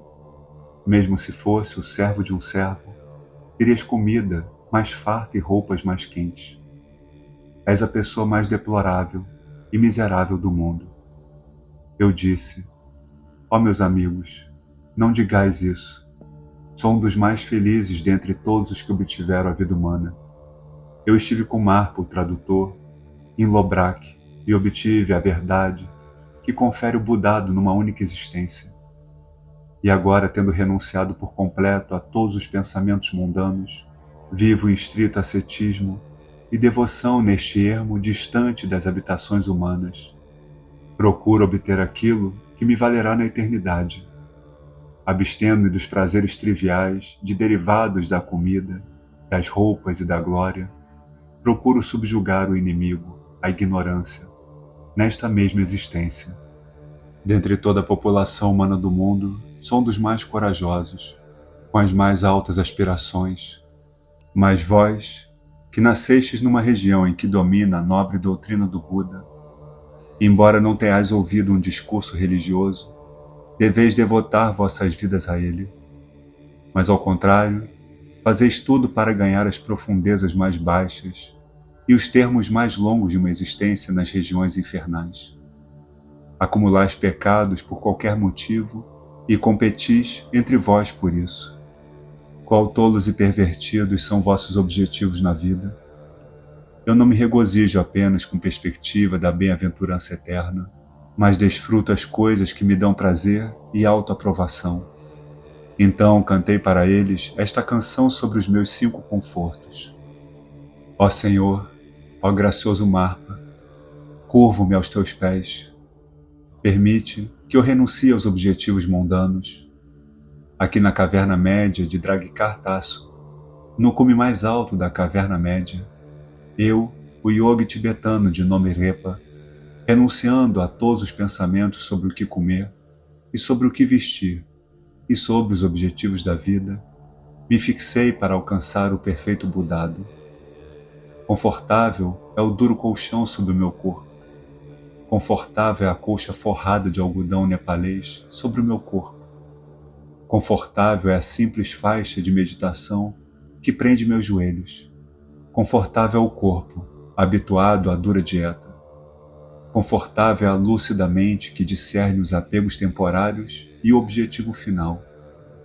Nada é desconfortável, tudo é confortável. Se sois capazes de fazê-lo, tentai imitar-me. Mas se não fordes inspirados pelo objetivo da vida ascética e ao erro da doutrina do ego vos apegardes, rezo para que me poupeis de vossa inadequada piedade, pois sou um yogi no caminho da aquisição da eterna bem-aventurança. Os últimos raios do sol passam pelo topo das montanhas. Retornai às vossas moradas. E quanto a mim, que em breve devo morrer, desconhecendo a hora da morte, com a tarefa que me impus de alcançar o perfeito Budado, não tenho tempo para desperdiçar em conversa inútil. Portanto, entrarei agora no estado de quietude do Samadhi. Ao ouvir essa canção, eles disseram: cantas sobre os vários confortos, e de fato possuís uma bela voz. Quanto a nós, não podemos viver tão rusticamente como queres. E assim se retiraram. Por ocasião de uma festa anual em que Angatsa, eles cantaram essa mesma canção. Ocorreu que minha irmã Peta também lá estava procurando obter um pouco de comida. Ao ouvir a canção, ela lhes disse: senhores, o homem que cantou isso deve ser um Buda. Um dos caçadores disse: aham, veja como ela louva o próprio irmão. E disse outro: se ele é um Buda ou um animal, esse foi o canto de teu semi-morto irmão. Ele está a ponto de morrer de fome. Nisso disse Peta: ó, meus pais estão mortos há muito. Meus parentes tornaram-se meus inimigos. Meu irmão se perdeu, e eu reduzi a minha vida a de um mendigo. Por que zombais das minhas misérias? E caiu em prantos. Zessai aproximou-se e a confortou, dizendo: não chores, é bem possível que este seja o teu irmão. Eu também o encontrei há algum tempo. Vai à caverna de Dragkar-Tasso e descobre se ele ainda está lá. Se estiver, ambas iremos vê-lo. Assim, tendo sido levada a acreditar nessa afirmação, ela veio me procurar na caverna de Dragkar-Tasso com um jarro de tirang e um pequeno pote cheio de farinha. Ao me ver pela primeira vez da entrada da caverna, ela ficou com medo. Meu corpo estava emaciado devido às privações e às penúrias. Meus olhos estavam profundamente enterrados nas órbitas. Os ossos eram todos visíveis. Minha cor era de um verde azulado. Os músculos estavam todos mirrados e murchos. Uma cabeleira azul esverdeada cobria minha forma esquelética. Os cabelos de minha cabeça estavam duros e formavam uma formidável cabeleira. E meus braços e pernas pareciam estar prestes a se quebrar.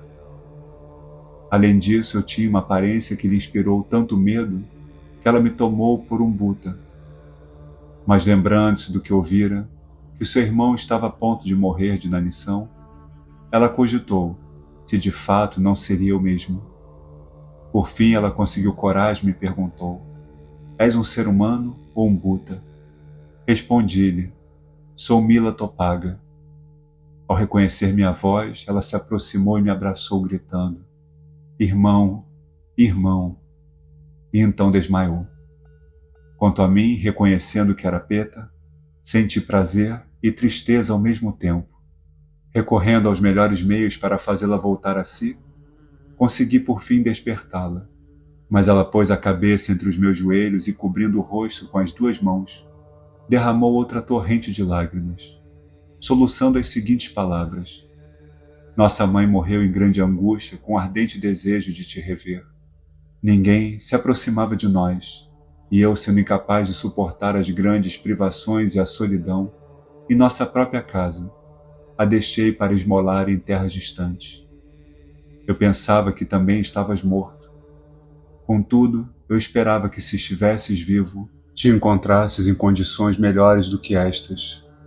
Mas ai de mim, este é o teu estado, e podes ver qual foi o meu destino. Não há ninguém na terra mais miserável do que nós. E continuou a dizer repetidamente os nomes de nossos pais, chorando com amargura. Fiz o que podia para consolá-la.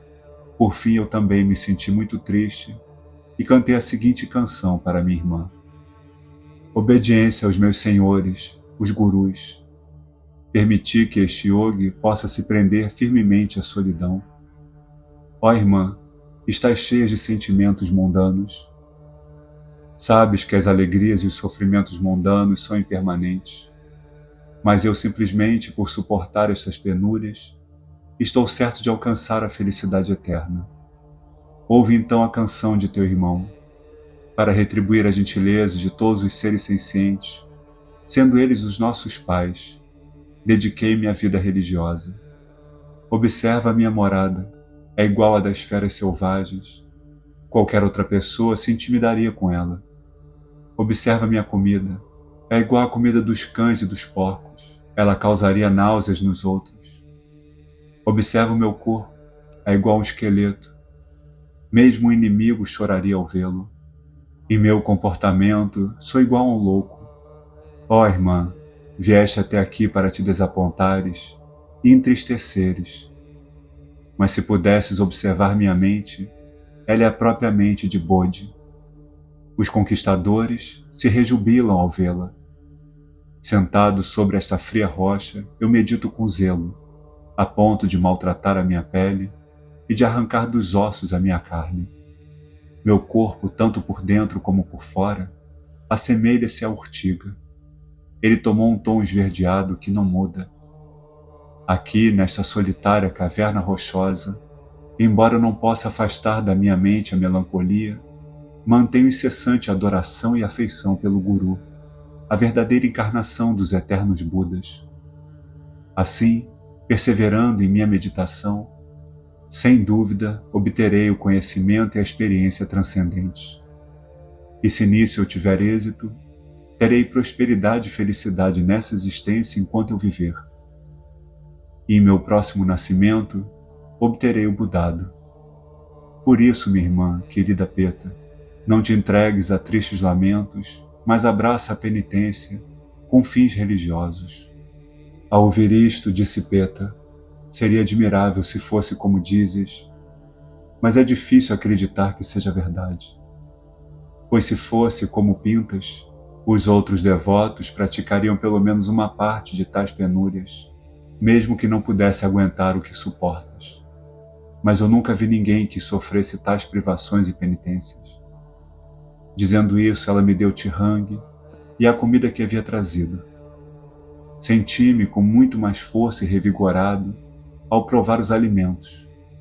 Minhas devoções durante a noite foram mais fervorosas e espirituais.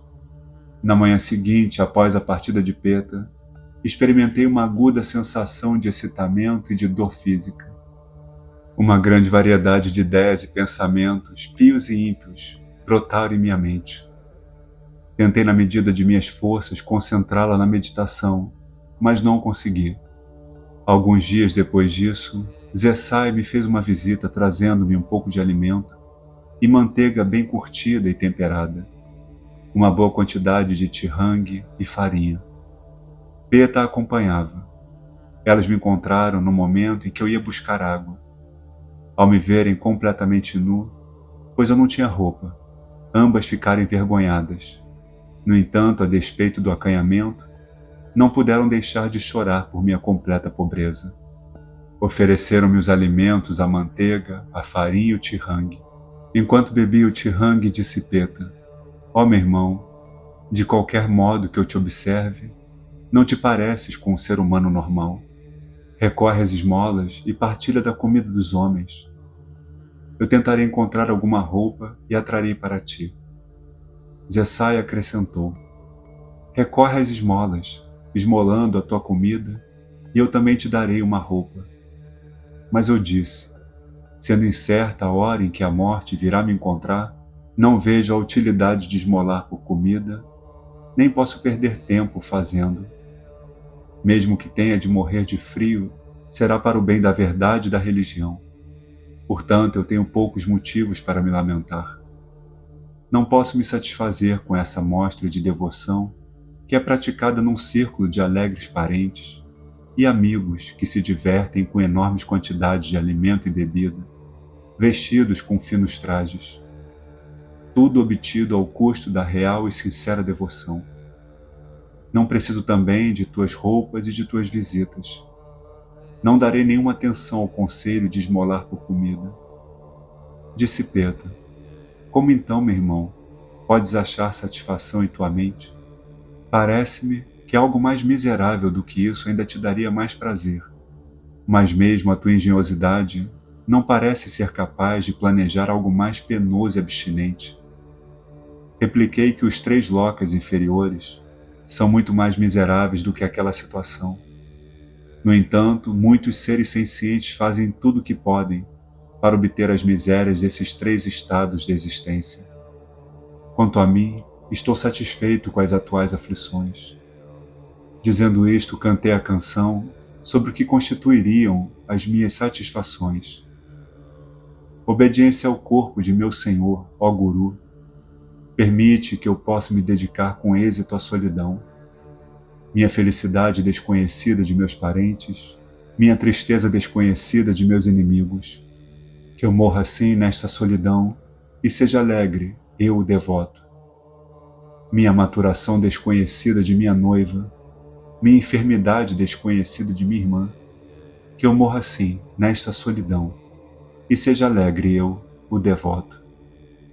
Minha morte desconhecida de todo ser humano, meu cadáver putrefato, escondido dos pássaros. Que eu morra assim, nesta solidão, e seja alegre eu, o devoto. Minha pútrida carne sugada pelas moscas, meus músculos em dissolução comidos pelos vermes. Que eu morra assim, nesta solidão, e seja alegre eu, o devoto. Sem nenhuma pegada humana à minha porta, sem nenhuma marca de sangue dentro da caverna. Que eu morra assim nesta solidão, e seja alegre eu, o devoto. Sem ninguém para empurrar meu cadáver ou ataúde, sem ninguém para lamentar minha morte. Que eu morra assim nesta solidão, e seja alegre eu, o devoto. Sem ninguém para perguntar se parti, e sem nenhum lugar que possam apontar como meu objetivo. Que eu morra assim nesta solidão, e seja alegre eu, o devoto. Assim, possa esta prece sobre o modo de minha morte, nesta desolada solidão frutificar, e para o bem de todos me ser concedida. Assim satisfeito, morrerei eu, o devoto. Ao ouvir a canção, disse Zessai: tuas primeiras palavras e tuas presentes ações estão de acordo. Portanto, esta canção é digna de admiração. Então disse Peta: seja o que for que digas quanto a mim, não posso suportar ver-te nesta total miséria de roupas e de alimento. Tudo farei para achar roupas para ti. Tua devoção não poderá continuar se não tiveres alimentos e roupas suficientes. Mas vendo que não irás esmolar, é provável que morras sem ninguém ao teu lado nesta solidão de fome ou de frio, tal como desejas. Contudo, se eu descobrir que não estás morto, voltarei para te dar algumas roupas, que tentarei obter. Tendo assim falado, ambas partiram. Tendo desfrutado a boa comida, meus sofrimentos físicos e minhas perturbações mentais aumentaram, tanto que fui incapaz de prosseguir em minhas meditações. Em face dessa embaraçosa situação, pensando que não haveria maior perigo do que a incapacidade de continuar minha meditação, abri o manuscrito que o meu guru havia me dado. Descobri que ele continha a maneira de tratar a presente aflição, esclarecendo assim sobre os obstáculos e os perigos do caminho, transformando o vício em virtude e aumentando o zelo e a energia espirituais. Mencionava o manuscrito que eu deveria utilizar boa e saudável comida naquela ocasião. A perseverança com que eu havia meditado preparara meus nervos para uma mudança interna em todo o sistema nervoso. Mas essa mudança havia sido retardada devido à baixa qualidade da minha alimentação. O tirang trazido por Peta excitara um pouco os nervos, e as oferendas de Zessai afetaram-os por completo. Eu agora compreendi o que acontecera e, ao estudar o conteúdo do manuscrito, descobri que ele continha os meios e os exercícios acessórios, tanto físicos como mentais, que comecei imediatamente a praticar. Logo depois percebi que os nervos mais miúdos de meu corpo estavam se relaxando. Mesmo o nó do Sushumna Nadi, nervo médio, estava se soltando. E experimentei um estado de calma e clareza supersensitivas que se assemelhava aos primeiros estados que eu tinha vivenciado, mas que os excedia em sua profunda e estática intensidade, dele se diferenciando. Desse modo, um conhecimento novo e transcendente brotou em mim. Pairando sobre os obstáculos, soube que o mal, ou o perigo, se havia transformado em bem. O que até então tinha sido considerado discriminação objetiva, refulgiu como Dharmakaya. Compreendi que o Sansara e o Nirvana eram estados dependentes e relativos, e que a causa universal é a mente, que é distinta das ideias do interesse ou parcialidade. Essa causa universal, quando dirigida ao longo do caminho da descrença ou do egoísmo, resulta no Sansara, ao passo que, se for dirigida ao longo do caminho do altruísmo, resultará no Nirvana. Eu estava perfeitamente convencido de que a fonte real do Sansara e do Nirvana está no vazio da mente supramundana. O conhecimento que eu agora obtinha tivera origem nas minhas enérgicas devoções anteriores, que lhe haviam servido de causa principal. E tal conhecimento só esperava o acidente, no momento decisivo da comida boa e nutritiva, bem como oportuna prescrição contida no manuscrito para brotar. Minha crença nos métodos das doutrinas mantraiânicas, que ensinam que um real conhecimento transcendente pode ser obtido pelo cuidado adequado do corpo, sem renúncia à comida nutritiva e aos trajes confortáveis, foi então solidamente sedimentada. Eu também vi que Peta e Zessai haviam contribuído grandemente para o desenvolvimento final dessas qualidades, até então latentes e, portanto, minha obrigação para com elas era grande, de sorte que, como meio para provar minha gratidão e para consagrar as piedosas obras de ambas a um propósito eterno e inexaurível, cantei este hino de louvor, que enfeixa a essência da dependência e relatividade dos fatos. Obediência aos pés de Marpa de Lobrak permite que este eremita possa se dedicar com êxito à solidão. Da caridade dos leigos virtuosos depende o êxito deles e o meu. Este corpo delicado e frágil, e difícil de ser vencido, encontrando comida é alimentado e mantido. O princípio que sustenta a vida brotando da terra, e as chuvas ambrosiacas, oriundas do domo celeste, se juntam e derramam uma bênção sobre todos os seres sencientes. E na vida religiosa, ambos são utilizados da melhor maneira. O corpo transitório nutrido pelos pais e o ensinamento sagrado do Sagrado Guru se juntam e assim favorecem a vida religiosa, onde na perseverança repousa o verdadeiro êxito. A caverna rochosa em meio à desolada solidão e a devoção zelosa e sincera se juntam e produzem o fruto do êxito.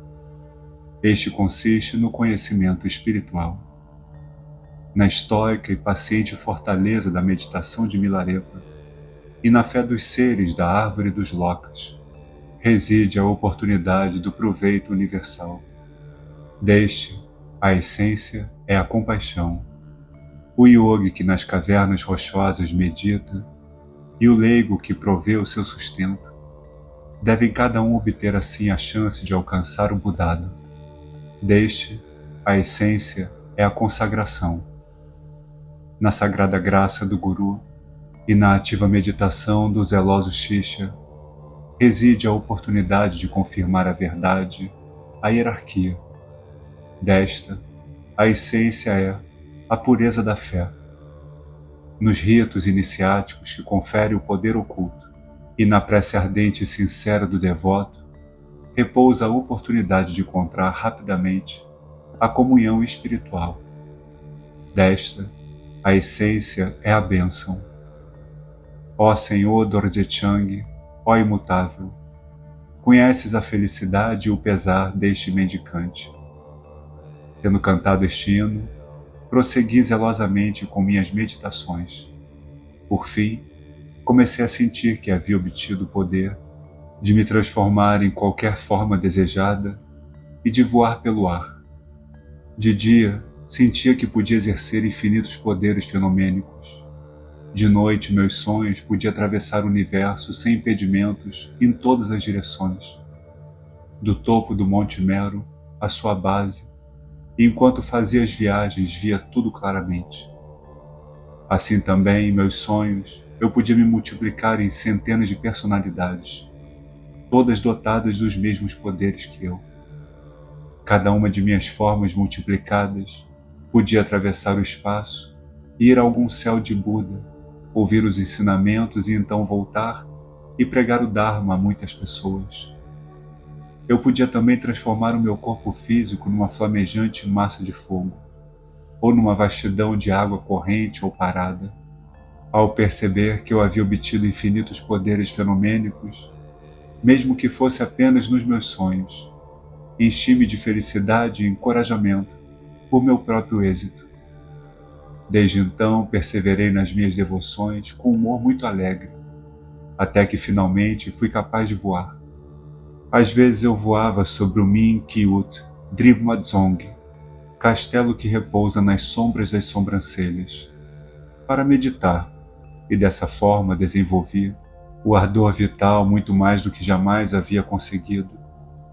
Às vezes eu voava de volta à caverna de Dragkartaço. Certa feita, quando eu estava assim voando, passei sobre uma pequena aldeia, de nome Longda, onde o irmão da falecida nora de meu tio ainda vivia. Essa mulher havia perecido no desmoronamento da casa. O irmão tinha um filho e o pai e o filho estavam ocupados em lavrar o campo, acima do qual eu sobrevoava. O filho conduzia o arado enquanto o pai manejava a relha. O filho me viu e disse: "Veja, é um homem voando", e deixou o trabalho para me ver. Disse o pai: "O que há de espantoso nessa visão?" Uma certa Nyangtsa Kargyen, mulher muito maligna, tinha um filho perverso de nome Mila.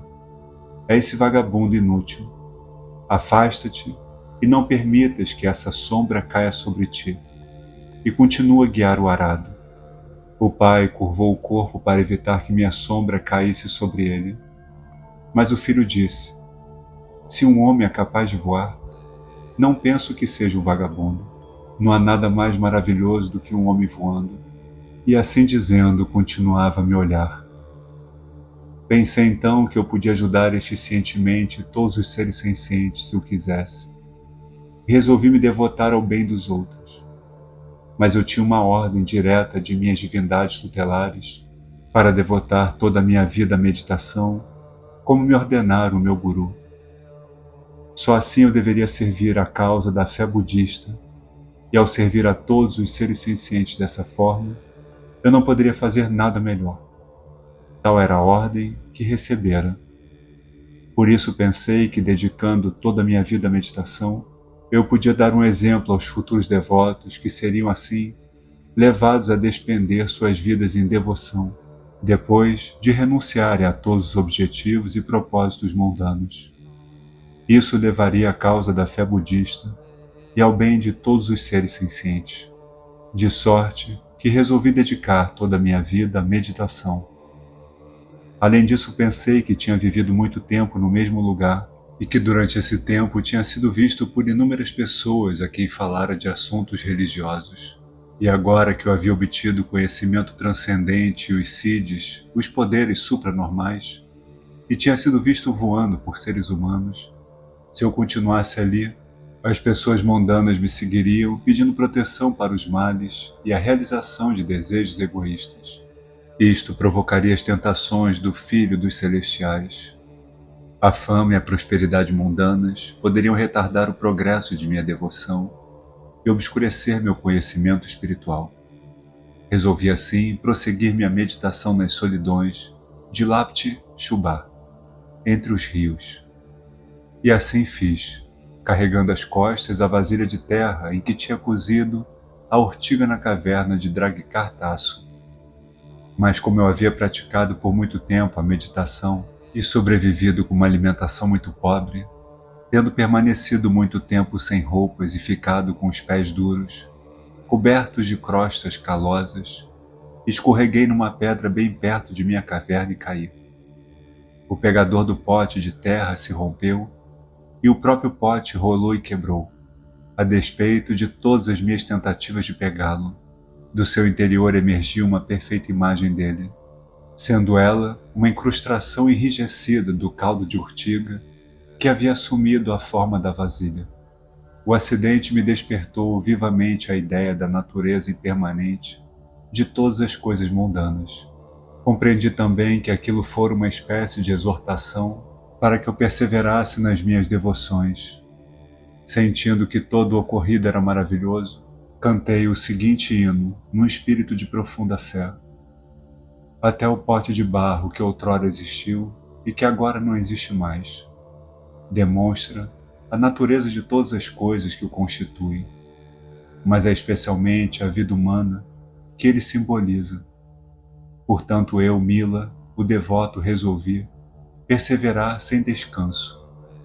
O pote de barro, que constituía minha única riqueza, ao se quebrar, tornou-se um guru, pois agora me prega um maravilhoso sermão sobre a impermanência. Enquanto eu assim cantava, alguns caçadores que buscavam comida me ouviram e disseram: Ó eremita, tens uma voz muito melodiosa. O que fazes com um pote de barro quebrado e um pote inteiro feito de incrustação enrijecida de sopa de urtiga? E por que estás tão emaciado e com uma cor esverdeada?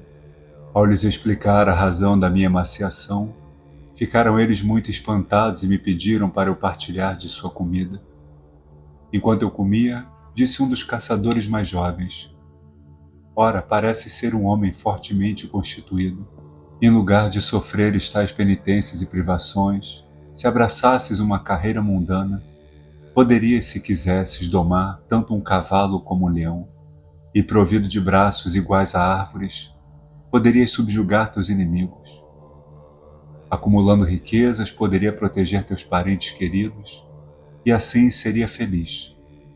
Ou então poderias te dedicar ao comércio, no qual ganharias o bastante para ser feliz. No pior dos casos, poderias trabalhar como um servo e obter boa comida e roupas. No que diz respeito ao teu corpo e à tua mente, estarias bem melhor do que isto, mas não pareces saber disso. Portanto, começa de novo. Um dos caçadores mais velhos disse: Ele me parece ser um devoto muito bom, e não é conveniente que ele se preocupe com os nossos conselhos mundanos. É melhor ficarmos quietos. E dirigindo-se a mim, disse: Tens uma bela voz. canta-nos uma canção que fará bem às nossas mentes. Ao que respondi: ao que parece, tu me julgas muito miserável, mas não há ninguém no mundo que seja tão feliz quanto eu, nem ninguém que possa se orgulhar de um senso maior ou uma vida mais nobre e mais ditosa. Mas não podes compreender. Eu desfruto as seguintes coisas que constituem a minha felicidade, assim como o melhor de vós. Ouvi-me. Cantei então o hino da raça de Yogi. Curvo-me aos pés de meu gracioso pai Marpa. No interior do templo do Monte Bodhi, meu corpo no interior de meu peito, onde está o altar, no interior da câmara superior e triangular dentro do meu coração, o cavalo da mente, movendo-se como vento, salta. Que laço pode ser usado para prender esse cavalo? E em que poste deve ele ser amarrado? Que comida se lhe deve dar quando faminto? Que bebida se lhe deve dar quando sedento? Em que estábulo se deve colocá-lo quando enregelado? Para prender o cavalo, utilizai como laço a unidade de propósito. Deve-se amarrá-lo quando agarrado ao poste da meditação. Deve-se alimentá-lo quando faminto, com os ensinamentos do Guru. Deve-se dar-lhe de beber quando sedento do fluxo da consciência.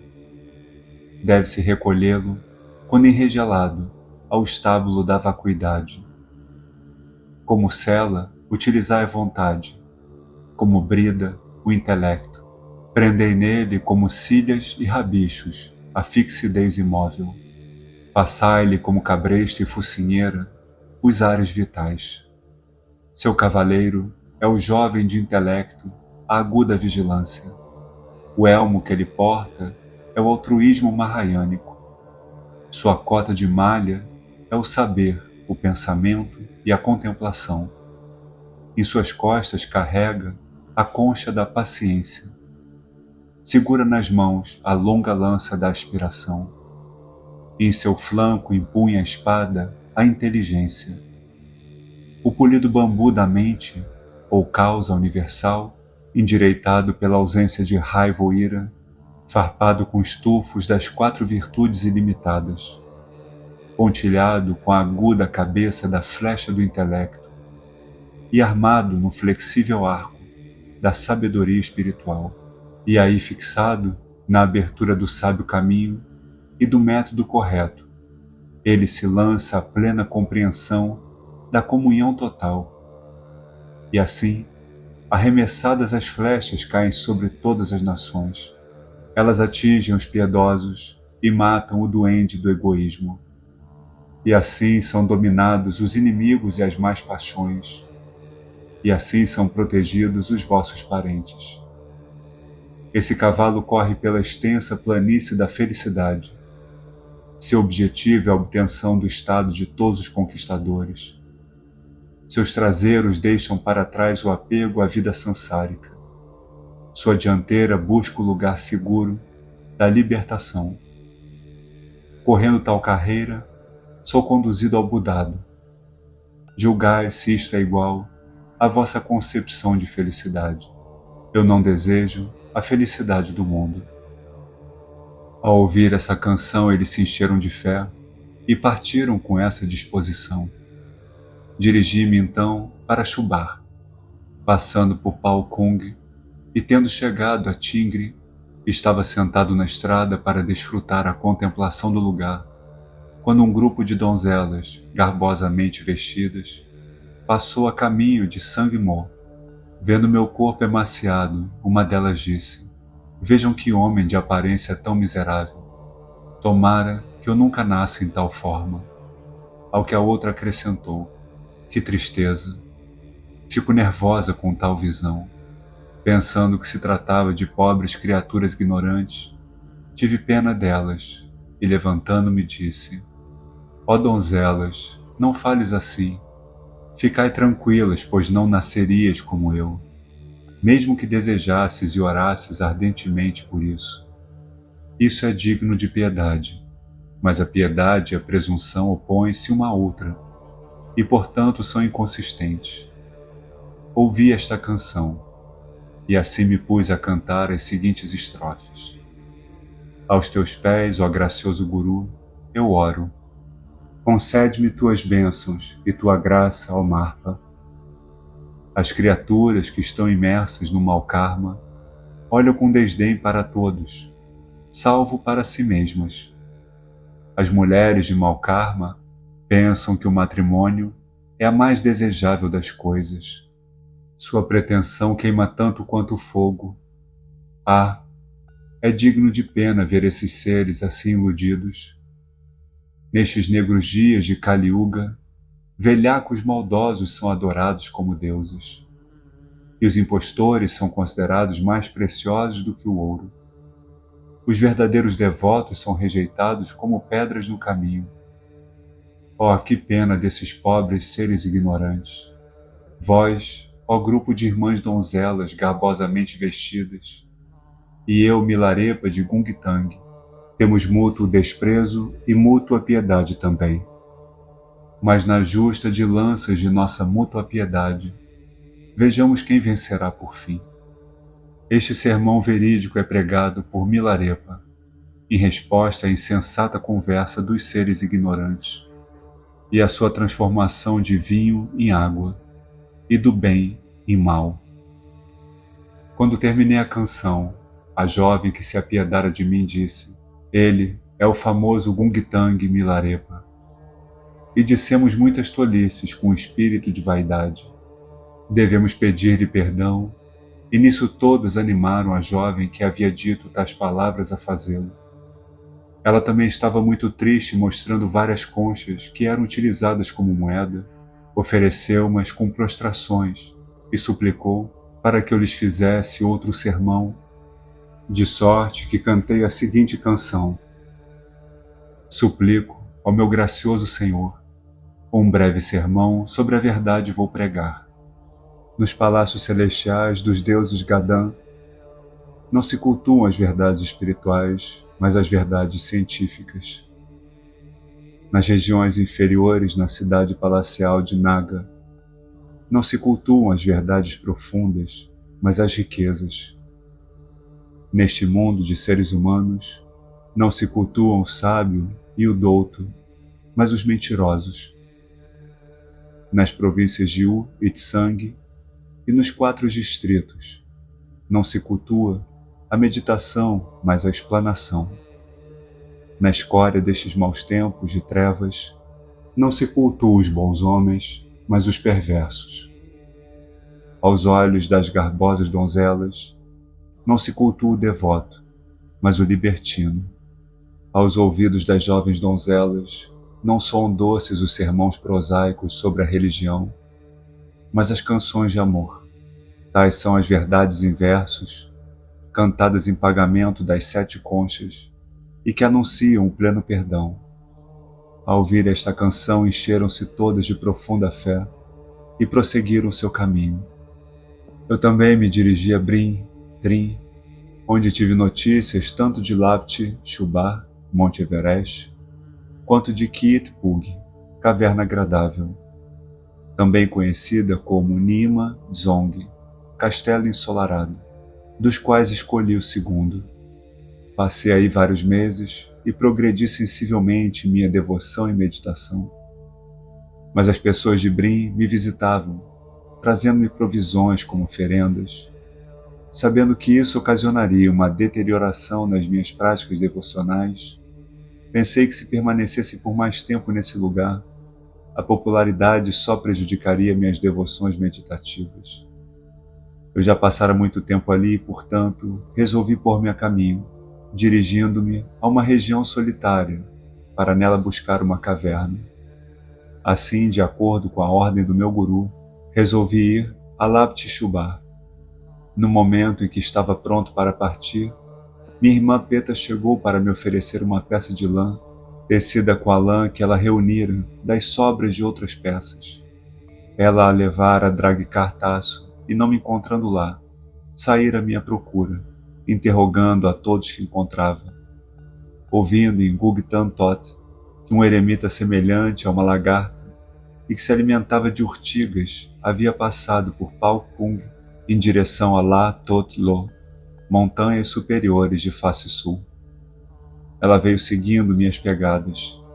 Em Tingre, ela viu o lama Bari Lotsawa, o grande tradutor Bari, sentado em elevado assento, com um parasol sobre si trajando sedas de 5 diferentes cores e cercado por seus discípulos, alguns dos quais compravam conchas, símbolos, clarinetas e flautas, com uma grande multidão ao redor que lhe oferecia chá e tirang. Ao ver isso, pensou Peta, outros devotos e indivíduos religiosos gostam dessas coisas, mas a religião de meu irmão é uma fonte de miséria e aflição para ele, e uma vergonha para os seus parentes. Se encontrar meu irmão, tentarei persuadi-lo a tornar-se discípulo deste lama. Assim pensando, ela perguntou a alguns membros do grupo ali reunido se haviam visto ou tido notícias de mim, e sendo informado de que eu estava em Brim, dirigiu-se para lá, fazendo perguntas até Kitpug, onde então eu me encontrava. Ao me ver, ela disse imediatamente: ó irmão, não deves continuar nesse estado miserável que dizeis ser o meio de viver religiosamente. Zombas da vergonha e da decadência comum. Faz uma roupa de baixo com esta lã e procura o lama Bari Lotsawa, que é um verdadeiro lama, mas muito diferente, quanto ao estilo e à prática de ti mesmo. Ele está sentado num trono e tem um parasol sobre si. Traja roupas de seda e seus lábios mergulham sem cessar no chá e no tirang. Está cercado por seus discípulos e seguidores que caminham à sua frente, soprando trombetas aos pares. Reúne multidões em todo lugar que vai e colhe as oferendas em grande quantidade, beneficiando assim os seus parentes e sendo alguém que pode ser gabado como um lama muito eminente. Eu gostaria que entrasses a serviço dele e o seguisses como seu discípulo, mesmo que seja aceitos como seu discípulo mais inferior. Será melhor do que viver desta forma. Tua devoção penuriosa e minha vida infeliz nada tem a ver com este mundo. Assim não podemos nos manter. E começou a chorar amargamente, deplorando nossa sorte. Tentei consolá-la dizendo: Peta, não fales assim. Vê minha nudez com vergonha, porque rejeitei as roupas. Estou orgulhoso por ter obtido a verdade, enquanto ainda sou um homem. E não há vergonha nisso. Eu nasci assim, portanto não há vergonha. Mas aqueles que, embora sabendo que certos atos são pecaminosos, os cometem, quebrando assim o coração de seus pais. E aqueles que, desejando ardentemente dedicar-se aos gurus e à trindade, cometem vários atos de fraude e mesquinharia para atingir seus objetivos egoístas. Causam aflição e sofrimento aos outros seres e prejudicam a si mesmos no fim. Eles são os objetos de ódio e aversão para todos os seres virtuosos, entre os deuses e os homens, e só eles devem sentir vergonha. Mas se falas de vergonha ao ver meu corpo, então deverias também sentir vergonha porque os teus seios, que não existiam por ocasião do teu nascimento, se desenvolveram tão proeminentemente. Além disso, se pensas que estou meditando nestas condições, apenas porque não posso conseguir ou obter alimentos e roupas, está muito enganada. Estou horrorizado com os sofrimentos e as atribulações deste samsara. Sinto-as tão ardentes como se tivesse sido jogado ainda com vida nas chamas. As aquisições mundanas de riquezas e a necessidade de se apegar a elas, assim como a busca dos 8 objetivos mundanos, eu as vejo com aversão e desgosto, como um homem que está sofrendo de um estado bilioso encara uma visão de ricos alimentos.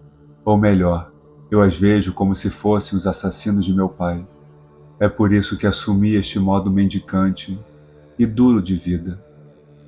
Além disso, meu guru Marpa, o tradutor, me ordenou que renunciasse a todos os assuntos, objetivos e objetos mundanos, que suportasse a carência de alimentos, roupa e fama, que vivesse em vários lugares solitários, não me fixando permanentemente em nenhum lugar, e que conduzisse energicamente minhas devoções, renunciando a todas as esperanças nesta vida.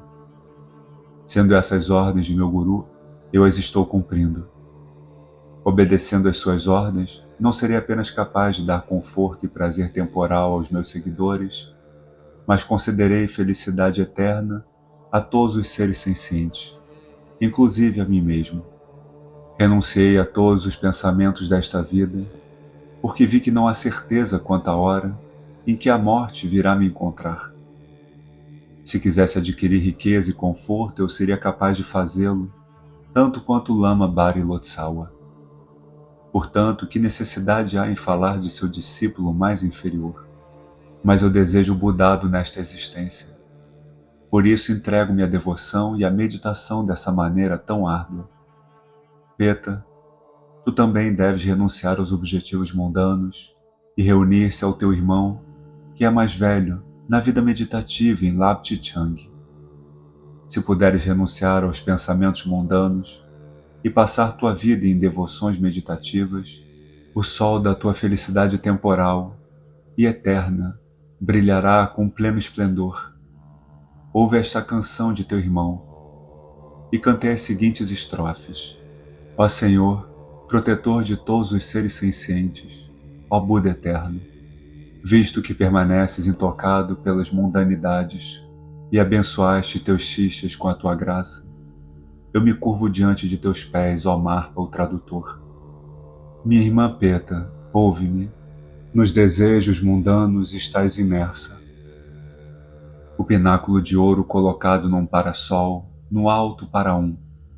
A fímbria de seda chinesa arranjada em elegantes dobras, embaixo para dois. As vigas estendidas como penas maravilhosas de pavão, no meio para três. O polido cabo de vermelha madeira de teca, na base para quatro. Essas quatro coisas, se necessário, teu irmão poderia obter. Um coro, os 5 versos seguintes acompanham esta estrofe e cada uma das estrofes seguintes conforme a indicação. Mas estas são coisas mundanas e eu as evitei, e assim me abstendo, o meu sol da felicidade brilha gloriosamente. Assim também, Peta, evita a mundanidade e vem meditar em Lapti Kang. Vamos juntos a Lapti Kang meditar. A nota ressonante da alva concha para um, o sopro potente e pleno do instrumentista para dois, as fitas de seda sobre a concha dobradas em finas pregas para três, a vasta assembléia de sacerdotes celibatários assim reunidos para quatro. Essas quatro coisas, se necessário, teu irmão poderia obter. Coro. O encantador e gracioso pequeno templo, erguido sobre uma aldeia para um. A fluente fala de jovens noviços para dois. A soberba cozinha, bem arrumada, com bom sortimento de chá chinês, para três. As diligentes mãos de muitos jovens noviços, para quatro. Essas quatro coisas, se necessário, teu irmão poderia obter. Coro. O bom comércio na vidência necromântica e na astrologia para um. A correção e a modéstia dos atos de um pastor para dois. A representação das pujas para alegrá-los para três. Os salmos melodiosos, cantados para virar as cabeças do laicado para quatro. Essas quatro coisas, se necessário, teu irmão poderia obter. Coro. Uma casa maciça, bela, alta de argila para um. Um campo extenso e fértil para dois. Um bom sortimento de comida e riquezas para três. Um numeroso cortejo e uma multidão de servidores para quatro. Essas quatro coisas, se necessário, teu irmão poderia obter. Coro. A crina orgulhosa e longa de um poderoso cavalo para um. Uma cela adornada de joias e coberta de ouro para dois. Uma escolta armada, esplendidamente equipada para três. E vigilância incessante para conquistar inimigos e proteger amigos para 4. Essas 4 coisas, se necessário, teu irmão poderia obter. Coro. Mas se não podes renunciar às mundanidades e não podes vir a Laptikang, nenhuma simpatia tenho por tua sentimental afeição fraterna. Essas conversas sobre as coisas mundanas perturbam minha meditação. Uma vez que nasci, sei que devo morrer. Desconhecendo a hora da morte, não tenho tempo para adiar minha devoção. Devotar-me-ei, sem interrupções, à meditação. Os ensinamentos de meu pai Guru são benéficos à mente. Assim, contemplando o que traz benefício, obterei a grande felicidade da libertação. Por isso, estou indo para Laptikang. Se te apegares, minha irmã, às mundanidades e adquirires os pecados por qualquer motivo, lutarás para permanecer todo o tempo que puderes no Sansara e para obter um nascimento nos 3 mundos inferiores. Se pelo menos temes o Sansara, renuncia nesta vida aos 8 objetivos sansáricos e vamos juntos a Laptikang. Tenhamos ambos, irmão e irmã, um alto destino e ganhemos juntos as cordilheiras de Laptikang. Tendo cantado assim, disse-me Peta: vejo que consideras o ócio e o conforto como mundanidades, meu irmão. Quanto a isso, ambos temos muito pouco a renunciar. Todas essas grandiloquentes verdades e sermãos são meras desculpas para ocultar a tua incapacidade de ser como Lama Bari Lotsawa. Mas quanto a mim, não irei a Laptikang, onde nada terei para comer, nem nada para vestir. Seria uma intolerável miséria que não preciso buscar em Lapti. Nem mesmo sei onde é. E eu te suplico, meu irmão, que fiques permanentemente em um lugar, em vez de correr de um lado para o outro e de se agarrar a rochedos e rochas inabitadas, como um animal perseguido por cães. Eu te acharia assim mais facilmente.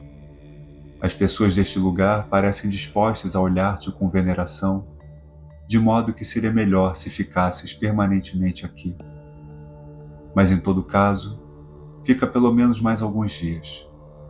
Cose, eu te peço uma roupa de baixo com esta lã. Eu voltarei em poucos dias. Concordei em ficar ali por mais alguns dias, como ela me pedira. Ela então se dirigiu para os lados de Tingre, mendicando. Entre mentes, cortei a lã que ela me dera e cozi uma capa para cobrir minha cabeça. Depois, cozi uma capa para cada um dos meus dedos e um par de capas para os meus pés, assim como uma capa para minha nudez, e guardei-as com cuidado.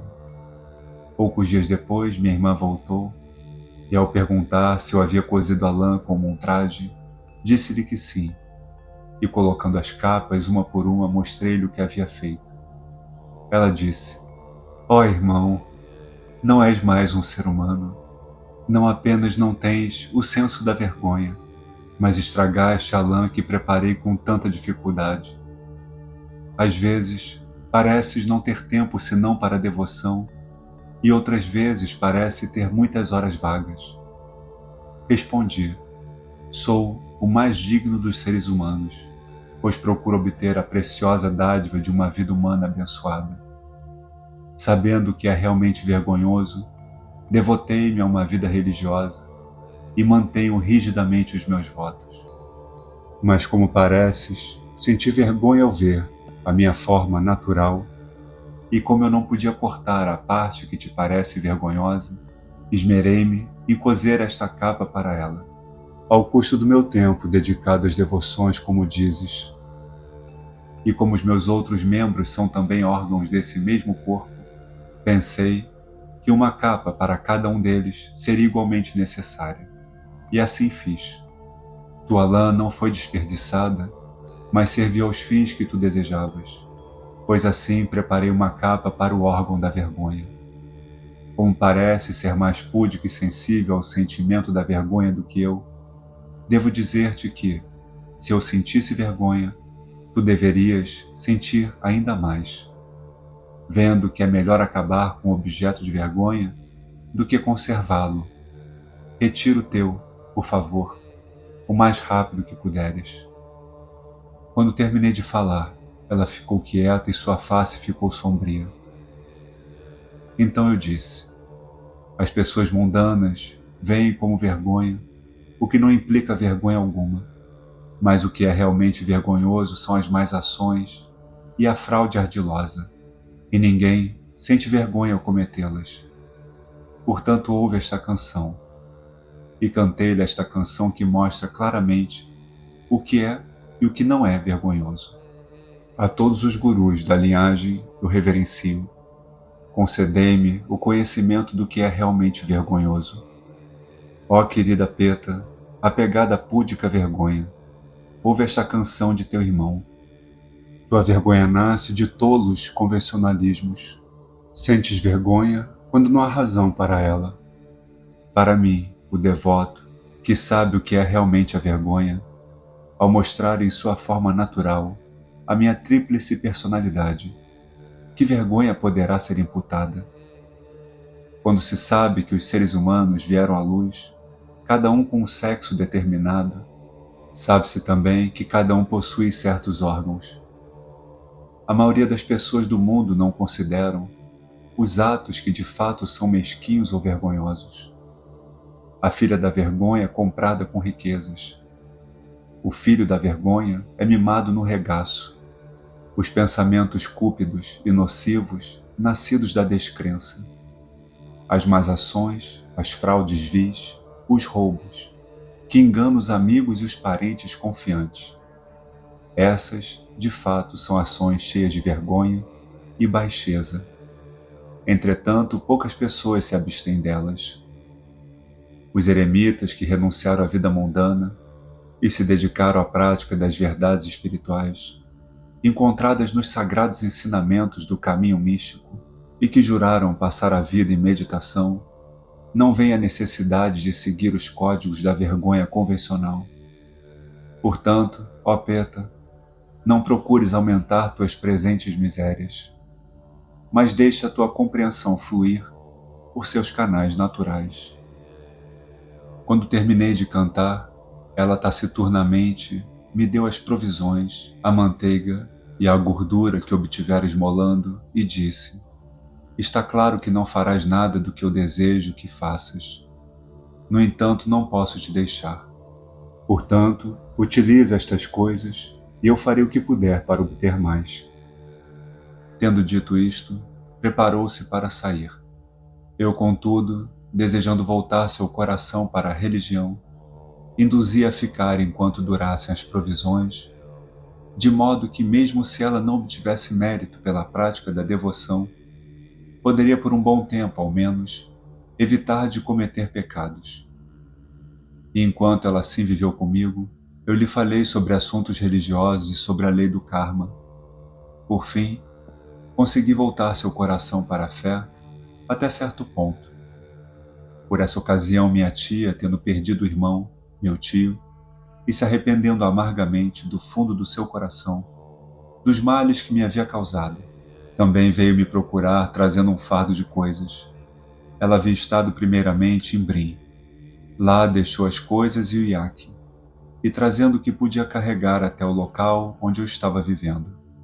Tendo visto a sua chegada do outeiro e reconhecendo-a, disse Peta: não devemos encontrar essa tia cruel, que tantas aflições e misérias nos causou. Unindo a ação à palavra, levantou a pequena ponte que se elevava sobre o profundo abismo entre a rampa do lado oposto e a frente da minha caverna. Nossa tia, chegando à borda da rampa, no lado oposto ao nosso, disse: sobrinha, não ergas a ponte, tua tia está chegando. Ao que Peta respondeu: é por essa razão que estou erguendo a ponte.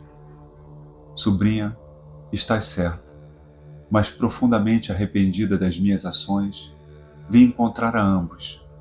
Portanto, abaixa a ponte. E se não quiseres fazê-lo, dize pelo menos a teu irmão que eu estou aqui, pediu nossa tia. Cheguei nesse exato momento e me sentei num pequeno outeiro no outro lado da ponte. Minha tia curvou-se diversas vezes no lado oposto e pediu sinceramente que eu permitisse que ela viesse ao meu encontro.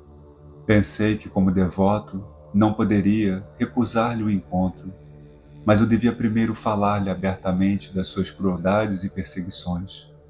De modo que lhe disse: eu renunciei a todos os vínculos com os meus parentes em geral, mas especialmente contigo, minha tia, e com meu tio. Não te satisfizeste nos perseguir na nossa infância e juventude, mas mesmo quando eu assumi a vida religiosa, e por acaso bati à tua porta para esmolar, bateste-me tão cruelmente que deixei de pensar em todos vós como parentes. Lembrarei todas essas circunstâncias neste hino, e te cantarei. Assim dizendo, cantei-lhe uma canção que lembrava as crueldades e as perseguições que eles me haviam causado. Ó amável e gracioso Pai, compassivo por todos, ó Marco, o tradutor, eu me curvo aos teus pés. Sê amável comigo, que não tenho parentes. Ó tia, lembras-te de tudo o que fizeste? Se não te lembras, esta canção te avivará a memória. Ouve-a com atenção e arrepende-te sinceramente. Na triste terra de Kiangtsa, tendo morrido nosso pai, deixou ele uma mãe viúva e 2 órfãos. Roubaste todas as nossas riquezas e nos reduziste à miséria. E como as ervilhas batidas pelo cajado, tu nos dispersaste, rompendo o vínculo com a parentela. Depois, quando eu errava em terras distantes, ansioso para rever minha mãe e minha irmã, retornei. Encontrei minha mãe morta e minha irmã perdida. Cheio de angústia, busquei a religião, e nela encontrado o meu único refúgio, escolhi então a vida religiosa. Compelido a esmolar pela falta de comida, diante de tua porta, ó tia, me encontrei. E tu, ao me reconheceres, indefeso devoto, estouraste numa tempestade de rancorosa ira. Com gritos de fora, fora, jogastes os cães sobre mim. Com teu bastão me espancaste duramente, como se eu fosse um feixe de milho a debulhar. Caí de rosto numa poça de água, onde quase perdi minha preciosa vida. Em tua fúria, me chamaste de traficante de vidas, e também de desgraça do meu clã.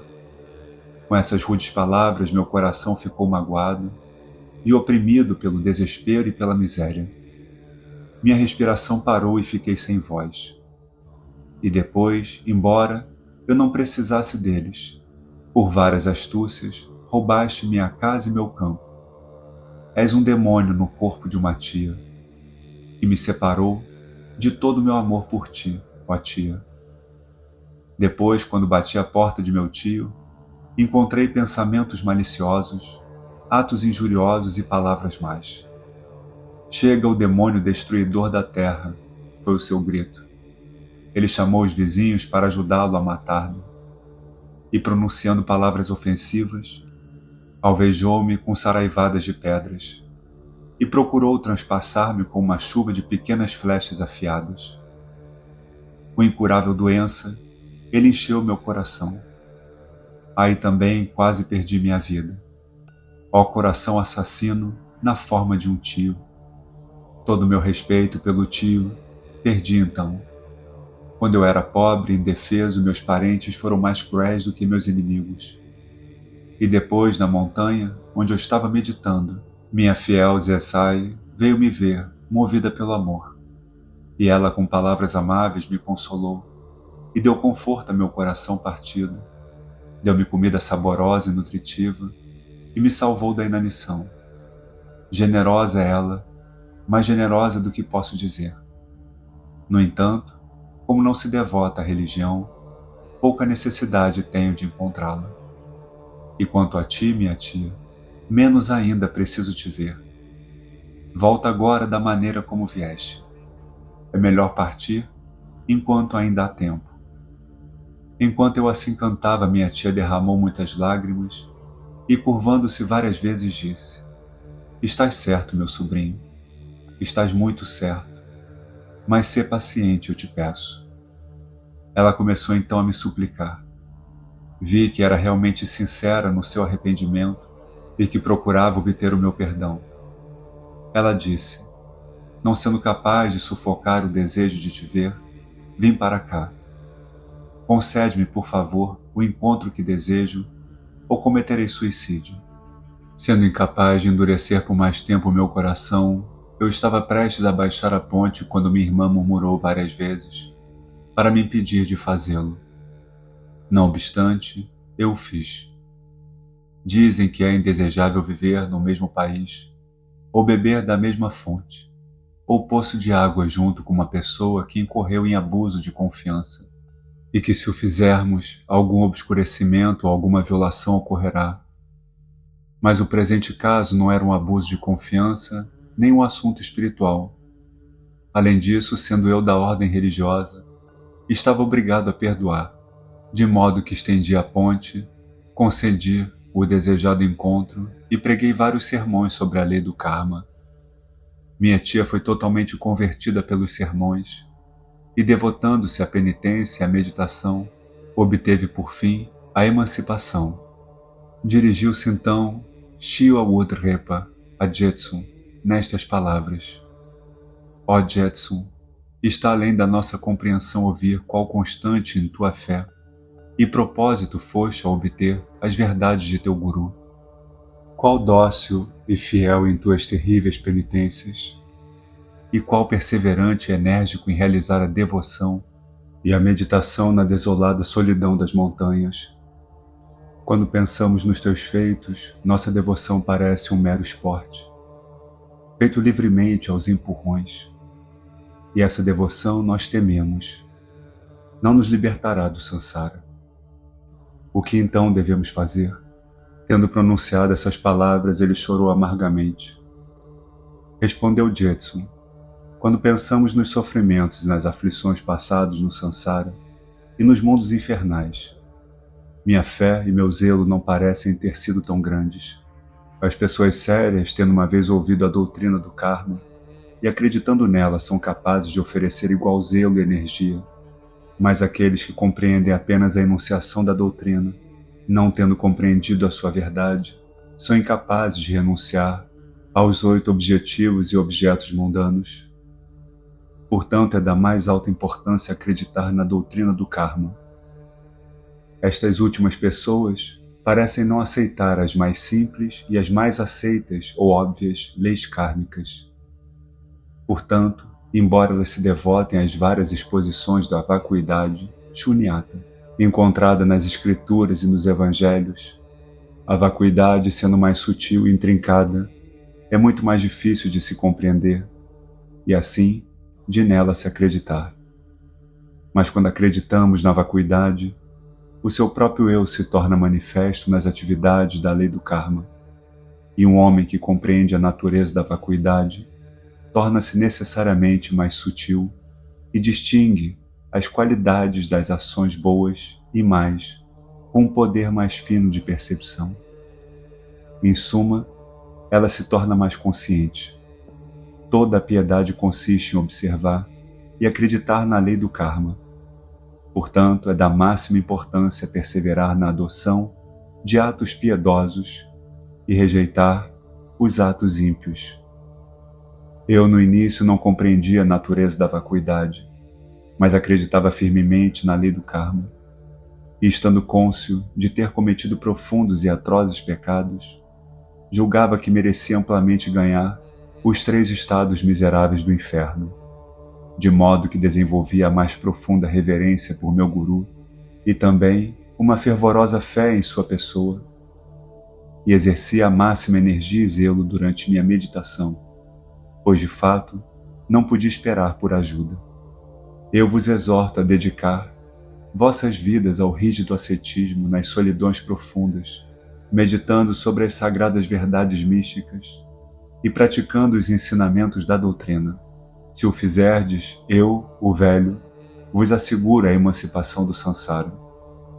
Então, Ingan Dzong Tompa Budiraja dirigiu-se a Jetsun nestas elogiosas palavras: ó Jetsun Rinpoche, deve ser o próprio grande Buda Dorje Chang que assumiu a forma humana para mostrar os atos em benefício dos seres sencientes deste mundo. E se não isso, deves ter então adquirido muito mérito e incontáveis kalpas, e obtido o estado de um grande ser, alguém que não retornará ao Sansara. Foste capaz de sacrificar a própria vida pela religião, e o persiste zelosamente na busca da meditação devocional. Todos os signos de um Buda encarnado são encontrados em tua vida.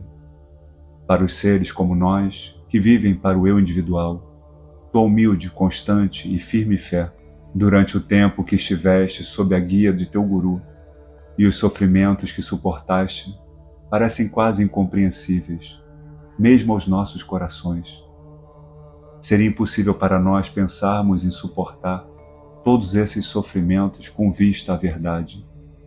Quem seria capaz de fazê-lo? E mesmo se alguém tivesse a vontade e a coragem de tentá-lo, o corpo físico não seria capaz de suportar a tarefa. Portanto, é quase certo que Jetsun deve ser, ou deve ter sido um Bodhisattva, ou um Buda no passado. E somos abençoados por termos visto o teu rosto e ouvido a tua voz. Aquele de nós que foram assim favorecidos, estão certos de obter a libertação, embora não sejamos capazes de realizar nossas devoções tão seriamente. Revela-nos, por favor, que Bodhisattva foste no passado. Respondeu Jetsun: eu mesmo não estou certo sobre qual encarnação eu sou, mas mesmo que eu fosse a encarnação de um ser que anteriormente existiu em um dos 3 estados da miséria, e se me considerardes como Dorje Chang, ou como qualquer outra divindade, obtereis a graça e a bênção de tal divindade, em virtude de vossa fé. O amor e o olhar pessoal vos fazem pensar que eu seja uma encarnação, mas cometeis contra o Dharma o grande pecado da dúvida e do ceticismo, porquanto não tendes o poder da sincera devoção, pois é apenas pelo grande poder do sagrado Dharma que eu fui capaz de alcançar tal progresso espiritual, de modo a ficar bem próximo do perfeito Budado. Na última porção de meus anos, embora eu tenha sido culpado de hediondos pecados na minha juventude e maioridade, foi porque acreditei firmemente na realidade da lei do karma que me apliquei zelosamente à verdade, renunciando a todos os pensamentos desta vida e do mundo. E mais especialmente fui afortunado por estar sob a tutela de um perfeito guru, que foi capaz de me dar as verdades e os textos que melhor se adaptavam a mim, permitindo-me então seguir o caminho breve do místico Mantrayana. Ele me deu as verdades despojadas de todos os adornos e enfeites supérfluos, conferiu-me as necessárias iniciações e me permitiu meditar sobre essas verdades de maneira correta. Se alguém as tivesse obtido e continuasse a meditar sobre elas, não há a menor dúvida de que essa pessoa obteria perfeita iluminação numa única existência. Mas se alguém passa a sua vida aqui, nada fazendo, a não ser cometendo os 10 atos ímpios e os 5 limitados pecados, então não há a menor dúvida de que cairá no mais miserável dos infernos. Se alguém não acredita na lei do karma, falta-lhe o zelo para realizar os seus estudos devocionais. Se alguém acredita firmemente na lei do karma, o pensamento das misérias nos 3 estados inferiores com certeza o encherá de medo e o inspirará com o intenso desejo de obter o Budado. Sua fé e sua humildade para com o Guru, o zelo e a energia na meditação sobre a verdade e, finalmente, o meio pelo qual se suporta a experiência do crescimento e do conhecimento espiritual serão totalmente iguais aos meus, em todos os pontos. E quando alguém obtém esses desenvolvimentos espirituais, os mundanos atribuem-lhe o orgulho de ser um avatara de algum Buda ou Bodhisattva. Esta é, na verdade, uma descrença no caminho breve do Mantrayana. Portanto, eu vos exorto a depositarem firmemente vossa crença na lei do karma. Meditai, considerai e ponderai profundamente sobre os sérios fatos contidos nas biografias das anteriores vidas, santificadas sobre a lei do karma, sobre as inconveniências e as misérias de todos os estados sansáricos de existências. sobre as dificuldades de obter a dádiva de uma bem dotada vida humana, sobre a certeza da morte e a incerteza da sua exata hora. E tendo ponderado esses fatos em vossas mentes, devotai-vos ao estudo e às práticas das doutrinas mantraiânicas. Eu obtive o conhecimento através da renúncia a todos os pensamentos de alimento, roupa e fama. Inspirado pelo zelo em meu coração, suportei todos os sofrimentos e me acostumei a toda sorte de privações do corpo. Devotei-me à meditação nos lugares mais desolados e solitários. Obtive assim conhecimento e experiência. Segui também o caminho trilhado por mim e praticai a devoção como eu. Essa é a sexta ação meritória que narra como Jetsun, após ter renunciado a todos os pensamentos de conforto, renome e fama, obedeceu às ordens do seu guru para se devotar à incessante meditação nas mais desoladas montanhas, e assim passou todo o seu tempo em devoção.